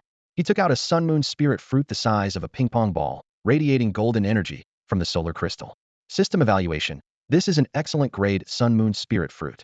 Originally meant to guide solar and lunar energy to strengthen the body, the excessive absorption of solar energy has caused an energy imbalance, resulting in an unexpected effect. Consuming it may grant a chance to acquire a solar-related talent of up to the excellent grade, which can coexist with existing talents. Zhang Chi's emotions were mixed. The bad news was that he couldn't break through to the excellent grade today. The good news was that he was about to gain a new talent. If he had to choose, he would undoubtedly opt for the talent. As long as Xiaohong is around, there's no shortage of opportunities to break through to the excellent level. Zhang Chi gazed at the unexpected surprise before him, a brand new talent. This was completely different from the simple replacement that occurred when De Huang's talent was upgraded. This time, it was truly an addition. He had always longed for a combat-related talent, whether it be offensive, defensive, or supportive. After all, his ability to overpower others primarily relied on superior equipment and a higher level of strength. If it came down to a battle between equally matched peak-level contenders, he would struggle to defeat even De Huang barehanded, and would find it challenging to handle beasts with excellent level talents. Against survivors with high-grade combat talents, his advantage would be even more limited. At that moment, Xiaohong flew back, noticing something unusual with the sun-moon spirit fruit and appearing slightly disappointed. Zhang Chi gently poked its small face, comforting it. It's okay, next time we'll get a normal one. This one is actually better for me. With that, he immediately began to refine the sun-moon spirit fruit in his hand, and then consumed it. In an instant, a surge of solar energy erupted in his mouth, as if it were about to melt him entirely. The scorching energy coursed through his body, causing his temperature to rise rapidly. Just as he was about to faint from the heat, the energy suddenly concentrated and surged toward his eyes. His pupils began to glow a bright golden yellow, like two small suns embedded within them. He fought to stay conscious, maintaining his composure. When his eyes reached a certain critical point, the world before him transformed. with clarity seemingly leaping from 720p to 4K ultra-high definition. Just as he was reveling in this newfound clarity, his eyes suddenly burned with an unbearable heat, as if they were about to shoot flames. Instinctively, he turned to the wall, and in the next moment, two scorching beams shot from his eyes, leaving charred holes in the wall. Laser eyes? Pig talisman. Zhang Chi was momentarily stunned before bursting into excitement. This talent was perfected aloud for long-range attacks, and could catch opponents off guard in close combat. He could already envision a scenario, during a close fight when both parties were struggling to execute other moves. All he would need to do was glare at his opponent to deliver a fatal blow. Even more thrilling was the significant enhancement in his vision. With only one light on the second floor, it appeared as bright as daylight to him. Eagerly, he opened the survival handbook to check his personal information. Name, Zhang Chi.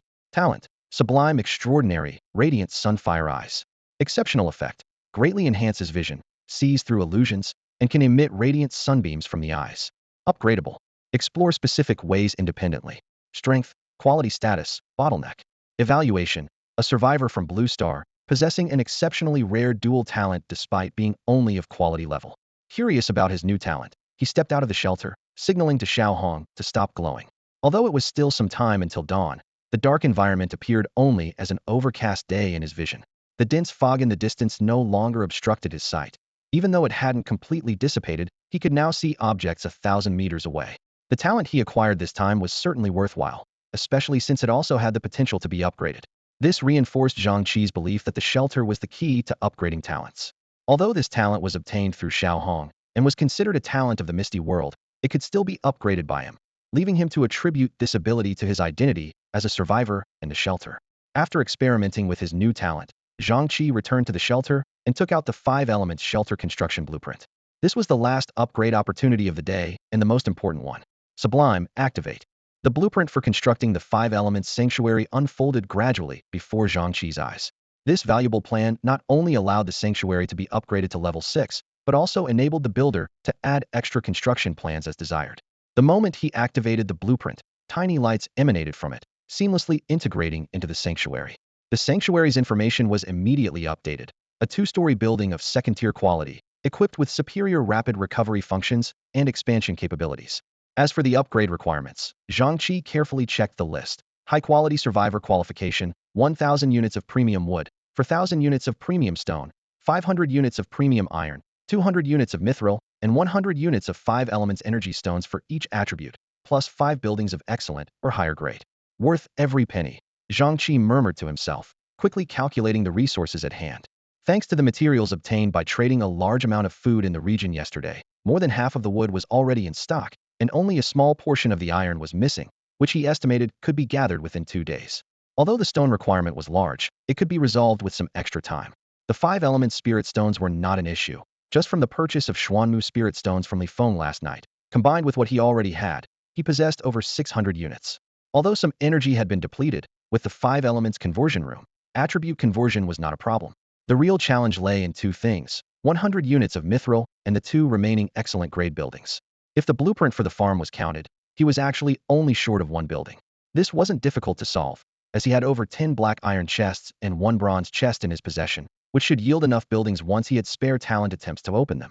However, the mithril issue troubled Zhang Chi. He recalled the remnants of the underwater altar. Given mithril's characteristics being relatively soft and lacking the hardness of some premium-grade materials, it was unlikely to be found there. If there had been mithril, he would have been able to extract it with his strength. 2 options were before him. Primarily, he needed to find a source of mithril. He planned to search along the riverbed upstream and downstream, hoping to find another altar which could not only solve the mithril problem, but also yield Xian Shui spirit stones. Yet, the altar's location was too secretive, and without the mist ghost, it would be hard to pinpoint, even with a detection orb. This task could only be addressed after gaining more talent attempts tomorrow to enhance the detection orb. Secondly, he faced a decision regarding the quality of materials. Should he upgrade the basic materials by 1 grade? This decision was fraught with pressure, especially due to the significant time cost. For instance, just to synthesize excellent grade stone, 4,000 units of premium stone were needed, which could take an unknown amount of time. As for the already excellent grade mithril and 5 element spirit stones, Zhang Chi decided not to upgrade them to the superior grade, as this would significantly delay the sanctuary's progression to level 3. Instead of waiting around, Zhang Chi decided to upgrade immediately as he urgently needed to expand his shelter. After a moment of thought, he chose to stock up on basic materials in preparation. If he quickly acquired enough mithril to meet the upgrade requirements, he would proceed with the upgrade right away. If he collected enough mithril and high-quality materials simultaneously, he would wait a little longer. He glanced at the weather data. Heavy rain, temperatures between 24 degrees Celsius, with daylight extending to 4 hours. This meant his time for outdoor activities had significantly increased. Furthermore, the rainfall was decreasing, and the temperature was rising, signs that the flood would eventually recede. With a splash, Zhang Chi dived into the water, speeding northward like an arrow. Today, he planned to inspect the area where he detected 4 high-quality creatures yesterday. If he confirmed that it was a high ground in the flood, he would relieve those beasts from their flood-induced fears. He quickly crossed what used to be a river. The floodwaters shifted from northwest to southwest, allowing him to move even faster. Thanks to the enhanced vision from his sunfire eyes, he could clearly see the hill over 100 meters away through the murky water and mist. As soon as he reached land, he immediately released Dahuang and Xiaohong. Since it was daytime and his vision was greatly enhanced, he didn't keep Xiaohong in the mask after all. Xiaohong couldn't attack from inside the mask, which would waste a powerful combat asset. According to the information from yesterday's detection orb, the 4 high-quality creatures were spread across 3 locations, with 2 conveniently located to the south. However, Zhang Chi had now reached the pinnacle of high-quality level, his combat power not inferior to the mist ghost in the underwater cave, and with his equipment, he could even overpower it. Moreover, he had the excellent Xiaohong by his side. Although Xiaohong was slow, standing on the speed-specialized Dahuang might create a synergy greater than the sum of its parts. Not far into his journey, Zhang Chi spotted 2 three-ma turtle bulls with massive curved horns in the distance. The system immediately provided information: yellow ox, high quality, gentle herbivore, with great endurance and strength, but simple combat methods. Zhang Chi's eyes widened at the sight of these high-quality yellow oxen, not because of the oxen themselves, but because of the drought-resistant rice they were grazing on. The area around the 2 oxen was densely packed with drought-resistant rice, which excited him. He was in dire need of food, not just for trading materials in the exchange channel, but also because, as a native of Longhua, he hadn't eaten rice in 10 days. Previously, it hadn't crossed his mind, but now seeing the rice, his eyes were filled with longing. Before he could act, Xiaohong let out a soft cry. At the same time, Dahuang, with Xiaohong on its head, charged towards the 2 yellow oxen like lightning, though its direction seemed slightly off. Just as Zhang Chi wondered, Xiaohong suddenly fired a beam of light, hitting the head of one of the oxen. The alert but unresponsive ox had its head pierced instantly. The remaining ox turned reedied with fury and charged at Dahuang. But the speed and agility of Dahuang were no match for the yellow cow. It deftly maneuvered around the cow without rushing to attack. The small red on its head shot out a laser again, hitting the target with precision. The yellow cow fell to the ground with a thud, powerless to resist. Zhang Chi, who witnessed this scene from afar, was stunned and thought to himself, what is going on? A laser tank. He clearly hadn't expected his pet to possess such formidable combat skills. Seeing how formidable Dahuang and Xiaohong were, Zhang Chi decided to send them off to find 2 other high-quality creatures, while he stayed behind to harvest the drought-resistant rice. As he walked into the field, he observed the mature rice plants, noting that their density was lower than he had anticipated. The field was also overgrown with weeds, making the environment appear somewhat chaotic. However, the hillside was almost entirely covered with these drought-resistant rice plants. Zhang Chi took out a sickle and began to swiftly cut the rice. To save space, he only cut the ears of rice and quickly stored them in his satchel. When the bag was full, he stood up, but still saw a large area of unharvested rice in the field. Unable to continue harvesting, he decided to trade these rice ears with Kong Dongfang and collect them back once he returned to the shelter. Suddenly, an idea struck him. In light of the food shortage, why not put these rice ears up on the trading market directly? It's rice, who wouldn't want a bowl? Once listed, they would likely be snapped up quickly, and he would only need to gather materials after he got home. With this thought, Zhang Chi quickly opened the regional channel to post an ad. Just as he was about to start, his attention was caught by some messages. A few angry remarks popped up on the screen. Damn you, Zhong Hongsheng. Even if I become a ghost, I won't let you go. Me too. I'll curse you day and night, even in death. If it weren't for Zhong Hongsheng and that bitch Dingwen, how could so many people have died? Seeing these messages, Zhang Chi was taken aback, not knowing who Zhong Hongsheng and Dingwen were. As he pondered, he inadvertently noticed the online user count, and his heart skipped a beat. 873100001. How could there be over 800 people online? Had the death toll surged overnight? Even more alarming was that the maximum online count exceeded the limit. What was going on? With many questions in his mind, he decided to switch to the announcement interface to see if he could find any clues. As the screen refreshed, he suddenly found himself entering another area. You've entered another area. Indeed, there is a new region on the north side of the river. Zhang Chi stood at the riverbank, squinting to observe this unfamiliar land. This discovery confirmed his long-held suspicion the floods in their area always surged from the same direction, and if there were inhabitants across the river, the flow of the flood would undoubtedly be affected. To his surprise, as soon as he stepped into this new region, his communication device automatically connected to the local channel. It turned out that the channel wasn't based on individual recognition, but was automatically divided according to the survivor's location. While skillfully cutting the rice at the river's edge, Zhang Chi browsed the messages in the channel. After scanning the chat history for a while, he found that almost all the messages were cursing two people, Zhong Hongsheng and Ding Wan. Although these messages seemed useless, combined with what he had read in the survivor's diary about the merchant guild, Zhang Chi quickly pieced together the outline of the situation. These two must have hoarded a massive amount of supplies, Zhang Chi calculated in his mind. To reduce the population of a region to less than 1/10, their stockpile must rival mine. Realizing this, Zhang Chi's sense of justice was instantly ignited. He mentally listed the charges: fraud, indirectly causing death, and the death toll was as high as 9,000. As a model youth of the new era, how could he stand by and do nothing? We must take them down. Zhang Chi clenched his fist, recover the stolen goods, and make evil pay the price. Just as he made up his mind, a message from Zhong Hongsheng suddenly appeared in the channel. Zhang Chi scrutinized the avatar. This person didn't look like a traditional villain. Instead, his face was stern, exuding a sense of righteousness. More strikingly, his name was in gold, albeit somewhat dim, but noticeably brighter than Kong Dongfang's. Zhong Hongsheng's message popped up. Do you really think you can avenge those pigs? Even your strongest one, I could crush with one hand. Immediately after, someone named Ding Wan chimed in. Brother Zhong is right. A bunch of ordinary level folks thinking they can kill us? Take a good look at yourselves. I advise you to be sensible. If you kneel and beg us now, you might still live like a dog. Zhang Chi's eyes lit upon was gold first tier, the other silver second tier. They must have plenty of valuable items. But then he frowned. Finding them was the problem. Although he had a detection orb, it only showed biological light points and couldn't distinguish between survivors and beasts. Searching the entire area would be too time-consuming. After much thought, Zhang Chi decided to gather information from people within the region. But he needed to be cautious if Zhong Hongsheng and Ding Wan could move freely in the flood like him. Asking around carelessly might alert them. He carefully filtered through the channel and finally locked onto a user named Li Xiang. This person cursed particularly harshly, thoroughly insulting Zhong Hongsheng and Ding Wan's ancestors. Zhang Chi concluded that someone who hated Zhong Hongsheng so much couldn't possibly be his spy. If he is, then I'll accept it, Zhang Chi thought as he opened a private chat window, ready to contact Li Xiang. Do you know the location of Zhong Hongsheng and Ding Wan's shelter? A private message suddenly popped into Zhang Chi's view. Who are you? Where are you from? Why are you asking? Zhang Chi replied cautiously, noting the sender's conspicuous golden name. Don't deny it. There's no way anyone in our region has such a shiny golden name. The other person quickly responded. Don't get me wrong. I'm just a passerby with a sense of justice who can't stand Zhong Hongsheng and Ding Wan's actions. I'm planning to do some good. If you know, you could tell me. Don't you want revenge? Why should I trust you?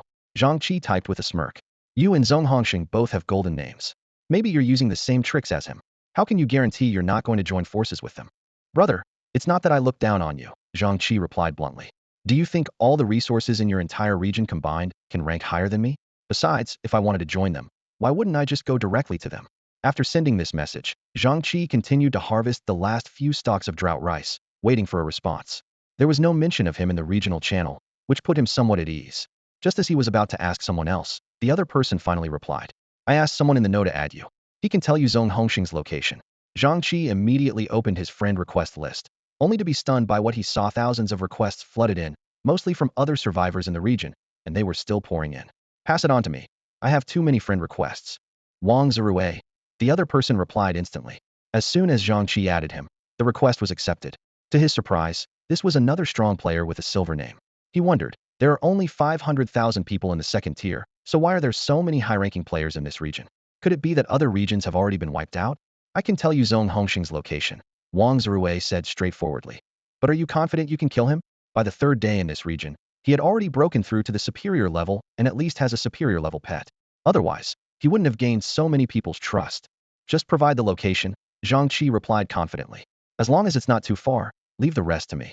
He knew that as long as Zhong Hongsheng hadn't reached the excellent level, he was not a threat. Even if the opponent really had excellent level strength, with his excellent level pet, Xiao Hong, and a set of luxurious equipment, he could at least escape unscathed. Alright, but if you die, don't blame me for not warning you. As soon as the words were spoken, a trade request popped up. After Zhang Chi agreed, he received a beast skin treasure map, graded as excellent. The map's effect indicated, This is a treasure map created by a treasure hunting expert, marking the location of a treasure named Zonghongxing. This discovery made Zhang Chi's eyes light up. The treasure hunting expert talent was very interesting, being able to consider a person as treasure. In that case, finding materials shouldn't be an issue either. No wonder Wang Zirui could still rank in the second tier despite being in the same region as Zonghongxing. Such an ability might even be used to find altars or even mithril. Brother, is this your talent effect? Can you find materials or something? Zhang Chi couldn't contain his curiosity and asked, Wang, if you can really kill Zonghongxing and Dingwen, I can help you. Wang's proposal made Zhang Chi's eyes light up. Deal. Zhang Chi agreed readily, quickly putting away his survival manual before turning to look for De Huang and Xiaohong. In the dense forest of the mountains, traces of various wild animals were everywhere. As Zhang Chi moved forward, he pondered silently. This was no surprise. Not only would high-quality beasts avoid the flood, but even ordinary ones would instinctively move to higher ground. Although there were plenty of prey in sight, time was of the essence, and he had to let them go for now. The sun was setting, with over 2 hours until nightfall. Zhang Chi glanced at the treasure map, which only marked his and Zonghongxing's positions without indicating the exact distance. If the journey was too far, this time might not be enough. He hadn't gone far when he found De Huang and Xiaohong playing. Led by De Huang, they quickly discovered the corpses of 2 high-quality beasts. One was a wolf, with several ordinary wolf corpses scattered around it. The other was a solitary black bear. Satisfied with these finds, Zhang Chi carefully stored them away and then put De Huang and Xiaohong into his bag as well. Without hesitation, he jumped into the floodwaters, swimming 2 kilometers before stopping to check his position. Comparing the surroundings, he deduced that Zonghongxing's shelter should be right by the river, less than 100 kilometers upstream. With the power armor fully engaged, he could reach speeds of 60 to 70 kilometers per hour against the current, and even faster with it. He immediately moved to the center of the river, where the water was deeper, allowing him to proceed at full speed without worry. With full power, Zhang Chi swam upstream like a fish. When the distance shrank to less than 5 kilometers, Zhang Chi cautiously took out and activated the detection orb. The result made his heart skip a beat at Zonghongxing's position. 6 green light spots were clearly displayed. This meant that, apart from Zonghongxing himself, he had 5 high-quality combat forces. Zhang Chi scanned the area, and his detection orb showed no signs of any elite combat power. With just 6 high-quality forces, the advantage was on his side. Zhang Chi slowed down, staying close to the ground beneath the floodwaters, and moved slowly towards Zonghongxing's shelter. His sunfire eyes granted him extraordinary vision, allowing him to clearly see the outline of the shelter even in the murky water. It was a square stone-walled structure, 5 meters tall, with an imposing presence. The floodwaters were only 2.5 meters high, preventing him from directly seeing inside the walls, but there was no sign of activity on the surface of the stone walls. He quickened his pace and soon reached the base of the stone wall, pressing his back against the cold surface. After a moment of stillness, the surroundings were silent. Zhang Chi took out a grappling hook and tossed it lightly upwards. It sailed over the top of the wall and hooked securely. After giving the rope a firm tug to ensure it was stable, he quickly climbed up. Cautiously peeking over the top, Zhang Chi surveyed Zonghongxing's territory. It was also a level 2 shelter, a 2-story building, but the space enclosed by the stone walls was much more expansive than his own. Surrounding the shelter were various external structures: a lime kiln, an iron smelting furnace, extensive farmland, and even a pond. Judging by the development scale, Zonghongxing had done even better than him. Zhang Chi felt a bit embarrassed and resolved to fully upgrade his facilities once his shelter reached level 3. Gripping the stone wall with both hands, he carefully moved to the other side. In a blind spot on the west side of the shelter, he discovered a spacious animal pen. Inside, 5 beasts were resting: 2 bears, 2 wolves, and a tiger. Although the gate was open, they remained quietly inside, clearly tamed. Zhang Chi took out his survival manual to identify them one by one, confirming they were all high-quality beasts. So these are Zonghongxing's pets, he mused, 5 high-quality pets. While contract scrolls were not rare with a base population of 10,000, and he could easily maintain 5, 10, or even 20 if he wanted, these beasts with only high-quality talents weren't worth his effort. To him, only beasts with at least elite-level talents were worth contracting. Anything less would be more of a burden than a help. Seeing that the 5 beasts were sound asleep in the pen, Zhang Chi steadied himself and aimed his bow at the tiger. The fastest one needed to be dealt with first. Whoosh, whoosh, whoosh, he released 3 arrows, targeting the ground between the tiger and the other 4 beasts. Boom, boom, boom. 3 explosions erupted in quick succession. At the same time, Zhang Chi pushed off with both hands, leaping over the stone wall and landing inside the courtyard, swiftly releasing De Huang and Xiaohong to confront the beasts. To his surprise, the animal pen remained unscathed by the explosions, indicating it was a high-grade structure.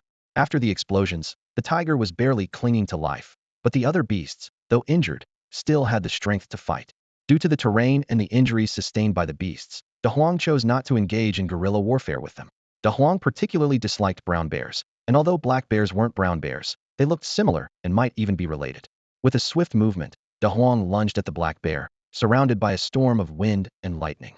Meanwhile, Xiaohong on his head wasn't idle either. The petals opened quickly, charging up, and a blinding beam of light shot out, piercing through the waist of a wolf.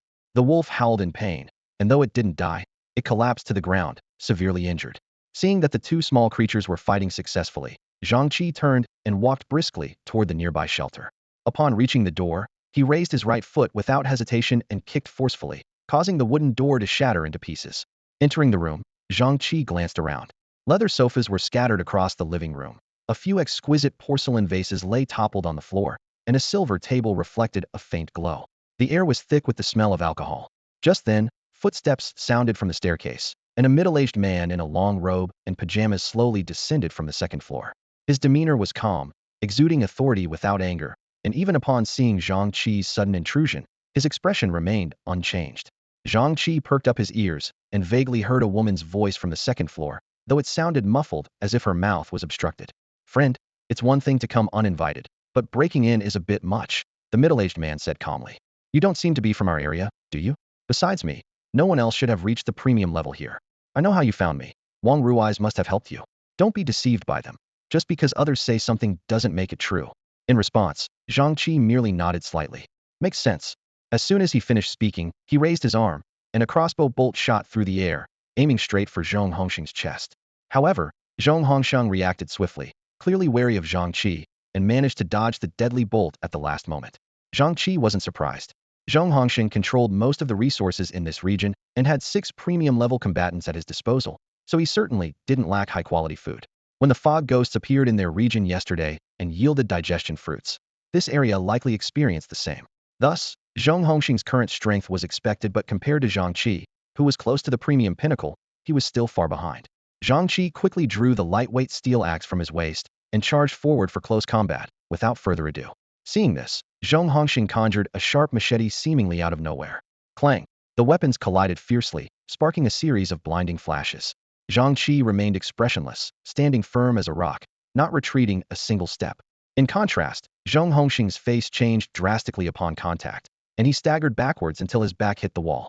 Realizing Zhang Chi's strength, panic flickered across Zhong Hongxing's face. "Wait, friend, we can talk." "Talk about what?" Zhang Chi asked, but his hands didn't pause. The lightweight steel axe whistled as it swung towards Zhong Hongxing's shoulder with great force and speed. Knowing he couldn't possibly block the powerful blow, Zhong Hongxing quickly sidestepped, swinging his machete sideways to deflect the axe, narrowly avoiding the deadly strike. The axe embedded deeply into the wall instead, but Zhong Hongxing fell heavily to the ground due to his evasive maneuver. As Zhang Chi moved to attack again, Zhong Hongxing scrambled backwards in a panic, abandoning his machete in his haste. "I'll give you all my resources if you spare my life," he pleaded desperately. Zhang Chi remained expressionless, steadily approaching with his steel axe raised, his golden eyes coldly fixed on his opponent like a hunter eyeing its prey. Under Zhang Chi's overwhelming presence, Zhong Hongxing's panic intensified, retreating faster until he was cornered against the wall. "Leave a way out for others, and you'll meet again in the future." Zhong Hongxing's voice trembled. "I have 5 premium-level pets. If you kill me, they'll attack you. Spare me, and I'll bring them to join you. My talent can enhance their power. I'm useful." At that moment, De Huang and Xiaohong appeared at the shelter's entrance. Seeing the blood-stained leopard that wasn't his own, Zhong Hongxing's composure shattered, and he shouted hysterically at Zhang Chi. "I only took resources from those doomed survivors. They would have died anyway. So why shouldn't those resources be used for me? What did I do wrong? Why are you killing me for them?" Zhang Chi looked at him coldly. "I don't care to reason with you. You're not worth it." Before the sound of his voice had even faded, the axe in Zhang Chi's hand came crashing down, severing Zhong Hongxing's head with a clean cut. His eyes, wide open, still held the last traces of terror. The head thudded to the floor, rolling to a stop at Zhang Chi's feet. Bending down, Zhang Chi grabbed Zhong Hongxing's hair and lifted the head, casually taking out his manual to snap a picture and send it to Wang Zirui. "Photo. Dingwen's location," Zhang Chi messaged briefly. Wang Zirui responded almost immediately. "So fast, you actually killed him." "Location," Zhang Chi urged again. "My ability can only be used once a day. I'll get it to you first thing tomorrow," Wang Zirui replied. "Thank you really. I can't thank you enough. On behalf of those in the region who lost their lives because of Zhong Hongxing, thank you." The survivors will be grateful too. You're a hero to our area. No need, Zhang Chi replied coolly. Don't let this information leak before Ding Wen is dead. I understand. Thank you, truly, Wang Zirui responded. Putting away the manual, Zhang Chi casually tossed Zhong Hongxing's head to the ground, blood spreading across the floor. He leaned down to remove a bracelet from Zhong Hongxing's wrist, immediately recognizing it as spatial equipment. However, there was no rush to inspect it now, as there was still movement upstairs. Zhang Chi ascended the stairs to the second floor. The scene before him was unsettling. A naked woman was tied to the bed, a towel gagging her, preventing any sound. Her body was covered in cuts and bruises, and the bloodstains on the sheets had dried, indicating she had been held captive for more than a day. Turning his head away from her body, Zhang Chi stepped forward with his lightweight steel axe, swiftly cutting the ropes binding her limbs. He's dead, downstairs, Zhang Chi stated briefly. Upon hearing this, the woman rushed towards the stairs in a frenzy, but due to weakness or prolonged restraint, her limbs failed her, causing her to miss a step and tumble down, hitting her head and bleeding. Nonetheless, she continued to crawl towards Zhong Hongxing's corpse, forgetting to even remove the towel from her mouth. Hearing the fall, Zhang Chi did not go to check. Soon, the sound of chopping meat filled the air, the knife hitting bone intermingling with the woman's sobs. Zhang Chi paused for a moment, contemplating the facilities on the second floor. He knew there were several auxiliary buildings on the first floor, all of high quality. Given that Zhong Hongxiang had reached the first tier, there must be more valuable items hidden on the second floor. He took out his survival manual and began to identify each item. Spatial warehouse grade, excellent. Effect, contains 10,000 cubic meters of space. Evaluation, a simple spatial warehouse with no special effects, incapable of storing living creatures. This warehouse was similar to Zhang Chi's storage room, lacking the ability to automatically collect or connect with other buildings, nor could it slow the flow of time inside. Its only advantage was its size. The excellent grade warehouse had an internal space of 10,000 cubic meters, the same as his ultimate grade storage room. In addition, the second floor contained a high-quality bedroom with an attached bathroom, 2 superior-grade warehouses, and a high-quality workshop. Zhang Chi pursed his lips, feeling that Zhong Hongxing's assets were somewhat meager. But then he remembered that to enter the first tier, one needed at least 2 excellent-grade pieces of equipment. And the first tier also included 2 excellent-grade rewards. This meant Zhong Hongxiang had at least 3 excellent-grade items. With this in mind, he began to meticulously examine the contents of the 3 warehouses. After taking stock, the materials in the 3 warehouses were as follows: 200,000 units of stone, with 5,000 units of high quality, 400,000 units of wood, with 6,000 of high quality. Zhang Chi meticulously inventoried the supplies before him. 1,000 units of high-quality soil were neatly stacked, alongside tens of thousands of units of building materials, including premium-grade iron and lime. In one corner, he discovered over 100 of the faintly glowing red Xuanhua spirit stones. Although the grain reserves were not as plentiful as the other materials, the stockpile of 10,000 units was sufficient to last a considerable time. The most striking items were several valuable blueprints. In addition to a substantial number of high-quality blueprints, there were 3 exquisite ones, 2 warehouse designs, and a blueprint for a long sword requiring superior-grade steel ingots. Damn, this is wealth beyond measure, Zhang Chi remarked as he opened his space bracelet to check. Though there weren't many items inside, a special scroll immediately caught his eye, a building replication scroll of exceptional quality. This treasure was worth far more than the vast materials in the warehouse, allowing its holder to replicate any desired building. After Zhang Chi's ascension, he could even replicate ultimate-grade buildings. Unfortunately, the 2 ultimate-grade buildings he currently possessed were not worth replicating, and the most valuable synthesis room was only of exceptional grade, making it somewhat wasteful to use the scroll on it. As he descended the stairs, the bloodied corpse of Zhong Hongxiang caught his eye, lying next to a smashed watermelon, its red and white flesh splattered across the floor. Outside the shelter, he saw the woman, who had dressed but was slumped against the wall, with a deep, bone-revealing knife wound on her neck. Near her lay Zhong Hongxing's machete. With a sigh, Zhang Chi placed the woman's body into his satchel space and took her to a mountain a few kilometers away for burial. Before leaving, he asked Kong Dongfang to prepare a meal and place it in front of the grave. Upon returning to the shelter, he faced the daunting task of managing nearly 1,000,000 units of resources. These materials required nearly 10,000 cubic spaces for storage, and his storage room was already filled with hundreds of thousands of units of supplies. Even if he entrusted them to Kong Dongfang for temporary storage, retrieving them on the return trip would be challenging. The jade pendant of sincerity is of exceptional quality, with an astonishing effect. As long as the wearer speaks partial truths during a conversation, the listener will inevitably believe everything said. The higher the proportion of truth, the more pronounced the effect. Zhang Chi examined the pendant in his hand, frowning slightly. Such an item, capable of influencing others' thoughts, explained how Zhong Hongshan could easily deceive the entire region.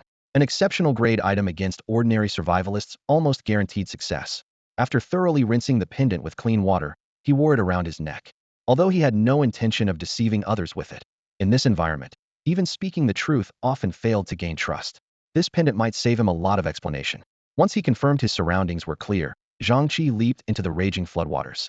Though gathering materials had delayed him, leaving only half an hour until nightfall, the advantage of moving with the current meant he wasn't worried. Even flowing with the current, his speed could reach nearly 100 yards. He quickly found a familiar river path, fully powered up his power armor, and sped toward the shelter. 20 minutes later, Zhang Chi returned to the shelter. This was his farthest excursion yet, consuming half the power of his armor, requiring 3 Xian Shui spirit stones to recharge fully. He placed the Xian Hua spirit stone he acquired into the 5-element conversion chamber and began calculating his resources. He had accumulated 20 depleted energy stones, most of which were consumed by the Xian Ling arm crossbow. Although it seemed a small amount, this was just the consumption over 2 days. Once the shelter was upgraded, the remaining 200+ energy stones would last only about 10 days at the current consumption rate. More concerning was that the earliest used Xianjin spirit stones had barely regained energy, and other attribute spirit stones were recovering just as slowly, except for water attribute stones, which were slightly faster, likely influenced by the continuous heavy rain. Even if all were converted into Xian Shui spirit stones, by the time the current energy stones were exhausted, the earliest batch would likely not have fully recovered. Zhang Chi leaned back in his chair, pondering a solution. Since rainy days accelerated the recovery of Xian Shui spirit stones, there must be corresponding methods for other spirit stones. He considered placing the spirit stones in piles of corresponding materials, such as placing Xianjin spirit stones among iron blocks or burying Xian Tu spirit stones in soil. But on second thought, damaging precious materials would be counterproductive. Ultimately, he concluded that refining with fire might be the only viable option. Just as he was about to ask in the regional channel, he noticed it had already erupted with activity. Someone who had left earlier had returned, changing the number from 793-49999 back to 793-51000. People were worried that a companion might have encountered the mist ghost, but others quickly reassured them, saying, "The mist ghost is too weak to harm anyone in our region." Upon learning that another mist ghost had appeared today, Zhang Chi decided to handle delivery before proceeding with transactions. He stepped out of the shelter, circled the stone wall, and, as expected, found another mist ghost in the same spot as yesterday. As usual, he threw down the rope, and the fog demon quickly climbed up, only to be swiftly slain by him with a single strike. As expected, a black iron treasure chest appeared, containing 3 digestion fruits. Even though he couldn't use these fruits at the moment, he didn't mind. Once he broke through the bottleneck and reached the excellent level, the digestion fruits' effects would become apparent. He planned to purchase more digestion fruits in the regional channel. Many people, due to food shortages, couldn't utilize these fruits and might as well trade them to him. With the help of these digestion fruits, once he advanced to the excellent level, his strength would increase significantly faster. He contacted Qian Zhongtian and, after receiving today's night mushroom box, immediately posted an advertisement in the regional channel, selling night mushroom boxes and a large variety of other food, listed in the trading channel. Additionally, purchasing large quantities of blast furnaces, lime kilns, and other structures and blueprints that increase flame temperature and prevent heat leakage. Message me privately with your price.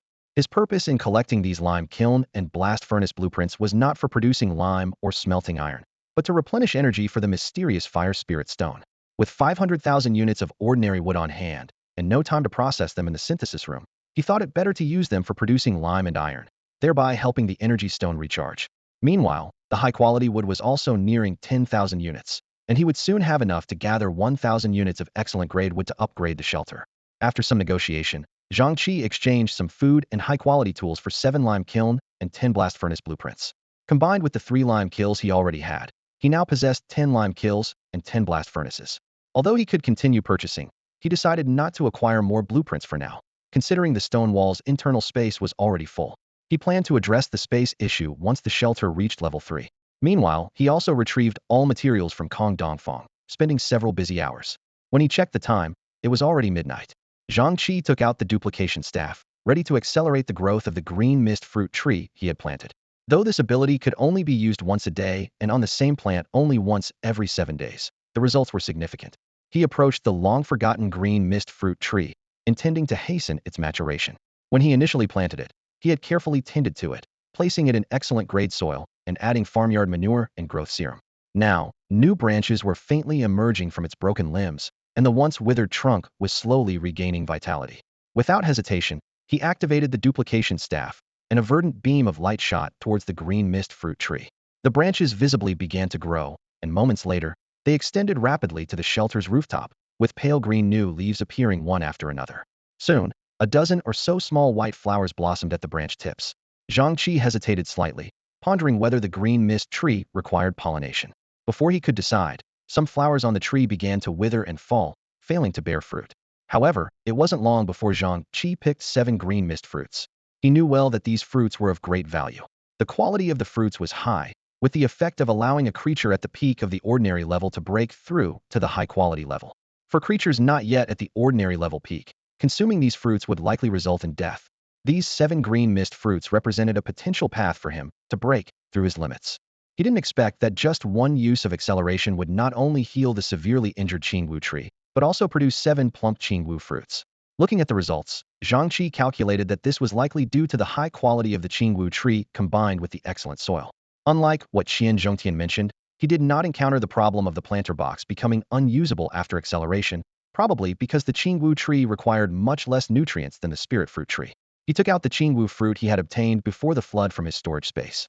Compared to the newly grown 7 fruits, it was only slightly smaller, but otherwise identical. Looking at the 8 fruits in his hand, Zhang Chi quickly devised a distribution plan, one for Qian Zhongtian and one for Kong Dongfang. Especially for Qian Zhongtian, who had been helping him make night mushroom boxes without any compensation. Just helping with the spirit fruit tree was far less valuable than the labor he had put in. This Qingwu fruit was a well-deserved reward. For the remaining 6, he decided to sell 5 and keep 1 for emergencies. Zhang Chi did not plan to use the Qingwu fruit to break through to the excellent grade, given its questionable fatality rate as described. Instead, it was more prudent to let Xiaohong condense a high-quality sun and moon spirit fruit. Besides, since the evaluation had just ended, there must be plenty of good items available for trade in the area. In addition to Li Feng and Qian Zhongtian, there were 2 new second-tier members in the area, a girl who had sold him the high-quality bathroom blueprint, and Lime Brother, who ran a Lime group. Since he was already up late, Zhang Chi decided to finalize the trade before sleeping. He had just confirmed that Xiaohong would start condensing the sun and moon spirit fruit after dinner. With the support of excellent soil and a sun crystal, and since Xiaohong had reached excellent grade, it could produce a high-quality sun and moon spirit fruit even without acceleration.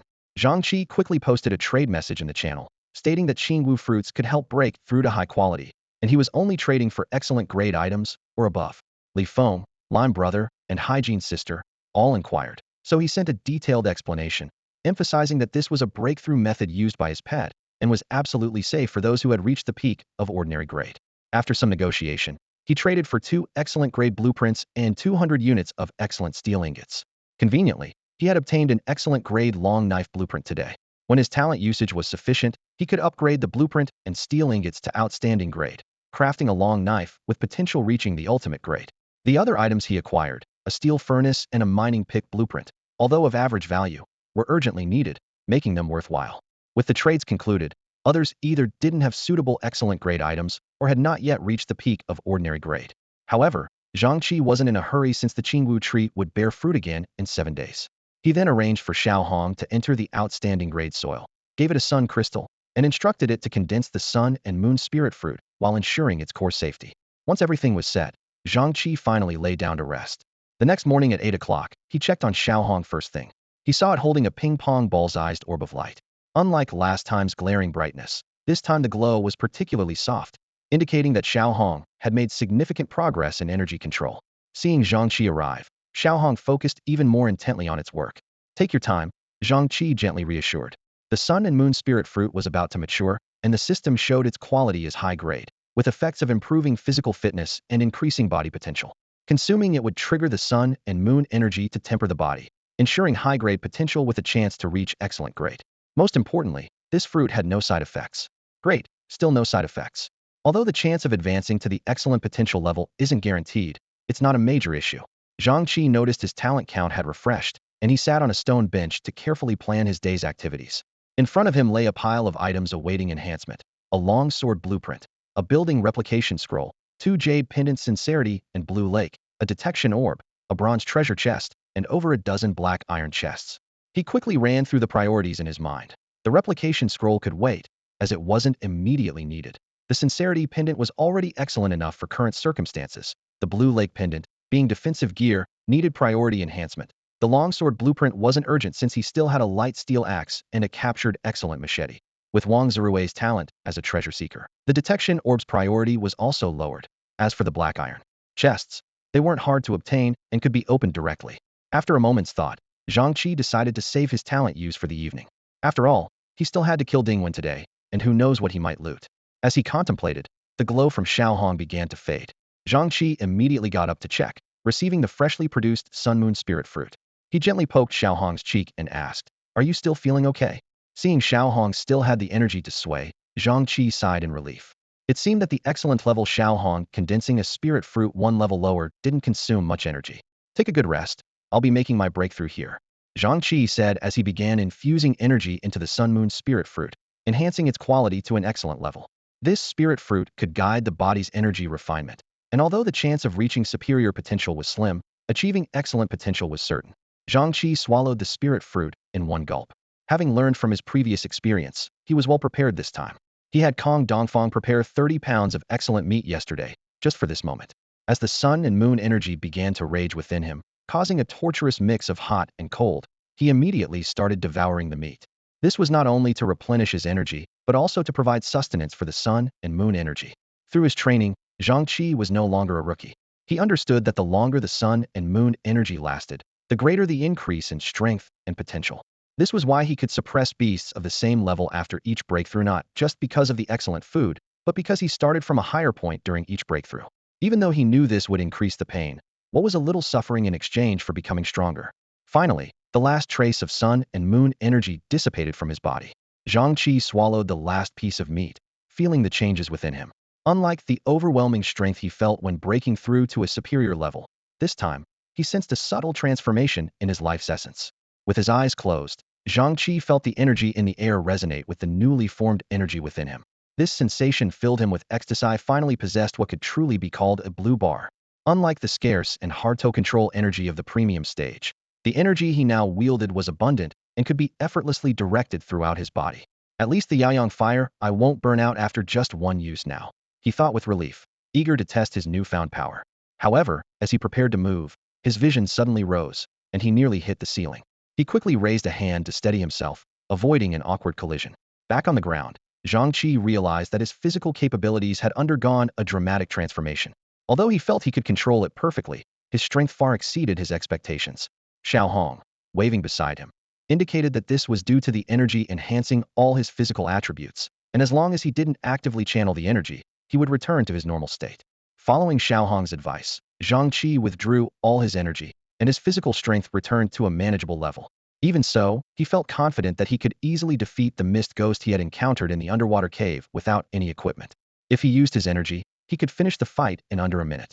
To accurately gauge the extent of his strength increase, Zhang Chi went downstairs. He removed his wind feather boots and covered his legs with energy, then sprinted. In less than a second, he reached the stone wall, and with a push of his right foot, he began running vertically up the wall using the centrifugal force generated by his speed. After a minute, his survival manual vibrated as a reminder. Zhang Chi landed lightly, his feet leaving 2 deep impressions on the ground. During that minute, he had run 35 laps around the 20-meter diameter stone wall, with a speed equivalent to over 35 meters per second, nearly matching that of a typical car. Although this extreme burst could only be maintained briefly, it consumed about 1/5 of his internal energy. Subsequent tests showed that even without using energy, his physical abilities had increased by about 50. Once energy was infused, his power could double, meaning he could now handle 5 to 8 opponents of his previous level simultaneously.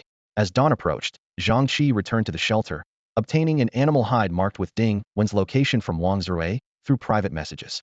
He took out the Blue Lake amulet for appraisal, confirming that this exceptional grade equipment could enhance his physical defense and particularly counteract fire damage. With the amulet on, Zhang Chi now wore 3 pendants around his neck: the Guardian Stone Medallion, the Blue Lake Amulet, and the Sincerity Pendant. Though a bit crowded, it was the best he could do for now. He made a mental note to create a pendant pouch. As the sky lightened and the rain reduced to a moderate level, Zhang Chi donned his power armor and set off towards Ding Wen's shelter, 50 kilometers away. This shelter, located within a region and far from the river, was reachable within the 5 hours of daylight. An hour later, he arrived at his destination and activated the detection orb. The detection orb showed only a single green dot ahead, prompting Zhang Chi to accelerate without hesitation. Before long, he arrived at a 3-meter stone wall shelter, similar in size to his own. Utilizing the force of the water, he leaped into the air, executed a neat forward flip, and landed steadily inside the shelter. As soon as he regained his balance, he noticed a young woman, around 20 years old, standing to his right. She held a pickaxe and had traces of mining dust on her clothes. "Who are you? How did you get in here?" she exclaimed, startled by the unexpected visitor. However, her expression soon softened, and a charming smile appeared on her lips. "Wow, you're impressive, being able to move so freely in the flood." Dingwan. Zhang Chi's gaze swept over her. He had to admit, she was indeed captivating, exuding an allure that drew him in. Her voice was soothing, relaxing his mind. An intrusive thought entered his head, to claim her as his own. Alarmed, Zhang Chi quickly shielded his mind with energy and activated his sunfire eyes. Instantly, his thoughts cleared, and the protective and possessive desires vanished like bubbles. Although Dingwan still appeared alluring, her attempt to use mind control on him was unforgivable. Dingwan had been genuinely surprised when Zhang Chi descended from above, but she soon regained her composure and subtly used her innate ability. Seeing the desire in his eyes, she believed her prey had taken the bait. His eyes were so inflamed with desire, they seemed ready to ignite. She eyed Zhang Chi's half-armor and arm crossbow greedily, and was about to further her enchantment when flames erupted from his eyes. A flash of red light pierced Dingwan's eyes, creating a charred wound through her head, destroying her features. Zhang Chi winced at his impulsiveness. Would anyone be able to recognize this corpse? Nevertheless, he took a photo and uploaded it alongside the picture of Zhong Hongxing's head from the previous day to the regional channel. This served to prove to Wang Rui's that he had completed the task, and to inform others of his good deed in eliminating threats. Though only about 800 people remained in the area, those who survived the schemes of Zhong and Ding were undoubtedly elite, making their connections more valuable than those of 2,000 or 3,000 ordinary survivors. When the two photos appeared in the regional channel, the flood of curses halted abruptly, as if time had frozen. A few seconds later, the channel erupted with a surge of messages. "Is this for real? These two scumbags are dead. Ha ha ha, finally, these two idiots are gone. Uncle Li must be rejoicing in heaven. Who is Zhang Chi? I've never heard of him. Does anyone know if this photo is real?" Wang Zirui is a big shot from another area. Look at the golden glow on his name. It's even brighter than Zhong Hongxing's. As for the location of these two bastards, it was me who provided it. I can sense that the secret of the treasure map has been uncovered, and the treasure itself has appeared. Li Xiang, you really did it. Did you meet a girl named Miaoyan at Zhong Hongxing's shelter? She said she was going there the day before the flood. Is she still alive? Everyone else who went to Zhong Hongxing's shelter was brutally killed, but there's no news about Miaoyan. Zhang Chi paused for a moment. I didn't see her. Maybe she didn't make it in time. He stopped looking at the regional channel and instead began ransacking Dingwan's shelter, giving the survivors some time to vent. Dingwan's shelter wasn't large, so Zhang Chi searched it quickly. Compared to the haul from Zhong Hongxing's shelter, this was much less impressive. Dingwan didn't have an exceptional level storage space. Her basic materials only amounted to 2,000 or 3,000 units, most of which were of high quality. It seems these materials were stored at Zhong Hongxing's place. There were some high-quality tools and blueprints, but Zhang Chi wasn't interested in those and casually put them up on the regional trading channel, exchanging them for some high-quality stones. Besides that, she also had several well-crafted buildings, but since Zhang Chi couldn't take them with him, he decided to ignore them. Ultimately, his eyes landed on the most valuable items of his trip, those precious items. First, there was a high-quality blueprint. Though it was only high quality, it was more useful than an exceptional blueprint at the moment. It was a blueprint for a diving suit, with the high-quality effect of reducing water resistance and requiring the use of an air tank. Material requirements: 5 units of high-quality animal hide, waterproof fabric, 2 units of high-quality iron, 1 unit of high-quality rubber. Evaluation: with it, you can dive for long periods and increase your diving speed. For Zhang Chi, the blueprint wasn't very useful, but he could sell it to other survivors. Although the floodwaters were fierce now, they would eventually subside. And traveling in water didn't necessarily mean swimming. Walking along the bottom was possible. As long as the water flow slowed to below 10 meters per second, even a novice high-quality survivor could walk on the bottom with enough weight. Zhang Chi tucked the blueprint into his bag and then, with a pickaxe and shovel, headed to the mining area where Dingwan had worked. There was an excellent grade Xuanhua spirit stone vein there, likely obtained by Dingwan through a random resource scroll. Zhang Chi hadn't found the spirit stones in her shelter, but did discover over 100 units at Zhong Hongxing's shelter. It was clear where the vein's stones had gone. However, he wasn't planning to mine them just yet, but wanted to try bringing the entire vein back to his shelter. During excavation, the fire energy within the vein slowly dissipated, so he quickly stored it in his bag to prevent excessive energy loss. The Xuanhua vein was not large, less than 10 meters long and oval-shaped, but he managed to squeeze it into his bag. Finally, he stumbled upon the greatest find of this tripe, a standard on a cubic meter-sized box, a special exceptional level resource. The golden ring beehive is a special, exceptional grade insect resource. Although the individual combatability of the golden ring bees is not strong, they are renowned for their swarming nature, making them ideal for overwhelming tactics. These insects have a particular fondness for high-quality nectar and metal energy, and with careful cultivation, they can produce exceptional grade honey. Zhang Chi stood in front of Ding Wen's shelter, his gaze fixed on the golden, shimmering beehive, deep in thought. Yesterday, while searching in Zhong Hongxing's shelter, he hadn't found any exceptional grade resource points, assuming that the other party had only obtained ordinary buildings from the random resource scroll. To his surprise, he discovered this precious exceptional grade insect resource at Ding Wen's place today. When attempting to trade, the system indicated that the golden ring beehive was non-tradable, which meant that a golden ring queen bee had already been nurtured inside. Zhang Chi quickly pieced together the situation. Zhong Hongxiang likely gave the resource scroll to Ding Wen to extract on his behalf, and since the queen bee had already been nurtured, it could not be reclaimed. However, this wasn't an issue for Zhang Chi, who owned a backpack. As for another mysterious fire mine, he decided to leave it in the care of Kong Dongfang for now.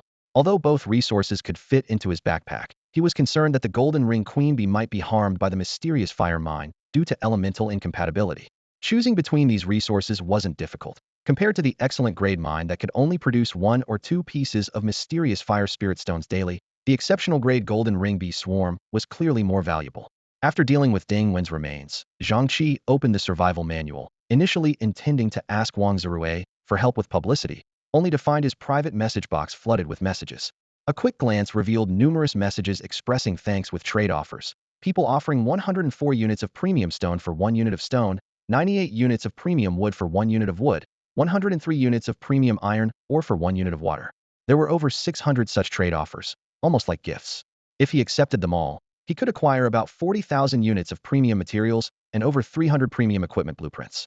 While the temptation was significant, Zhang Chi chose to close the private messages. In his view, charging a fee for avenging someone was fair, but these survivors' resources could be matters of life and death, so there was no need to take everything.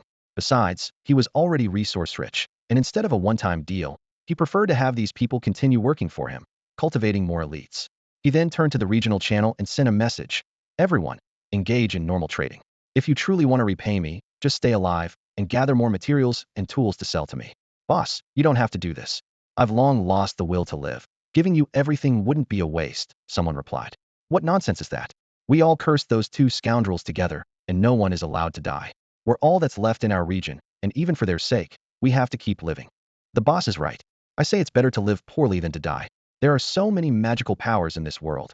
Who knows, maybe one day we'll get a resurrection coin or something. Holding the survival manual, Zhang Chi plunged into the water without hesitation. In the middle of the river near the shelter, he quickly dove down, moving with precision and skill.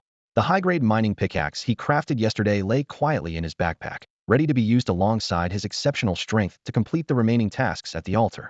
Upon entering the cave, Zhang Chi immediately noticed a change. The transparent energy barrier that once blocked the water had disappeared, and the entire cave was now flooded. Activating his power armor, he swam downstream with the current and soon reached the underground space. To his surprise, it was empty, with no sign of any enemies. He speculated that the altar's damage or the defeat of the mist ghost had interrupted the energy supply, causing the water barrier to vanish. Pulling out his pickaxe, Zhang Chi swung it with force. Even with high-quality equipment, dealing with an extraordinary level altar was no easy task. The water pressure added to the challenge, requiring extra effort with each strike. After 2 hours of hard work, he finally completed the central part of the task, collecting 100 units of extraordinary refined gold and 100 units of extraordinary mysterious water spirit stones. He then moved on to the basement of the Red Star People's shelter ruins. Without the water hindrance, his collection speed increased significantly. In less than an hour, he had cleared out the entire basement. Although he found nothing but walls, the 2,000 units of high-quality stone were a decent haul. Now, he had gathered 3/4 of the 4,000 units of stone needed to upgrade the shelter. Back at the shelter, Zhang Chi took out the bronze treasure chest that had remained unopened and upgraded it to a silver chest. He started by opening a dozen black iron chests as a warm-up, each yielding items of the same tier. This only boosted his mood according to the law of conservation of luck. The silver chest was bound to contain something valuable. Sure enough, when the silver chest opened, a dazzling light flashed, revealing an ultimate-grade greenhouse inside. This greenhouse, capable of regulating temperature and humidity, significantly boosts crop growth speed and yield. It even comes with 3 acres of ultimate soil. Even at a depth of 1 meter, there are 200,000 units of ultimate grade soil, and with the talent refreshed tomorrow, it could be upgraded to a transcendent level. Next, he turned his attention to the golden ring beehive. After carefully examining hundreds of larvae, he finally identified the queen bee and immediately used a high-quality contract scroll to contract it. The other high-grade larvae, under the queen's control, didn't need individual contracting. However, these greedy larvae had quite the appetite, quickly draining 6 blocks of mysterious gold spirit stone energy before contentedly drifting off to sleep. Watching these voracious larvae, Zhang Chi realized he needed to plant high-quality flowers quickly to provide nectar. His gaze instinctively drifted to Xiao Hong, who was cheerfully swaying nearby. Xiao Hong suddenly shivered and turned to meet Zhang Chi's meaningful look. Huh. No worries, I was just curious about how the flower pollen on your face produces nectar, Zhang Chi asked bluntly. This sudden question left Xiao Hong momentarily speechless. Then, visibly upset, it waved its arms at Zhang Chi, clearly displeased with the inquiry. Zhang Chi scratched his face awkwardly, with a hint of regret in his voice. If there isn't, there isn't. No need to get mad. After consulting with other survivors in the area channel, he obtained a useful tip. Sugar water can be used as a substitute to feed bees. Upon learning this, Zhang Chi immediately tasked Kong Dongfang with preparing the sugar water. At the same time, he retrieved the xuanhua, or vein, and, after a brief moment of contemplation, decided to bury it next to the solar crystal, or vein, hoping to harness its energy to accelerate the recovery of the xuanhua, or vein. Early the next morning, Zhang Chi picked up the ripening wand to tend to the 4-leaf ginseng. The wand emitted a glow that enveloped the superior-grade planting box, and the ginseng began to grow at a rapid pace, visible to the naked eye. The once shriveled ginseng quickly became plump, filling the entire box with lush green leaves. Although Zhang Chi had never seen a live ginseng plant and couldn't determine if this growth was normal, the rapidly deteriorating soil in the planting box was evident. The soil turned yellow and cracked quickly. 10 minutes later, he transferred the fully grown ginseng to a new box, as the original one, apart from the outer wooden layer, had completely lost its cultivation capacity. However, the cost was worth it, as the ginseng now looked plump and white, resembling a large radish. As a self-proclaimed body management master, Zhang Chi decisively trimmed off more than half of its roots with scissors, which were enough to make 50 bottles of healing potion. While pondering how to open up new markets since the survivors in the area had already swept through his other products several times, the survival manual on the table suddenly began to buzz. The manual displayed the latest announcement. The first disaster benefits have been distributed. Now issuing the disaster task: source of the flood. Where does the prolonged flood originate from? Is there a possibility to end it early? Survivors are requested to find the source of the flood and find a way to stop it early. Task items have been distributed. Ending it early? This reminded Zhang Chi of the altar he discovered at the riverbed. If all the altars could be destroyed before the flood occurred, could the outbreak be prevented? At that moment, the area channel and private chats were abuzz. Did Li Feng really just go for it? What's the situation now? Once he entered the mission area, he could only communicate privately, so it's unclear. Quick, find out who is friends with him. He was just saying it's fine, but now he's not responding. He should be okay. His friend list shows he's still online. Where's Zhang Chi? It's unsettling without him around. Yeah, why isn't Zhang Chi saying anything? Could he have already gone there? Zhang Chi sent out a message, his tone calm, yet authoritative. Everyone, don't panic. I just saw the announcement and plan to check it out soon. The responses were swift and chaotic, as if an irresistible call had been made. If the boss is going, then I'm going too. You're all going? Then I'm in. Let's just all go together then. Initially, Zhang Chi considered telling them to wait for more information, as these survivors were valuable labor for him.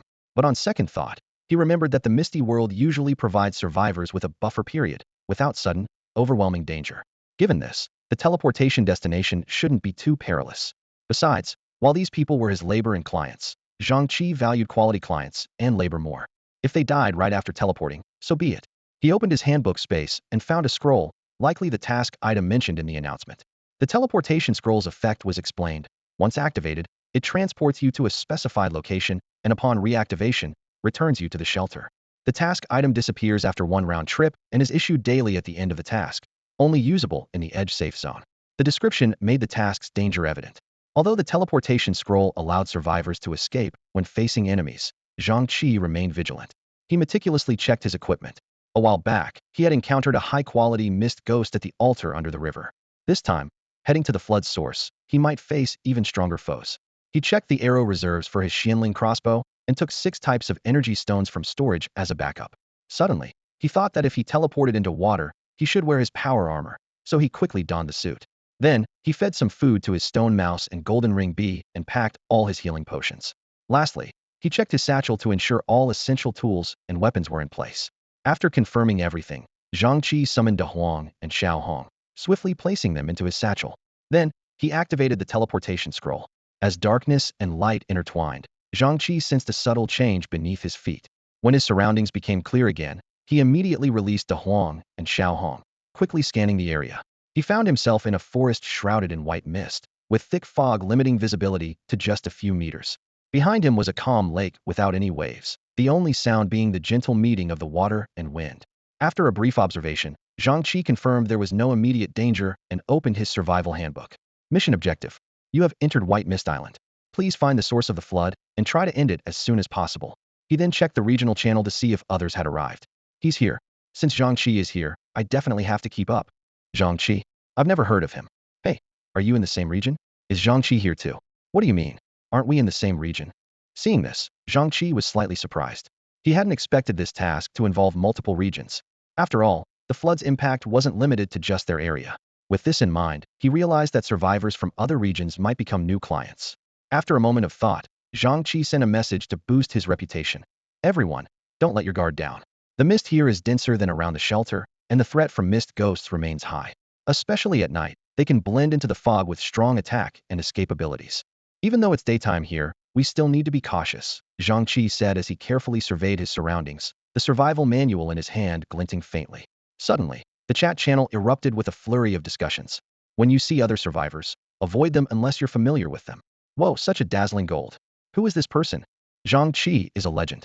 Everyone in our area looks up to him. You guys are way too blindly worshipful. You don't even know him. Yesterday, Zhang Chi got rid of 2 scumbags in our area who had caused the deaths of over 9,000 people. Reading the chatter, Zhang Chi silently put away his survival manual and took out the detection orb. Although finding mithril wasn't too hard with Wang Zirue, the treasure hunting expert, he decided to upgrade the detection orb for safety.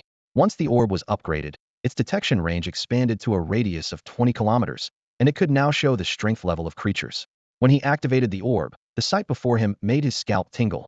Within the detection range, there were over 10,000 white dots representing ordinary creatures, mixed with hundreds of green dots indicating higher quality ones. As he headed towards the nearest white dot, Zhang Chi quickly froze and surprisingly a fog ghost in the form of a wolf appeared before him. This was completely unexpected. He raised his hand and shot an arrow that pierced through the wolf-shaped fog ghost's head. White mist gushed out as the wolf's body gradually dissipated, leaving behind a wooden treasure chest. After consecutively defeating several animal-shaped fog ghosts, each only yielding wooden chests, Zhang Chi realized the rewards were far less valuable than those from human-shaped fog ghosts. While he was engrossed in hunting, he heard urgent footsteps approaching from afar. Zhang Chi raised his machete cautiously, refraining from using the Xianling arm crossbow to avoid accidentally harming a fellow survivor. Soon, a figure with an injured left arm rushed into view. The person was covered in blood and mud, but upon recognizing Zhang Chi, he suddenly burst into laughter. Ha ha ha, I'm Li Feng, and it seems today is not my day to die. Is this bloodied, mud-covered person Li Feng? Seeing Zhang Chi's puzzled expression, Li Feng quickly explained, Brother, it's me, your younger brother. The day before yesterday, I bought the Qingwu fruit from you with a mining pickaxe blueprint. And the day before that, I traded 500 pounds of meat with you for Xuanmu spirit stones. As he spoke, Li Feng frantically wiped the blood and mud from his face with his good right hand.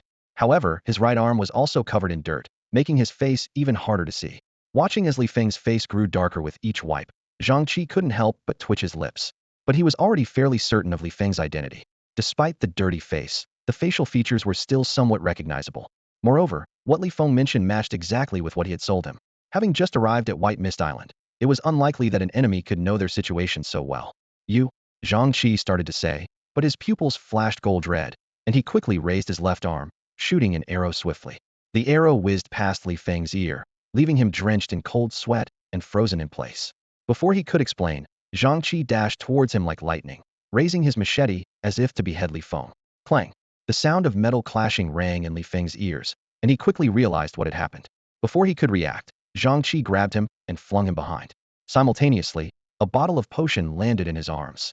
Without hesitation, he uncorked it and drank deeply. Instantly, he felt a soothing sensation throughout his body, and his injuries began to heal visibly. Even his broken left hand gradually regained strength. Da Huang, stay by his side. Zhang Chi instructed before turning his attention back to the enemy. Whoever the enemy was, for whatever reason, Li Feng was a valued customer, and Zhang Chi wouldn't let him die without his consent. He fully activated his Yaoyang fire eyes, trying to locate the hidden enemy. Suddenly, he caught a glimpse of a faint, blurry black shadow not far to his left. Feigning ignorance, Zhang Chi swiftly raised his left hand and shot an arrow. It was an Earth attribute gravity arrow. The enemy hadn't expected Zhang Chi to pinpoint his location and was caught off guard. The first arrow hit its mark, and Zhang Chi followed up with 4 black water ice arrows. He chose to control rather than kill because he wanted answers, and the enemy's stealth was impressive. The arrows blocked all escape routes. Unless the enemy could burrow underground, they were sure to be hit. At the same time, Xiaohong's light followed closely behind. The enemy's strength wasn't particularly high, not yet at the peak of the premium level, and far inferior to Zhang Chi, however. Their stealth capability was significant, and even with the Yaoyang fire eyes, Zhang Chi could only see a little. As Zhang Chi rushed forward, about to hit the target, the shadow suddenly vanished. Could it really burrow underground? Zhang Chi glanced at Da Huang, who shook its head, indicating it hadn't detected the enemy's presence either. Could it be a mist ghost? It didn't seem like it. Zhang Chi pondered as he approached the now-healed Li Feng. When he reached him, Zhang Chi extended his hand. Li Feng looked confused for a moment. Then, realizing what was meant, grasped Zhang Chi's right hand firmly and shook it up and down. Hey man, nice to meet you. I'm Li Feng. You can still call me little brother, like before. Zhang Chi's face darkened instantly. He raised an eyebrow and shook off Li Feng's hand, speaking in a hostile tone. Li Feng's hands were covered in mud and blood, and the handshake left Zhang Chi's hand dirty. Embarrassed, he withdrew his hand with an awkward smile. Pay up, Zhang Chi said coldly. 1 potion, 1 premium grade item. Oh, and I saved your life. So let's count that as a healing potion. Li Feng was taken aback, his mouth twitching. He awkwardly retracted his outstretched hand, scratching his head, unable to form a coherent sentence. Zhang Chi stared at him for a moment, suspicion creeping into his eyes. You're not planning to dodge the payment, are you? As soon as he finished speaking, the dog beside him, Da Huang, lowered its front legs and body, baring its fangs slightly, growling a low warning. The little red plant on its head, Xiaohong, also showed its anger, crossing its green leaves in a mock stern stance, glaring at Li Feng with glowing petals.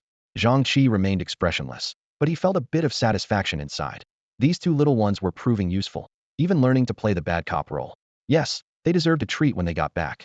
Li Feng, who had just reached a decent level, was taken aback by this display. Facing a premium grade veteran, a seasoned decent grade, and 2 intimidating creatures, he broke into a cold sweat, his face turning pale. Big brother, I'm really not trying to dodge the payment. He quickly waved his hands. Please, call them off. All I have is a knife right now, but I'll make it up to you once I'm back. Hearing this, Zhang Chi gestured, and Da Huang immediately ceased its hostility, standing behind him licking its paws, while Xiaohong withdrew its glow and swayed atop Da Huang's head. All right, Zhang Chi said, softening his tone but still not to be trifled with. Don't try to fool me with junk. Now, tell me, what was up with that enemy earlier? Details. Li Feng pondered briefly, organizing his thoughts before explaining. Honestly, I don't know his name. I hadn't been in this area long before I encountered a decent grade fog ghost during my exploration. I fought it and took it down. Just as I was about to collect my loot, that guy suddenly appeared. He not only wanted to snatch the treasure chest that dropped, but also tried to force me to hand over my other gear. He paused, a hint of fear still in his eyes. At the time, I thought he was stronger than me, but not by much, so I decided to fight. But I underestimated him. He could turn invisible, and in a sneak attack, he disabled one of my arms, leaving me no choice but to flee. I had no time to look back and see who he was as I ran. Not long after, I bumped into you. Zhang Chi frowned, deep in thought, then asked. If he threatened you, he must have said something. Try to recall if there was anything unusual about what he said. Also, what kind of fog ghost did you fight? What level was the treasure chest that dropped? Most importantly, how can you prove you're telling the truth? It's definitely true, Li Feng said urgently, raising his hand as if to swear. If not, you can take my life right now. The fog ghost looked human, and it dropped a bronze treasure chest. I suspect that's what attracted him, making him want to steal it. Hearing this, he frowned, lowering his head in contemplation.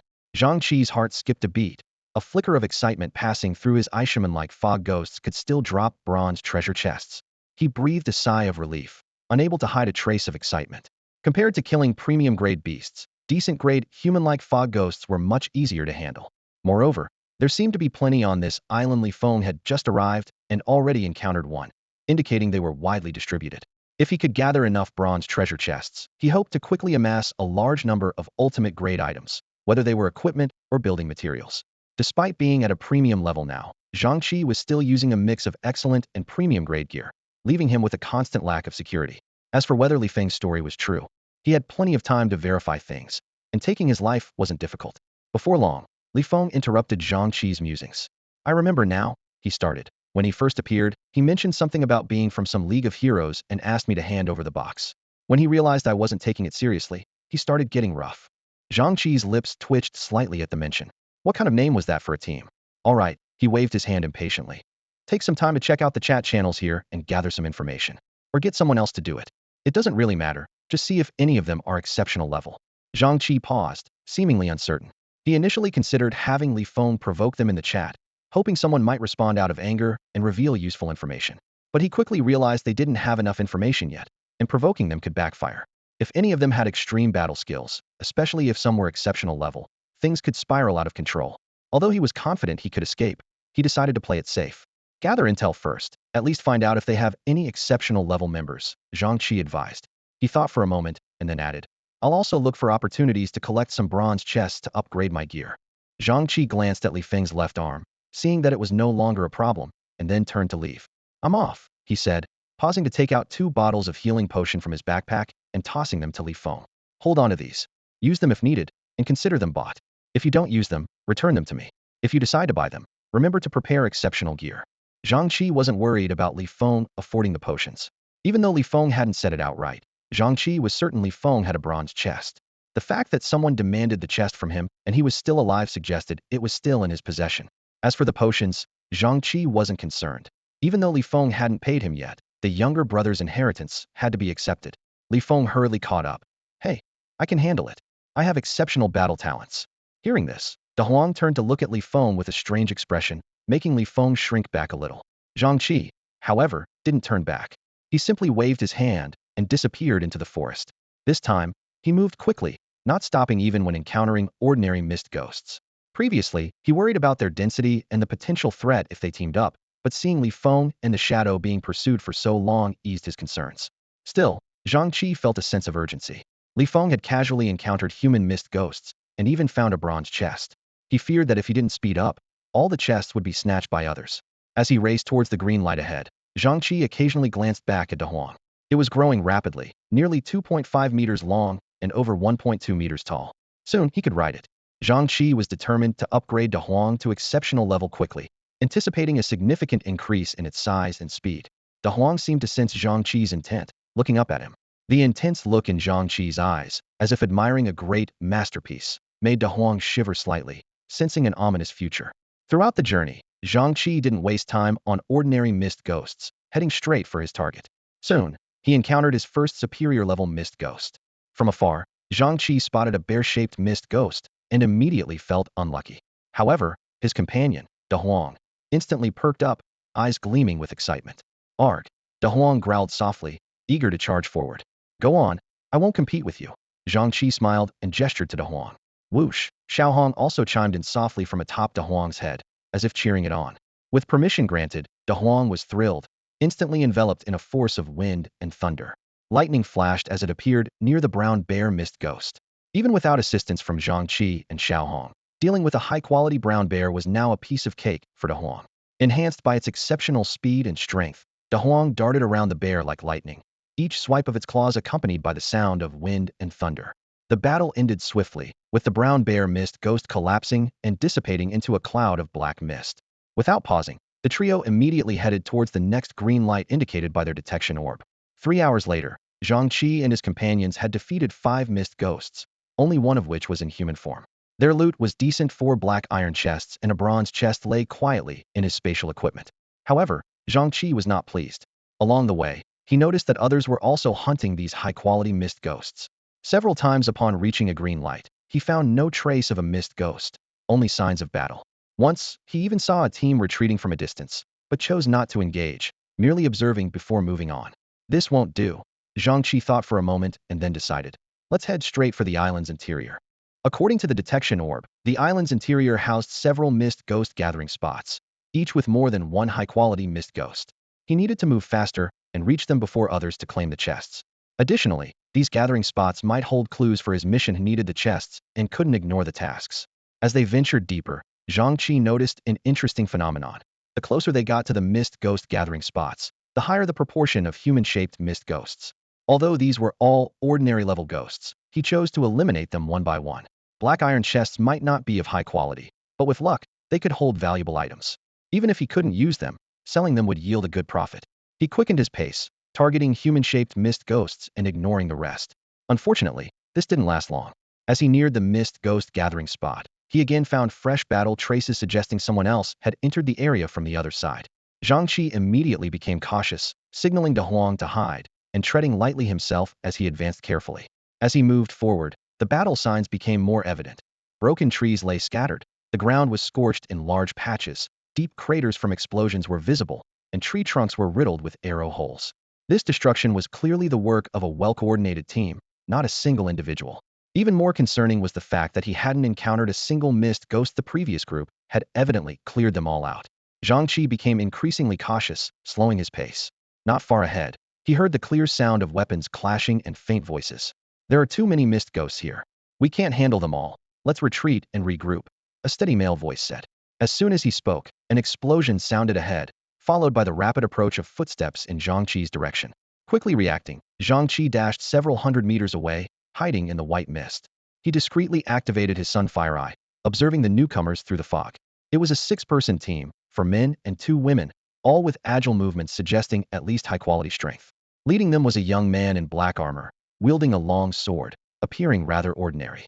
2 women flanked him, one holding a bow and scanning the surroundings vigilantly, the other gripping a staff, her fingertips still glowing with residual magic.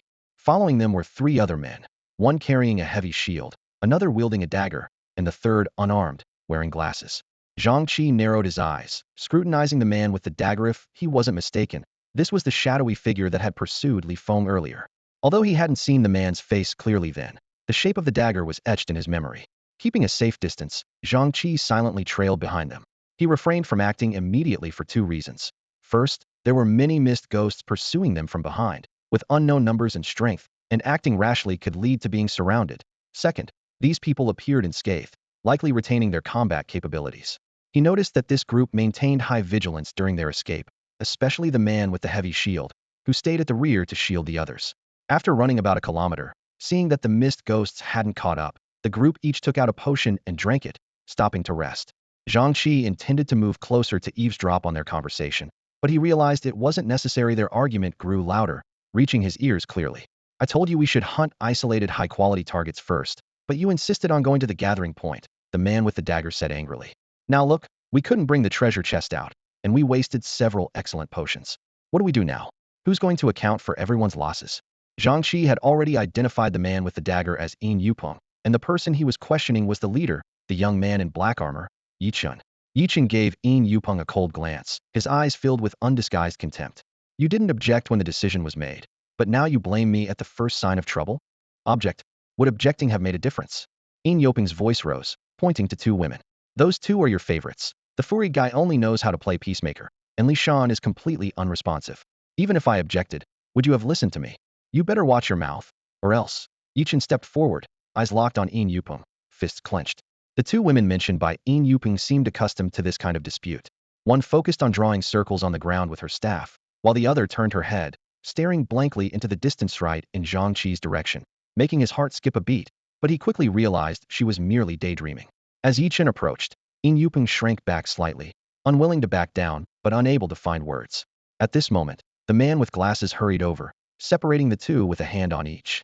All right, let's all take a step back. There are only 4 high-quality mist ghosts left with injuries, and most of the ordinary ones are dead. We're unharmed, just low on stamina. We'll go back when we're rested. No need to argue over such a small matter. You go if you want. I'm not following him anymore. Just seeing him makes me angry. Yin Yupeng spat, turning to the man with the large shield. Li Shan, are you coming with me? Shield bearer Li Shan didn't speak, but silently stood up behind Yin Yupeng, making his stance clear. His massive shield almost completely obscured the others, exuding a formidable presence. After exchanging a few more taunts, Yin Yupeng hurled a few harsh words and left with Li Shan. The man with glasses followed, trying to persuade them, his voice fading into the distance, leaving Yi Chun and the 2 women behind. Brother Chun, what should we do? Are we still going to fight the mist ghosts? The woman with the staff asked, her voice a bit loud. Fight for what? It's just the 3 of us left. How can we fight? Let's head back first, Yi Chun replied irritably. But we've already killed most of them.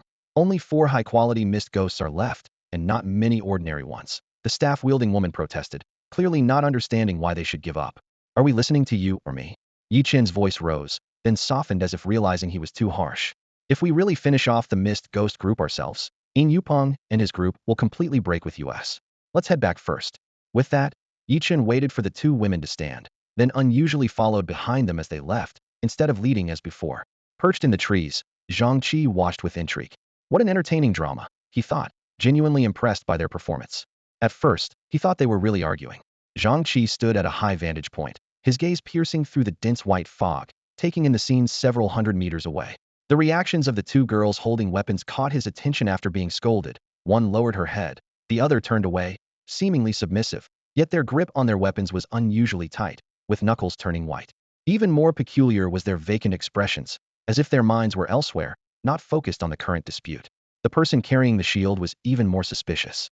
Ostensibly standing casually with arms crossed, the individual maintained a position aligning with Zhang Chi and the others, both initially and when moving behind Yin Yupeng. This was no coincidence.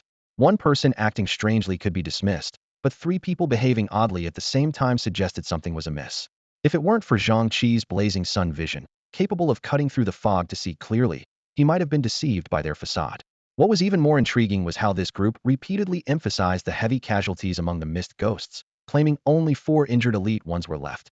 Towards the end, Yi Chun even pointedly mentioned the reason they abandoned their efforts. This explanation cleverly hinted that there were treasure chests they hadn't had time to collect, and that they wouldn't be returning anytime soon. This was clearly bait for any potential observers. Zhang Chi stroked his chin, contemplating whether to turn the tables. Through appraisal, he noted that Yi Chun and Li Shan each had an exceptional piece of equipment, a black armor and a large shield, while the others were equipped with superior grade gear. On the surface, the 6 of them didn't pose a significant threat to him. However, Yin Yopeng's display of stealth and mysterious disappearance earlier in the day forced Zhang Chi to reassess. With at least an exceptional level talent, Yin Yupeng was formidable, suggesting that the better-equipped Yi Chun and Li Shan were likely no less capable. Especially Yi Chun, as the leader, was highly likely to possess an ultimate-level talent. Although Yin Yupeng had seen De Huang and Xiao Hong earlier and knew Zhang Chi had 3 combatants on his side, due to Zhang Chi's deliberate restraint during their encounter, and the lack of time for the others to use a survival manual for identification, they likely underestimated them as merely 3 strong, elite-level fighters. This also explained why they kept stressing the weakened state of the mist ghost group. The only concern for Zhang Chi was how they had discovered him. But then he reasoned, with his superior grade strength, along with 2 exceptional defensive items and the power armor comparable to a suit of armor, he wouldn't be easily caught even in an ambush. Clenching his teeth, Zhang Chi made up his mind. Let's do it. Fortune favors the bold. With the exceptional wind feather boots, I can escape even if I can't win. Zhang Chi calculated his options, his eyes flickering. At worst, I'll stash De Huang and Xiao Hong in the bag and retreat. Weighing the pros and cons, he decided to go through with this potentially lucrative yet manageable risk. Having made up his mind, he quietly turned and stealthily moved towards the direction of the mist ghosts. Since those 6 wanted to set a trap, he'd turn the tables on them instead. 2 kilometers away, Yi Chun and his group had long stopped their mock arguments, gathering in a circle for a hushed discussion. Old Yin, your acting was so convincing, you almost fooled me. Yi Chun chuckled. Yin Yupeng raised an eyebrow smugly. Of course, I graduated from a drama academy. But you weren't half bad yourself, old Yi. You really pulled off that menacing aura. Are we sure just waiting here won't go wrong? Li Shan asked anxiously. What if the guy slips away? Relax, Yin Yupeng said confidently. I've already marked him with my 1,000-mile scent. If he hadn't slowed down to be so cautious, I wouldn't have spotted him early. Even if he's too scared to make a move, we can still capture him. Then why put on this whole act? Li Shan asked, puzzled. The one wearing glasses adjusted his frames. Think about it. If we actually fought, it'd cost us real energy. What if we're caught between him and the mist ghosts? Besides, he's kept his distance. You think you can catch up with your speed? Li Shan fell silent. Their opponent was at the peak of quality level strength, and he had a quality level leopard. If they decided to run, they really couldn't be stopped. Boom, boom, boom. A series of explosions suddenly echoed from afar, and the group's eyes lit up. He took the bait. They whispered excitedly, moving quietly towards the source of the explosions. Old Yin, can you pinpoint his location? Yin Yupeng shook his head. He's been lingering around here for too long. The 1,000-mile scent is all over the place. Old Yin, go scout ahead, the one with glasses instructed. Why so cautious? Let's just. Li Shan started to say, but Yin Yupeng had already vanished. Just then, things took an unexpected turn. A bloody hole appeared in the neck of the one with glasses, and blood splattered onto Yi Chen's face. Huangjia. Yi Chen's startled exclamation was cut off as a barrage of arrows rained down. From a distance, Zhang Chi, holding a longbow, commanded De Huang to close in quickly. Although Li Shan raised his shield just in time and the others took cover behind him, the blast radius of the explosive and gravity arrows still inflicted considerable damage on everyone except Yi Chen, who wore black armor. The two female team members were left scorched and bloodied. Faced with Li Shan's formidable extraordinary-grade shield, Zhang Chi smirked slightly, pulling out a specially crafted arrow called it the Radiant Sun Arrow. The arrow in Zhang Chi's hand was entirely golden, shimmering with a radiant glow under the sunlight. As he examined it closely, he recalled his recent experiences using the Xianling arm crossbow. The weapon's power fell far short of its reputation, barely reaching the level of entry-level excellence. It wasn't until he acquired the Sun Crystal that he realized the problem lay in the low quality of its internal energy, which greatly diminished its power. Now, with this arrow infused with the ultimate level energy of the Sun Crystal, the Xianling arm crossbow could unleash its true potential, comparable to the full-force strike of a peak-level expert. Turning to De Huang beside him, Zhang Chi gestured with a slight wave of his hand. De Huang immediately understood and hid behind a tree, closing his eyes tightly. Meanwhile, Xiao Hong, perched on De Huang's head, peeked out, intently watching the remaining four enemies, ready to spring into action. Whoosh! The arrow pierced through the silence, and Li Shan gripped his large shield tightly, filled with regret. They could have retreated safely, perhaps even captured the mist ghosts. But one word from Yin Yupeng had sparked greed among them all. Now Yin Yupeng was missing, and Yin Jing had lost his life. The remaining four faced a difficult struggle for survival. Li Shan forced himself to focus on the present. Blocking the enemy's arrow was the priority. Everything else could wait. However, he soon realized the arrow's trajectory was slightly off, landing several meters to their right. The sound instinctively drew the others' attention, and recalling the previous explosion, Li Shan shouted, "Get down!" At the same time, Zhang Chi turned and took cover behind a large tree, shielding his face with a round shield and closing his eyes tightly. In the next instant, a dazzling light, akin to the sun, erupted from the arrow, illuminating the entire White Mist Island. Survivors near and far witnessed this sun-like spectacle. Those nearby were temporarily blinded, while those farther away found their vision suddenly expanded. A full minute later, Zhang Chi cautiously opened his eyes. The light had dimmed but remained intense. Fortunately, with his sunfire eyes, he could endure it. This was his carefully prepared sun arrow. It didn't explode or cause physical harm, but its brilliance was like an enhanced flashbang. Even he would be temporarily blinded if he fully activated his sunfire eyes. With a machete in hand, Zhang Chi stealthily approached the four's hiding spot. The blinding light seemed to have no effect on Xiao Hong, who had swiftly dealt with two women as they lay prone. The remaining two, shielded by armor and shields, had temporarily escaped harm.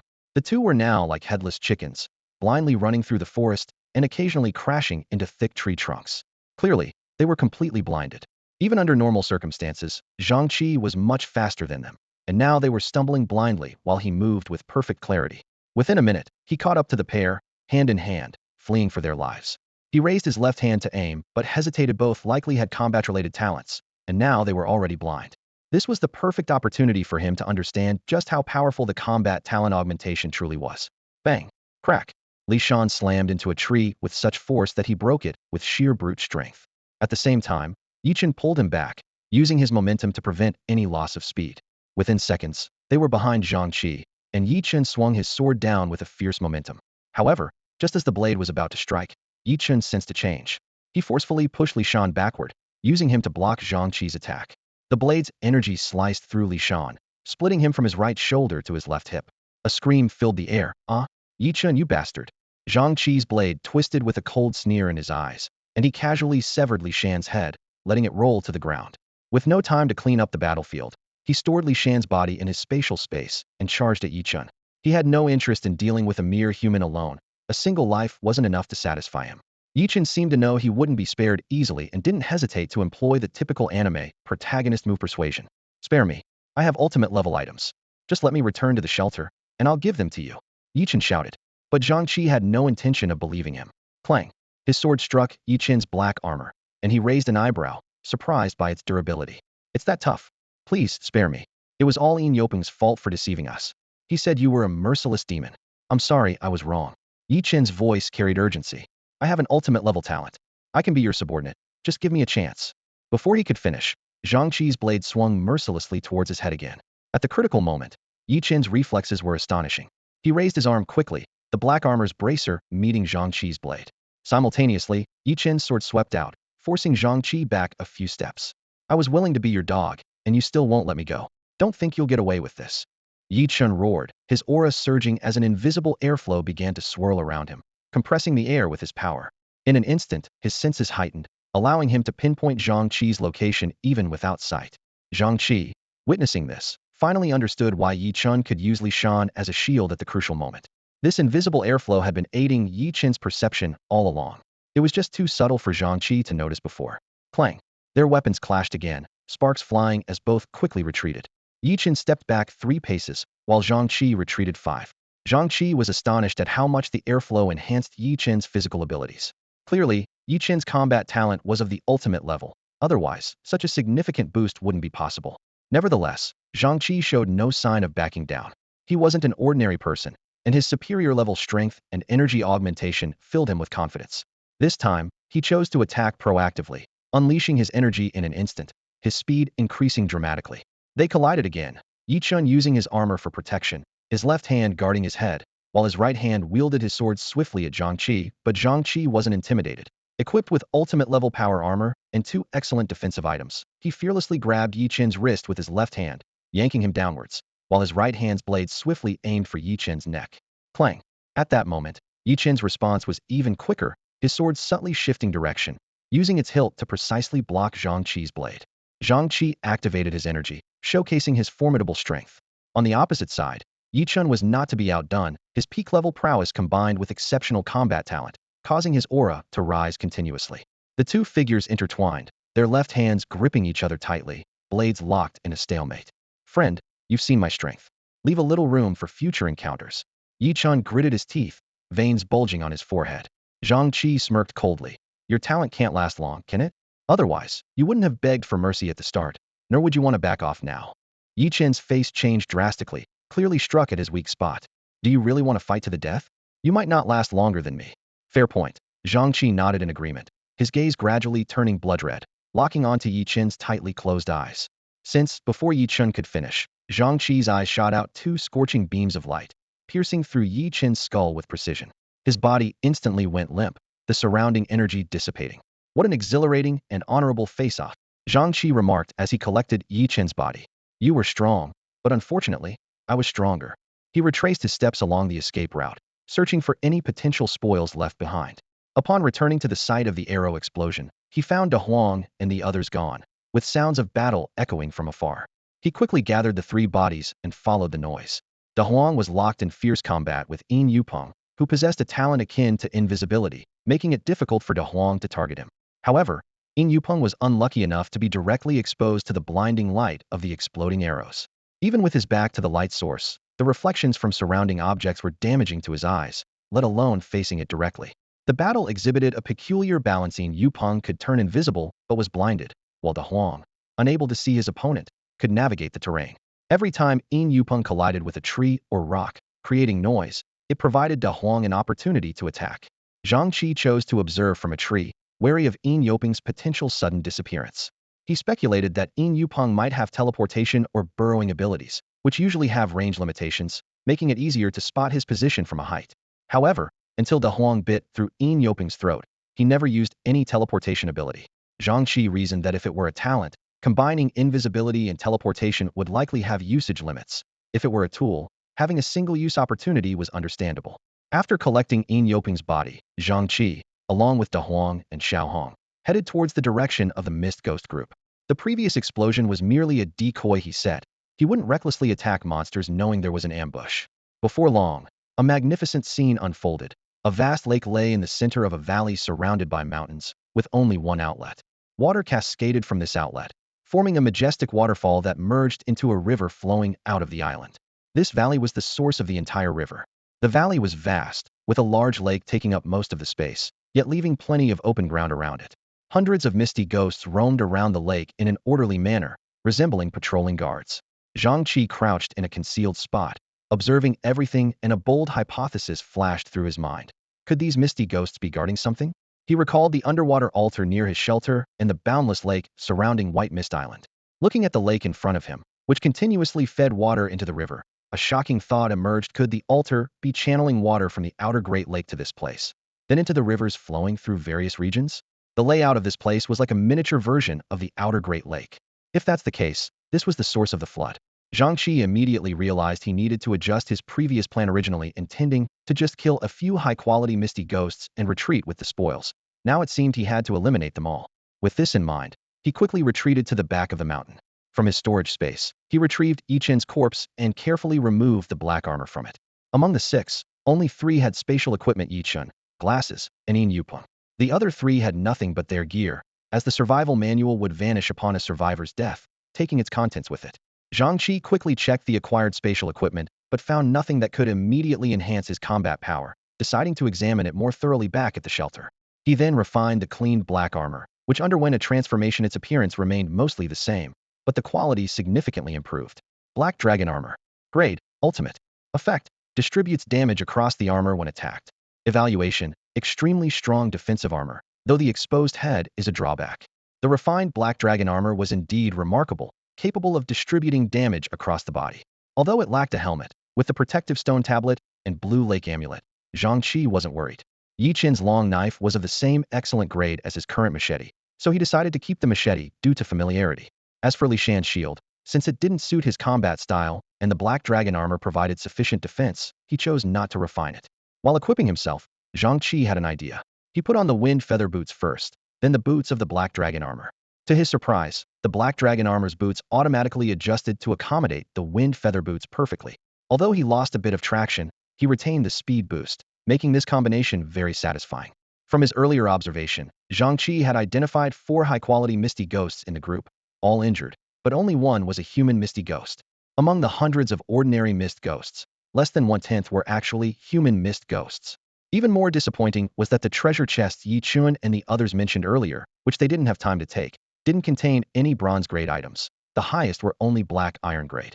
However, despite the low quality of these chests, their sheer number was quite impressive. There were over 100 wooden and black iron ones combined. Even at a low grade, these were no small fortune. A determined glint flashed in Zhang Chi's eyes as he tossed aside his short sword and switched to a machete, charging toward the mist ghost horde. "Da Huang, remember to keep your distance and don't get surrounded," he shouted as he began his wild assault. "Woof," Da Huang responded, quickly taking to the air alongside Xiao Hong, maneuvering at a distance. Zhang Chi left himself no retreat, diving headlong into the dense crowd of mist ghosts. His machete swung with wide arcs, and the wolf-shaped mist ghosts in front of him were cleaved in half almost instantly. Then, he grabbed a tiger-shaped mist ghost lunging at him and hurled it toward the densest part of the horde. With a series of cracking sounds, the bones of these mist ghosts shattered, and blood splattered everywhere. Zhang Chi moved like a war god, weaving through the mist ghosts like a tiger among sheep, unstoppable. Only high-quality mist ghosts could engage him for a few rounds. The ordinary ones stood no chance. His fighting style resembled a sword dancing in a storm, didn't defend or dodge, taking most attacks hidden, only slightly avoiding those aimed at his head. The rest of the attacks didn't affect him at all. Although the mist ghost's attacks weren't powerful, their increasing numbers meant more frequent strikes. Initially, Zhang Chi only felt slight tremors, but they gradually became so frequent that his entire body began to shake. While not deadly, the relentless vibrations became increasingly uncomfortable for him. Calmly assessing the situation, Zhang Chi realized his internal energy hadn't been used, and his defensive equipment was ineffective. The vibrations felt like tiny stings that could nearly break his body apart. Deciding not to push his luck, he opted to retreat. "Let's go? Fall back," he shouted to Da Huang and Xiao Hong. Zhang Chi, who had been rampaging like a war god moments ago, suddenly started a frantic retreat. Though Da Huang and Xiao Hong didn't understand what was happening, they quickly followed his command, retreating with him. Their speed was remarkable, and they soon left the mountainous area behind. The mist ghost horde didn't pursue, allowing Zhang Chi to relax a bit. Sitting on the ground, he took a deep breath, his whole body trembling. Xiao Hong looked at him with a questioning gaze. While Da Huang lowered its head, equally puzzled. They couldn't comprehend why their previously spirited master suddenly retreated. Zhang Chi gave a wry smile, shrugging as they stared at him. "Why did I run? If I hadn't, I'd have been completely numb," he explained. "The mist ghost's attacks weren't strong, but taking them hidden left my skin numb. I couldn't keep fighting. Luckily, we have time on our side, so there's no need to force it." He rubbed his forehead, feeling as if he'd been shocked all over. A few minutes later, Zhang Chi felt the fatigue in his body gradually dissipate. This time, he reflected deeply and learned from his previous mistakes, determined not to be as arrogant as before, standing still while attacking. He understood the saying, "Many ants can bite an elephant to death," was not unfounded. Zhang Chi charged into the group of fog ghosts again, using his agile skills to both attack and dodge their assaults. Although his pace slowed and the progress of defeating the ghosts was a bit slower than before, he still managed to eliminate all the fog ghosts in the valley in a reasonable amount of time. After a short rest, Zhang Chi stood up, his eyes gleaming with a bright green light as he quickly surveyed the surroundings. The sight of treasure chests scattered everywhere lifted his spirits. He tossed his satchel to De Huang and removed Zhong Hongxing's bracelet, beginning to collect the treasure chests one by one. Although it took him less than an hour to defeat the fog ghosts, gathering the chests took a whole hour due to their scattered distribution. While the fog ghosts' bodies were concentrated in a small area, the treasure chests left by Yi Qin's group were spread around the lake and even on the mountains. He couldn't help but wonder, how did these people deal with the fog ghosts? From his earlier observation, the six hadn't used their full strength and had fallen one after another. Especially the man with glasses, whom Zhang Chi had assessed before, remained an enigma, as no one knew his name. Zhang Chi took the satchel from De Huang's neck and quickly tallied his gains from White Mist Island. 300 wooden chests, 60 black iron chests, and 2 bronze chests. The modest number of wooden chests was due to the drop rate being similar to that of ordinary beasts, except for human fog ghosts. Despite the large number of fog ghosts in the area, not many chests were dropped. However, Zhang Chi didn't mind, as wooden chests were of little use to him, with the items inside rarely fetching a good price. After storing his spatial items, Zhang Chi took out his power armor, preparing to explore the lake bottom in search of altars or other sources of water. He initially considered removing the black Jiao armor, but realized that since the ultimate level black Jiao armor could adapt to its owner's shape, the ultimate level power armor should do the same. So he wore the power armor directly over the black Jiao armor. As expected, although the power armor was a few sizes larger, it fit snugly over the black Jiao armor. After a few movements, he found it manageable, albeit a bit bulky, but sufficient for the task. Once ready, he turned to De Huang and Xiao Hong, saying, "You two stay here and wait for me. I'll go check it out first." With that, Zhang Chi took a few running steps and leaped into the lake. De Huang and Xiao Hong exchanged a glance, deciding to explore the other side of the mountain. However, just a few steps later, they heard a disturbance in the water. They paused, eyes fixed on the lake. Moments later, Zhang Chi burst out of the water, the power armor running at full capacity, sending a cascade of water as he rapidly ascended. Behind him, a massive head followed closely, jaws wide open, closing in quickly. Zhang Chi, soaring through the air, quickly twisted his body and fired 3 arrows in rapid succession at the gaping maw below. The sound of 3 explosions echoed almost simultaneously, causing the colossal head, several meters in diameter, to momentarily pause. Using the recoil from the blast, he executed a backflip and landed steadily on the shore. At that moment, a bolt of lightning wrapped in a hurricane and a scorching beam of light precisely struck the creature. Thick white mist spewed from the monster's mouth and head, clearly indicating it had sustained significant damage. As soon as Zhang Chi touched down, the lake's surface erupted again as 3 equally massive snake heads emerged. He quickly retreated with De Huang and Xiao Hong, while pulling out a survival manual for identification. Fog Ghost, Premium Rating. Transformed from a Xian Shui python contaminated by white mist, it has reached the pinnacle of the premium level. Massive in size, with immense strength and biting power.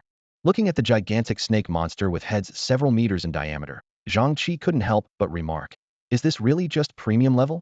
However, he reconsidered, realizing that if it were an elite level, the detection orb would have already sounded an alarm, and he wouldn't have jumped into the water so recklessly. He turned and shot a few more arrows, forcing the 4 Xian Shui pythons back underwater. Despite trying various methods, he couldn't lure these pythons onto the shore, which was quite frustrating. In terms of sheer power, these enormous Xian Shui pythons certainly surpassed him. However, Zhang Chi had a clear advantage in speed and agility.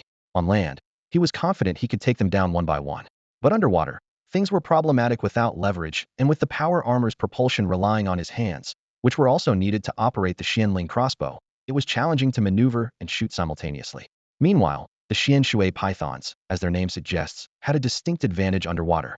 After careful consideration, Zhang Chi decided to use an old tactic. He cautiously approached the lake's edge, ensuring the 4 pythons were submerged, and called out, "De Huang, Xiao Hong, come here." He quickly explained the plan, and once the 2 animals nodded in understanding, he began preparations. "Xiao Hong, move aside a bit. Let me equip De Huang with this. Hey, just stay in that position. Yeah, like that. Remember to hold on tight. If you let go, De Huang will be in trouble." With everything set and De Huang and Xiao Hong ready, Zhang Chi plunged into the lake without hesitation. Seconds later, he burst from the water, with 4 Xian Shui pythons in close pursuit. This time, he ascended at a slight angle towards De Huang. In the instant he turned, his eyes flared a fiery red, clearly activating his sunfire eyes to their fullest. However, instead of unleashing a laser, he raised his left hand and fired a golden arrow, quickly grabbing a shield to cover his face. When the arrow exploded in brilliant light among the four pythons, the entire valley was illuminated in blinding white. Even though Zhang Chi was prepared, he couldn't shield himself from the dazzling radiance in time. Even though he had already activated his blazing sun fire eyes to the fullest and closed his eyes, the pain was still unbearable. Fortunately, he wasn't fighting alone. In the distance, De Huang was wearing a high-quality helmet, but it seemed to be on backward, completely covering its face. Xiaohong's roots were split in two, with one half gripping the back of De Huang's head and the other securing the helmet tightly. With a shout from Zhang Chi, Xiaohong released a long-charged beam of light, precisely piercing the head of a massive Xianshui python. Go! Xiaohong shouted urgently, and De Huang dashed towards Zhang Chi's landing spot. In the nick of time, Zhang Chi fell from the sky, landing on De Huang's back. He reached forward with closed eyes, but grabbed De Huang's tail instead of its neck. Why is it backward? How am I supposed to ride like this? Before he could adjust, Xiaohong shouted again. Hurry! Those snakes have gone crazy. De Huang spun around abruptly and raced towards the mountains. The sudden turn nearly threw Zhang Chi off, but he quickly grabbed onto De Huang's fur. Ouch! De Huang yelped in pain, but sped up even more. Guided by Xiaohong, the trio swiftly crossed the mountains, leaving behind only the dull thuds and massive splashes. Once De Huang stopped and lay on the ground, heavy breathing could be heard from within the helmet. Zhang Chi dismounted carefully, gingerly touching his eyes, wanting to rub them but fearing further injury. He quickly downed a healing potion, feeling reassured only when warm energy gathered around his eyes. 5 minutes later, under the dual influence of the blazing sun fire eyes and the potion, Zhang Chi was finally able to open his eyes. Although there was still a white blotch in his vision, it no longer obstructed his sight. Seeing the light in the valley fade, he signaled Xiaohong to help remove De Huang's helmet, meeting De Huang's resentful gaze. I was just trying not to fall. It was an accident, Zhang Chi explained awkwardly. The commotion in the valley subsided, though the crashing sounds persisted. Worried that the Xianshui pythons might regain their sight, Zhang Chi immediately set off, entering the valley for the third time. Standing atop the ridge, he saw a nearly 100-meter-long Xianshui python frantically thrashing on the lakeside, trying to return to the water but only moving further away. Always a protector of animals, Zhang Chi aimed to end the python's suffering, raising his mystic spirit crossbow and unleashing a barrage of arrows. The metal arrows turned the python's head into a hive, releasing a thick white mist, and the python vanished, leaving behind only a black iron treasure chest. Luckily, the blazing sun arrows can indeed blind mist ghost creatures, Zhang Chi sighed in relief. Otherwise, I'd have to use arrows converted from superior grade 5-element spirit stones. With even fine-grade energy stones hard to come by, let alone superior grade ones, and with solar crystals being produced daily, plus the extremely low consumption of solar crystals for powering the mystic spirit crossbow, using blazing sun arrows to resolve the battle was ideal. With the dark currents swirling by the lake, Zhang Chi slowly submerged and followed the source of the disturbance. Underwater, 3 Xianshui pythons were thrashing wildly due to sudden blindness. He quickly dispatched them with metal arrows, collected the treasure chests, and continued diving. Though the lake in the valley wasn't large, it was unfathomably deep. Zhang Chi dove several hundred meters before reaching the lakebed. He focused on sensing the water flow direction, then swam towards the source. Moments later, a faint light appeared in the distance, and he accelerated, finally reaching his destination. Zhang Chi struggled to maintain his balance, desperately trying to avoid being swallowed by the surging water. Ahead, the outline of an altar gradually became clearer, resembling the depths of a mysterious cave, but its scale was far beyond imagination. The towering altar was in an active state, with a massive amount of water gushing from its top, creating a magnificent sight. The speed of the water increased as he got closer to the altar, making it difficult for Zhang Chi to approach, even in his advanced power armor. He quickly retreated until the flow slowed down a bit, then pulled out his survival manual to analyze the situation. Identification. Disaster altar water tier, exceptional effect. Converts stored water energy into water for release. Evaluation. Congratulations, you've discovered one of the key structures for the mission. Destroying it will earn more mission contribution points. After reading this information, Zhang Chi understood that the altar's function was the complete opposite of the riverbed altar. The latter absorbed water flow and energy, converting it and sending it here, while this altar released the water energy, acting like a magical water pump and faucet. He realized this was the mission's critical point. Destroying it would complete the task. However, the altar was currently active, and the acceleration of the water flow posed a threat. Approaching it seemed impossible. He needed a plan. Let's try the Xianling arm crossbow, Zhang Chi thought to himself. With such a complex structure, even minor damage might stop it. If that failed, he could try an underground route, as there couldn't be gushing water underground, or the altar would have been swept away already. Having decided, he raised his right hand, and a metal energy arrow formed in his palm, aimed precisely at the altar's center. Although the altar's exceptional properties made it resistant to other elements, a metal arrow that could withstand the water's interference might pierce the altar. Whoosh, whoosh, whoosh. 3 golden arrows shot out like a gale, piercing into the turbulent water. 2 arrows quickly veered off course and vanished. The one that hit struck the edge of the altar. As the arrow disappeared, a small hole appeared on the altar's surface, and the speed of the water conversion noticeably slowed. It's working. Zhang Chi's eyes lit up.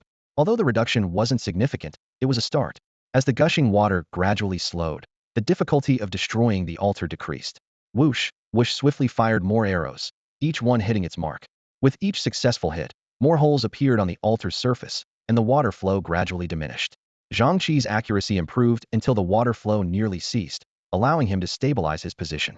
Seizing the opportunity, he activated his power armor to approach quickly, pulled out a high-quality mining pick, channeled his energy, and struck forcefully. Crack! The pick embedded deeply into the altar's edge, breaking off a large chunk. Immediately, the lake's waters calmed, and the altar ceased its water release.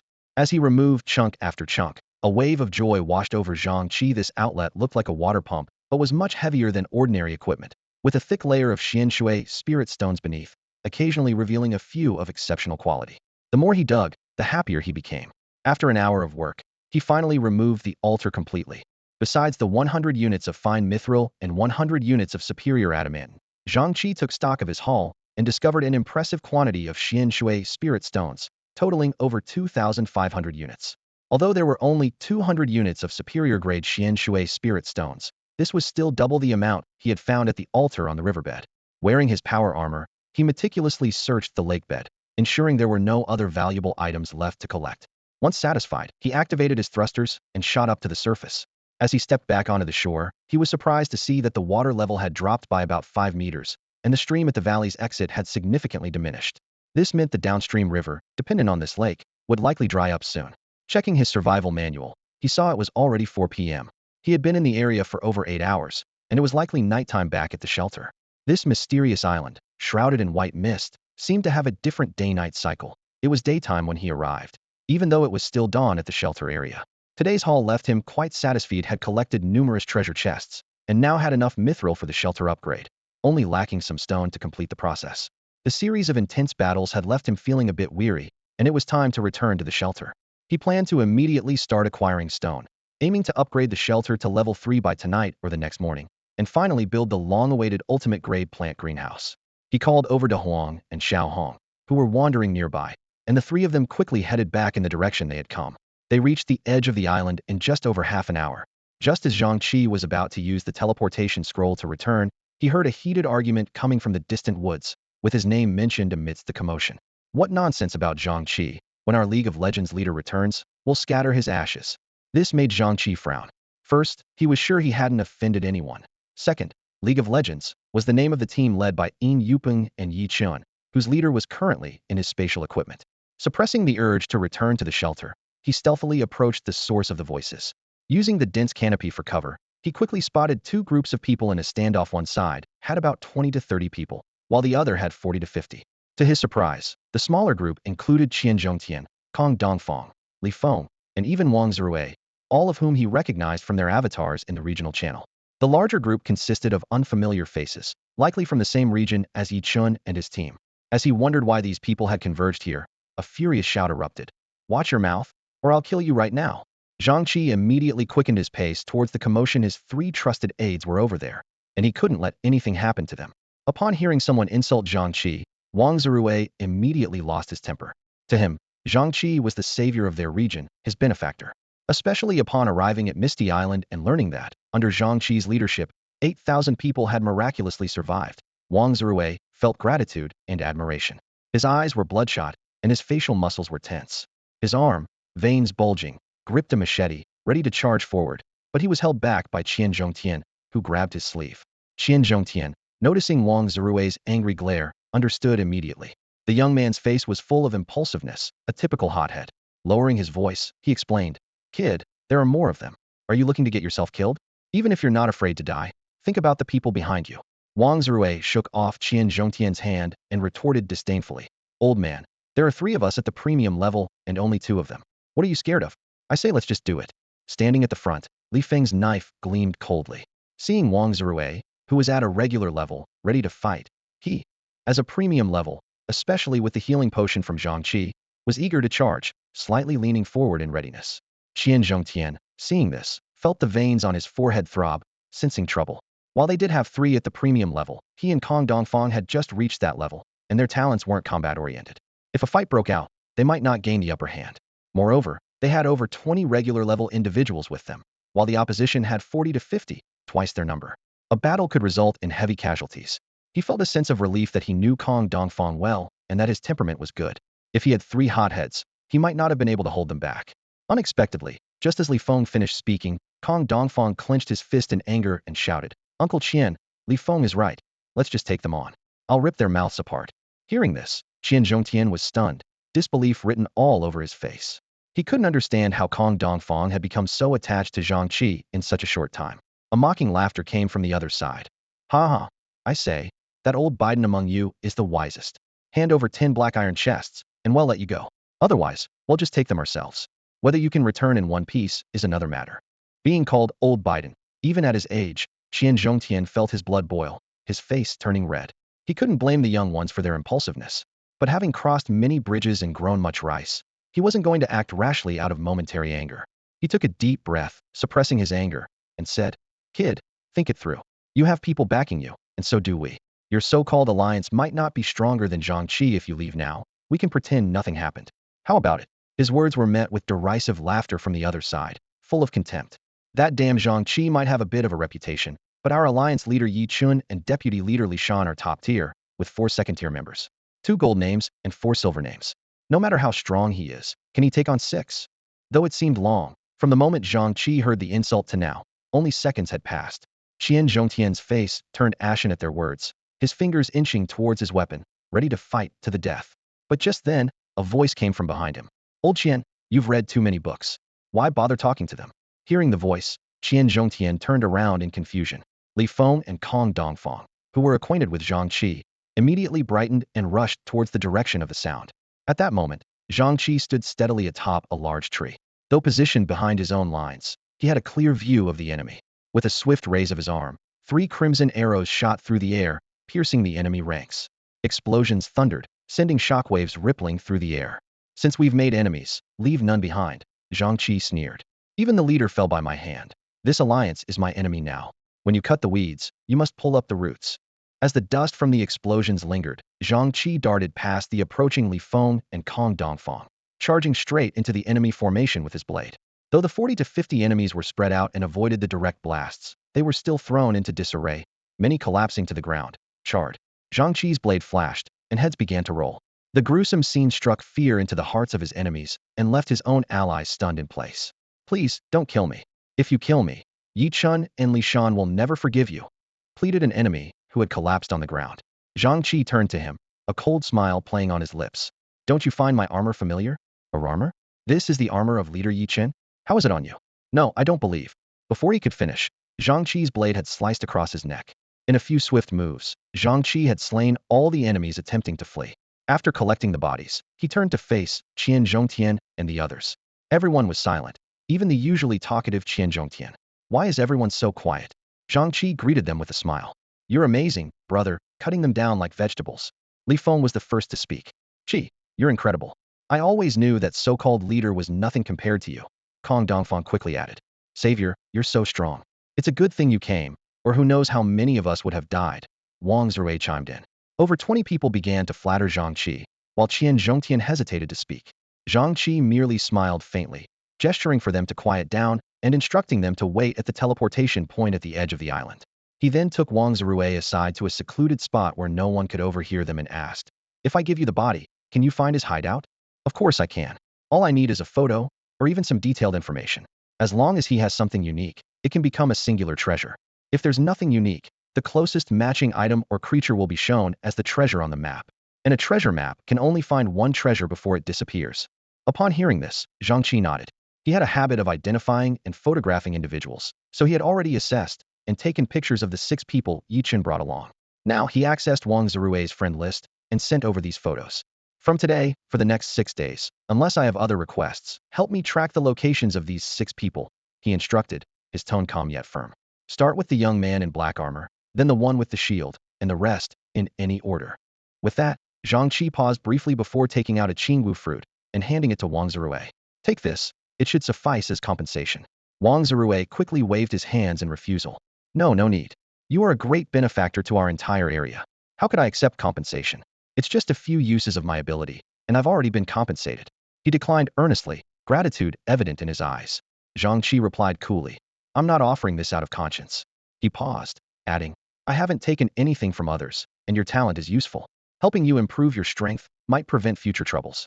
Wang Zirui was momentarily stunned before realizing he was holding the fruit and several bottles of healing potions. He carefully stored them and opened the appraisal interface. The fruit could elevate him to a superior level, and the potions were excellent grade healing and detoxification potions.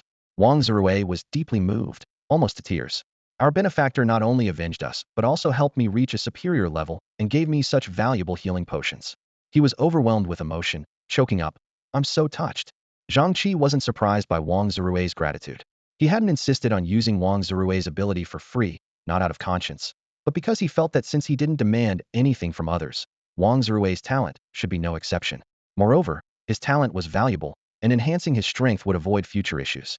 Not long ago, when Zhang Chi saw Wang Zirui and his group being threatened by the League of Legends players, almost resulting in a fight, his blood pressure spiked. His chef, farmer, and navigator were all there, and if they were wiped out, he might have pursued them to other areas, even scattering their ashes.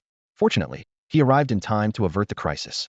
He chatted briefly with Kong Dongfang and Li Feng, then took out several bottles of healing potions from his bag, handing them to Kong Dongfang without mentioning payment. Li Feng watched in astonishment, but remained silent. Zhang Chi then turned to Qian Zhongtian. What's the matter, old man? Feeling fragile? Zhang Chi teased, raising an eyebrow at the silent Qian Zhongtian. Qian Zhongtian's face darkened further, giving Zhang Chi a sidelong glance.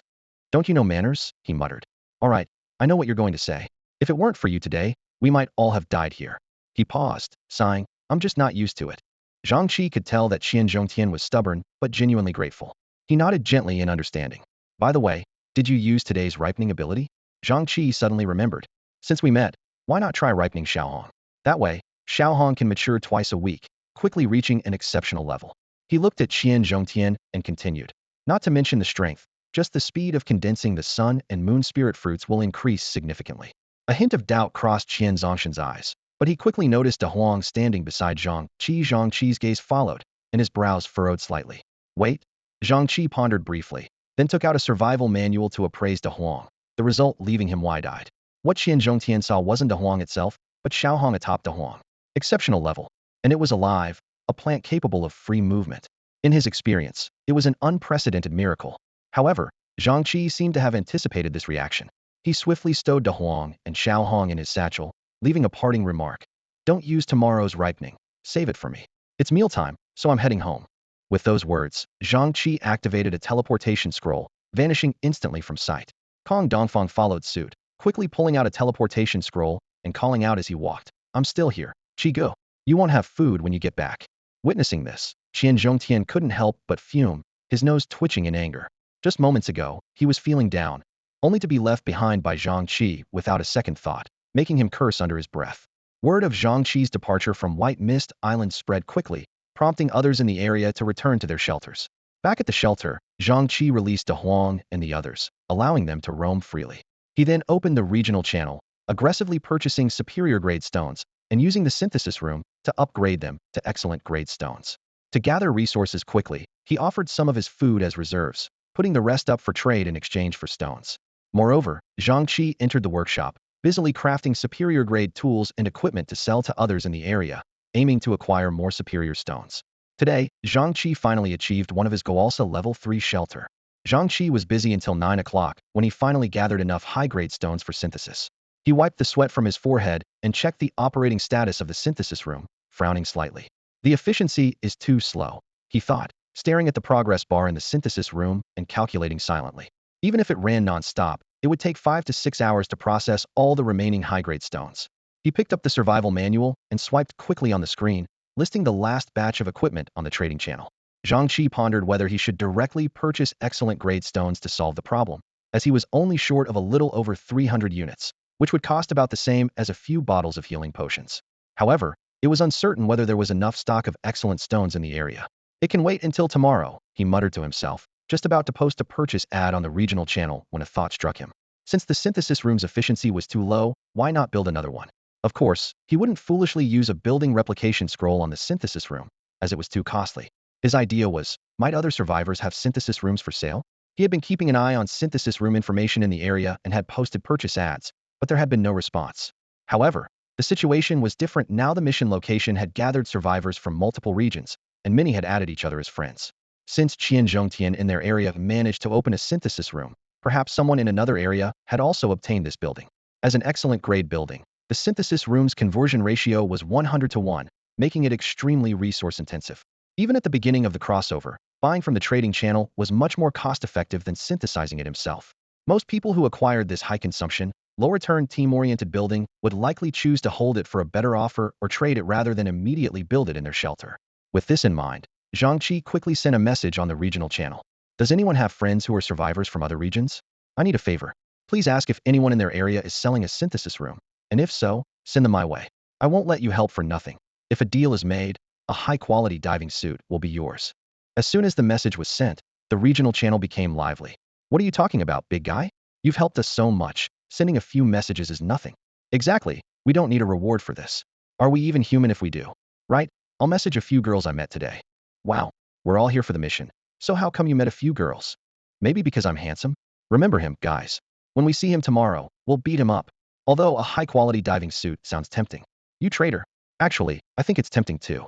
Watching the banter in the channel, Zhang Chi smiled slightly and added, there's no need for that, everyone. It's only fair to receive compensation for work. Don't feel embarrassed. My previous offer still stands. Of course, if you think the diving suit isn't useful, I have various high-quality equipment. Anything I've listed on the trading channel today is up for grabs. After sending the message, Zhang Chi opened his friend list and sent a message to Wang Zirui, asking him to inquire about synthesis rooms among the 800 people in their region. While waiting for a response, he began checking his preparations, his gaze sweeping over the information on the screen. Sheltered double-story building. Level 2. Grade. High quality. Function. Rapid recovery. Expanded buildings. Synthesis room, storage room, 5 elements conversion room, steel furnace, and other high-quality buildings.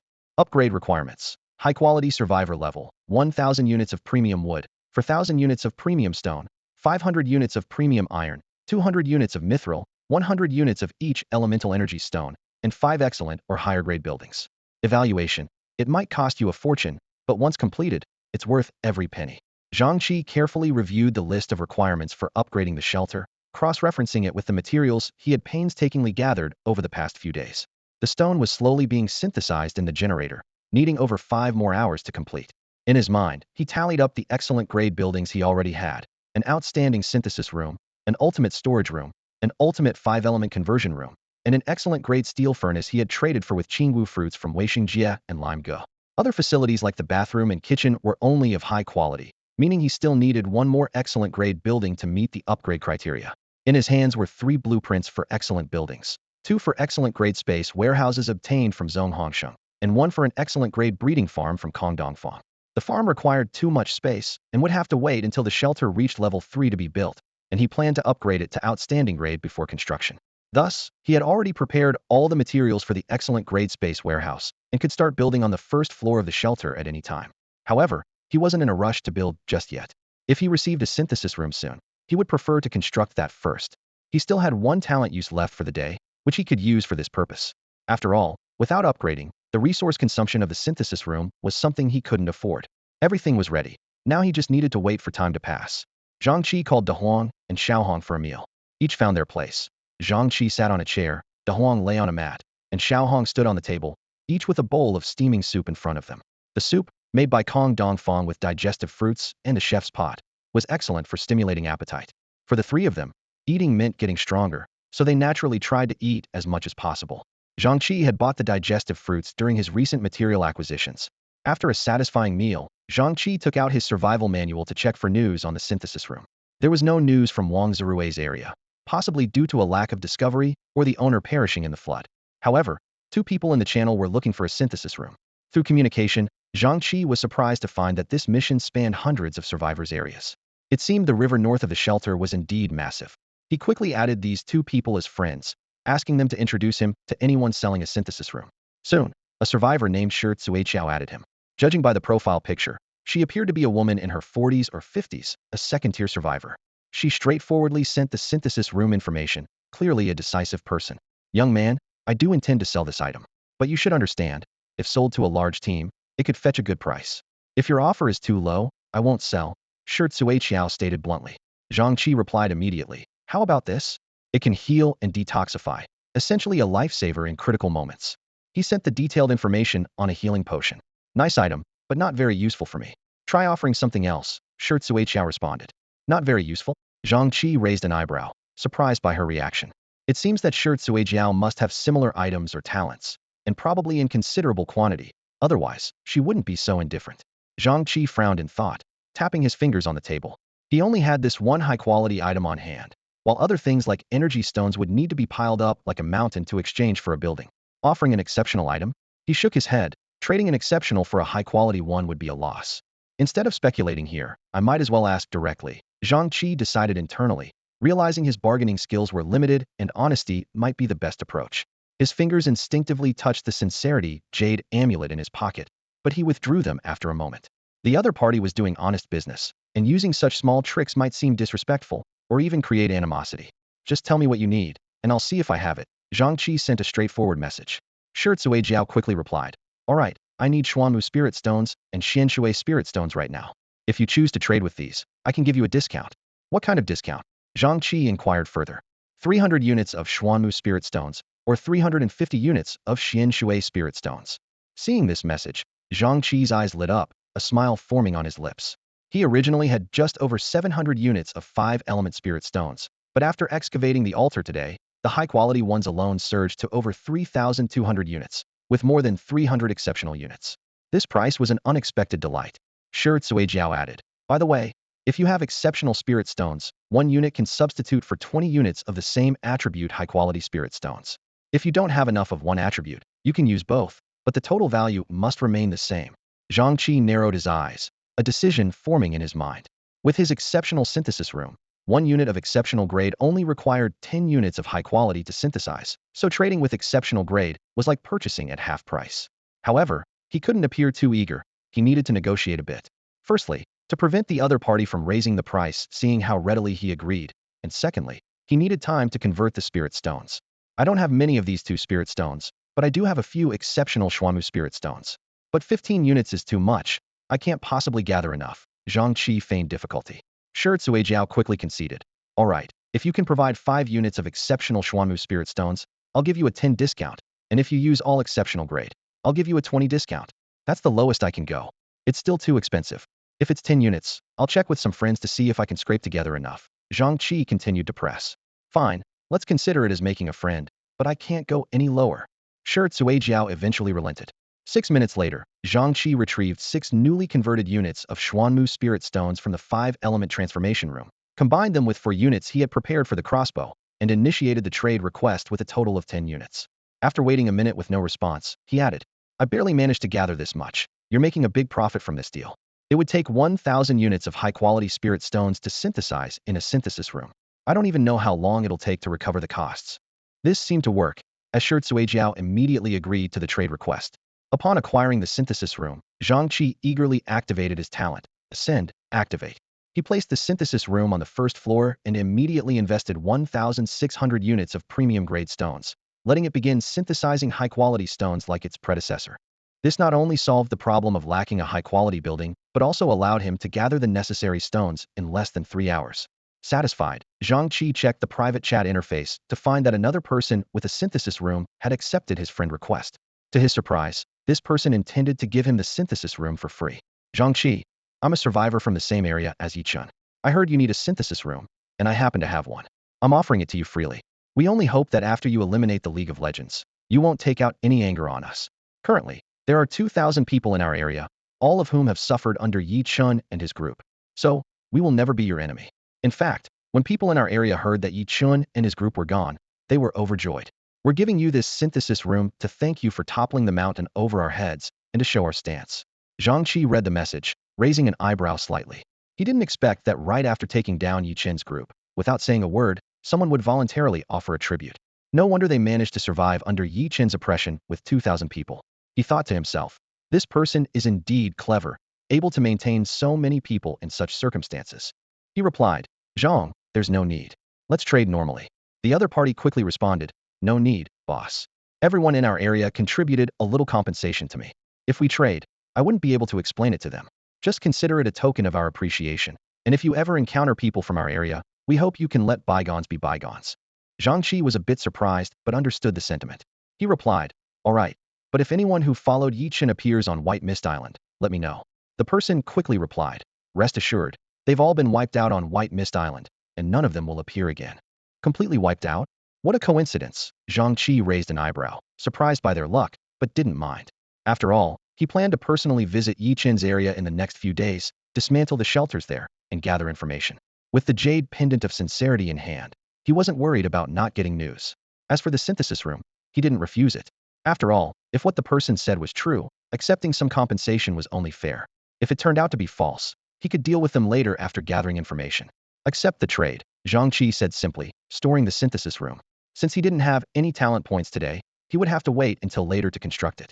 He also sent a piece of high-quality equipment to each of the 2 introducers in the area.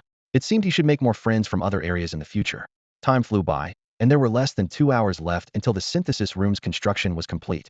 Zhang Chi decided to seize the time and start today's training. After all, he had just eaten soup made from the digestion fruit, and even though he was at an excellent level, there was still a lot of energy to burn. 2 hours passed, and the synthesis room was finally complete. Zhang Chi summoned De Huang and Xiao Hong to witness this exciting moment together. Upgrade, Zhang Chi commanded, and the state of the shelter began to change. As the command was given, the materials collected in the storage room for a long time vanished without a trace. The entire shelter glowed with brilliance, white light enveloping every corner. Even the view outside the window was shrouded, and the floodwaters outside seemed to be affected by some force, slowing down as if an invisible wall had appeared, making the water bypass and unable to approach the shelter. De Huang nudged Xiao Hong's head, following closely behind, and lay by the window to look outside. Xiao Hong also curiously poked its head out, witnessing the shelter's upgrade for the first time. It remembered being asleep last time and missed seeing this miraculous scene. Soon, the scene outside became even more astonishing. Centered around the shelter, 4 high walls rose out of nowhere. Each wall stood 100 meters tall, perfectly enclosing the 10,000 square meters around the shelter, forming a solid protective barrier. Suddenly, everything blurred before his eyes. The window, which was originally right in front of him, shifted 3 meters away. De Huang, who was leaning against the window, let out a startled "awoo" as he was moved to the new position. Once the light faded, Zhang Chi surveyed the space on the 2nd floor, estimating that it had expanded to around 200 square meters. He took out his survival manual and examined it closely. 5 elements shelter. Level 3 superior grade. Core features: rapid recovery, 5 elements convergence. Expanded structures: dual synthesis room, storage room, 5 elements conversion room, steel furnace, and other premium facilities. Auxiliary shelters 03. The list of materials needed for the upgrade caught his eye. Superior wood 2345000. Superior stone 378000. Superior steel ingot 2002000. Superior mithril 01000. Exceptional adamantite 200500. Exceptional spirit stones various types: gold 4100, water 281100, wood 0100, fire 4100, earth 4100. Exceptional or higher grade buildings 410. 5 elements carriers 05. System evaluation: due to the use of materials exceeding its grade, this level 3 shelter has extremely strong defenses, with the ability to accelerate biological recovery and converge 5 elements energy. Zhang Chi carefully analyzed the upgrade requirements. Though they seemed complex, most of the materials could be obtained steadily. Wood and stone were easy to find. Superior steel ingots were ensured by the steel furnace, and iron ore, though difficult, could be sourced with Wan Zhiwei's help or through the synthesis room. Exceptional spirit stones were no problem. Just yesterday, he had obtained over 2,000 units of dark water spirit stone from the altar. Adamantite could also be mined from the altar. The only slightly challenging parts were the exceptional buildings and the 5 elements carriers. However, with White Mist Island, the efficiency of acquiring treasure chests had greatly increased, requiring only more mist ghosts to be slain. Upon long pressing to view the detailed information on the 5 elements carriers, he realized they were essentially 5 pieces of exceptional quality equipment corresponding to the 5 elements. The Guardian Stone Tablet and Blue Lake Pendant already accounted for 2. After some thought, Zhang Chi felt that reaching level 4 wasn't too difficult, as long as he managed the White Mist Island issue and found superior iron ore. With these thoughts in mind, he called De Huang and walked out of the shelter. The situation after the system upgrade was a bit tricky. Although the surrounding stone walls successfully blocked the external floodwaters, with not a drop leaking through the main gate, the internal water accumulation remained. With a footprint of 10,000 square meters and a water level of 2.5 meters, he needed to drain a total of 25,000 cubic meters of water. Stepping out the door, he noticed the gap between the shelter's small building and the outer stone walls had shrunk from the original 6 or 7 meters to less than 3 meters. Upon closer inspection, he found that the first floor was slightly larger than the second, with both levels encircled by stone walls. Carefully observing, Zhang Chi couldn't spot any seams. The wall appeared to be carved from a single massive stone, so solid it was almost unimaginable. No wonder they didn't use lime this time. As for the iron blocks, he wasn't sure where they ended up. Perhaps they were buried within the stone wall, serving as reinforcement. Meanwhile, the mithril and 5-element spirit stones were placed at the center of the hall on the first floor. The most prominent feature of the hall was a massive stone altar, about 10 meters in diameter. It resembled a giant fountain but was covered in intricate patterns and embedded with numerous 5-element spirit stones. These stones emitted a faint glow, attracting elemental energy from all directions, as if the entire shelter's energy was drawn to this altar. Over time, the concentration of elemental energy around the shelter would significantly increase. The speed at which depleted spirit stones were replenished would also accelerate, and mineral veins like the Xuanhua mine, which required elemental energy, would see more frequent yields. Even the fertility of the surrounding soil and the growth rate of plants would change as a result. Anything reliant on elemental energy would be enhanced within the shelter. Zhang Chi was quite satisfied with the effects of the shelter's upgrade. The increased sturdiness and elemental energy gathering made him feel it was well worth it. Even the previously high-quality rapid recovery had been upgraded to excellent quality, greatly enhancing its effect. He took out some items from his satchel and handed them to Da Huang. Da Huang, I have a challenging task for you. Do you have the confidence to complete it? Upon hearing this, Da Huang immediately perked up, quickly ran in front of Zhang Chi, and assumed a ready stance, eyes filled with determination. Since its abilities had gradually been surpassed by other companions, it had longed for a chance to prove itself. Great! Such spirit, Zhang Chi praised with a smile. This task is yours. You need to divert all the floodwaters in the shelter outside. This is crucial for the development of our family. You must succeed, understand? Da Huang nodded immediately, grabbed the satchel, and jumped into the water to start the task. Xiaohong watched this scene from the side, turned to Zhang Chi, and said, "Huh? Me?" She seemed somewhat dismissive of Da Huang's task, but had a hint of challenge in her eyes. Of course, I'm going to carefully study the changes in the shelter and meticulously plan our future development. Zhang Chi glanced at Xiaohong, merely smiling slightly, seemingly unconcerned about her attitude. Seeing Da Huang diligently contributing to the shelter, he couldn't help but feel a sense of comfort. He took out his survival manual and realized it was past midnight, and his talent points had refreshed. In that case, I might as well use up all the talent points before going to sleep, he mused.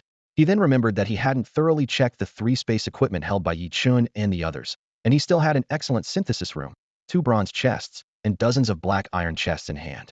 These talent points are nowhere near enough, he thought, feeling a bit helpless yet filled with anticipation. Upon entering the shelter, Zhang Chi sat down at the table and laid out 3 pieces of spatial equipment, a ring, a necklace, and a pouch. All 3 items were of excellent quality, each offering an internal space of just 10 cubic meters. He first examined the necklace, which belonged to Yin Yuplung. After a thorough inspection, Zhang Chi found nothing unusual. Most items were commonly used supplies and medicines of premium quality. Clearly, the true treasures were not on him. As a scout assassin, Yin Yuping wouldn't carry too many valuable items. However, this led Zhang Chi to discover why he had been detected early. There was a bottle of a spice called 1,000-mile fragrance, which was of excellent grade and had a special effect. When applied, it would emit a unique scent from the target. Zhang Chi, drawing from his experience, knew this was a custom-made scent by Swift Scouts specifically for tracking. The scent had a wide diffusion range, long-lasting effect, and strong adhesion, detectable only by its creator. It was this that had revealed his presence. Zhang Chi pondered for a moment. Apart from initially intercepting the opponent's dagger with his machete, he hadn't made direct contact with Yin Yuplun. Could it be that the 1,000-mile fragrance was applied to the dagger? It seemed highly likely, given its excellent grade and presumably significant effect. Next, Zhang Chi opened the pouch of the bespectacled man. The items inside were almost identical to those of Yin Yuplun, indicating these individuals had long stored their important belongings in the shelter. After organizing and storing their possessions in the storage room, Zhang Chi opened Yi Chen's ring. He had known earlier that Yi Qin's treasures were contained within. Besides the usual reserve supplies, there were 6 excellent items and dozens of premium-grade items. He planned to sell 4 weapons the next day, while the rest included 2 scrolls. One of the scrolls was a shelter relocation scroll, excellent in grade and highly practical. It could move the shelter's location, and although it was only of excellent grade, it could relocate a level 3 shelter. This was exactly what had been mentioned in the Red Star People's Journal. Zhang Chi's eyes lit up. With this scroll, he could relocate Zhong Hongxing's shelter near his own. Once the shelter reached level 3, it could accommodate 3 affiliated shelters. A shelter with a deceased owner could likely become an affiliate. Then, he could utilize Zhong Hongxing's superior warehouse and animal pen to gather more resources. As for Ding Wen's shelter, he planned to sell it, or if that wasn't possible, dismantle it for materials. After all, Yi Qin had 6 more shelters awaiting his claim. After securing the 2 scrolls, Zhang Chi took out the black iron treasure chest, laid it flat on the ground, and opened them one by one. Most contained ordinary items, and after opening over 20 chests, not a single gold coin emerged. He frowned, feeling it was time for something valuable to appear. So, he decided to upgrade a bronze treasure chest and activated it. With a flash of light, the bronze chest turned silver white, and Zhang Chi eagerly opened it. Inside, there were indeed 3 items. His face showed slight disappointment, and with a look of determination, he upgraded a second bronze chest and opened it again. This time, as he peered inside, there were again 3 items, and his expression nearly slipped from calm to disbelief. He had put in considerable effort for the Misty World and achieved great feats. Why shouldn't he be rewarded with something truly valuable? Among the 6 outstanding items, besides the outstanding shelter relocation scroll, there was also an old friend. He was very familiar with the outstanding storage room. He didn't rush to build anything yet. He thought it best to wait until his talent points were more abundant before upgrading his constructions. After all, there is a significant difference between the excellent and ultimate levels. Zhang Chi looked down at the remaining 4 items, and the first thing that caught his eye was the moon well. Moon well, excellent grade, he murmured, running his fingers over the item's description. It absorbs lunar energy and produces well water infused with moon energy. The water from the moon well helps balance the body and, with prolonged use, might even allow one to harness lunar energy. More importantly, using it to water plants can accelerate growth, increase yield, and has a small chance of enhancing the plant's grade. The lower the grade, the higher the chance of enhancement. What a great find! Zhang Chi's eyes lit up with excitement. This could help someone grasp the energy of the moon, and maybe it could even advance my Sunfire eyes. He thought of Xiao Hong, his companion filled with solar energy. Xiao Hong has hardly been exposed to lunar energy. Could this be an upgrade for him? Coupled with his recently acquired ultimate-grade greenhouse, he felt confident about his farming endeavors. He decided that as soon as he had more talent points, he would immediately place the moon well. Next, he picked up the second item, a small plant. Holy Heart Fruit Seedling, excellent grade. He read the description carefully. It can produce a large number of Holy Heart fruits, and depending on the growth environment, it can yield excellent grade fruits. The Holy Heart fruit, named for its heart-like shape, is known to enhance physical fitness, with notable effects on internal organs. Enhancing physical fitness in every way? Zhang Chi's eye sparkled. This would be beneficial for both me and De Huan. Although producing excellent grade fruits isn't guaranteed, with the support of the extraordinary grade greenhouse and moon water, it should be feasible. He planned to have De Huang drain the water the next day, build the greenhouse, and plant the seedling. The remaining 2 items were blueprints. Zhang Chi picked up the first one, a blueprint for constructing an excellent grade fish pond. He quickly scanned the required materials, not too many, and he could gather them in a day or 2. Upgrade to ultimate grade. He shook his head. The synthesis room can only create excellent grade materials, and I don't have access to ultimate grade basic materials, so I won't upgrade this blueprint. The excellent grade would suffice for now, especially since he didn't even have any fish fry on hand. The high-quality fry he got from Zhong Hongsheng had already been eaten by Kong Dongfang and the others. In other words, building an excellent grade fish pond right now wouldn't be very practical, so it seemed wise to store it away for the time being. The last item was also a blueprint, but Zhang Chi frowned, feeling that the cost of materials for construction seemed excessive. Basement blueprint, excellent grade. He read the list of requirements. 2,000 units of refined stone, 500 units of excellent stone, 100 units of excellent steel ingots, 100 units of excellent wood, 10 units of excellent profound earth spirit stones. The basement would create a large underground space, more than enough to fit the entire shelter, and could house some external structures with strong defenses. This basement doesn't seem particularly useful, Zhang Chi pondered, unable to think of any special purpose it might serve. Protecting external buildings was certainly appealing, but could its single-layer area cover 3 acres? If it couldn't accommodate the ultimate-grade greenhouse, why would other refined or high-quality buildings be worth protecting? It might be better to leave them outside to draw fire away from higher-grade structures. Besides, he planned to use his last talent point of the day on the greenhouse, which might increase its footprint. He put the basement blueprint away, deciding to consider building it when he had surplus materials. With that, he finished tallying the gains from this trip to White Mist Island. He planned to list the wooden treasure chest on the trading channel to see if anyone would exchange quality materials for it. After all, many people enjoy the thrill of opening treasure chests. Since it wasn't useful to him, he might as well sell it to those who enjoy the excitement of opening them and trade them for some quality materials. If he opened it himself and ended up with a bunch of ordinary grade items, it would be hard to sell and would just take up storage space. As for the remaining black iron treasure chest, he decided to hold on to it. Who knows, maybe one day he'd have an abundance of talent points. Although, that seemed unlikely. Time for bed. Zhang Chi stretched and looked forward to the next day. By morning, De Huang would surely have tidied up around the shelter. He planned to upgrade and build the greenhouse as soon as possible. This would be the first extraordinary grade building in his possession, something he had long anticipated. And with the excellent grade Holy Heart fruit seedling he had just acquired, the greenhouse would be essential for cultivation. With that, he could officially embark on his farming venture. At 8 in the morning, Zhang Chi opened his eyes to find De Huang comfortably curled up and sleeping in its nest. He quietly stepped out of the shelter, noticing that the rainwater from last night's storm had mostly drained away from the stone walls. He took out the light orb that preserved the greenhouse and chose to activate it. Instantly, a massive greenhouse, about 7 to 8 meters high, stood before him. Its upper materials were as transparent as glass, glimmering faintly in the morning light. Upon entering, the vast 3-acre space was immediately apparent. Carefully examining his manual, Zhang Chi was delighted to discover that the soil throughout the entire greenhouse had reached an extraordinary level. Curiosity piqued. He dug 2 meters deep until he hit the stone foundation. A rough estimate suggested there were about 400,000 units of extraordinary soil here.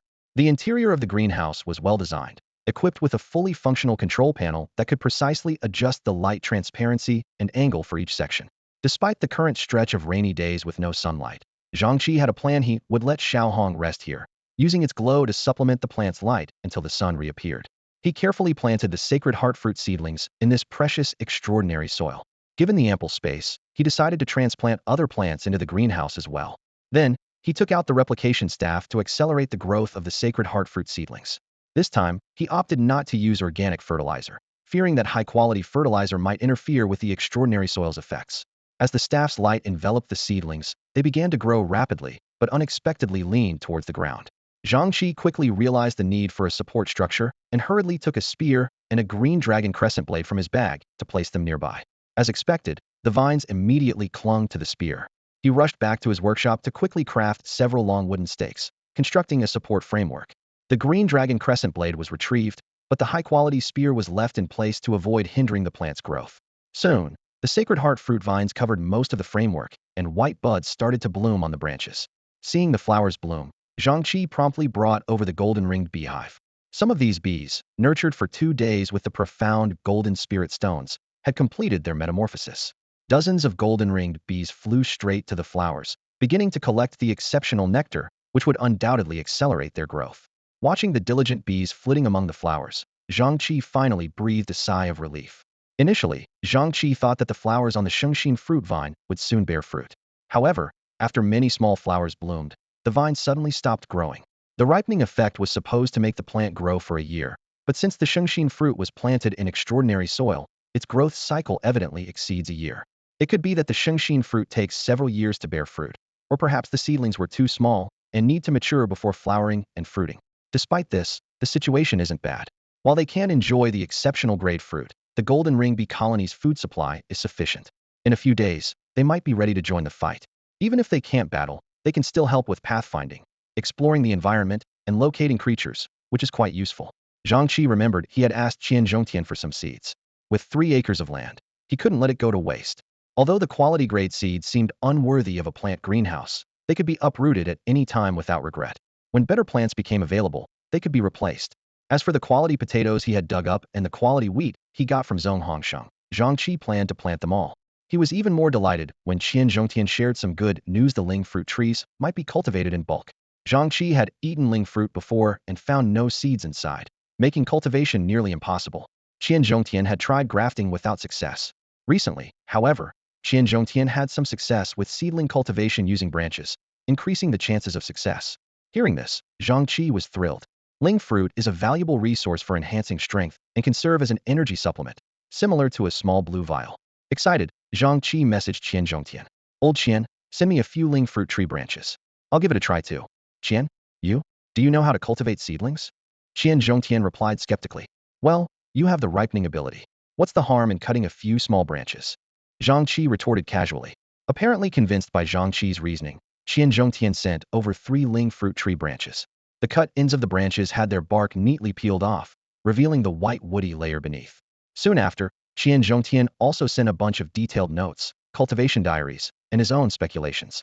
Overwhelmed by the complexity, Zhang Chi decided to close the messages and simply planted the 3 branches into the extraordinary soil, watering them a bit.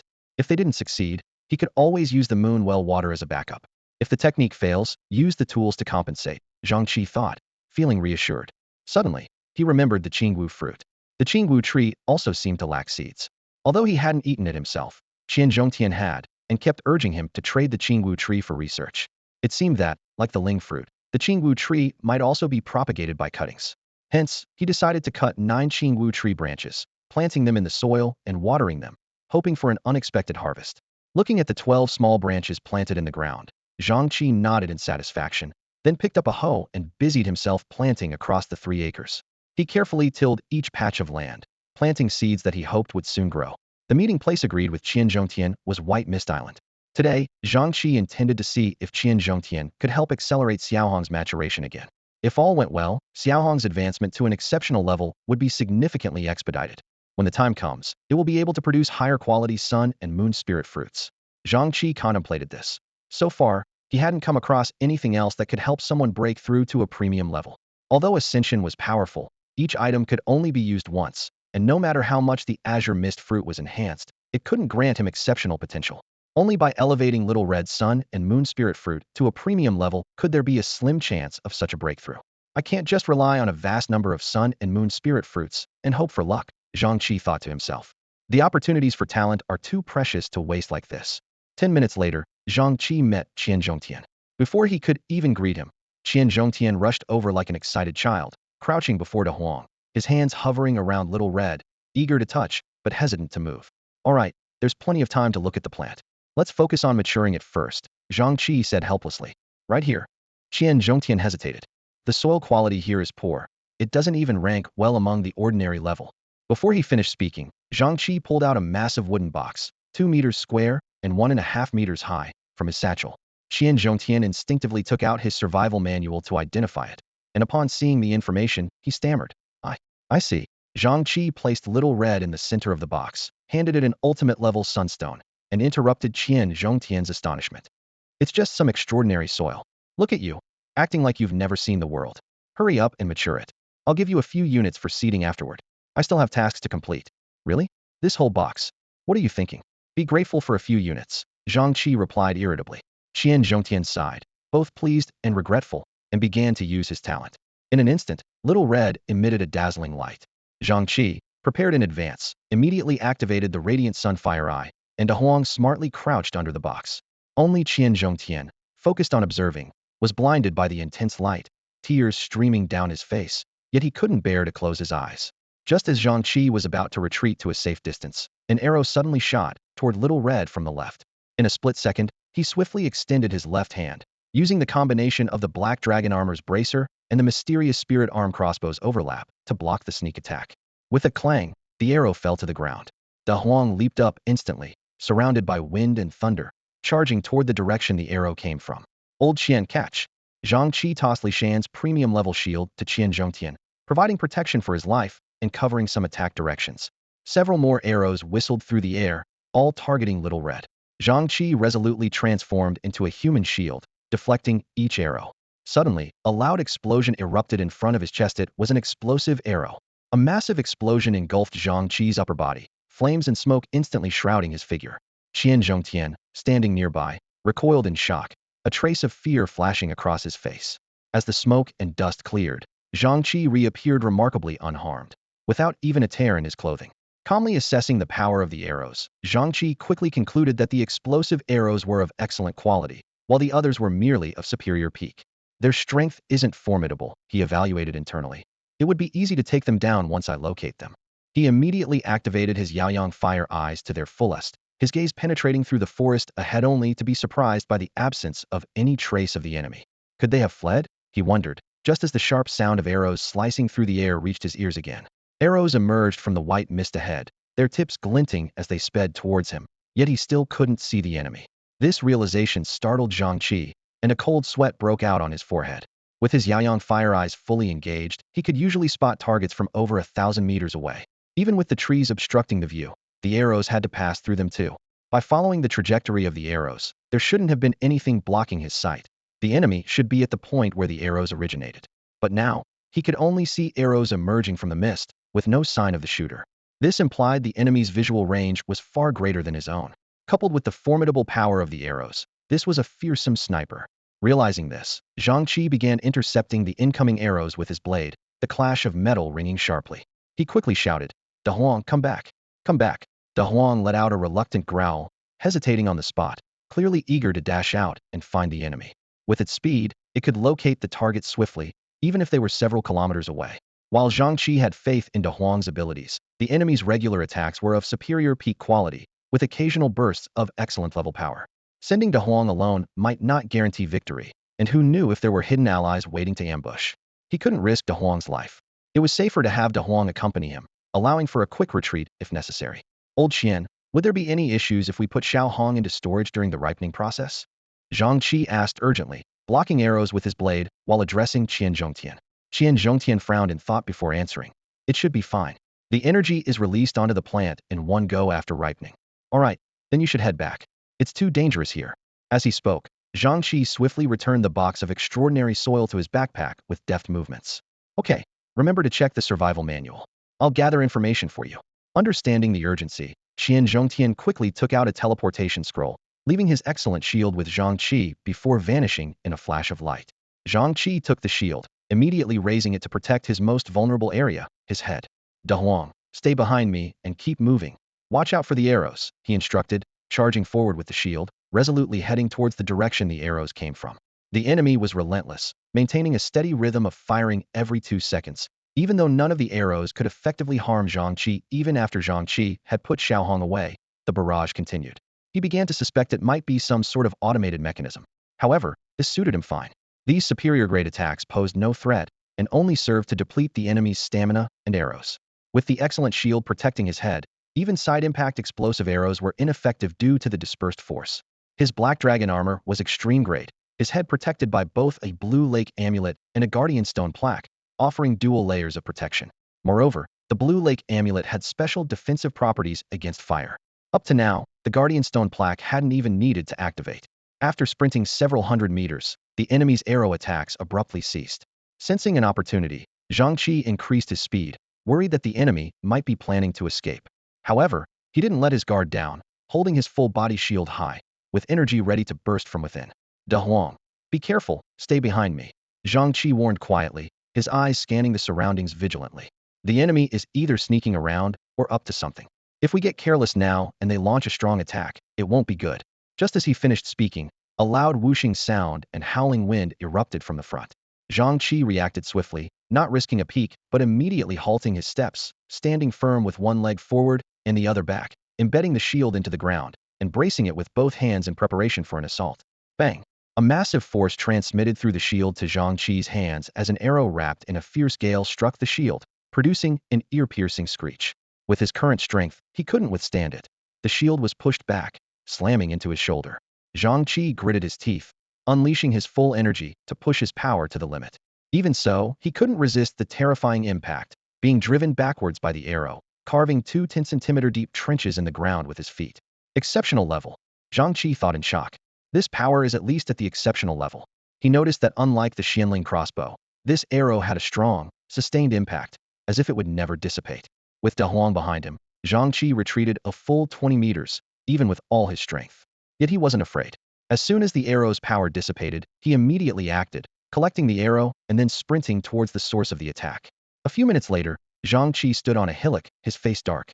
The area was filled with residual wind energy, clearly the origin of the last arrow, but there was no sign of anyone now. He searched around, but found nothing. He took out his survival manual, intending to see if Wang Zirui could use the arrow to track the enemy. But as soon as he opened the manual, a flood of private messages rushed in. "Qian, Check the regional channel. Calm. Brother Chi, someone is calling you out in the regional channel. Zhang Chi quickly switched to the regional channel, where a torrent of messages was rapidly updating. Do you think Zhang Chi will agree? Are you kidding? Would you ally with someone after being attacked? But that girl is really pretty. Oh my goddess. Zhang Chi, you better not steal my goddess. Can't walk past a girl without stopping? Why not deal with her now? Do you think the first tier is easy to kill? I bet he will agree. Otherwise, the trouble will be endless if she can't be killed. Huh. Leader Yi and Deputy Leader Li are applauding you from underground. Leader Yi? Never heard of them. Place your bets. I bet Zhang Chi will refuse. I'll bet he agrees. Are you seriously clueless? This woman obviously tried to use force to make Zhang Chi hand over the item that breaks through to the excellent level. But after failing in the fight, she now claims it was a test. If Zhang Chi was weak, she would have captured and interrogated him long ago. Explain the interrogation. 1. What is all this nonsense? Zhang Chi frowned and scrolled up, finally finding the cause of the uproar message with a golden name. By Rian, Zhang Chi, that was just my test. I acknowledge you. You managed to withstand my exceptional level attack unscathed. You've seen my hurricane arrow. Such an attack is nothing to me. If you give me an item that breaks through to the excellent level, I can ally with you. And being your girlfriend isn't out of the question. Alliance scroll? Is this woman crazy? Zhang Chi was amused by the outrageous statement. Why didn't she say this before attacking? Now that she realized she couldn't win, she claims it was a test? All right. A cold glint flashed in Zhang Chi's eyes. He thought that by eliminating everyone in the League of Heroes, he had intimidated all the survivors on White Mist Island. But it seems someone still dared to provoke him. Looks like he didn't kill enough yesterday. Today she must die? This alliance scroll is destined for me, Zhang. Today she must die. Zhang Chi thought fiercely, his eyes sharp with determination. He couldn't allow anyone to think they could easily challenge him, especially with the alliance scroll seemingly waiting for his arrival. The conflict was actually sparked by a misunderstanding. News of Yi Chun and his group's demise reached others through hearsay, not from witnessing Zhang Chi's actions. Bai Rian had only deduced Zhang Chi's superior combat skills and his high-grade armor through observation. At that time, Zhang Chi's situation was indeed precarious. Xiao Hong was immobilized, and he had to take the brunt of the arrows to protect her, which severely weakened him. Bai Rian seized this opportunity, confident in her exceptional talent and weaponry, believing she could retreat safely even if she failed due to her long-range advantage. Had Bai Rian known about Zhang Chi's feat of defeating 2 top-tier and 4 second-tier experts the previous day, she wouldn't have dared to act so recklessly. Ironically, if she hadn't exposed her position in the channel, Zhang Chi might not have been able to pinpoint her location with just a few arrows. Zhang Chi immediately contacted Wang Ziri to obtain Bai Rian's exact location. The treasure map revealed a surprising result. Bai Rian was hiding in a fog ghost gathering area. Zhang Chi was secretly pleased, as this would allow him to settle the score with Bai Rian while also completing the fog ghost mission. Using the detection orb, Zhang Chi confirmed that Bai Rian had not yet reached a high-level combat skill. Her previous attack's power must have been due to a special weapon or innate ability, as she was still at the peak of her current tier. Zhang Chi cautiously approached his target, finding a large tree to conceal himself a few hundred meters away. On a distant ridge, Bai Rian, wearing a tight outfit blending with the rocky terrain, was wielding a massive crossbow over 1.5 meters long, sniping at the fog ghosts in the valley. Raising his left hand, Zhang Chi drew an arrow from his Xianling arm crossbow, glowing with an earthy yellow light. This was a special arrow powered by an exceptional energy stone, creating a powerful gravity field within a 20-meter radius upon impact, making it nearly impossible for anyone below a certain skill level to move. Whoosh! The arrow sliced through the air. Although Bai Rian sensed the danger immediately and tried to evade, she couldn't escape the gravity arrow's range. The arrow landed just 2 meters away, instantly trapping her in place, unable to move. After releasing the arrow, Zhang Chi charged forward. Beside him, De Huang appeared, surrounded by the power of wind and thunder, moving even faster than Zhang Chi. As they reached their target, they heard Bai Rian, pinned to the ground by the gravity arrow, cry out desperately, "Don't kill me. I can be your woman. Not only am I attractive, but I'm also quite capable." Zhang Chi stepped on Bai Rian, a cold smile playing at his lips. He needed to get the alliance scroll first. This woman couldn't be killed just yet. If she had hidden the scroll in her manual space, killing her would make retrieving it impossible. Activate the sincerity amulet. Zhang Chi secretly activated the amulet, pretending to be interested. All right, I do like beautiful women, and you are indeed quite nice. But talk is cheap. I'm worried that if I release you, you'll run away or hide in a sanctuary. I won't. Bai Rian quickly pulled out a scroll from her bosom. I have the alliance scroll. We just need to form an alliance. Oh, let me see. Zhang Chi quickly appraised the scroll. Alliance scroll. Great. Excellent. Effect. Can form alliances with multiple people. Evaluation. Offers various ways to form alliances, requires the other party to understand and agree for the alliance to be effective. Zhang Chi glanced at Byrian and noticed that she didn't have a survival manual on her chest, indicating that important items were hidden in her spatial tools. With no further use for her, he swiftly ended her life. After looting her equipment, Zhang Chi focused on examining the giant crossbow. Hurricane crossbow. Grade. Excellent. Effect. Extremely long range, capable of wind-enhanced arrow shots with charge. Evaluation. A sniper's weapon. Extremely powerful, requires self-supplied arrows, arrow grade effects, charge effect. So, it's the charging that gives it such power, Zhang Chi mused. The crossbow wasn't particularly useful for him.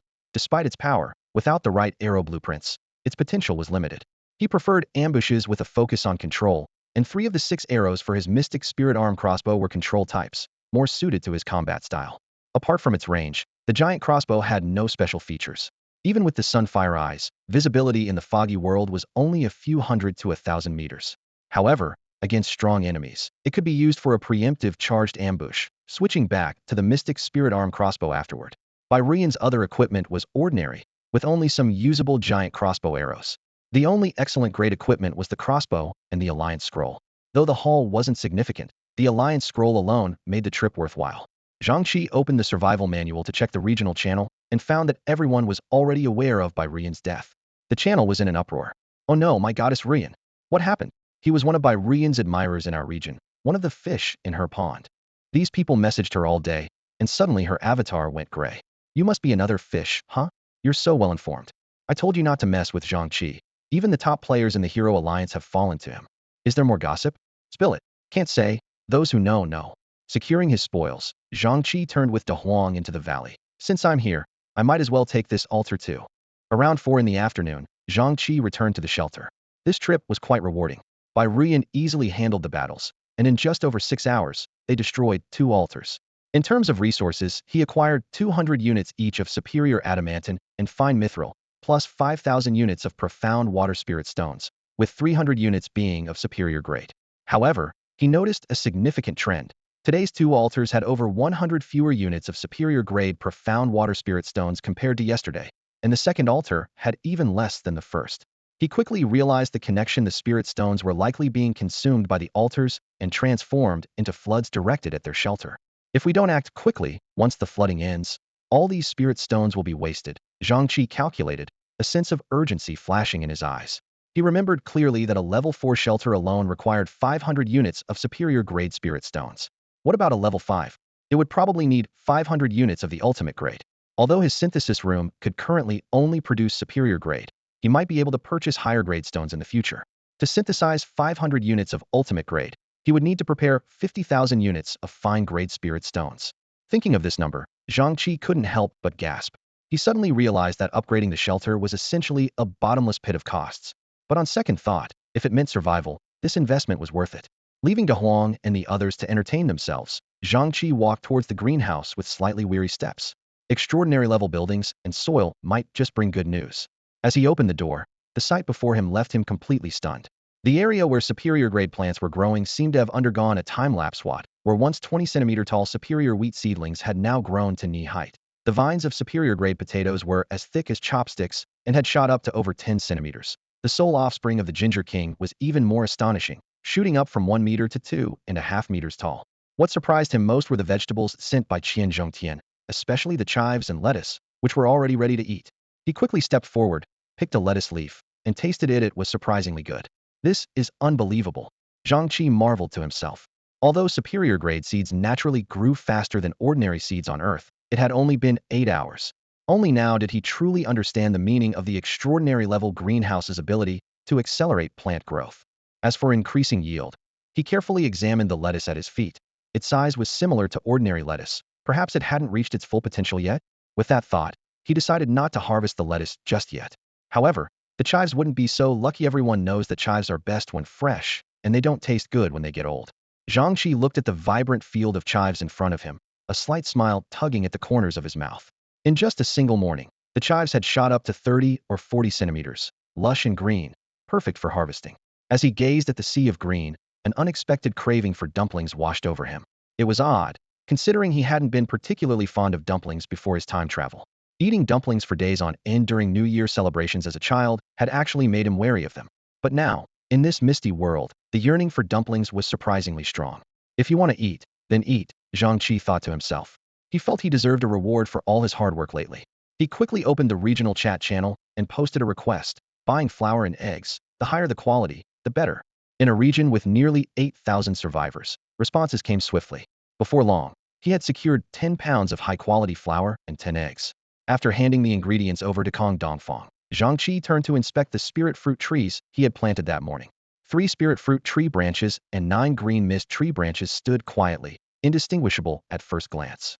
Curious, he dug into the soil at the roots, discovering that the spirit fruit tree branches had already sprouted tiny roots, a discovery that thrilled him. In contrast, the green mist tree branches showed no signs of change. It seems the green mist tree isn't propagated this way, he concluded, decisively uprooting the branches to give to Qian Zhongtian for research. Within just 8 hours, these branches had taken root and grown robust in the extraordinary greenhouse, their roots wrapped in about 100 units of soil.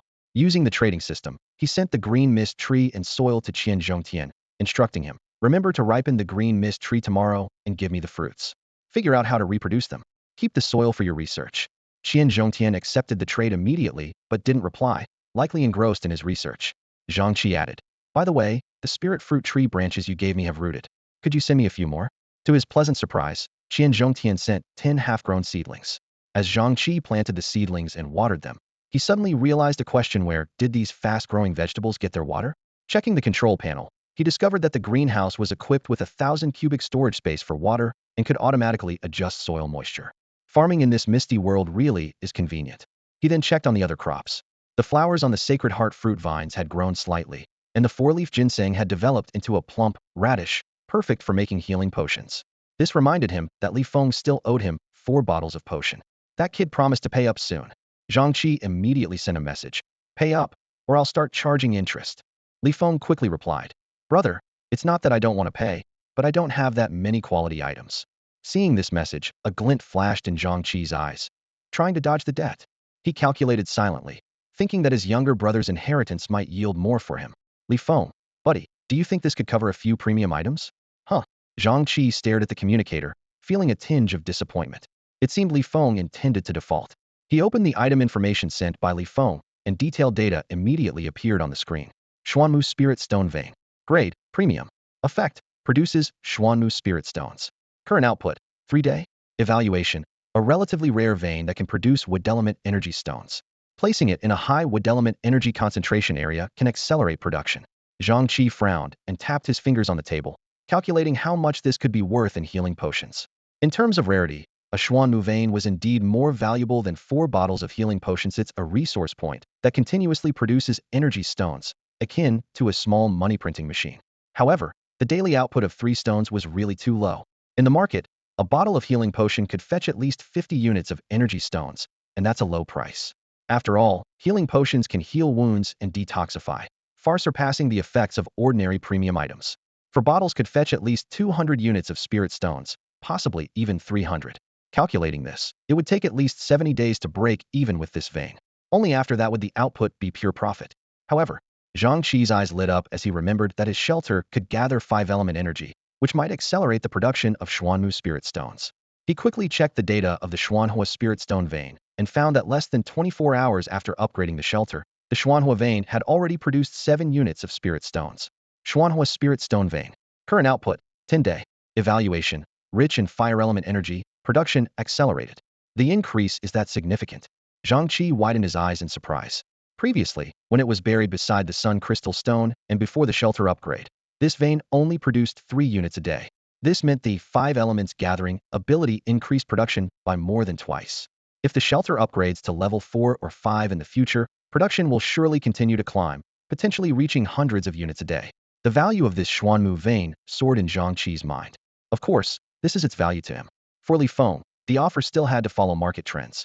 After a moment's thought, Zhang Chi decided to price the vein based on 2 months of output. Considering the dangers of the misty world, 2 months was already generous, equating to about 180 units of premium Xuanmu Spirit Stones. As for the healing potions, there was no need to sell them cheaply. He decided to price each bottle at 60 units of Spirit Stones. If Li Feng couldn't provide something of equal value, the potions could be returned. Having decided, Zhang Chi immediately sent a message. Let's say 3 bottles, equivalent to 2 months' output of the vein. This price is quite fair in the misty world.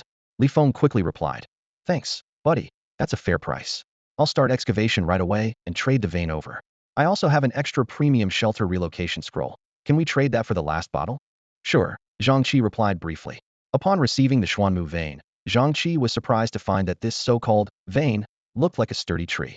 There was a tree hollow about half a person's height on the trunk, evidently where the spirit stones were produced. Unlike the oval-shaped Xuanhua vein, the form of this Xuanmu vein was unexpectedly abstract. After inquiring with Li Feng, he learned that the Xuanmu vein only needed to be planted like an ordinary tree to be effective. After a moment's thought, Zhang Chi decided to plant it in the greenhouse where most plants were grown and the wood element energy content was highest, likely enhancing production efficiency. It might even bring unexpected benefits to the surrounding crops. After placing the mineral vein, Zhang Chi noticed that the daily output had increased to 9 units, which was 1 unit less than expected. This was clearly the effect of the sunstone vein. His gaze fell on the Xuanmu vein, which had doubled its output, and an idea began to take shape in his mind. If these veins can yield so much under my management, why not trade them for more? Zhang Chi considered his current resources: 600 units of superior grade 5-element spirit stones and over 8,000 units of fine-grade spirit stones, more than enough to handle the shelter's upgrade requirements. As for the higher-level ultimate-grade spirit stones, with the current level of the synthesis room, even after its elevation to an outstanding building, couldn't synthesize them. Until he obtained a more advanced synthesis room or discovered other methods, the superior grade was the highest quality he could acquire. The sublimation doesn't require a 10-to-1 ratio, so keeping some in reserve is enough, Zhang Chi continued to ponder. With the ongoing altar raids, spirit stones will only increase, eventually filling up the storage room. It would be better to trade for more veins while the synthesis room's quality is insufficient. Based on the previous transaction price with Li Feng, he calculated that it would take 20 days to break even, and after that, it would be pure profit. Considering the shelter had just been upgraded to level 3, this trade shouldn't affect the progress to level 5. However, due to the limited energy that the 5 elements convergence could attract, the quantity couldn't be too much. I'll try to gather 3 sets first.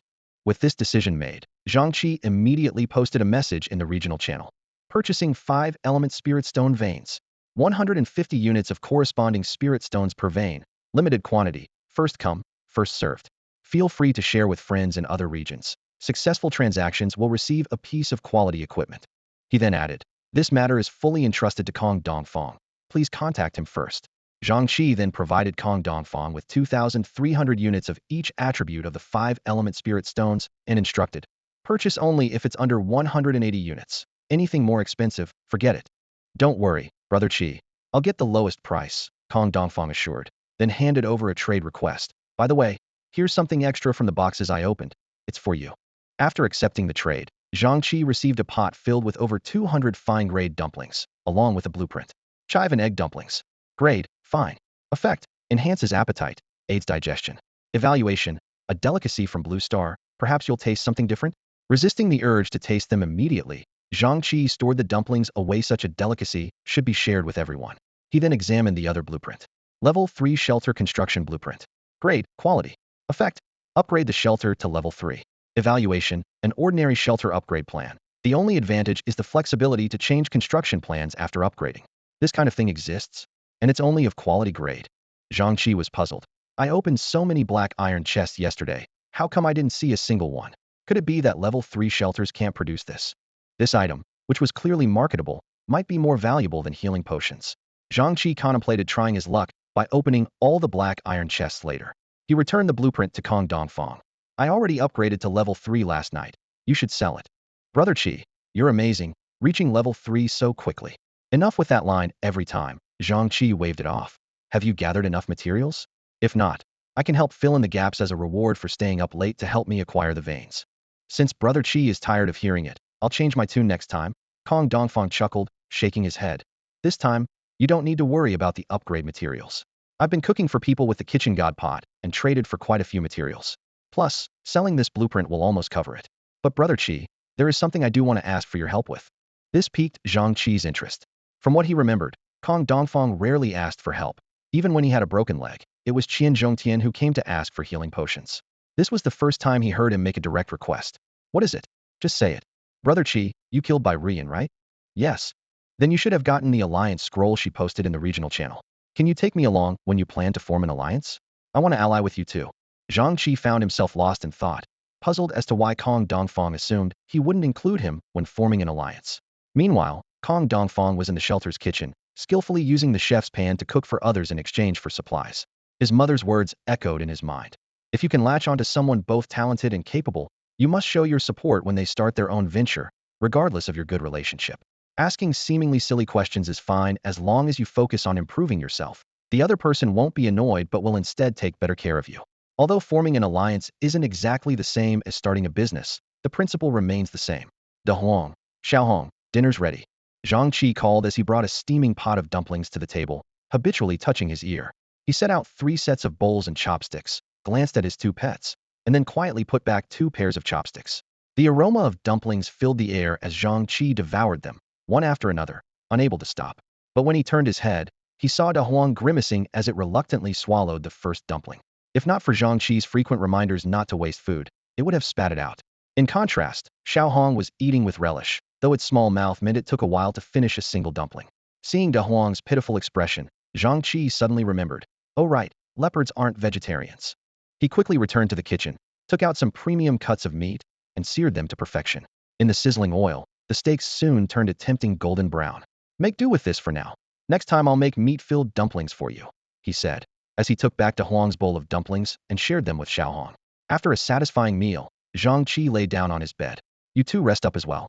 Once the Midnight Mist world issues the mission scrolls, we'll head to White Mist Island to address the flood issue as soon as possible. 2 responses, a howl and a chirp, echoed back. Zhang Chi had learned that White Mist Island was indeed pitch black at night, and the fog ghosts could launch surprise attacks using the white mist. However, with Xiaohong by his side, he wasn't too worried. After the second maturation, Xiaohong had made significant progress at the excellent level. This time, instead of condensing the sun and moon spirit fruit, she used all the maturation effects to enhance herself. Although it was difficult to quantify her strength improvement, both her light duration and brightness had significantly increased. Coupled with the sun arrow in his hand, they should be well prepared. As for the plan to have Xiaohong work the night shift at the extraordinary level plant greenhouse, it had to be postponed. The urgency of their actions, even at some risk, was mainly due to the high number of survivors he had recently defeated. During the day, when Yi Chun and his team went out on missions, their shelter might be taken over by others. Sitting on the edge of the bed, Zhang Chi contemplated that these shelters needed to be reclaimed as soon as possible. Otherwise, they would lose their value once the floodwaters receded. He noticed that the water level had slightly dropped today, confirming that destroying the altar did indeed end the flood. However, for him, the flood had actually become an advantage. The powered armor moved much faster in water than he could run. With this in mind, he considered the necessity of changing his mode of transportation, ideally finding a mount that could adapt to various terrains and fly. If that wasn't feasible, capturing a large, enduring bird after the rain stopped was also an option. With these thoughts, Zhang Chi quickly fell asleep. Only the sound of 3 steady breaths remained in the room. When the survival manual's alarm went off, Zhang Chi reached out to turn it off, sitting on the bed with a puzzled expression. Given his current superhuman-like physique, feeling discomfort from being woken up was indeed unusual. You two can sleep a bit longer. I'll wake you when we're ready to leave, he softly said to De Huang and Xiaohong. Seeing them settle back down, he quietly walked to the bathroom to wash his face, then circulated his internal energy to quickly regain his vigor. Downstairs, he amused himself by tossing stones at stone rats while taking stock of his gains. Destroying 2 altars yesterday yielded hundreds of treasure chests, with wooden chests already listed at a reasonable price in the trading area, selling well. He planned to open the existing 150+ black iron chests all at once, hoping to find a level 3 shelter upgrade blueprint and absolute commodity in the trading channel. 4 bronze chests were opened, but there were currently too many items needing enhancement. The exceptional moonwell and storeroom buildings, excellent synthesis room and farm blueprints, 2 space warehouses, as well as equipment like the hurricane crossbow and long knife blueprints, and building and alliance scrolls, totaling 14 items with the newly acquired bronze chests. After weighing his options, Zhang Chi decided to prioritize enhancing the moonwell and synthesis room. An ultimate level moonwell could continuously produce moon water that enhanced abilities and could water crops. The synthesis room could provide 1,440 units of excellent materials daily, speeding up shelter upgrades. Weapons and scrolls could wait. Having made his decision, he opened a chest to test his luck. Hadn't found gold in dozens of chests, so maybe it was time for some good fortune. He stepped out of the shelter and chose to build the moon well on the west side, symmetrically opposite the sunstone. Soon, a circular white light over 2 meters in diameter appeared on the ground. When the light faded, an ancient well with a diameter slightly over a meter emerged before him. Zhang Chi carefully examined the information panel of the moon well. The basic attributes of the structure hadn't changed much, but its effects and output had improved. It could absorb lunar energy and produce 2 grades of moon water, 100 milliliters of supreme grade per day and 900 milliliters of excellent grade per day, with the output fluctuating based on the concentration of lunar energy. The most notable improvement was the increased probability of plants absorbing lunar energy, which not only accelerated their growth, but also had a small chance of enhancing their grade, with a cap at the supreme grade. So, if Xiaohong drinks more moon water, there's a chance she could evolve to a supreme grade talent? Zhang Chi thought to himself, immediately bending down to check the water storage in the well. The well was about 10 meters deep, with a unique structure. In the middle section, 2 small containers stacked one above the other were filled with supreme and excellent grade moon water, respectively. At the bottom of the well was regular well water. He carefully removed and replaced the containers, confirming the reserves: 1 liter of supreme grade and 9 liters of excellent grade. I'll keep the supreme grade for myself, De Huang and Xiao Hong, and use the excellent grade for watering plants, he planned in his mind. But there's no rush. I'll decide before setting off. Next, he dealt with the synthesis room, an old acquaintance that he had directly sublimated and placed on the first floor. After setting it up for 24-hour automatic synthesis, he turned his attention to the final task of opening boxes. As he activated his sunfire eyes and watched the sublimated silver chest slowly open, a wave of anticipation surged within him. Amidst the dazzling golden light, an item gradually appeared, his first gold-quality item after opening dozens of boxes. However, when the light faded, what appeared was a building duplication scroll. It was supreme grade and could duplicate buildings of supreme grade and below. Zhang Chi couldn't help but smile wryly. He already had an unused excellent grade scroll of the same name, and now he had an even higher grade one. Although the sublimated version could duplicate extraordinary buildings, his shelter currently only had 1 extraordinary grade plant greenhouse, and he didn't even have high-grade seeds, making it somewhat wasteful. But on second thought, the effect of the plant greenhouse was indeed strong. Even with just premium-grade seeds, the growth speed was considerable, with the slowest crop, wheat, being harvestable in 2 to 3 days. Moreover, with the addition of White Mist Island and the high-quality boxes dropped by human fog ghosts, everyone had more valuable items, making it difficult to maintain the previous acquisition speed by selling ordinary-grade food alone. After some thought, Zhang Chi decided that tomorrow, if he had time, he would add a twin brother to the plant greenhouse. Once he finished dealing with these trivial matters, he went upstairs to wake up De Huang and Xiao Hong. Get up, there's something good. Huh, what? Can it make me stronger? De Huang asked groggily. Oh, something good. Upon hearing this, the still sleepy De Huang and Xiao Hong immediately opened their eyes. De Huang quickly darted over to Xiao Hong, letting Xiao Hong climb onto its head, and the two of them followed Zhang Chi to the table. Zhang Chi took out 3 bowls, pouring 250 milliliters of liquid into each, 1 for each of them. The remaining liquid he decided to save for unexpected needs, thinking it might come in handy later. Xiao Hong jumped down from De Huang's head and walked to the table, looking expectantly at the bowl Zhang Chi handed over. Go ahead, drink up, Zhang Chi said with a smile. After drinking a bowl of moon water, Zhang Chi felt an immediate sense of comfort, as if he had just had a spa day back in 1998. The sensation was indescribable. He leaned back weakly in his chair, catching a glimpse of Xiao Hong sprawled on the table. He lazily reached out and pulled Xiao Hong into his arms. As for De Huang, it already had a comfortable cushion, so Zhang Chi didn't disturb it. The moon energy flowed through his body, gradually harmonizing it, especially the weaker muscles that were rarely used. It didn't spare even his internal organs. Once the adjustment was almost complete, the remaining moon energy started to gather in his eyes, trying to coexist with the solar energy. However, the solar energy, having occupied the space for so long, was reluctant to give up any territory. Thus, a fierce battle for dominance began. Although solar energy was in its prime, the moon energy was of higher quality and could concentrate its power in one spot.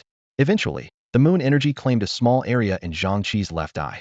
After a long while, Zhang Chi finally sat up and checked his condition, finding no changes in his abilities. It seemed he needed more moon energy to trigger an evolution of his talents. However, the remaining liquid he had wasn't much, and it likely wouldn't be enough. As for reaching an extraordinary level, Zhang Chi knew that even if he drank all the moon water, his talents might not change. He looked at Xiao Hong in his arms. At that moment, Xiao Hong was radiating a bright white light, with a faint image of the moon appearing behind it.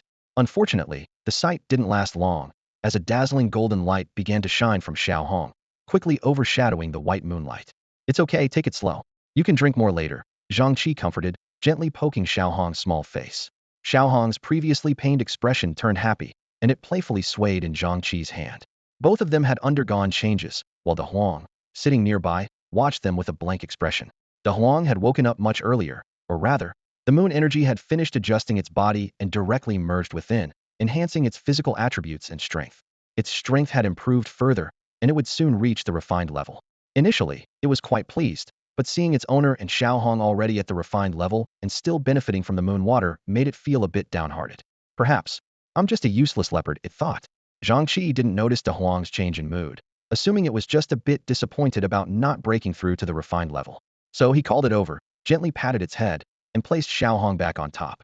Then he placed both pets into his satchel space, activated his blazing sun fire eyes, and used a teleportation scroll. In a flash, Zhang Chi appeared on White Mist Island. Steadying himself, he quickly released De Huang and Xiaohong, then said, "Xiaohong, light up." Instantly, the surroundings became incredibly bright, even thinning the white mist shrouding the area. Simultaneously, several figures appeared out of nowhere within Xiaohong's light. Zhang Chi reacted with lightning speed, moving like a flash, and in the blink of an eye, he had beheaded all the mist ghosts. Quickly gathering the scattered wooden and black iron treasure chests, he and his companions, including Xiaohong, raced towards the depths of the island. It was now the 6th day since the flood had erupted, and the 13th day since he had arrived in the mist world. During this time, the world's rules had subtly changed. For the first 7 days, the daylight hours decreased by 1 hour each day, leaving only 2 hours by the 7th day. After the flood, daylight began to increase by 1 hour each day. Even the heavy rain in the shelter had diminished to a moderate rain, suggesting that clear skies might soon arrive. At midnight, the night was at its darkest. Zhang Chi planned to return an hour before dawn and use the next 8 hours of daylight to head towards Yi Chun and the others' shelter. Since the altar had been destroyed, the water level was bound to drop, and the power armor would eventually only be usable in the river, significantly reducing travel efficiency. With this in mind, he quickened his pace. At night, the mist ghosts lurked within the white fog, moving swiftly and occasionally descending from above like a rain of dumplings. Zhang Chi specifically targeted human mist ghosts, collecting a significant number of black iron and bronze chests. Standing atop a mountain and surveying his surroundings, he saw only a few mist ghosts within the illuminated area. The empty ground by the lake in the distance was silent. He directed De Huang to the lakeside clearing, where Xiaohong's light shone like a giant bulb, drawing mist ghosts from all directions to rush forward. Zhang Chi stood within the lit area, his blade moving like lightning. Thousands of mist ghosts, like moths to a flame, fell around Xiaohong, dissolving into white mist and leaving behind a dense collection of treasure chests. Even with his current strength and stamina, the continuous fighting left him breathless and exhausted. After the last mist ghost fell, Zhang Chi collapsed onto the ground. Fortunately, the mist ghosts turned into white mist upon death. Otherwise, he would have been buried under a mountain of corpses. He gathered the hundreds of treasure chests around him before sitting down to rest. At this moment, he faced 2 problems. The mysterious water serpent in the lake was not drawn to shore by Xiaohong's light, and if Xiaohong went underwater, it would either be hidden in the mask, unable to illuminate behind them, or risk suffocation from prolonged time in the water. However, he quickly thought of a solution. Since the day-night cycle on White Mist Island differed from the survivor's shelter, it would be daylight here by 6 in the morning. Returning to deal with the underwater enemy then would not be too late. Every day, when the survivors used the teleport scroll to travel to White Mist Island, they would appear at the island's edge. Zhang Chi stood by the lake, calculating the distance, confident that his speed would ensure he wasn't wasting his efforts. He cautiously took out the sunburst arrow, which emitted a light lasting several minutes, perfect for the current situation.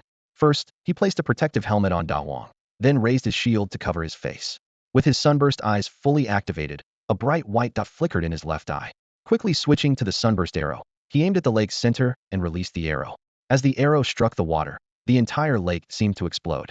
A blinding light erupted from beneath the surface, and the calm lake instantly surged into a massive wave, more ferocious than a tsunami. Half a minute later, Zhang Chi cautiously opened his left eye and found he could barely withstand the light. He immediately donned his power armor and leapt into the lake. Underwater, several giant blackwater serpents revealed themselves, their eyes blinded by the intense light, thrashing wildly. 2 of the serpents were even entangled in a fierce battle, their immense strength seemingly intent on crushing each other. 5 hours later, Zhang Chi completed the clearing of the second gathering spot. He sat on the ground, taking a sip of a high-quality healing potion. While not specifically for restoring stamina, it was better than nothing. During these 5 hours, he spent 1 hour traveling, 1 hour fighting monsters, and the remaining 3 hours resting. He took out the detection orb and activated it to search for new targets. The 2 cleared gathering points were recorded yesterday.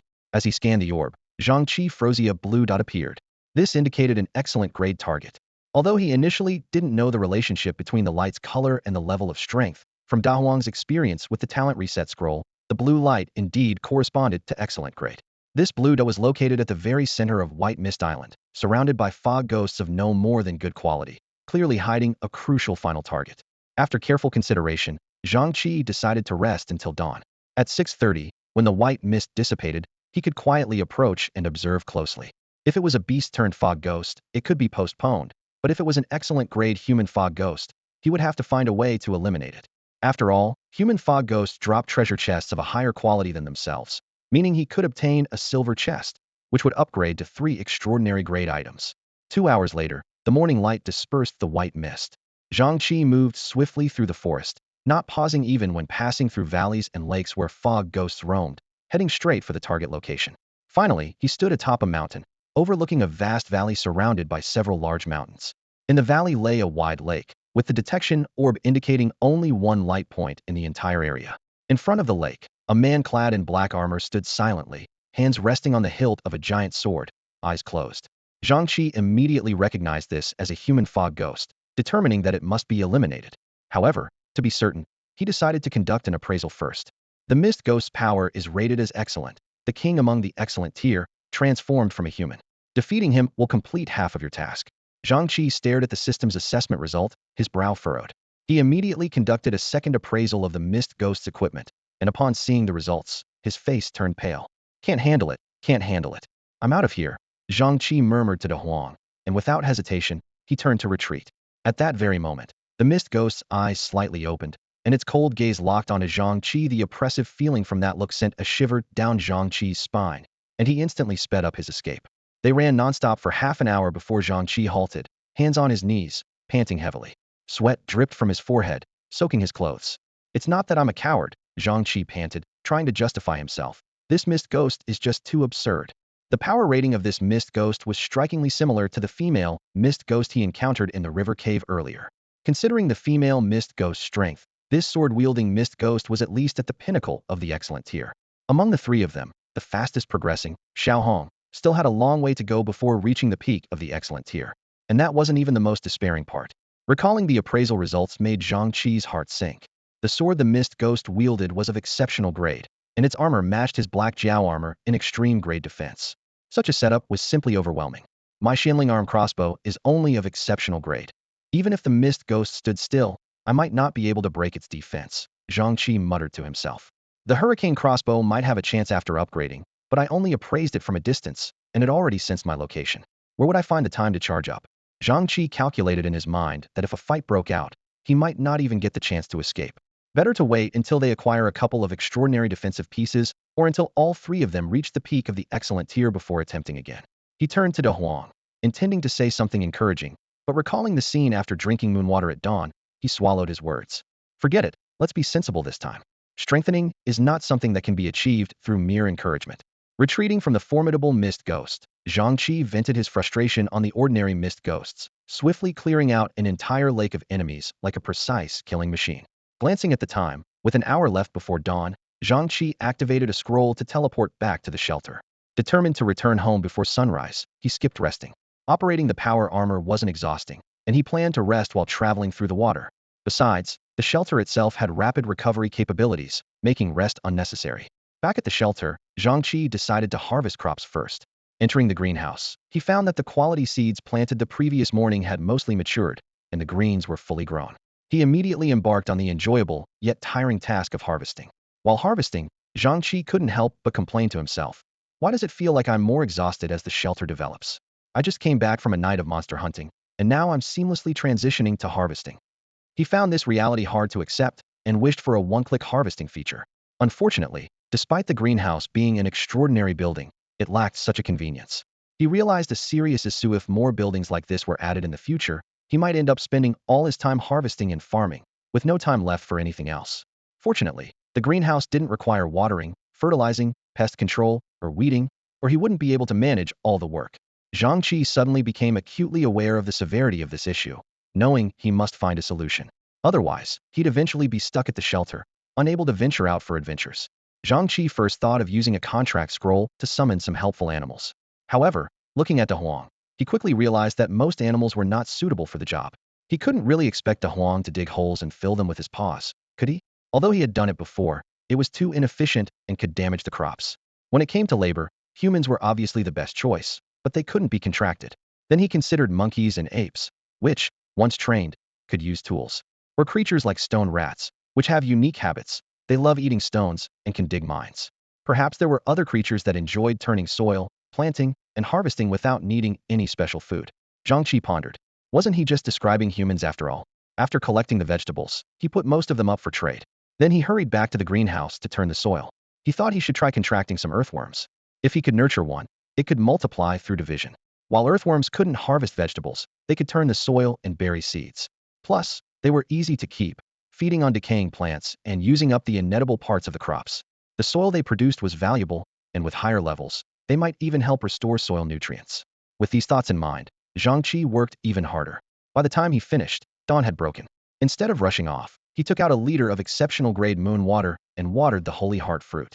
He decided to wait and see its effects before watering the other plants. The vines didn't change immediately, and Zhang Chi figured it might take some time to see results. He then used the replication staff on the most developed spiritual fruit sapling to accelerate its growth. It was the 6th day since Zhang Chi had acquired the staff, and the 5th plant he was accelerating. The first 4 were Xiaohong, the green mist fruit tree, 4-leaf ginseng, and holy heart fruit. Today was the 5th time, meaning Xiaohong could be accelerated again in a few days. The staff's light enveloped the sapling, and it began to grow rapidly, reaching over 2 meters tall in minutes, nearly as tall as the spiritual fruit tree from the treasure chest. The only difference was that this tree bore only 5 spiritual fruits. Zhang Chi carefully stored them away, choosing not to consume them. As he was at the refined level, the fruits would offer limited enhancement, but they were packed with energy and could serve as emergency reserves. Even though the energy recovery was minimal, it could turn the tide in critical moments. With the morning's work done, Zhang Chi called De Huang and the others, packed them up, and stood on the stone wall overlooking the floodwaters. Since destroying 6 altars, the flood had noticeably receded. Besides him, other survivors were actively destroying altars too. Though most weren't at the peak refined level, those who survived the first wave of the flood had impressive talents. Some had ways to lure lake monsters ashore or control fog ghosts one at a time. With unique abilities, fighting monsters wasn't too difficult. The survivors were no longer the clueless newcomers they once were. They had learned to showcase their strengths and collaborate under immense survival pressure. As long as everyone stays united, the other altars should be destroyed in a few days, Zhang Chi thought, filled with anticipation. He dove into the water, determined to speed up his search for other shelters. Otherwise, when the flood fully receded, the vast distances would be exhausting and dull. An hour later, Zhang Chi soared up and landed on the stone wall of a shelter. To his surprise, there were people inside. The stone walls of Yichen's sanctuary enclose a considerable area, with the interior spanning at least 1,000 square meters. As Zhang Chi landed inside the sanctuary, his gaze immediately locked onto a young man in his 20s who was about to enter a small building. The moment the young man saw Zhang Chi, his face turned pale, and his legs gave way, causing him to fall to the ground with a thud. Zhang Chi calmly took out his survival manual for identification. The data quickly appeared. Su Zhengqing, ordinary level strength. This discovery puzzled Zhang Chi. How did this person end up in a sanctuary surrounded by floodwaters? Could he be Yichen's prisoner? Don't kill me. I haven't taken anything yet. Su Zhengqing shouted, his voice trembling, inadvertently revealing his intentions. Zhang Chi narrowed his eyes and instantly understood the man's plan. He was trying to take advantage of Yichen's death to loot. It doesn't matter what you've taken. Take off your clothes, Zhang Chi ordered coldly. Hearing this, Su Zhengqing's expression shifted dramatically, from relief to terror, then from regret to disgust, his facial muscles twitching continuously. Brother, I can keep this a secret, just don't kill me, okay? Cut the crap and hurry up. Su Zhengqing shivered as he took off his clothes. When he saw Zhang Chi merely using the survival manual to identify the clothing, he visibly relaxed. Zhang Chi examined the man's spatial tools and found nothing special aside from basic supplies and a well-crafted small boat. To be safe, Zhang Chi continued to press. Empty everything from your manual space, no tricks. Surprisingly, Su Zhengqing seemed more at ease after hearing this. He obediently put his clothes back on and emptied the contents of his manual space. Is that everything? That's really everything. Zhang Chi gave a meaningful smile and took a water jar from his bag, placing it on the ground. This jar holds exactly 1 cubic meter of water. Use your manual to collect all the water. If you leave even a drop. He hinted ominously at Su Zhengqing. This test made Su Zhengqing more composed because he had indeed cleared his manual space. Once the water from the jar was fully collected, Zhang Chi nodded in satisfaction. He knew that the high-quality, specially designed water jar would leave no water residue, and as long as there was anything in the manual space, it would be impossible to collect it all so completely. Finally, Zhang Chi stood beside Su Zhengqing, checking his transaction records to confirm there were no traces of transferred supplies. Now, tell me how you got here and what you're doing. Brother, here's the thing, Su Zhengqing explained cautiously. I have a well-crafted boat. Today, the floodwaters slowed down, and I realized that even a well-crafted boat could go against the current, though it was a bit slow. He glanced at Zhang Chi nervously and continued. I thought, since the things in Yichen's sanctuary were just sitting there, why not? But I really didn't know you'd be here, brother. If I had known, I wouldn't have dared to come even if you gave me 100 chances. The furrowed brow and contemplative expression of Zhang Chi made Su Zhengqing's heart tighten with fear, worried that Zhang might be considering taking his life.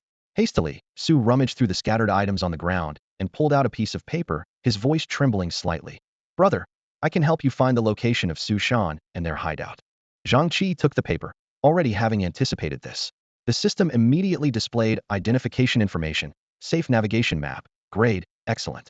Effect, view route evaluation. Drawn by a map maker, it accurately marks safe routes. Upon examining the map closely, Zhang noticed several routes marked, each clearly leading to the locations of Yichun, Lishan, and 4 others. All these routes originated from the same starting point, presumably Su Zhengqing's hideout. This ability is quite similar to Wang Zirui's, Zhang Chi remarked. Tell me, what's this ability called? Safe Navigator, excellent grade, Su Zhengqing answered truthfully. As long as my hideout is the starting point, I can mark the safe route to any person or item on the map. You can avoid danger by following the map, but if there's no safe route, it won't show until my power improves or the danger decreases. This explanation gradually cooled the enthusiasm in Zhang Chi's heart. Indeed, this ability paled compared to Wang Zirui's treasure hunting expertise. For Su Zhengqing, a high-quality beast was a deadly threat, but such danger was insignificant to Zhang Chi. However, he thought, it could be useful for locating the shelters of survivors he had already defeated. So tell me, Zhang Chi said with a cold smile as he looked at Su Zhengqing. How do you plan to account for stealing my things? Su Zhengqing lowered his head, his voice growing smaller. Brother, I really didn't mean to. I didn't know. Didn't know I could find this? Zhang interrupted. So you planned to claim my loot during the flood and erase the traces once the water receded? Just when Su Zhengqing thought he was doomed, Zhang Chi spoke calmly. Here's the deal. Your ability still has some use. You must have a shelter relocation scroll, right?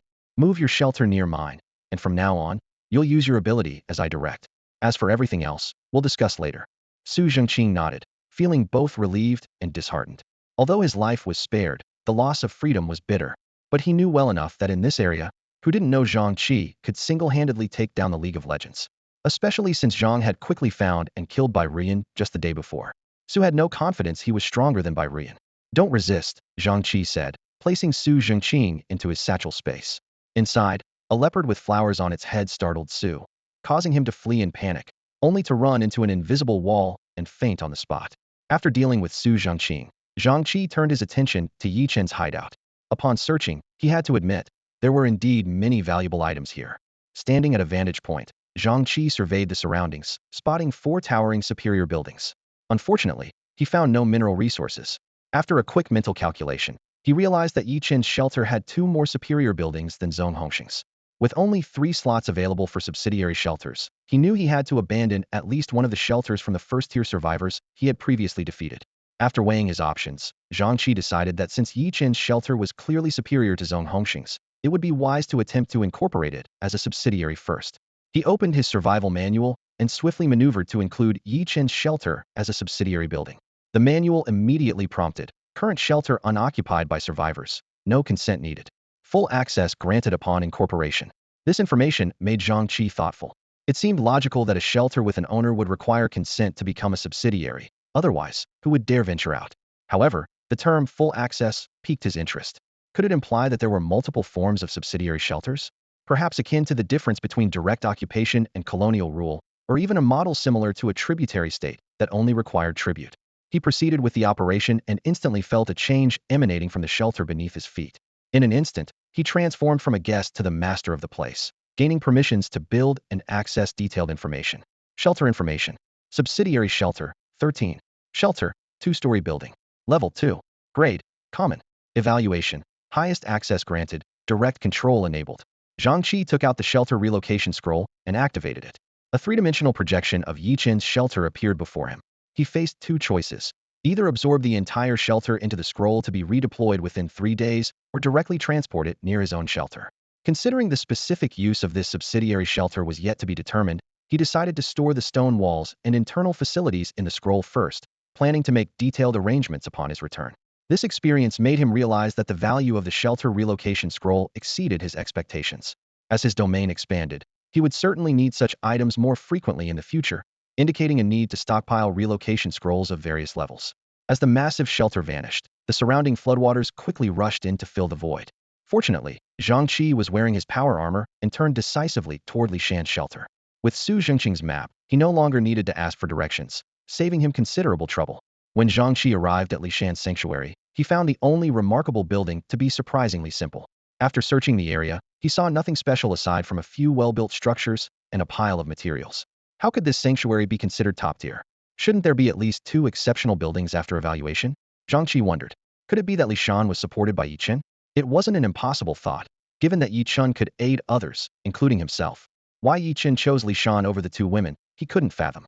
This sanctuary didn't meet Zhang Chi's needs, as it only had a single farming-related structure with average effectiveness. Zhang Chi possessed an extraordinary greenhouse, so Li Shan's sanctuary offered him almost nothing. After some consideration, he decided to take photographs of all the buildings there. With several level 3 sanctuary construction blueprints available in the black iron chest, many people's sanctuaries had reached level 3, allowing them to annex other sanctuaries as subsidiary buildings. With these photos, Zhang Chi planned to contact people from various regions to sell these sanctuaries. Trading a sanctuary like Li Shan's for an exceptional item was not impossible. Compared to the materials gained from demolishing buildings, such an exchange was clearly more profitable. He then packed and transferred all the transportable supplies to Kong Dongfang's place, and hurried off to other people's sanctuaries. These sanctuaries were quite a distance from his own, and although there were 8 hours of daylight, time was still tight. Zhang Chi also planned to visit Zhong Hongsheng and Ding Wen's sanctuaries afterward. With his power armor at full speed, he quickly raided 4 sanctuaries, transferring all movable supplies to Kong Dongfang's place. While the common materials were few and even combined couldn't match Zhong Hongsheng's haul alone, the quality materials greatly exceeded his expectations. Additionally, he discovered 4 excellent grade mineral veins. Upon arriving at Su Jingqing's sanctuary, he didn't immediately deploy his sanctuary, but instead scouted the area. To his dismay, he found the situation at this sanctuary to be utterly disheartening. There wasn't even a stone wall, just 4 stone pillars left inside the building. After entering the sanctuary, Zhang Chi took out his manual for an assessment and found that there were only 4 buildings in total, with the highest grade being merely excellent, and only one at that.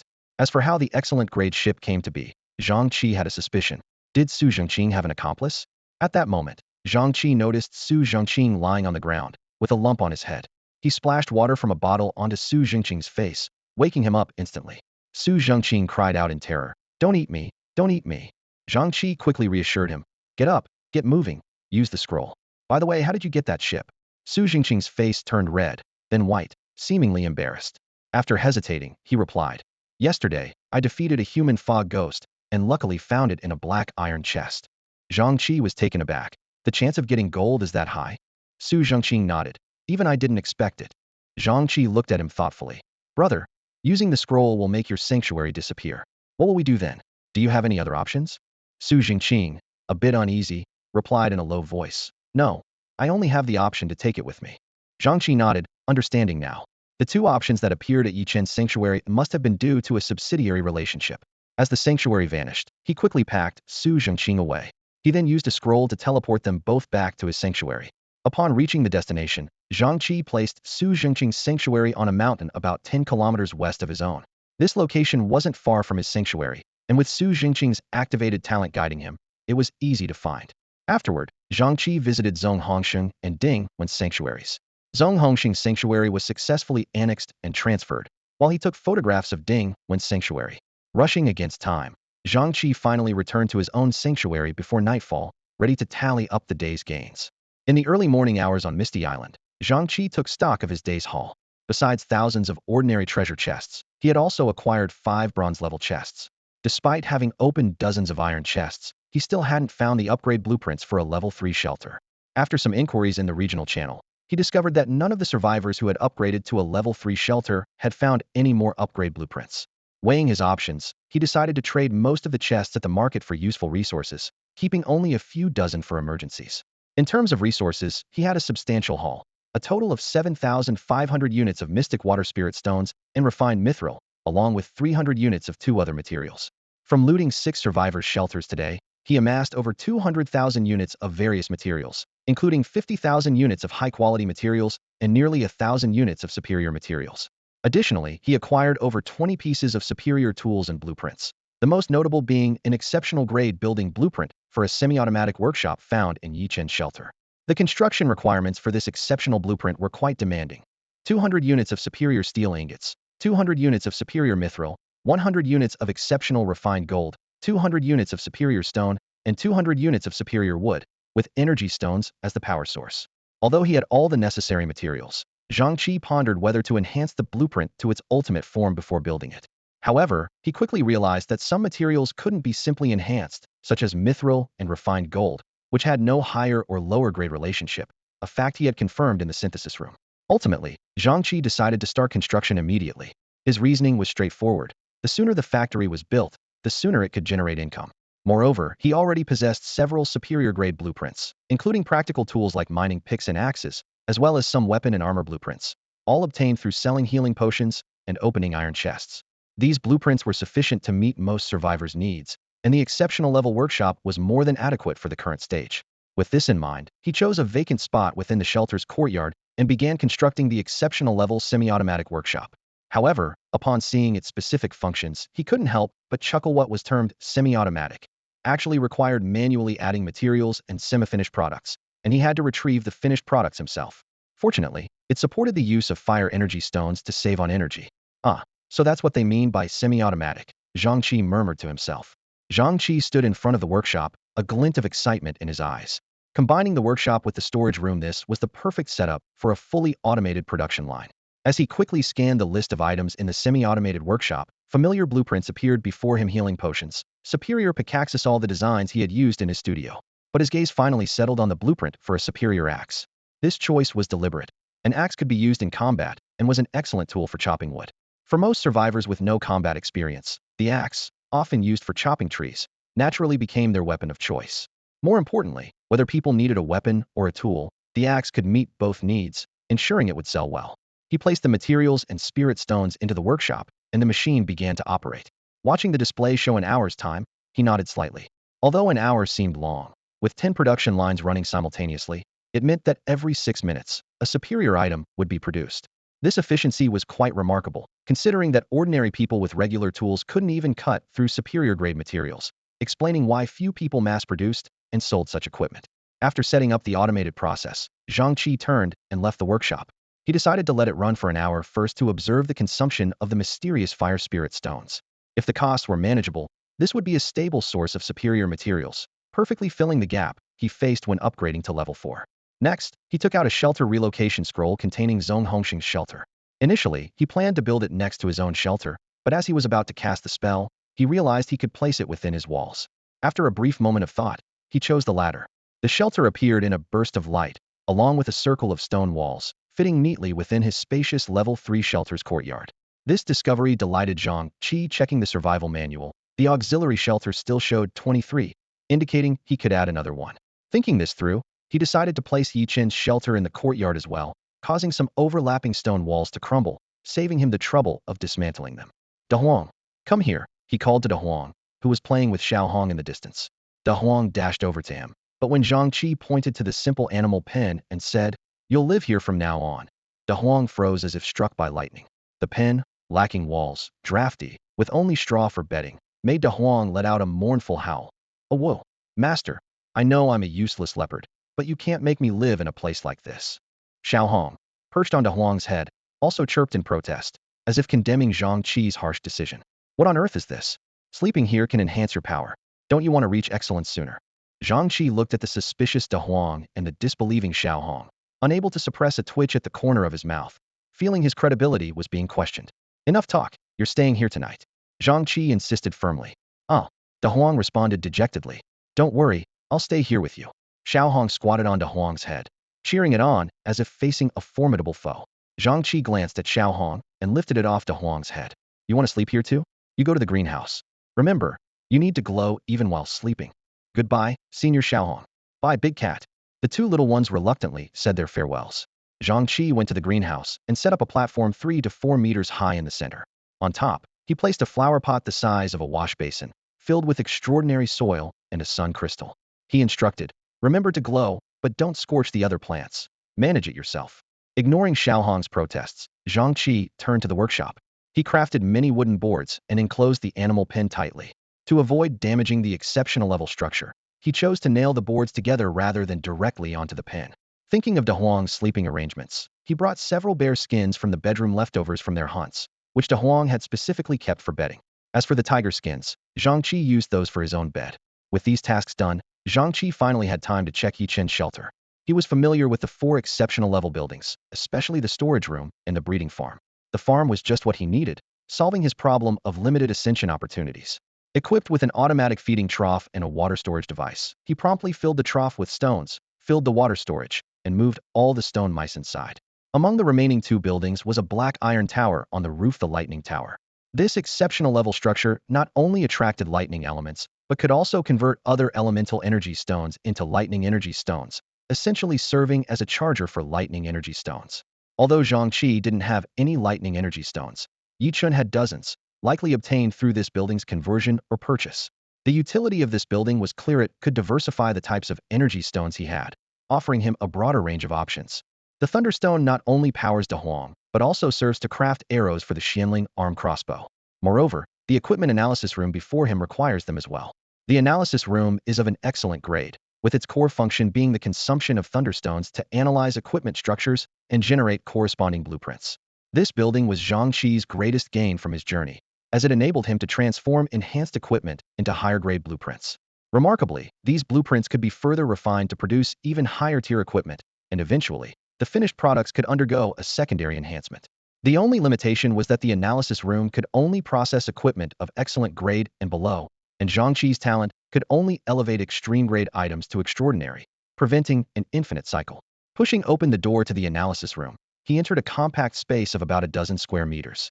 The interior was simple, yet full of intrigue, with walls lined with mysterious patterns that emitted a faint glow. 3 platforms occupied distinct positions. The left held the platform for placing equipment to be analyzed, equipped with a control panel displaying consumption and time. The right was the blueprint output station. The center housed a 4-square-meter low platform, half a meter lower than the sides, clearly meant for thunderstones. Zhang Chi chose the Xianling arm crossbow as his test subject. This weapon, his longest companion, was highly valuable for its diverse arrow system. He placed the arm crossbow on the left analysis platform, and the control panel began calculations. Soon, the panel indicated, analysis would take 30 days, consuming 100 units of excellent-grade thunderstones, or alternatively, 1,200 units of superior-grade stones. This data made Zhang Chi gasp. To verify if all equipment required such significant resources, he tested other items. The Guardian Stone Tablet needed 15 days and 53 units of excellent stones, while the Blue Lake Amulet required 12.5 days and 39 units. Through repeated testing, he discovered that most equipment, aside from the Xianling arm crossbow, consumed around 50 units, with Li Shan's full body shield needing less than 30 units. This series of tests revealed a pattern to Zhang Chi. Analysis time and consumption were directly related to the complexity and number of effects of the equipment. The Xianling arm crossbow, with its multi-arrow system and dual effects, naturally required more resources for analysis. With insufficient thunderstones on hand, Zhang Chi decided to temporarily leave the analysis room. Considering the continuous travel, he planned to postpone his trip to White Mist Island until the next morning and instead focus on procuring stones. He opened a private chat with Kong Dongfang. How's the acquisition of the 5-element veins going? Everything's going smoothly, Chigo. We've mostly been exchanging 1 vein for 160 units of stones. We've received 8 veins so far, and we should have them all by tomorrow morning. All right, transfer the ones we've received to me first. I need to make some arrangements. No problem. By the way, Chigo, someone wants to sell an excellent grade vein, but they insist on negotiating directly with you and don't want to exchange for stones. Of course I will. Just send him my way, Zhang Chi replied, tapping lightly on his virtual screen. Shortly after the message was sent, a recommendation came through from Kong Dongfang for someone named Lin Tiannan. Zhang Chi noticed the notification for a new friend request blinking and quickly accepted it. The other person seemed to have been waiting, as the request was almost immediately approved. Zhang Chi examined the other person's profile picturia silver frame, indicating a second-tier level and a very proper-looking character, giving off a serious impression. Hello, Lin, Zhang Chi greeted briefly. The response was quick. Hi, Zhang. Let's skip the formalities and get straight to the point. I heard you have an exceptional grade mineral vein, but aren't interested in energy stones, right? What exactly are you looking for? Zhang Chi frowned slightly and replied, "Sorry, I might not have been clear. I don't actually possess an exceptional grade mineral vein." Lin Tiannin quickly clarified, "I meant I know the location of an exceptional grade mineral vein and wanted to speak with you directly. My talent lies in mineral detection, and it's fairly decent. After the flood, I managed to venture out and discovered an exceptional grade mineral vein. However, it's guarded by a beast, and I'm not strong enough to defeat it." He continued, "Everyone knows that among the hundreds of zones on White Mist Island, Zhang Chi is the most powerful survivor. So when I heard you were interested in acquiring mineral veins, I reached out." Upon hearing this explanation, Zhang Chi's frown relaxed. He nodded slightly, thinking, so he's a talent in mineral detection and even has the coordinates of an exceptional grade vein. You should have said so earlier. We almost had a misunderstanding. So you want me to help you defeat the beast guarding it? Zhang Chi asked directly. "Not help me, I'd like to partner with you," Lin Tiannin replied. "I'll provide the location, and you defeat the beast. Whether it's the beast or the mineral vein, it's all yours. However, after ensuring the vein's integrity, I want half of the remaining minerals." Zhang Chi read the message, a hint of interest in his eyes. He couldn't help but feel tempted whether it was the vein or the minerals it produced. It promised great wealth. An exceptional grade mineral vein was like a money-printing machine, and the minerals it contained were likely abundant. Considering that mineral veins in the wild could have been underground for who knows how long, even a low yield over time could equate to astronomical numbers. And given it's an exceptional grade vein, who knows how many exceptional grade minerals it holds. But first, he needed to clarify the beast's strength and the type of mineral vein. Zhang Chi typed, "What kind of strength does the beast have? What's its exact species? Do you know the type of mineral vein?" "The beast is a high-quality, iron-eating beast, lazy and not very aggressive. Otherwise, I wouldn't have been able to return," Lin Tiannin answered. "As for the vein, it appears to be an iron ore." "Iron-eating beast? Iron ore? Is it the kind of iron-eating beast I'm thinking of? Do they really eat iron?" Zhang Chi's mind conjured up the image of a black and white, round creature munching on chunks of iron ore. With this thought, he unconsciously took out a contract scroll. But as his peripheral vision caught sight of a pitiful-looking, large yellow creature lying in the animal pen, he felt a bit guilty. He comforted himself. "Pandas shouldn't count as bears, right? All right, I'm in. How do we meet up?" Zhang Chi asked. Wang Zirui's treasure-seeking expert could only be used once a day, and today's use had been to locate by Rian's shelter. Besides, since Lin Tiannin sought him out for collaboration, he likely had a means for them to meet. "You can take a look at the mineral map first to see if the distance is feasible." Lin Tiannin sent over a map. "If it works for you, you can head directly to the vein's location. How about we set a time to meet there?" Upon accepting the deal, a detailed map of the mineral vein immediately appeared in Zhang Chi's hands. Compared to Wang Zirui's map, this one not only marked his and the vein's location, but also clearly displayed specific distances and surrounding terrain. Upon examination, it was identified as an excellent grade map crafted by a master prospector. The map indicated that this excellent grade iron mine was located within a mountain range, about 500 kilometers southwest of his shelter. Due to its 90-degree angle from the direction of the flood, the round-trip time was essentially the same. Calculated at full speed and power armor, a one-way trip would take just over 2 hours. "In that case, I'll set off early tomorrow morning." Zhang Chi quickly planned his itinerary in his mind. First, secure the iron mine, then head to White Mist Island to clear out the fog ghost gathering area. He immediately contacted Lin Tiannan, arranging to meet 2.5 hours after dawn the next day. Following this, he found Kong Dongfang to collect the mineral veins purchased today. Thanks to the large number of second-tier survivors in the region off whom he could contact 100 or 2, the acquisition of mineral veins progressed exceptionally smoothly. Today's haul was satisfying. Including the 4 acquired during his outing, a total of 12 mineral veins were accounted for. Among them were 10 5-elements spirit stone veins, 1 familiar star iron vein, and another mithril vein. Zhang Chi spent several hours placing these veins within the shelter in the order of the 5 elements mutual generation. He then entered the semi-automated workshop to check. 10 fine-grade axes had been completed, and the finished products were satisfactory. Compared to the materials needed for construction, the production cost of these axes was negligible. Each required only 10 units of fine-grade steel ingots and 2 units of mithril. However, the workshop consumed 10 units of profound fire spirit stones within an hour, averaging 1 stone per piece of equipment. Zhang Chi quickly calculated. The selling price of non-rare equipment is usually 2 to 3 times the material cost, so after deducting the raw material expenses, the profit still far exceeds the value of the profound fire spirit stones. This business is profitable. He promptly set the workshop to operate at full capacity, producing fine axes, then went to bed satisfied. The next morning at 6, Zhang Chi arrived at the greenhouse. Today's greens were ready for harvest. The potatoes were almost there, but the wheat needed a bit more time. He skillfully harvested and stocked all the mature vegetables, planted new seeds, then used the replication staff to hasten the growth of another spirit fruit seedling, yielding 4 spirit fruits. It was the 7th day since the flood began. The rain in the sky had diminished to only a few scattered drops, and it was expected to clear in a few days.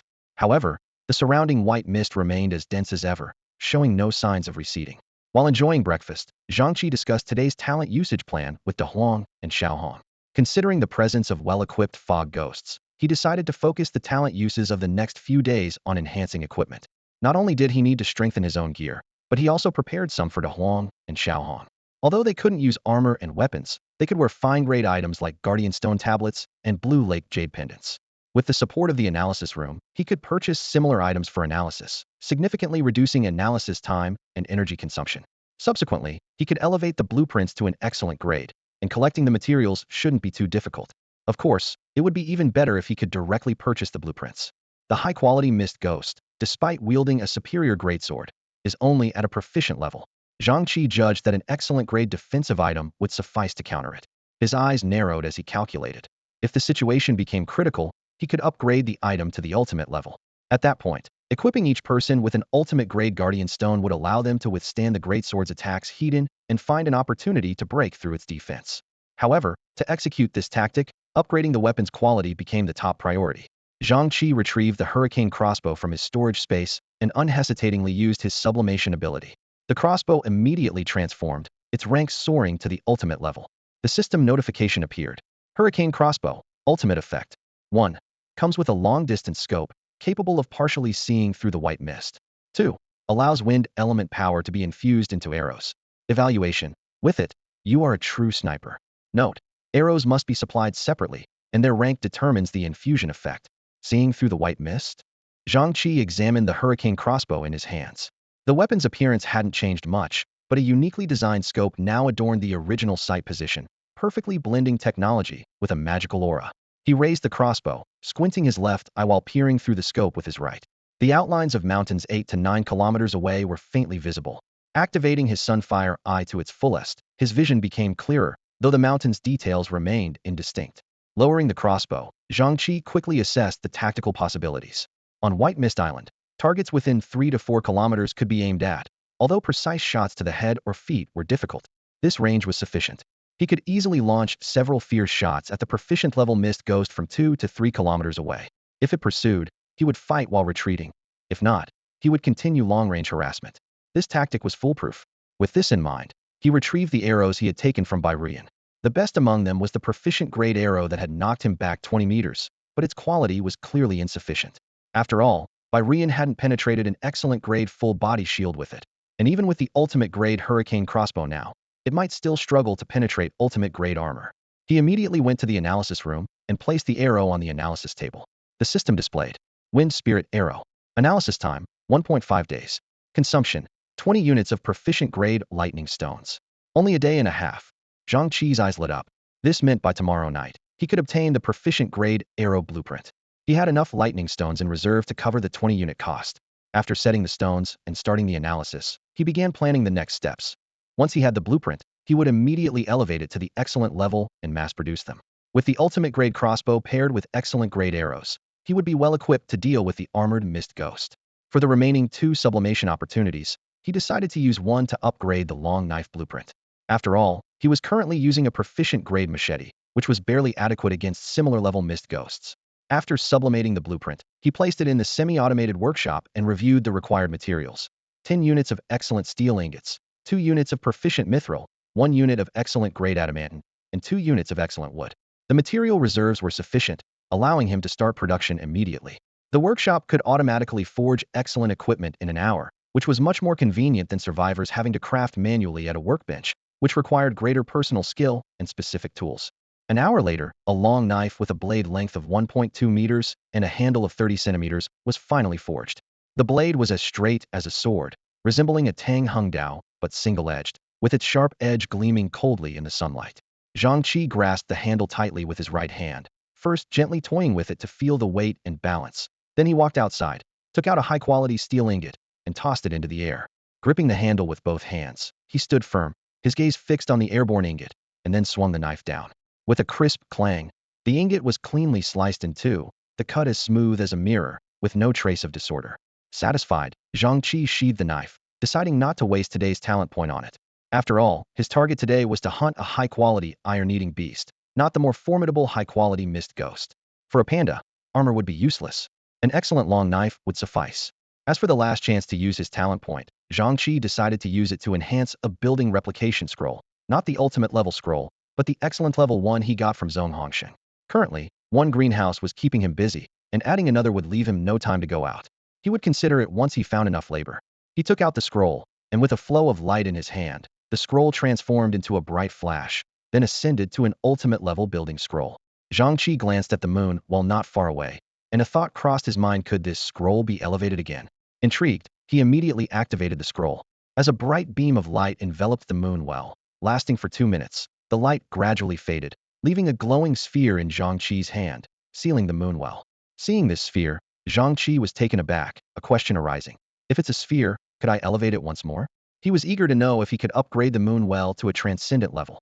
For now, he decided to wait for tomorrow's talent point reset to see if he could elevate the moon well to a higher state.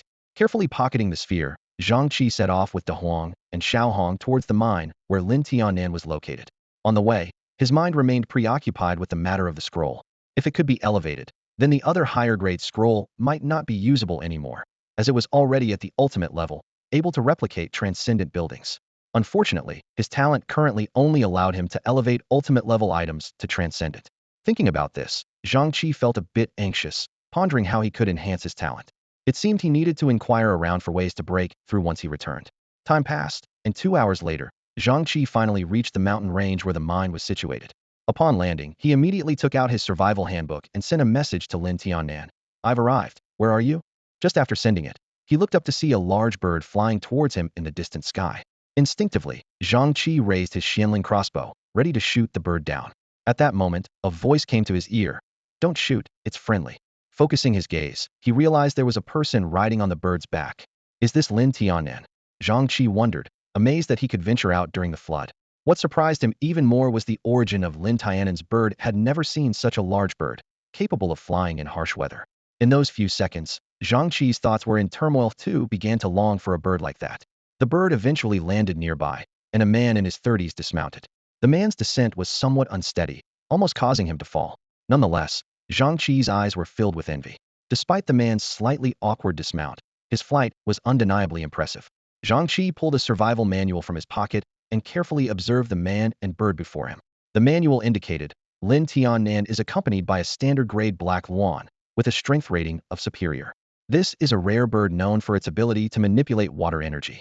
A luan bird? A mythical creature? Zhang Chi thought to himself. No wonder it can move so freely in this continuous rain. Although today's rain had lessened, the heavy downpour of the previous days was no joke. Lin Tianan noticed Zhang Chi's scrutiny, but was unfazed.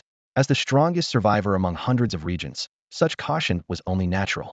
"Hello, I'm Lin Tianan." "Hello, Zhang Chi." After a brief handshake, the two set off toward the mountains. De Huang carried Xiao Hong, following closely behind, occasionally casting curious glances at the black luan, feeling an inexplicable urge to pounce and subdue it. A few minutes later, the group reached a hilltop. "Look," Lin Tianan pointed to a cave on the opposite hill. "That's where the iron-eating beast resides." Following his gaze, Zhang Chi saw a 5-meter-high, over 10-meter-deep cave. Inside, a colossal figure over 3 meters tall was sleeping soundly, its body covered in black and white. Interestingly, even in its slumber, it drooled while accurately grabbing nearby ore and stuffing it into its mouth. This sight made Zhang Chi's eyes light up, while De Huang bristled and growled lowly. "Gur, another damn bear." "De Huang," Zhang Chi turned to correct. "You need to read more. This is a cat, not a bear." At this statement, everyone present was stunned, especially Lin Tianan, who was well aware that pandas are indeed bears. De Huang looked utterly confused. It clearly looked like a bear, so how could it be a cat? Zhang Chi pulled out the survival manual and identified the distant iron-eating beast. Iron-eating beast, strength rating, excellent. This one has been fortunate enough to find a high-quality iron ore vein, and its strength has surged due to the nourishment of the vein and consuming large amounts of iron ore. He showed the manual to De Huang. "See, it says it's a cat." A question mark seemed to hover over De Huang's head. "Wait, didn't the master teach me to read?" Lin Tianan, who had maintained his composure, couldn't help but chuckle. He quickly changed the subject. "We should discuss how to deal with this iron. This beast.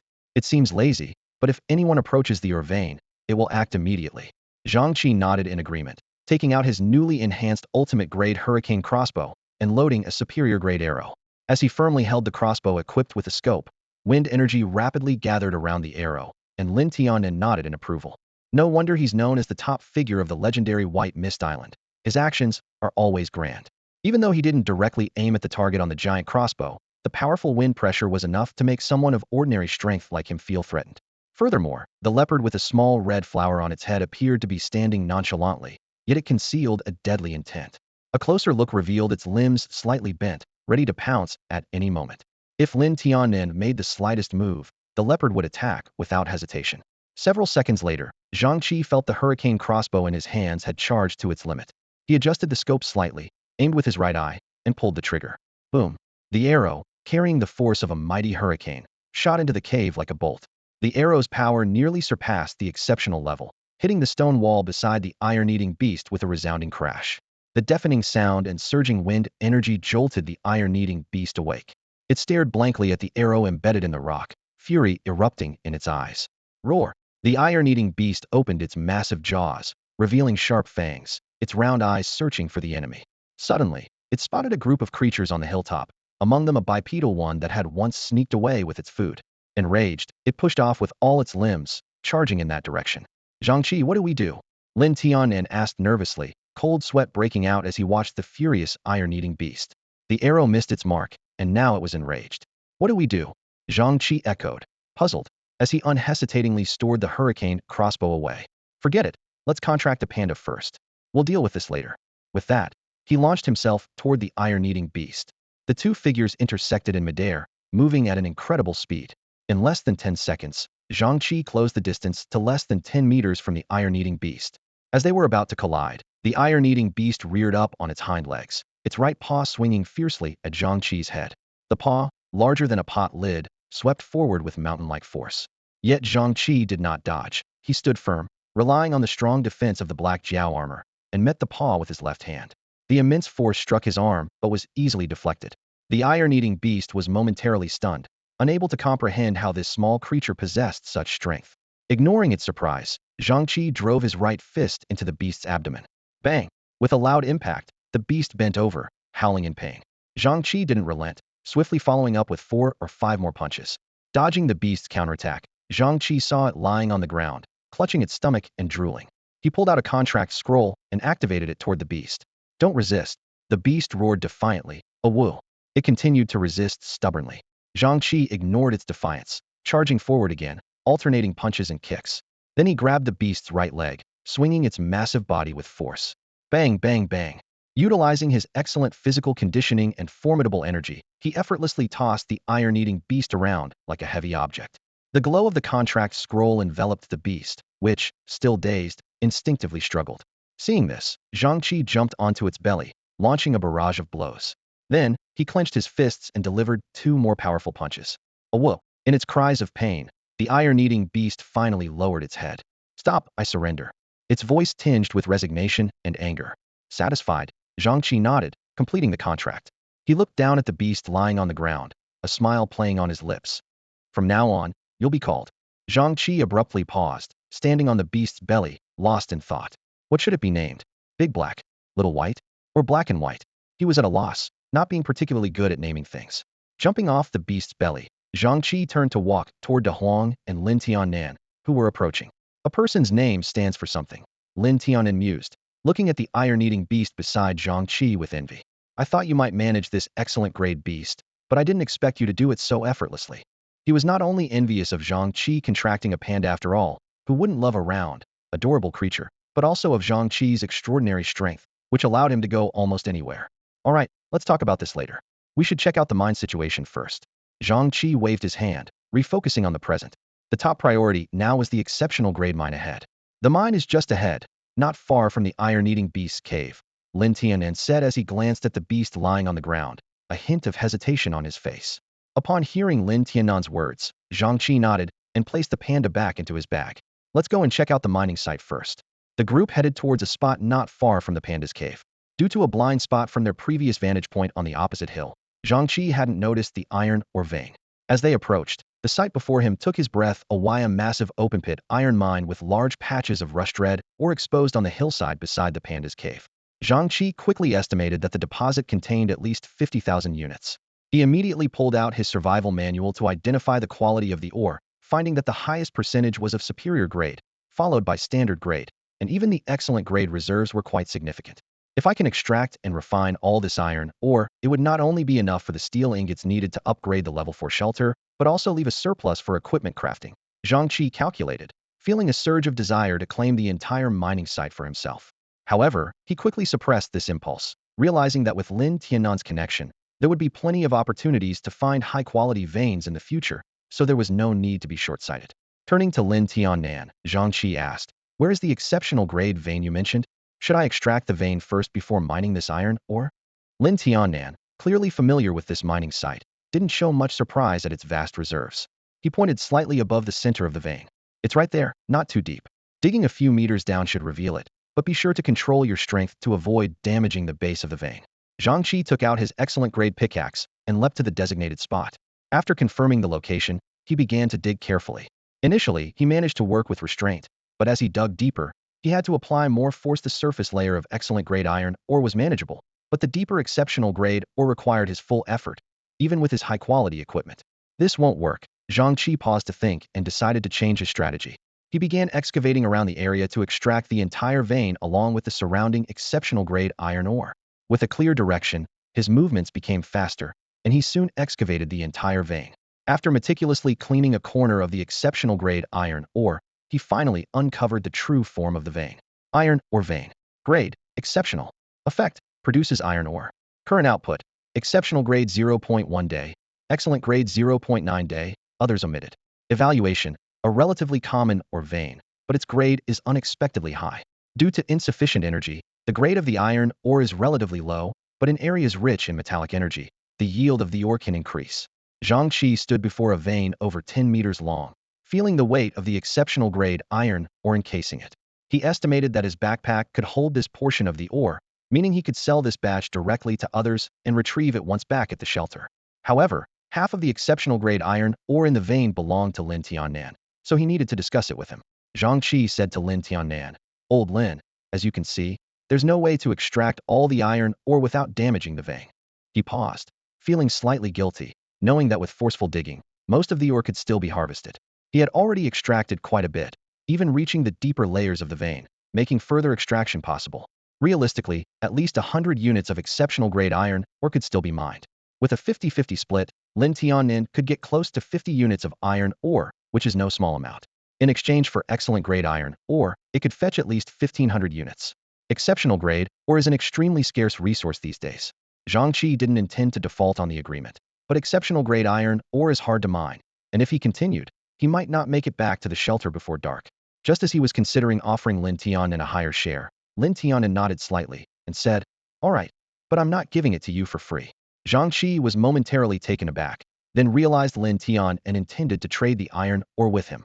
Lin Tiannan continued, "I want to trade these ores for 2 Qingwu fruits." Zhang Chi weighed his options. Qingwu fruits were not a problem, as he already had 5. After handing the Qingwu fruit tree to Qian Zhongtian, it had matured once, and of the 6 fruits harvested, Zhang Chi took 3, leaving the rest for Qian Zhongtian's breeding research. As for exceptional grade iron ore, while 1 unit could be exchanged for 30 units of excellent grade iron ore, for him, with an exceptional grade synthesis chamber, 1 unit of exceptional grade ore was worth only 10 units of excellent grade. However, the value of Qingwu fruits was not so straightforward. With the increase in the number of superior grade survivors, the demand for Qingwu fruits had surged. For those newly advanced survivors, Qingwu fruits became precious resources.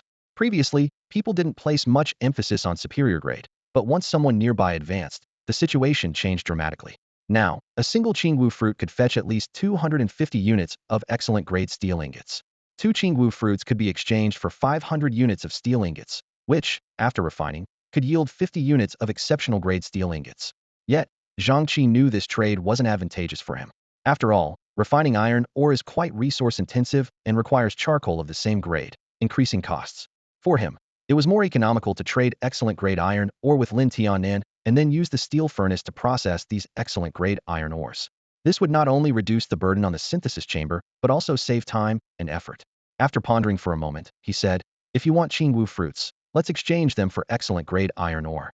I'll give you the exceptional grade iron ore when I return to the shelter." Lin Tianen was slightly surprised, evidently not expecting Zhang Chi to offer such terms. After a brief silence, he nodded in agreement. Zhang Chi sighed in relief, and Lin Tianen continued, "There are about 3,000 units of excellent grade iron ore here. I'll give you the other half, which should be enough for 2 Qingwu fruits, right?" And so, the deal was made. Zhang Chi nodded, took out 2 Qingwu fruits from his storage space, and handed them to Lin Tianen to complete the transaction. Then he stored away the entire mineral vein, planning to deal with Lin Tianan's exceptional grade iron ore later when he returned. With a high-quality mining pick in hand, Zhang Chi immediately began to mine with full effort. In just 3 hours, thanks to his excellent grade skills, he extracted all the excellent grade and half of the superior and common grade iron ores. After finishing his share, he shouted to Lin Tianan, who was still hard at work nearby, "Old Lin, I'm heading out. Remember to call me for such good deals in the future." With that, he left with Da Huang and the others, leaving Lin Tianan casting envious glances his way. As dusk approached, Zhang Chi returned to the shelter 30 minutes before nightfall.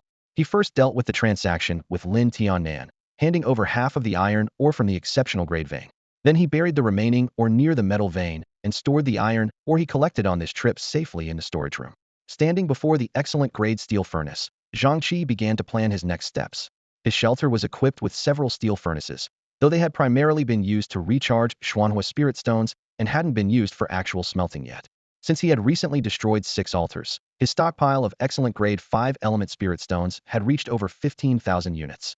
Additionally, he could convert depleted spirit stones into lightning spirit stones using the lightning tower, so recharging spirit stones was no longer urgent.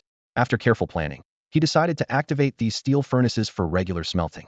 Upon inquiry, he learned that steel production required minimal carbon, mainly for reducing the oxygen in iron ore and adding a small amount of carbon. For heat, the burning temperature of superior or even common grade wood was sufficient.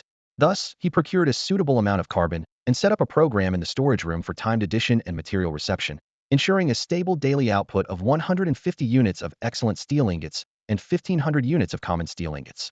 As for the remaining superior grade iron ore, he planned to use the excellent grade steel furnace to smelt it once the excellent grade iron ore was processed. The quantity of iron ore would have when converted to steel ingots, and upgrading common or superior steel ingots to excellent ones in the synthesis chamber would save half the time, significantly easing the chamber's workload. Having arranged everything, Zhang Chi opened his bag space and released the now-awake iron-eating beast. Due to past lessons and the contract scroll's effect, the creature was unusually docile, standing obediently without moving. Checking the iron-eating beast's attribute panel. Strength, excellent talent. Iron-eating excellent effect consuming iron ore or iron content items can enhance strength and fortify body defense. Evaluation, a fortunate iron-eating beast that found a high-quality iron vein. After consuming high-grade iron ore, its strength improves rapidly. Seeing this information, Zhang Chi nodded in satisfaction. Initially, he contracted the iron-eating beast to gain a free excellent grade combat power, but after seeing this evaluation, his expectations for this new companion increased significantly. Logically, as it consumes iron to enhance its strength, its defense should also grow accordingly. After battling with the iron-eating beast, Zhang Chi confirmed its formidable power. Despite just reaching an excellent level, it could withstand dozens of punches from Zhang Chi, who had enhanced his strength with the sun and moon spirit fruit. It appeared almost unscathed, perhaps only feeling some pain. This proved its defense capabilities far exceeded other creatures of the same level. In other words, it was like a natural tank with immense durability. Recently, Zhang Chi had been pondering how to defeat the excellent-level giant sword fog ghost. Now, with his top-tier hurricane crossbow and the outstanding arrows he could craft the next day, his armor-piercing ability should suffice, but guaranteeing a hit was still unrealistic. If the fog ghost reacted early and submerged in the lake, killing it would become challenging. However, with the iron-eating beast, Zhang Chi could use it as a shield while he rode his mount, Da Huang, shooting arrows from a distance. Once Da Huang reached the excellent level, even a peak excellent level fog ghost wouldn't catch up with them. The only challenge was ensuring the iron-eating beast could hold the fog ghost in place, preventing it from bypassing the beast or escaping into the lake. Zhang Chi had no immediate solution. If necessary, he would have the iron-eating beast physically restrain the ghost or bind them with high-quality ropes. With 4 excellent-level beings and an array of upscale equipment, failing to handle even a peak-level cricket was inconceivable. However, this plan might subject the iron-eating beast to significant harm. Considering this, Zhang Chi offered it a piece of outstanding grade iron ore. Though it guarded the ore vein, it mostly consumed surface-level iron, rarely encountering such high-quality minerals. Upon seeing the superior ore, its eyes gleamed green. It hesitated before reaching out, glancing at Zhang Chi. Seeing its hesitation, Zhang Chi extended the ore further. The iron-eating beast finally accepted the ore, sitting down contentedly to munch on it. Zhang Chi gently patted its arm, saying softly, "Eat up, have as much as you want. As long as you listen to me in battle, all this can be yours." The iron-eating beast roared in satisfaction. "Roar? For my master, I will give my all." Nearby, Xiaohong felt a bit disgruntled. It had never witnessed Zhang Chi being so gentle with itself or to Mao Mao, yet he was so kind to this black and white bear. It seemed a bit unfair. On the other hand, De Huang looked alarmed. Its thoughts differed from Xiaohong's, for it had seen Zhang Chi with this expression before. When Xiaohong hadn't awakened, Zhang Chi personally cared for it, occasionally showing this look. De Huang understood that it stemmed from guilt. Now, seeing the same affection directed at the peculiar black and white cat, it couldn't help but worry for the cat. "Roar," De Huang silently lamented. "Huh?" Xiaohong inquired, puzzled, but De Huang remained silent. At night, Zhang Chi opened his survival manual and added a survivor from another area. Judging by the profile picture, this person appeared to be in his 30s or 40s. Zhang Chi added him because he had a piece of excellent grade Blue Lake Jade pendant. "Zhang, do you have the Blue Lake Jade pendant?" Zhang Chi messaged. "Hey, no need to be so formal." "Yes, I have the Jade pendant, but your exchange offer doesn't seem quite right," the other replied. "So what do you propose?" Zhang Chi inquired further. "I can suggest other terms, as long as they aren't excessive," the person responded. "You know, an item that enhances overall defense is worth much more than similar level defensive gear. I have a blueprint here, take a look. If you manage to craft it, I'll trade the pendant and blueprint for 5 of the items on the blueprint." The blueprint information followed, and Zhang Chi quickly began reviewing it. The blueprint for the underwater thruster appeared before Zhang Chi's eyes. He carefully examined its quality requirements and the materials needed for its construction. The advanced level thruster required 10 units of high-quality steel ingots, 5 units of superior mithril, and 1 unit of premium Blackwater Spirit Stone. This equipment, once powered by the Blackwater Spirit Stone, could provide strong propulsion in water, allowing the user to move swiftly, like a fish in water. Stroking his chin, Zhang Chi pondered, "This is pretty good. Maybe I can attach a couple of these to my power armor. Even if that doesn't work, selling them to other survivors would be a great option." Indeed, whether navigating floodwaters or hunting the Blackwater giant python on Misty Island, this thruster would prove invaluable. As he was contemplating why someone would sell such a valuable blueprint with relatively low material demands, a new message popped up. "There's one more requirement: it must be delivered before dawn tomorrow. I trust your reputation, Zhang Chi, so if you agree, I'll hand everything over to you right away." With this, Zhang Chi understood. Crafting tools at the workbench required the survivor's personal operation and had specific demands on skill and toolset at least of superior quality. But merely meeting the superior quality threshold was not enough. It often took an average survivor more than a day to craft a single advanced tool. Even with the aid of advanced tools, mass-producing advanced equipment in a short time was a nearly impossible task for most. Among these hundreds of regions, Zhang Chi was unmatched in production speed with his advanced skills. The other party clearly had an urgent need for multiple thrusters due to special circumstances, making Zhang Chi the perfect choice. More importantly, the advanced Blue Lake amulet and the thruster blueprint were items Zhang Chi was determined to obtain. "All right, let's make the trade." "I agree," he responded promptly. The other party immediately sent over the blueprint, and this trust made Zhang Chi feel a sense of pride. "It seems my reputation as a reliable merchant and the prestige I've built up haven't been in vain." He quickly placed the blueprint into the semi-automatic workshop and set it to craft 5 thrusters. Then, he used the day's maturing opportunities on another spirit fruit sapling before contentedly heading back to rest. The next day is 15th in the misty world. Zhang Chi completed the delivery of the 5 thrusters early in the morning. "Thank you, you're truly reliable. I'll come to you again when I have more good stuff." "You're welcome." Entering the analysis room, Zhang Chi saw that the wind spirit arrow had only 0.5 days left of analysis time, meaning he could hunt the advanced mist ghost the next day.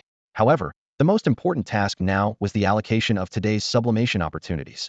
He first took out the moon well light sphere, copied using a building replication scroll, but activating his talent with it failed. This felt exactly like trying to sublimate an item that had already been sublimated. It seemed that this light sphere was essentially still that replication scroll. "Damn it. If you didn't want me to sublimate it, why make it a light sphere?" he cursed angrily, then placed the moon well next to the existing one. After experiencing a slight change in his abilities from drinking moon water last time, an idea popped into his mind. Since Xiaohong, with a bunch of sun crystals, was ripened to produce sun and moon spirit fruits with excess solar energy, granting him the sunfire eyes. What if the next time he used moon water instead? Could it possibly ripen fruits with an excess of lunar energy? Zhang Chi's eyes lit up slightly as he tapped his fingers on the table. If it truly worked, consuming it might elevate his sunfire eyes to an extreme level. By drinking moon water himself and using the two wells independently, it would take at least a month to possibly advance his sunfire eyes. With this thought in mind, he quickly stored all the water produced by the new moon well into his storage space, preparing to test it when ripening Xiaohong the next day. He then took out another building replication scroll, his fingertips glowing slightly as he upgraded it to an extraordinary level, and without hesitation, chose to replicate a greenhouse. Although an additional greenhouse meant more work, it had proven to be incredibly profitable. The vegetables and grains he had previously planted had already been sold in batches, bringing in a large amount of high-quality basic resources.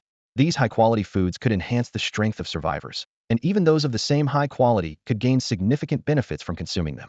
As a result, Zhang Chi's vegetables, potatoes, and wheat were almost immediately snapped up upon listing. Since he didn't venture into other regions, trades could only be listed in his current area, where several survivors had started a purchasing service. Although they didn't earn much, they benefited significantly from Zhang Chi's success. Zhang Chi couldn't help but ponder whether there would be a cross-region trading feature or emerging mechanism in the future. Otherwise, he wasn't sure how many friends he'd need to add to avoid relying on intermediaries for purchasing goods. Shaking his head, Zhang Chi cleared these cumbersome thoughts from his mind. With 2 talent uses remaining, he planned to use one on the excellent grade storage room. The shelter's storage space was already insufficient, and although he later acquired Zhong Hongxing's space warehouse, the pressure remained high. Constructing an ultimate grade storage room was now a priority.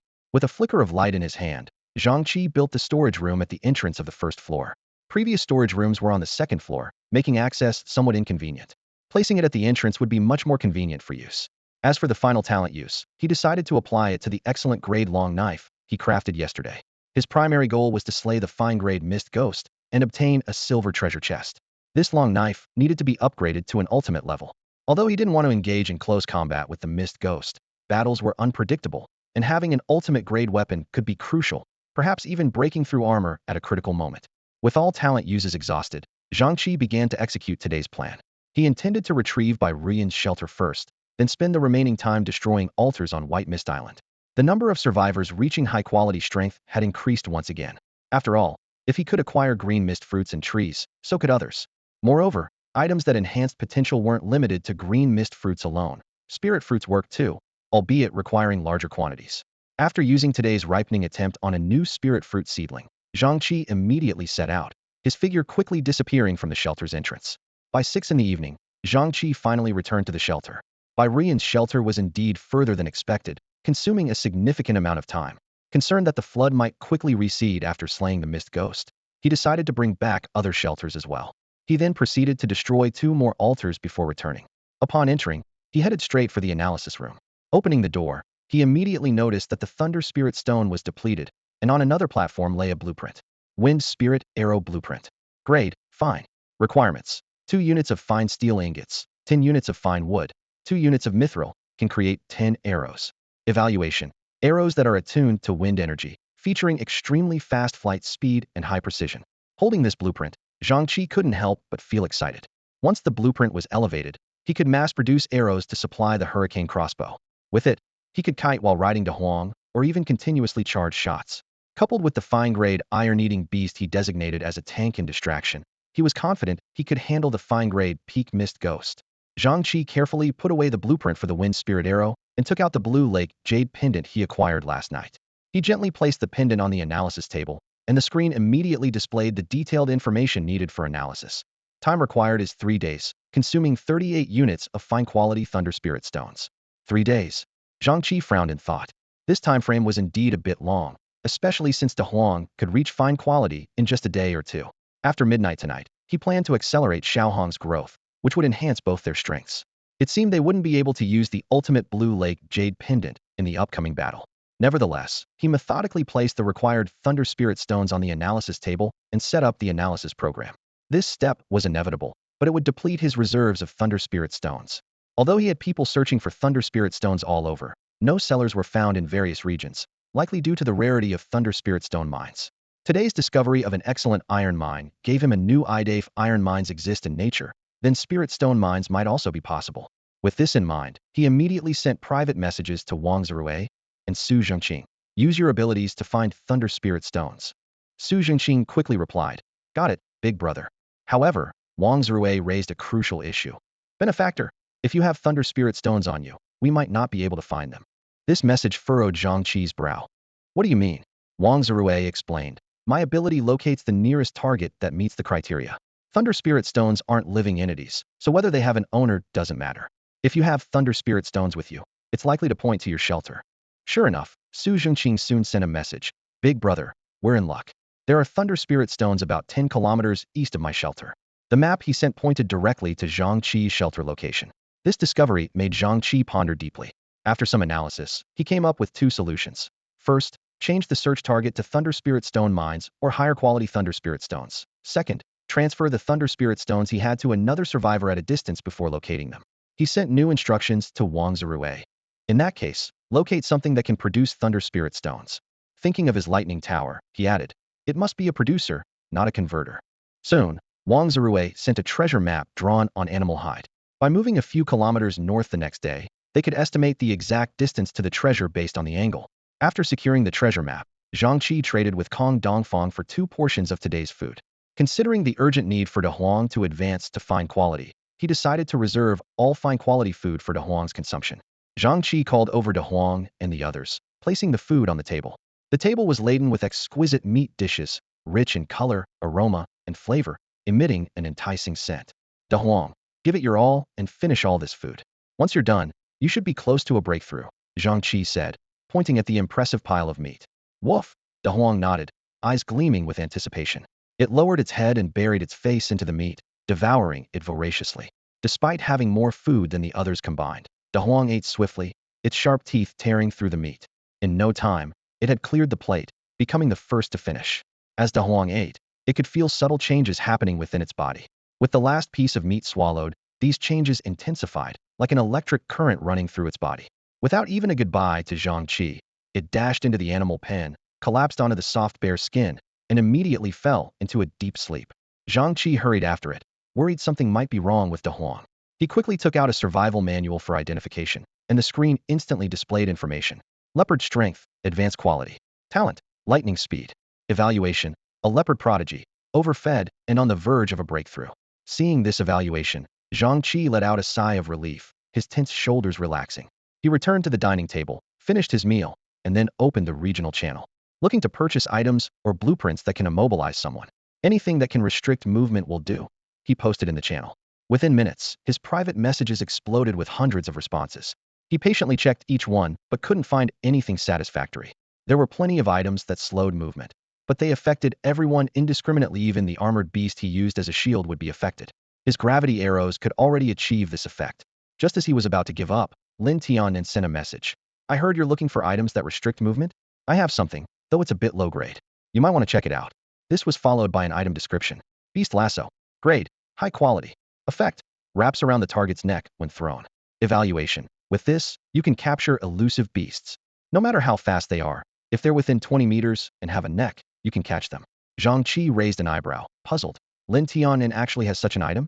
If he has a beast lasso, why doesn't he mine iron himself? A high-quality item shouldn't break easily against the armored beast's pull, right? Just as he was about to ask, Lin Tian's explanation arrived. This lasso is made of metal, and even elite creatures can't break it easily. However, there's a catch. It needs someone to hold it. It's no different than a rope tied around an enemy's neck, so the user must be able to hold onto the lasso. Try it yourself first. After that, a trade request followed. After accepting the trade, Zhang Chi held the beast lasso, feeling a bit dazed. The metal gleamed in the sunlight, and the lasso felt heavy in his hand. This is just a metal version of a cowboy lasso, he muttered to himself. Is this making me a cowboy? Is that how Lin Tian caught his black lawn? That's sneaky. Zhang Chi looked toward the open space of the shelter, where the armored beast was sitting, focused on gnawing a piece of ore, making a crisp crunching sound. He walked to about 20 meters away from the beast, swung the lasso with his right hand, and casually tossed it toward the armored beast. Surprisingly, the lasso, which was initially off course, suddenly veered midair, accurately looping around the armored beast's short neck. Roar! With a rope suddenly around its neck, the armored beast looked bewildered, eyes full of confusion. It felt uncomfortable, so it grabbed the rope around its neck with its right hand and pulled hard. It was quite surprised that such a thin rope didn't snap. So, it put down the mineral it was holding, grasped the noose with both hands, and pulled hard in opposite directions. A harsh metallic tearing sound sliced through the air, prompting Zhang Chi, who was observing nearby, to rush forward and intervene. Stop, let me take it off for you.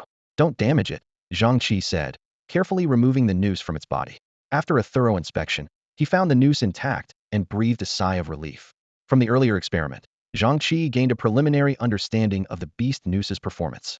Although the rope seemed fragile, he was confident he could analyze the design and upgrade it to a superior blueprint.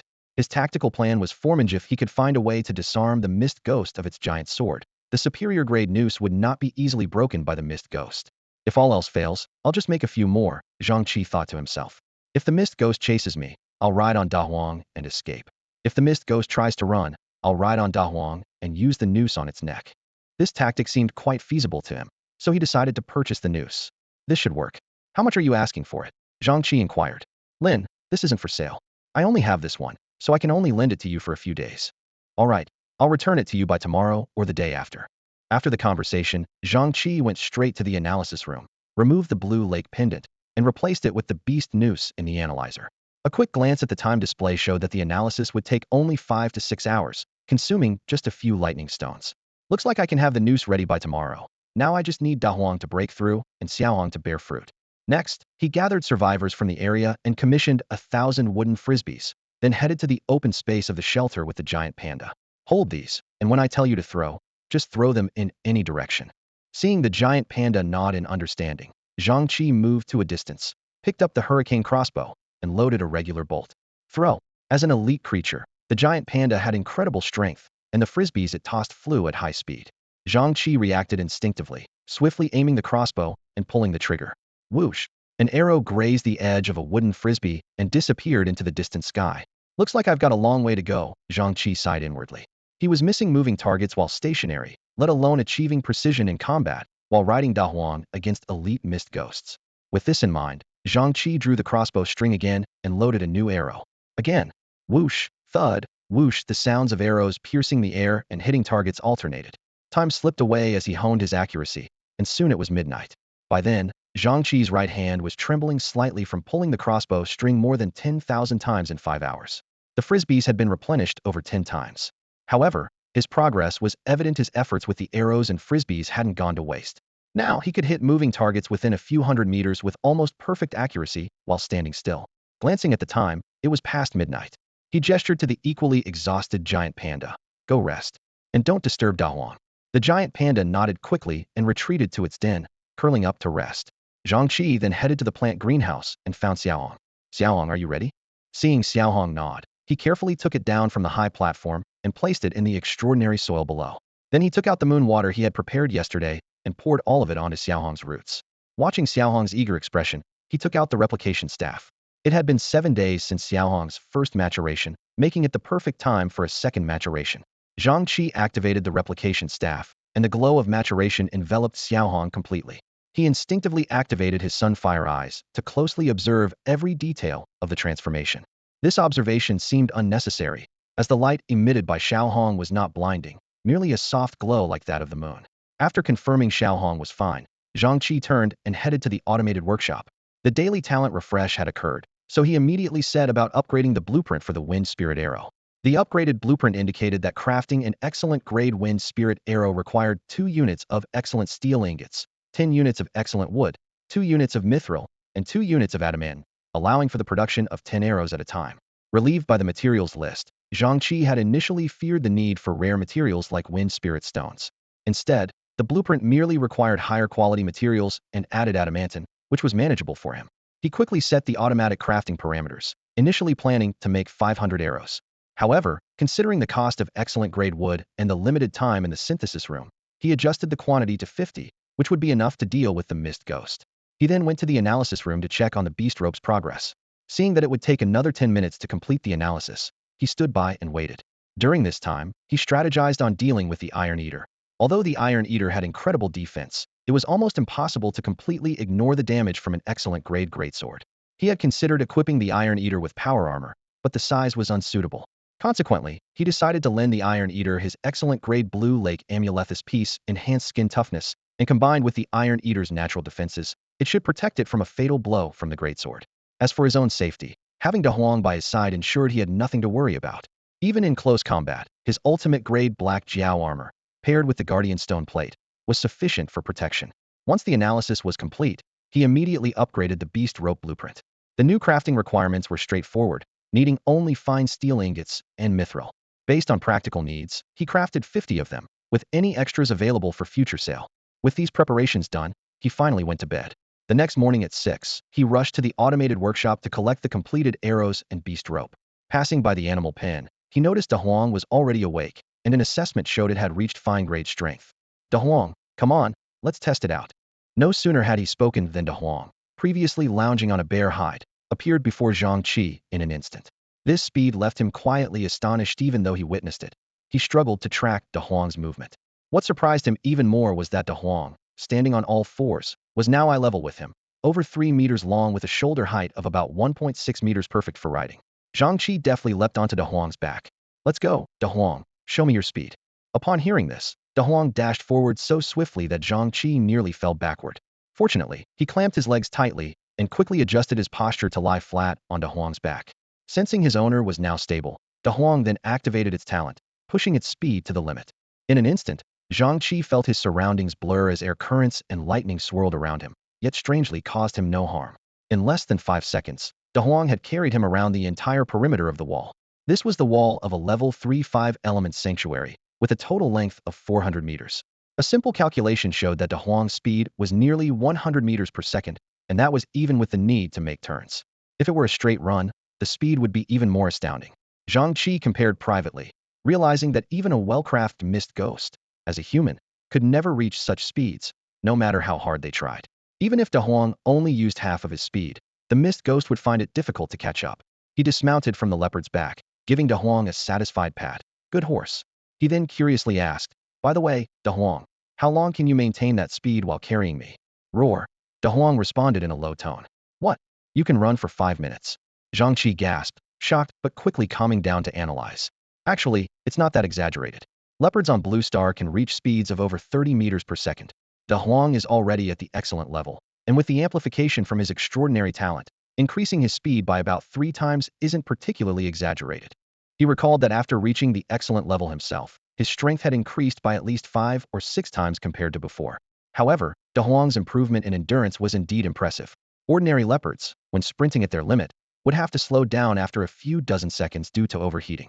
Yet De Huang, not only carrying his weight, could maintain high-speed running for 5 minutes, showcasing truly exceptional stamina. He's a leopard with endurance. Zhang Chi marveled to himself. With the experiment concluded and this surprising result in hand, Zhang Chi contentedly led De Huang into the greenhouse. As soon as he stepped inside, he saw Xiaohong setting down a sun moon spirit fruit. Seeing them enter, Xiaohong happily waved its green leaves. Phew, thanks for the hard work. Zhang Chi gently poked Xiaohong's happy little face with his finger, then proceeded to appraise the moon-white fruit in his hand. Sun moon spirit fruit. Quality, excellent. Effect, consuming it grants a moon-related talent.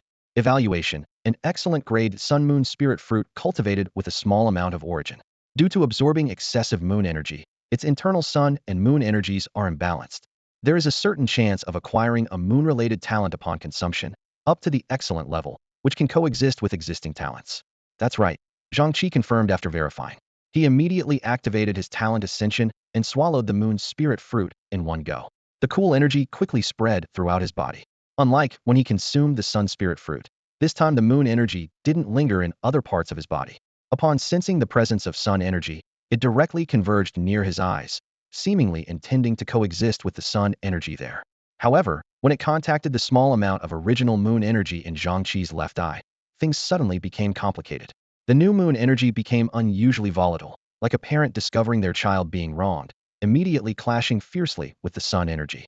This energy conflict used Zhang Chi's body as a battlefield, and he instantly felt intense pain. The moon energy had been condensed from a large amount of extreme-grade moon water after Xiaohong's ascent to the excellent level, giving it deep roots. Although the sun energy was comparatively weaker, having been nurtured in Zhang Chi's body for a long time, its strength was no less than the moon energy. The two energies were evenly matched, engaging in a fierce battle. Zhang Chi's eyes alternated between feeling icy cold and burning hot. However, this time he was prepared and wouldn't let the energies mutually destroy each other as they had before. Zhang Chi cautiously channeled the energy within him, guiding the solar and lunar energies to his left and right eyes respectively. Stop fighting, he cried out in his mind. Although the two energies were momentarily calm, he could feel they hadn't truly reconciled. each occupying its own domain, ready to clash. This bizarre balance made him uneasy. He quickly opened his personal information panel to check. Name Zhang Chi. Talents. Ascension extraordinary. Radiant sunfire eyes excellent. Illusory moon eyes excellent. Effects greatly enhances vision. Allows observation of energy flow. Can create illusions. Can be upgraded. Specific methods need to be explored independently. Strength proficient. Condition good. Evaluation a survivor from Blue Star with 3 talents. But there are conflicts between them. Seeing this information, Zhang Chi was stunned. He had originally intended to upgrade his radiant sunfire eyes, but now he inexplicably had an additional talent. While having more talents seemed beneficial, the conflict mentioned in the evaluation worried him. What if these 2 rebellious kids started fighting in his eyes and ended up blinding him? A cold sweat trickled down his forehead at the thought. He hurriedly tried to separate the solar and lunar energies in his eyes, but they wouldn't budge. It seemed that without new energy being injected, these forces wouldn't activate. Forget it, I won't upgrade these 2 excellent talents for now. I'll wait until I figure out a solution, he muttered to himself. Let's see what I look like now. I hope I haven't turned into a Persian cat. Taking out a mirror, he was surprised to find his eyes had returned to normal, as black as ink, with no trace of solar or lunar energy. This startled him, and he quickly tested whether his talents were still there. When he activated the radiant sunfire eyes, his right eye instantly turned crimson, with faint hints of gold. Then, infusing energy into his left eye, it became a pure white, almost appearing pupilless. He placed Xiao Hong onto Huang's head, deciding to test his talent's specific effects. Standing on the stone wall, he activated the radiant sunfire eyes, and a scorching beam penetrated the floodwaters less than 2 meters deep. With a sizzling sound, a large amount of steam evaporated, and the beam reached the soil beneath the water. Unexpectedly, the previously separate beams united, not only maintaining but enhancing their temperature and duration. Next, he fully activated the energy in his left eye. In an instant, the world transformed. Countless light particles floated in the air, even within the floodwaters. Turning his gaze to the shelter, he saw a large concentration of energy being drawn to the mineral veins. Observing Xiao Hong and De Huang, he noticed 2 harmonious energies within them, either merging or entwining with each other. Damn it! Why is the energy in their bodies so harmonious? Zhang Chi resentfully used the illusory moon eyes on the 2 small animals. Well, okay, I'm leaving, Xiao Hong said, and with a thump, it fell off De Huang's head. Oh, I knew I was useless, De Huang exclaimed, jumping into the water like a flash. What the heck? Zhang Chi was dumbfounded as he watched the scene unfold. With quick reflexes, Zhang Chi swiftly bent down and picked up Xiao Hong, who was moving towards the flood. He initially intended to toss the plant into his satchel, but found that Xiao Hong was fiercely resisting, its leaves struggling vigorously. Meanwhile, De Huang had been swept away by the raging waters, almost disappearing from sight. Damn it! Zhang Chi gritted his teeth, quickly donned his power armor, and tucked the struggling Xiao Hong inside his helmet. Without hesitation, he leaped into the turbulent waters, swimming against the current towards where De Huang had vanished. The water battered against his power armor, but he forged ahead with determination. Seconds later, both man and leopard burst from the water, launching like a cannonball towards the inner side of the wall. Boom! With one arm holding the drenched De Huang, Zhang Chi lost his balance, causing the power armor to veer off course, and they both crashed heavily onto the ground. De Huang coughed violently, spewing out a large mouthful of water, then lifted its head to stare reproachfully at Zhang Chi, as if to say, "Couldn't you be a bit gentler?" Before Zhang Chi could defend himself, a sharp pain suddenly shot through his face. Glancing sideways, he saw that it was Xiao Hong, trapped in his helmet, fiercely striking his face with its sharp leaves. He quickly removed the power armor, carefully took out Xiao Hong, and placed it onto Huang's head. "Hey, I was trying to save you guys," Zhang Chi started to explain, but Xiao Hong and De Huang turned away simultaneously, walking off without looking back. "Hey, at least tell me how it worked out," he called after them. Hearing this, De Huang quickened its pace with Xiao Hong, as if afraid of being caught. After completing all the tasks in the shelter, everyone enjoyed a hearty meal, and Zhang Chi gathered the trio in front of him. He wore a serious expression, like a general about to launch a major offensive. "This is the toughest battle since our family was established. Are you ready?" Roar! The panda sat on the ground, raised its right paw, and let out an enthusiastic roar, its eyes shining with a fighting spirit. Zhang Chi nodded with satisfaction, deliberately ignoring De Huang and Xiao Hong, who couldn't even be bothered to pretend to care. "Great. Very spirited. This time, you're going to take on the most important task, stalling the enemy. As long as you keep him from reaching the lake, you'll be our greatest hero." He took a jade pendant from his pocket and solemnly handed it to the panda. "So, I'm entrusting this jade pendant to you. Make sure you complete your mission." Roar! For the master. The panda accepted the pendant, its eyes full of loyalty. "Good. If you succeed, you'll be my top warrior when we return," Zhang Chi announced, casting a sidelong glance at De Huang and Xiaohong. Hearing the title Top Warrior, De Huang appeared slightly indignant, a glint of competitive spirit in its eyes. Xiaohong, however, remained lethargic, like a seasoned worker indifferent to any motivation. This rebellious pet. Zhang Chi cursed inwardly but didn't bother with Xiaohong, knowing it would play a minor role this time. Let's go. He put the 3 pets into his satchel and activated a teleportation scroll. The scenery changed in an instant, and Zhang Chi's figure appeared on Mist Island. He quickly oriented himself and dashed towards the island's center. He didn't release the pets immediately, thinking he could handle any elite-level mist ghosts on his own, and that it was better to let them conserve their energy. A group of survivors teaming up to hunt high-quality mist ghosts suddenly felt a strong wind pass by, a blurry figure darting past them like lightning. What the heck was that? A mist ghost, one survivor exclaimed. Are you stupid? If it were a mist ghost, we'd be dead by now. It must be a survivor, another replied. Can a survivor run that fast? I thought I saw an afterimage. What do you think? Oh right, if it's really him maybe. Standing before the towering mountain range, Zhang Chi released De Huang and Xiaohong from his satchel. De Huang, if he catches up, you run with me. But don't go too fast, just keep him at bay. Seeing De Huang nod in understanding, he took out his hurricane crossbow and nimbly climbed to the mountain peak.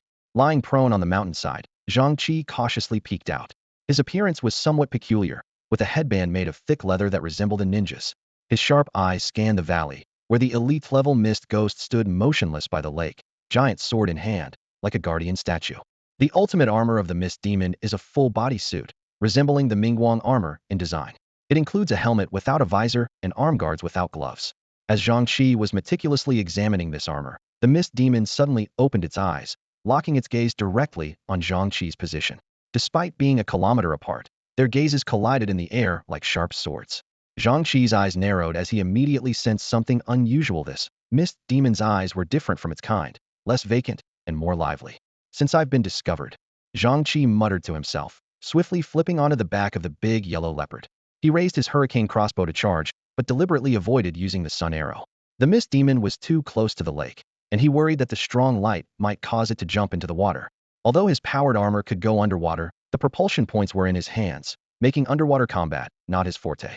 As a guardian of the lake, the mist demon would undoubtedly excel in underwater battles.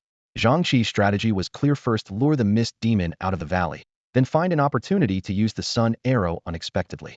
A massive amount of wind energy gathered around the arrow. After charging for 3 to 4 seconds, Zhang Chi still felt he hadn't reached the limit. He remained calm, sitting steadily on the big yellow leopard, continuing to charge. However, the mist demon had already sensed the danger. Such a dense wind energy fluctuation was clearly discernible even from a kilometer away. Its combat instincts told it not to let Zhang Chi continue. The mist demon lifted its giant sword with one hand and instantly vanished from its original spot, dashing swiftly towards Zhang Chi. Seeing the mist demon's speed, Zhang Chi's pupils slightly contracted. So fast, at least 60 meters per second. This speed was significantly faster than his own. However, with the big yellow leopard, he wasn't worried about his safety, but hitting the target at such speed was indeed challenging. The moment he felt the charge was complete, Zhang Chi unhesitatingly raised the crossbow and fired the first arrow at the mist demon. Boom! The powerful wind pressure exploded instantly, and the excellent grade wind spirit arrow pierced through the air, heading straight for the mist demon. The mist demon performed a forward roll while running, deftly avoiding the arrow. The arrow brushed past the mist demon and hit the mountain, where the surrounding wind energy exploded, creating a massive crater in the hard rock. Run quickly! Zhang Chi appeared flustered, his voice stuttering, as he hurriedly patted the back of the big yellow leopard. Although the big yellow leopard didn't understand, it immediately turned and prepared to sprint with all its might. At this moment, Zhang Chi leaned close to the big yellow leopard's ear and whispered, "Keep him on a leash, just a bit faster than him. Not too far, not too close, and start panting heavily after running for a while." The big yellow leopard, hearing this, immediately retracted the wind and thunder power it had half activated, adjusting its speed to be just a bit faster than the mist demon as it ran down the mountain. Riding on the big yellow leopard's back, Zhang Chi wore a panicked expression, constantly looking back. He frequently fired his crossbow, shooting dozens of high-quality arrows in just a minute, yet none hit the target or even slowed the mist demon's speed. This lack of success made Zhang Chi appear increasingly anxious, and he kept patting the big yellow leopard's neck, urging, "Faster, a bit faster." In a fleeting moment, Zhang Chi couldn't help but let a slight smile creep onto his lips. The mist demon had been lured out of the valley. A few seconds later, the big yellow leopard reached the mountainside and began to show signs of exhaustion. It opened its mouth wide, tongue lolling out, breathing heavily. Not only that, but the big yellow leopard also frequently looked back at the mist demon, as if in extreme fear of being caught. Seeing the big yellow leopard's state, the mist demon suddenly accelerated. As the big yellow leopard's speed decreased, the distance between them rapidly closed, quickly narrowing to within 20 meters. However, a minute later, the mist demon sensed something was off. Although its mind was dulled by the white mist, its combat awareness and instincts remained. Despite Zhang Chi's continued panicked demeanor and the big yellow leopard appearing increasingly fatigued, the distance between them consistently stayed between 15–20 meters, without closing any further. Thinking about this, he slowed his pace, his eyes fixed on De Huang ahead. Sure enough, De Huang's speed decreased as well. He immediately quickened his steps, and De Huang sped up in response.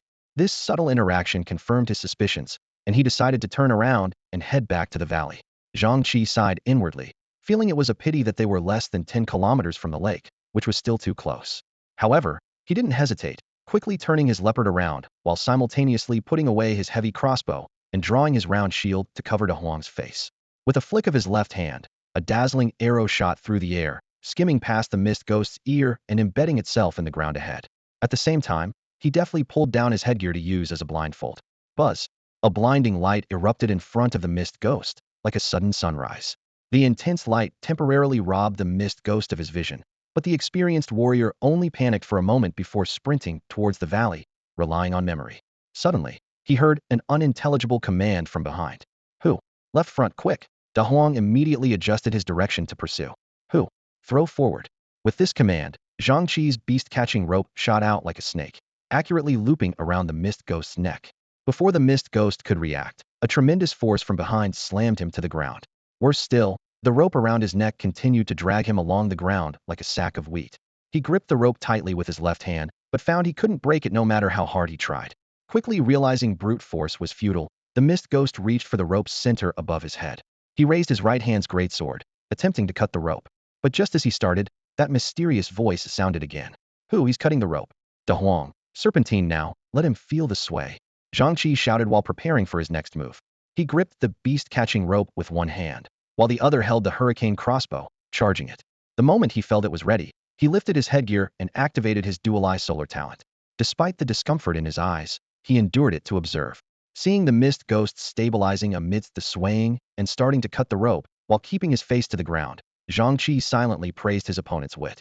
Unable to aim at the unarmored face, he decisively aimed the crossbow at the mist ghost's sword-wielding right hand. Boom! The wind spirit arrow shot out like lightning, hitting the mist ghost's right hand. Though his bracer blocked the arrow, the powerful impact of the hurricane crossbow instantly fractured the mist ghost's wrist, causing the great sword to fly from his grasp. Good. Slow down, Zhang Chi said with relief, seeing his plan succeed. Zhang Chi exclaimed excitedly as he quickly opened his satchel and released the iron-eating beast. As soon as it appeared, the creature took the beast-binding rope Zhang Chi handed over and skillfully wrapped it around its strong arm, charging fearlessly at the mist ghost behind them. Meanwhile, De Huang swiftly turned and sprinted towards the giant sword nearby. Once De Huang had safely returned with the sword, Zhang Chi shifted his focus to the center of the battlefield. The iron-eating beast was enduring a relentless barrage from the mist ghost, but still clung tenaciously to the binding rope. Thanks to its natural defensive abilities and the enhancement of the exceptional grade blue lake amulet, the mist ghost's fists couldn't easily breach its defense. Riding on De Huang, Zhang Chi quickly joined the fray. With the crossbow fully charged, he aimed and fired an arrow that sliced through the air. Despite being blind, the mist ghost's senses were sharp, and it raised an arm to shield its face. The arrow struck with a resounding impact, forcing the mist ghost to stagger back, dragging the iron-eating beast several meters along with it. The mist ghost attempted to pull out the arrow lodged in its arm, but only worsened its injury. It decisively abandoned the effort and lunged along the rope towards the iron-eating beast, launching a new wave of attacks.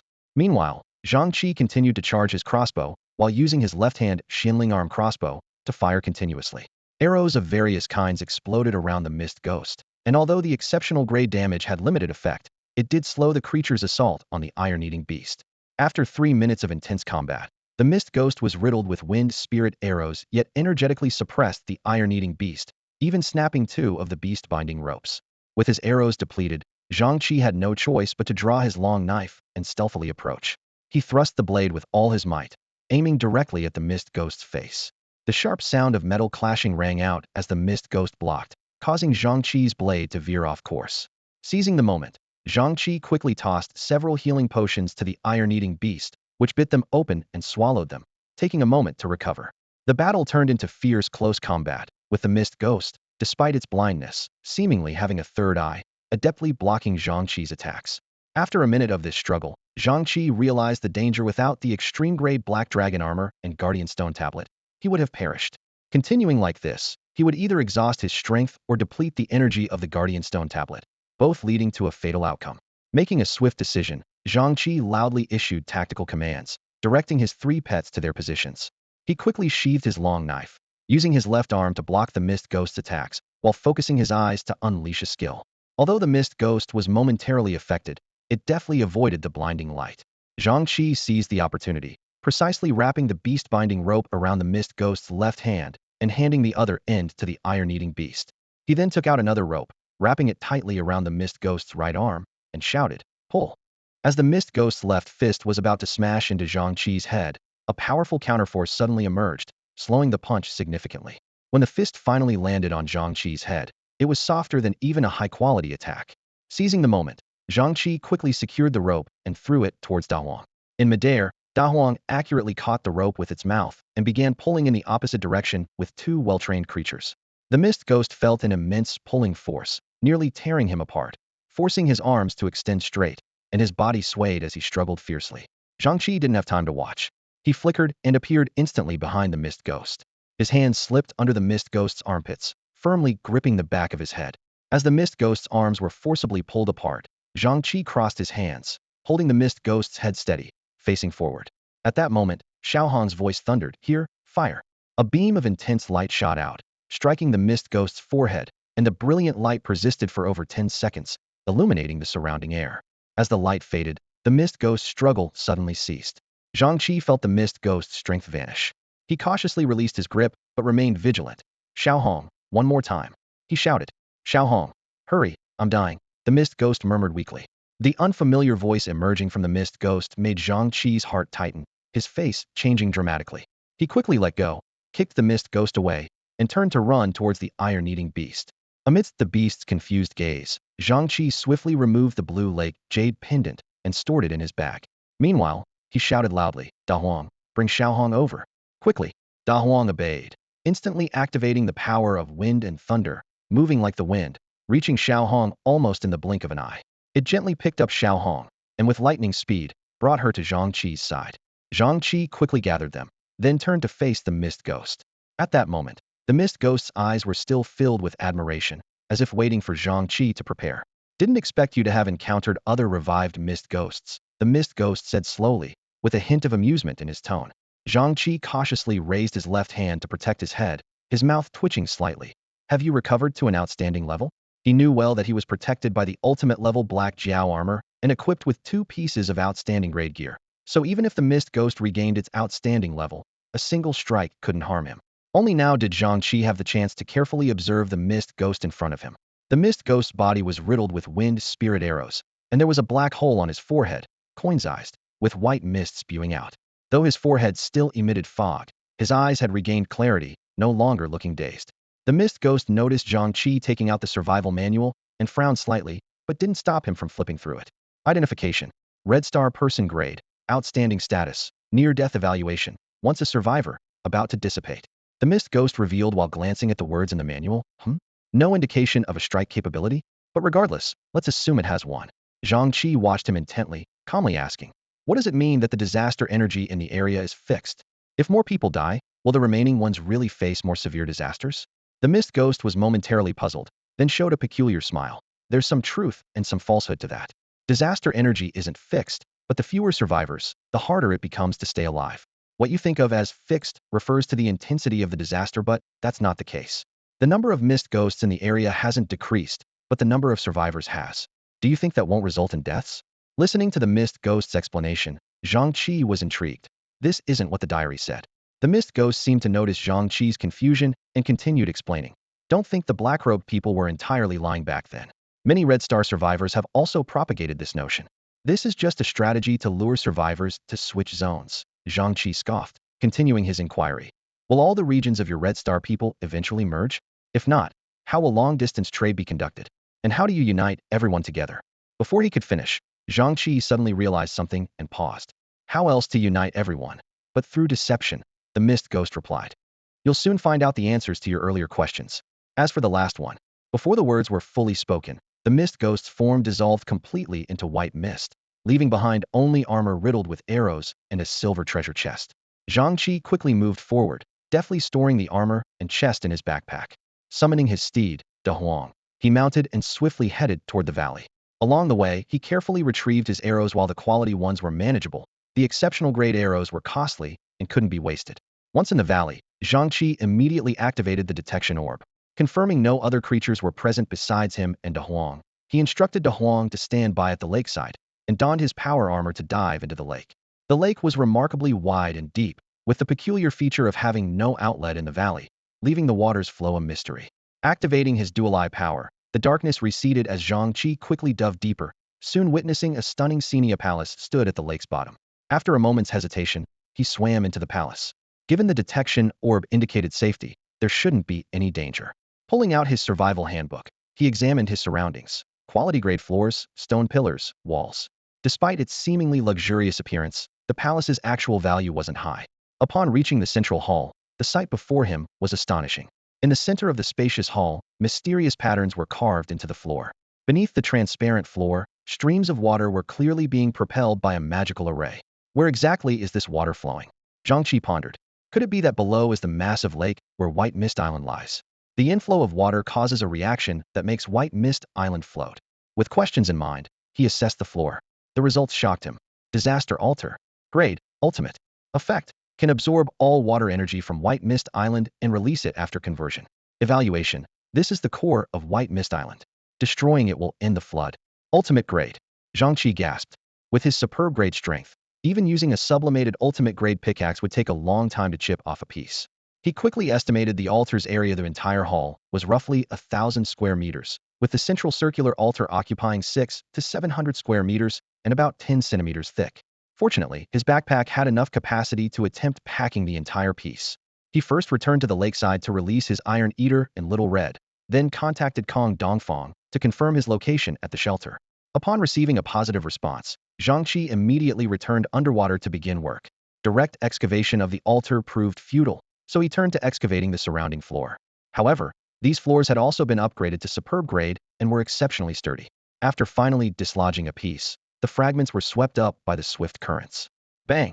That's all for today. Thank you so much for watching.